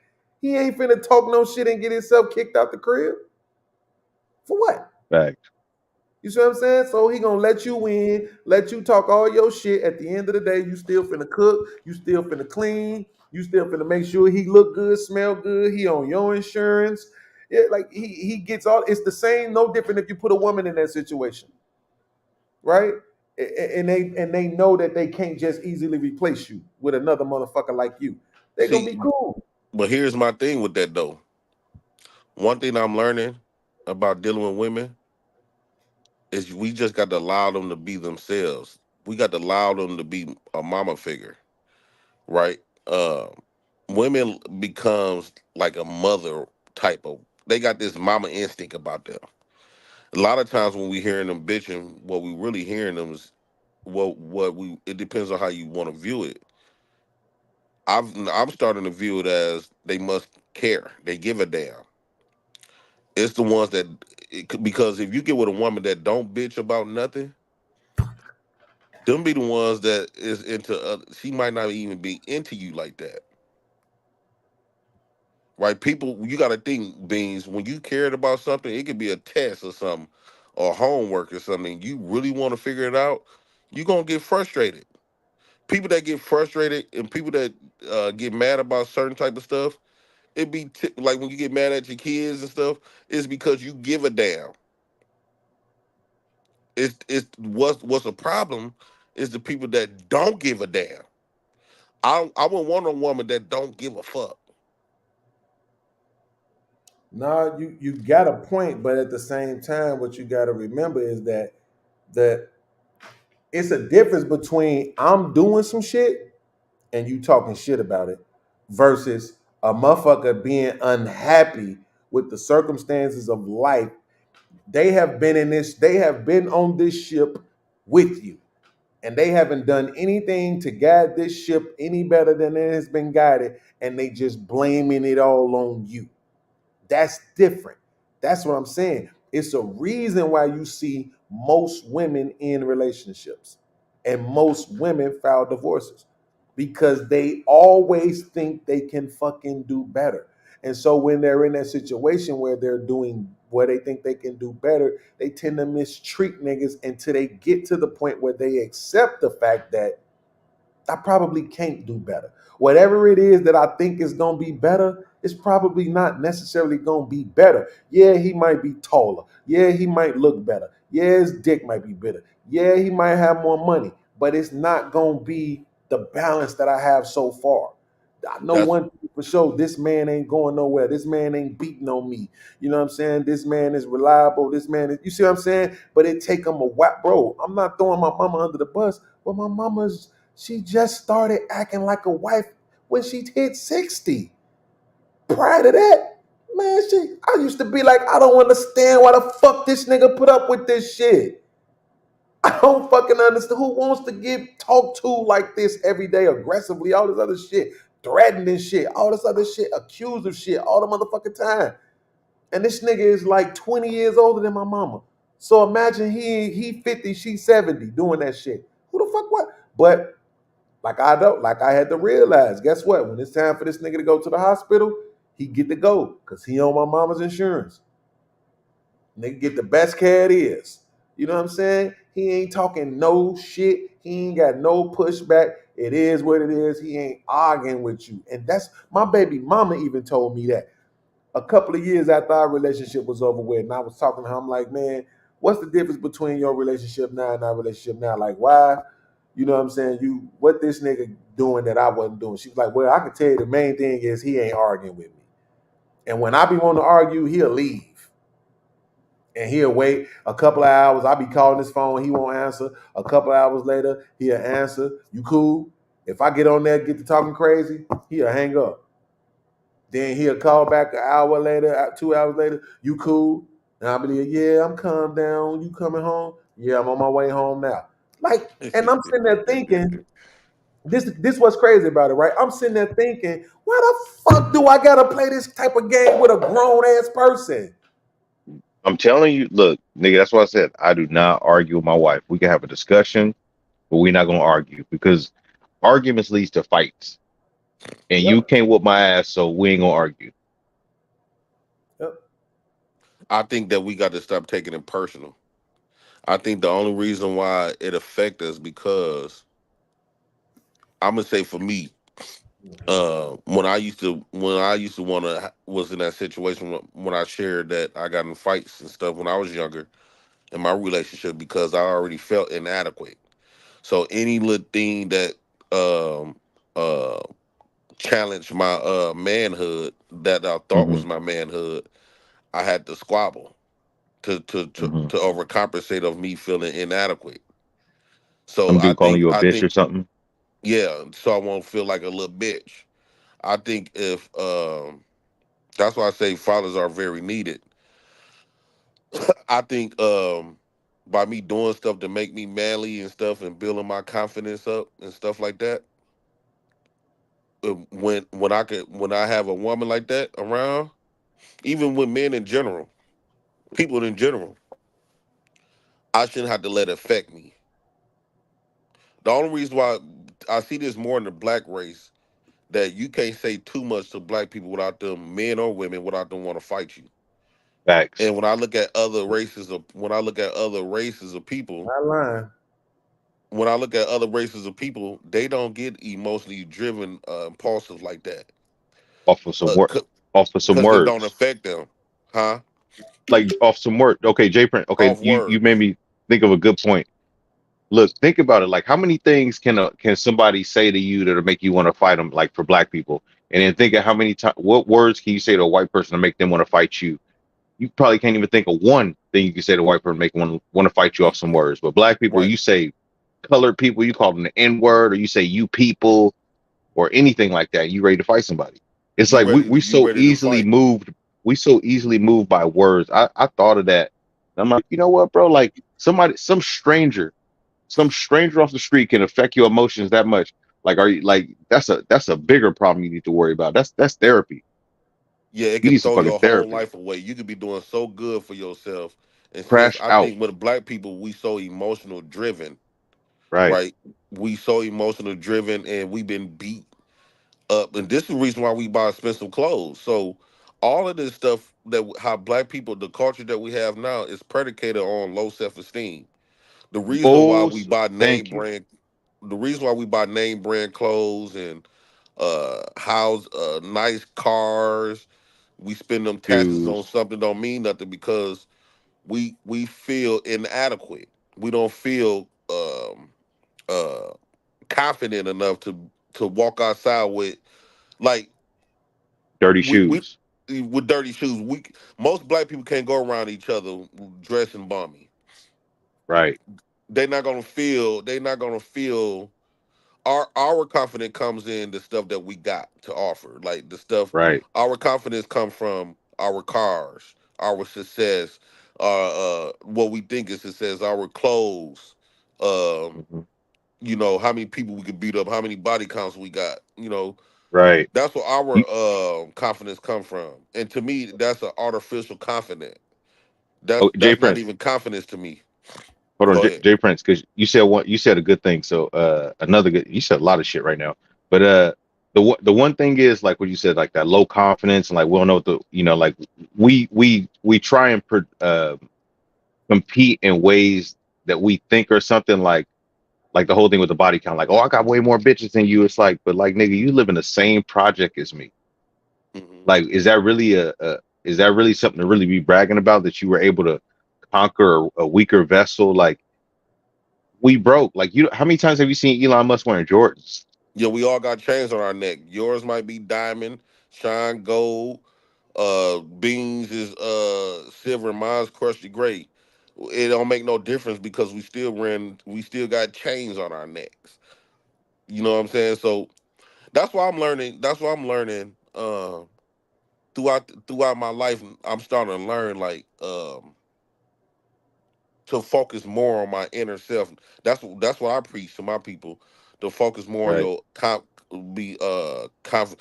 Imagine you naked. Where would black people be at if we was all naked and we didn't have nothing? It would be a bunch of low self-esteem people. It, bro, you right, nigga. Look, I think most like if you willing to crash out over a nigga stepping in your tennis shoes, like how much, what do you really have in life that's worth anything? If you willing to like risk getting the F on your report card to beat up a nigga and put him in a coma because he stepped in your tennis shoes, like you really ain't got much going for yourself. Like my nephews and my little cousins, the one thing you want to do as young as absolute possible, especially as a black man, is to have something to live for, to feel like you have a future. A lot of these fools feel like they don't got a future. That's why I'm like, hey, go to college, get in school, like have some look, because you know a lot of times a lot of people on panels are like, man, I didn't think I was gonna live to 25. If a nigga talking like that, he definitely gonna crash out over you stepping on his tennis shoes. But if you a nigga who like we got you in a trade young, right? We got you we got you into one of the trades young where you be like, man, I'm gonna go through this apprenticeship and then afterward I'm gonna be a journeyman and I'm gonna get this and I'm gonna be able to make this kind of money. Like you'll be way more careful about the moves you make. Absolutely, and you know another thing I learned, young blood, by being on these panels. This is another thing black people got bad. They I would say most majority of black people is stupid compared to everybody else because they don't understand the propaganda against them. So Talk a about it. lot of times when black people speak, they're afraid to be they're afraid. I won't necessarily use the word afraid. They don't want to be wrong because they want to be they want to be Mrs. and Mr. Know-it-all because this what makes them feel good. Even if they Yo, don't know nothing. Even if yo, they don't know nothing. they refuse to admit when their knowledge ends and where it begins. They know it all. Because that's a little they don't got no steam already, so the little bit that they got, they hold on to it. I have that bad. I hold on to the little shit. Like when I talk about me fucking a lot of hoes, me being in jail, me surviving jail, me surviving getting jumped, me surviving getting shot. I hold on to that because if you remove that from me, I'm gonna feel like I ain't shit. There ain't nothing there. Ain't nothing. I don't got nothing else to make me feel comfortable, confident about myself. So Well, I I mean, hold on to bullshit to but, make me. yeah, but this the thing about it though, right? So like one of the things that I've realized is amazingly a lot of the good things that happen will end up being a detriment to you. And a lot What of do the you mean? bad things that happen will end up being a benefit for you. Right. So it's I like I've been through things where when it happened, it was like, this shit, fuck, man. But then somehow it was some kind of lesson or some kind of blessing from that, right? Yep. Like, I'll give you two examples really quickly. The first one, well, I get into it with my lady. She doing her thing, going out, showing her ass. Pissed me off one day. I grabbed her, choked her up. She got them and called the police. Boom, police come. I go to jail, DV. right? I'm in jail. This is fucked up. You know what I'm saying? These people talking about 3 years, all this other dumb shit, right? But because of that, I got Section 8. If I'm Like not there in that moment, because when I was in there, I went into the work. I went into the work work program. release.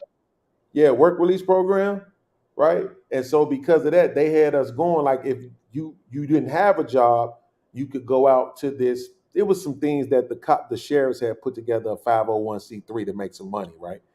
Right, So yeah. they was really scamming, right? But they had a connect with the motherfucking what the fuck is the place called? The little thrift store. What is it? Goodyear, Good Life. What the fuck is it called? Goodwill. Goodwill. Goodwill. Yeah. So they had a motherfucking connect with the Goodwill, right? So they had a little office space up there where they would have us come in and shit, and then they would do resume building, job application, different shit like that, right? So, and then they had a lady that came in and she was like, "Man, listen, mom, we signed. I heard your story and you dealing with housing with your lady and this and that. Why don't you sign up for Section 8?" She was like, "It's a 5-year waiting list, but you never know." You know what I'm saying? Bro, I done completely forgot about this shit. I'm trying to get out. I'm trying to go home. I'm trying to figure out how am I going to convince these people to drop this shit from a felony to a misdemeanor so I can go home, right? And that's what I did. I worked on it, got that shit dropped from felony to a misdemeanor, got probation, and came home, right? You know what I'm saying? The But best feeling in the world. 5 years later, I ain't even thinking about this shit. I'm in Chicago, you know, I'm back at the crib and shit. And my lady called me like, "You just got some mail from the housing. Oh, you want me to open it up?" "Yeah, open it up. You've been selected. Woo woo. You need to come down here, find you an apartment, blase skippy." I know you bust your head on the ceiling, Hey, boy. let me So see. I want to goddamn touch on that. happy. Let me touch on that because I don't like the thing is like you like if I didn't go through that I would have never learned this. Like the thing is like wouldn't it be better if you didn't have to go through that to still learn that lesson? I like going through stuff. No, I know, I hear what you're saying. No, I hear what you're saying, but I mean like it's much better to not go through that because now you have that on your record, like and that's there. But the thing is, like I heard somebody say this, I forgot who it was, so I wish I'd give them credit, but Black people are like one of the only cultures where we start over every generation because we don't learn from the last generation. We like to go through it and then learn the lesson instead of just learning from what we've learned, what we've seen from other generations. That's why we keep having baby mama after baby mama after baby mama. I 100% agree with you, but I appreciate the fact that the stuff that I done went through, like I always say, man, the stuff that I done went through is the good stuff that happened to me is my prosperities. The bad stuff that happened to me that gave me my wisdom, understanding, knowledge, and everything, right? So Right. I'm happy. I appreciate the fact that I done went through jails. I done got bad baby mamas. If it wasn't for me having fucked up baby mamas, I wouldn't have custody of all my kids. Like No, Beanz was no, saying. So I'm glad. The only thing that I still didn't wrap around my mind around is losing my mama. But when I see men that have their moms, like when I was growing up in my 20s and stuff, they so dependent on women. I didn't have no other choice to depend on myself. Yeah. I go around my cousins or my big cousin them, they still have to live with their mamas because they 50 years can't. old. Yet right, and now when she died, when like my cousin that his mama raised us, they mama raised us when my mama died, and he got to stay with a woman that is super bad for him. Like what Beans was saying earlier, she putting all this pressure on him to live this lifestyle that he cannot afford. But he married to her now. And he be trying to leave her, but he's so dependent on a woman. That's cause he lost his, he all his life he was living with his mom. Where me, I've been so independent. I'm like I think if I be asking myself here, what would I be? How would my relationship be with my mama if I was still here? I probably would be barely seeing my mama at my age now. You said if she was still here? Yeah, if she was still here, because I'm grown. Right. Or I could have been living with my mama, or committing all these crimes because I know my mama gonna bag me up. My mama gonna always be there for me. So I think that's the only thing that made me strong for myself by me losing Right. my mama. You know what though? See what I mean is like there's other ways to learn those to gain that strength and learn those lessons, but other ways of going about I it. think the experiences is the best teachers. Yeah, I no, that think is true. not for Not all that. No, people. wait. No, It's not that. It's not that. This is what it is. So, if I remember correctly, Youngblood. Damn, I think I'm finna guess wrong, but I'm gonna say it anyway. You're an electrician. Absolutely. Okay, cool. My memory ain't as bad as I thought it was. So you're an electrician. I'm a plumber. Jay Prince a carpenter. Shawn is a drywaller, right? Imagine somebody saying, "Man, why you doing that drywaller? You could be getting this money over here doing this plumbing," right? It's everybody has to have their a lane, bro. It's no way to escape this. This is what it seems like. This is what life has shown me. Mm-hmm. If it's possible, it's gonna happen, and none of us can't really dictate who it's gonna happen to. We can't dictate that for other people. So like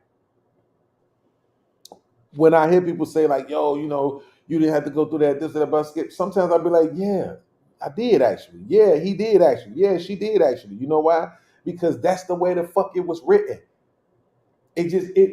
I don't like believing in that destiny shit, but to some degree, I think it's true based on the fact that everything that can happen will. The domestic violence can happen, and that shit is gonna happen. Somebody, shit, hell yeah. But that's what I'm saying, right? So think about it, because that's the thing that spawns your question, was the comment about the domestic violence. So this is what I'm saying. Some woman is gonna say some shit to make a nigga crack her upside the head. Oh, that's a fact. No, trust me, I've been there, bro. I didn't wrestle with a couple chicks, but yeah, so I know what you mean. So just by knowing that, some nigga is gonna go to jail for domestic violence, bro. This is fucking way around it. It is inevitable. No, I'm not saying that. I'm not saying that that's not a thing, right? I mean it more or less of like, I would like the way it was. We were talking about it. It's more or less of like, if we could go about learning those lessons a different way, would be much better.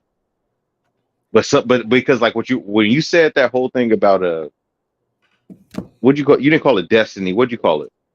Yeah, I did. Yeah, I said I said I don't like that, right? I don't like that. I don't like that word at all. Okay. So I'm gonna tell you. But that's why I said it's kind of probable based off the fact that everything that can happen will happen. You know what I'm saying? So because like destiny.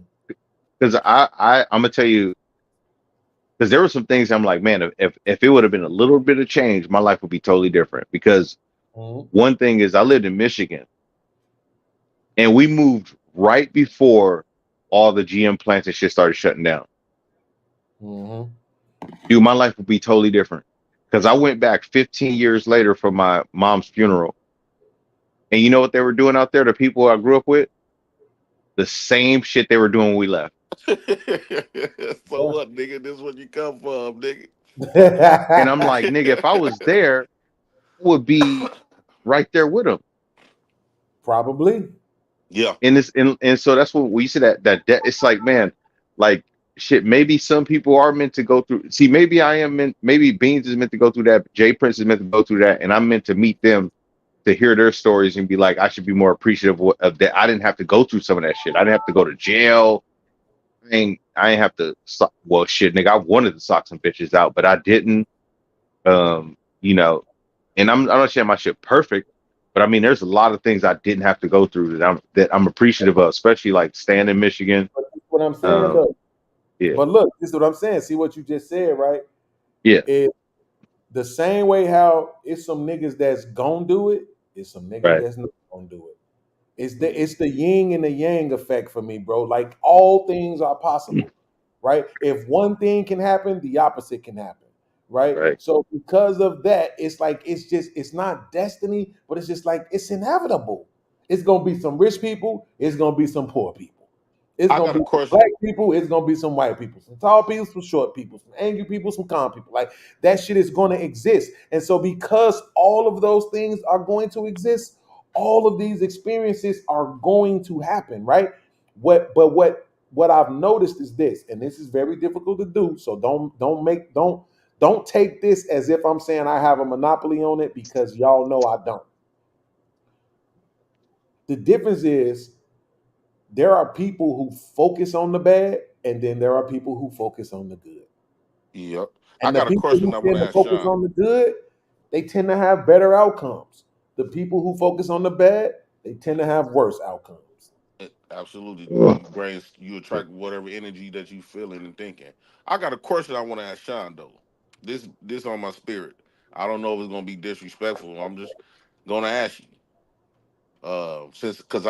Since I've been through it, and since we on this conversation and stuff, because when you told us that you had just lost your mom recently, how's Oh, I you didn't hear that. feeling? How's you feeling right now about that at days? Oh man, I always I think for me, man, I just be learning how to dodge the emotional landmines because I think every day has like emotional landmines. You know what I'm saying? And so it's just like I try to, whatever those triggers are or those things are, I just try to avoid them. And a lot of days that means avoid thinking about her, which I then feel bad about. But Mm. it's the way I can make it through the day. Other than that, it'll fuck my whole day up. You know what I'm saying? Do you But think you have to? Because I've been through that stage, and later on in my life, because I used to block that out, but mhm. later on in my life, since I never addressed it, I never got over it, or I never healed from it. For a lot of my years, it didn't start affecting me till I started getting grown when I needed her the most. Um, my thing was, one thing about black people, we're afraid to face um, and deal with the whatever to deal with a lot, especially with black men. We want to make we want to be tough and stuff and stuff like that. We don't like to break down, but I think breaking down is the best strength ever, and facing it and dealing with it because like when my mom first passed, I was a child. But my hood was looking at me, and I was looking at them. I was like, "Man, I better not cry. I better not cry." That was more in my mind more than the actual what happened. So it taught me to like block stuff off. But what they didn't do nothing but harm me. Mhm. Mm. I didn't let myself go with the emotions. Do you think that one day you might just have to face it and let yourself go with the emotions? It's almost like having a cold, right? We don't want our nose to be stopped up and all the other type of stuff. Medicine can't really help, but you got to go through the motions, and it's just gonna heal naturally. Oh yeah, shit. I done a lot of that, to be honest, man. Done a lot of it, man. So it's just like that shit just happens when it happens in random places. Sometimes I'll be in a club, they'll play some type of song, and it's like in the middle of the club, you fucking crying and shit. You know what I'm saying? Nigga, Yeah. hey, I'm gonna tell you what. I could not listen to "Hey Mama" by Kanye West for like 6 years. Yeah, yeah. It's a bunch of shit, and I'm like, yes, but it's it's a process, and we all go through it differently. But See, that's Right. I don't let it get in the way of my life. But it's something I got to manage every day. You know what I'm saying? that's why we need for black men we need more community based because when men will see you crying, they might look at that as an opportunity to get you or whatever the case. I think that's when I think we need to change the dynamics of how us men, black men, was brought up. Hmm. That's why I believe that's why we walk around soulless and spiritually numb Hmm. because Angry, silent. angry. Yeah, because we don't have nobody. We don't got no trust space to vent to outside of the mirror. The only place I Ooh. cry at is in the mirror Wait, say with it again. nobody. How I you don't say even it? cry in front of my kids. Wait, say it. How'd you say it? You said say that one more time. The only place we got the vent and break down to is in the mirror. We don't have no space, no safe space to a human interaction to really, support us emotionally. I think when it comes to us black men, we was raised to be soldiers instead of I would say soulmates. We never focus on our emotions, and I think that's the reason what making us weak. We think that's strong, but I really think that made us weak. Walking around angry every day, you in a weak bro, position. it's a lot. Look, I noticed that too. Like I listen, and there's a lot of emotional, especially black men. Like we're like, how does something so small make you want to like snap on somebody or challenge them to a fight? That's Right, something because we deeper. fighting That's something ourselves. deeper. Really, Yeah, it's deeper. it ain't what I said, bro. It's deeper than that. Like this ain't got nothing. You about to give me an ass whooping, it ain't got nothing to do with me. It don't have nothing to do with you, but we projecting. That's like when in my relationships, right?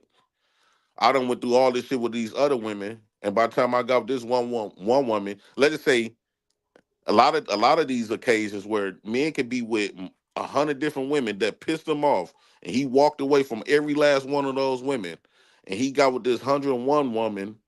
She said the slightest thing that reminded him of the 100 women that did him bogus, and she catch the beatings. You remind me of So my ex-girlfriend, Shaquita. She or said you that remind shit. me of my mama or my auntie that said this harm stuff to me. I think that's the thing with us black men, man. We don't have it's black men that have it, that got that support, that got that emotional support. But I Right. think when it comes to us black men, we emotionally childish because we Ooh. never operate in our emotions, so we never got the chance to grow our emotions because all we did is hit it. Right. I'm telling you, I'm a big when Kevin saying to say therapy, like for most of us, to be honest, at our age, at this point, it's too late. That's just a fact. But like if you get them young, that's better. Like because you got to be like, hey, you got to be okay with talking about it because sometimes you get it all pent up. I remember I used to, not say nothing, get it all pent up, and then one day I'll just fucking just flash. You know what I mean? And that's fucking dangerous, especially as a man. You kill somebody. You kill Yeah, somebody as a man, yeah, you and can't. that's the scary part. Like, but I had a lot, nigga. I went to therapy for over 10 years when I was younger, from like 12 to like almost 24, 25. And that was like I'm thankful I did it so young because it was so much going on when I was that young that there was a lot of things I didn't understand. And That's and that's why it was in my spirit to ask Sean that. I hope he didn't take that. Hope you didn't Oh, take that disrespectful. no, no, no. But I appreciate that. I know how devastating. Boy, when I don't give a damn when you lose your mama, boy. Mm-hmm. I growing up, especially you ain't tough no more when you lose when your mama gone. boy, hey, It nigga, it that takes it takes it takes a you realize that your strength came from your mama, the presence Mm-hmm. of your mama. That's where you got all your strength from. yeah. Mm-hmm. And When my oh, I'm sorry, go ahead. yeah. All I was gonna say, yeah, the strength that that we once had, it comes from your mama, and once that gone, you start realizing over the years, gradually, that you becoming weaker and weaker in a way, and some not just weak like as a man, but dealing with stuff and dealing with life. You got this hole in your heart the size of your mama, and Mm-hmm. if you don't deal with it, and you don't got that space, you don't got other black men that can relate or have that space instead of them laughing at you or whatever the case. If you don't got that space, man, y'all just don't know. That's man, the mental wreck that you're gonna put yourself through, emotional wreck that you can put yourself through. It might don't affect you today, but it definitely can affect you 5, 10, 20 years from now. That is super. When my mom passed away. See, first off, like I was an athlete my whole life. Like I ate clean. Oh, your mama passed away too? Yeah, 2011, How old was you? 50. I said, how your mama was 50. How old was you? 23, 24. Man, that's the worst feeling. How you feeling? Bro, my grandmother died at 50. Mm. So my oldest sister, who's in her 40s, she thinking she gonna die at 50. Yeah, But I'm sorry, I want to. But one thing, like I said, I was an athlete. I did track in college, all of that. And then when my mom passed away, I started smoking. People were surprised to see me smoking because they know I was always eating healthy and shit like that, and like exercising, and like they see me smoking was crazy. I never was you know, I never smoked like that. Like not weed. I was smoking cigarettes and shit, blacks. You know, that's when it started. And here's the thing: when we come on these panels, right? Although we see us like y'all see me acting aggressive and stuff, and at times and getting crazy at times, but the thing with us black men, don't nobody care to understand us. Don't nobody care to really what got me to that point. Right. You know what I'm saying? A man and niggas could go through so much to the point where this the only space I could just let it all out. And if people will look at that and say, "Oh, Jay Prince is a fucked up motherfucker. Fuck that He nigga. crazy. He crazy. He crashing out." But that's because they don't give a fuck about me. You know, Hey Jay, I think that's the thing what black man is lacking. Nobody care to understand you. Jay Prince. So me and my friend talked about this like last week. He was like, sometimes people don't understand how much energy it takes for most of us to just not crash out on a daily basis. Yeah. They don't understand that like of all the shit we got going on mentally and the traumas and all that, like bro, like just going through a regular day being normal is difficult. By the time you get home, you're exhausted. And the last thing you want to do is be arguing with a bitch. Yeah, that's why I say if you're not healed, if you know, because you know yourself, if you're not healed, try not to live with no woman, because Man, only thing you're gonna do is hurt her. what's healed? What is healed? Healed Some wounds you means can't patch. no, you can't patch it, but you can't patch it, but you know how to deal with it over time.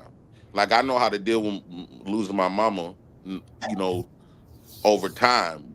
But in the beginning, it was very difficult, especially when I became grown and when I was living out there in these streets. People were shooting outside and all this other shit, or especially when my auntie gave up on me after she see me running from the police in school because we was going to the same community college. And when she gave up on me, dog, that was the worst feeling ever. My auntie that was supposed to have me after my mama left. I knew I was a bad kid, but when she washed her hands and gave up on me, I felt like my life was over with. Hey, man, I hate that y'all had to go through that shit too, bro. Hey, I'm about to take my ass to sleep. Yeah, I see you up there Man, finna crack, go to sleep. it's a good conversation. I hate to, you know what I'm saying? Yeah, Man, you right. we got to continue this for sure. All right, Yeah, I Shawn, man. appreciate All it. right, Beanz, Mr. Man, I Youngblood. appreciate y'all for showing up, man. Yeah, Yeah. man. Yeah, good conversation, man. Good to talk to y'all again. It's been a while. Absolutely, bro. I just We want to have say, another. everybody, welcome to the Black Peach Stone Nation. Meetings on Sundays. Yo, hey, now super dope conversation, man. I love it, man. Thank y'all for letting me along Man, today. appreciate it. When is y'all next show, y'all? Chuck got. I'm gonna try to do so. I'm doing my daughter. I'm doing a show. Doing my daddy. Jay Prince does his daughter hair. I'm doing that tomorrow. Beanz, what you got? I don't know. I might do something tomorrow, seeing as how it's goddamn. I just realized it's a damn leap year. Oh shit! Damn, I ain't need So people. I might be doing something and shit, but I don't know though. Just got my hoodies in, so I got to get these hoodies pressed up and sent out and shipped out too. Yes, sir. Good business, man. Nah, Definitely man. before the weekend, so I'll probably be working on that tomorrow. No problem. Man, appreciate y'all stopping through. Everybody in the chat, I appreciate y'all coming through. I appreciate Cash Apps. Appreciate all that. Definitely going to sleep. Yep. All right, Shawn, man. Love y'all. All right, y'all. Love though. Oh,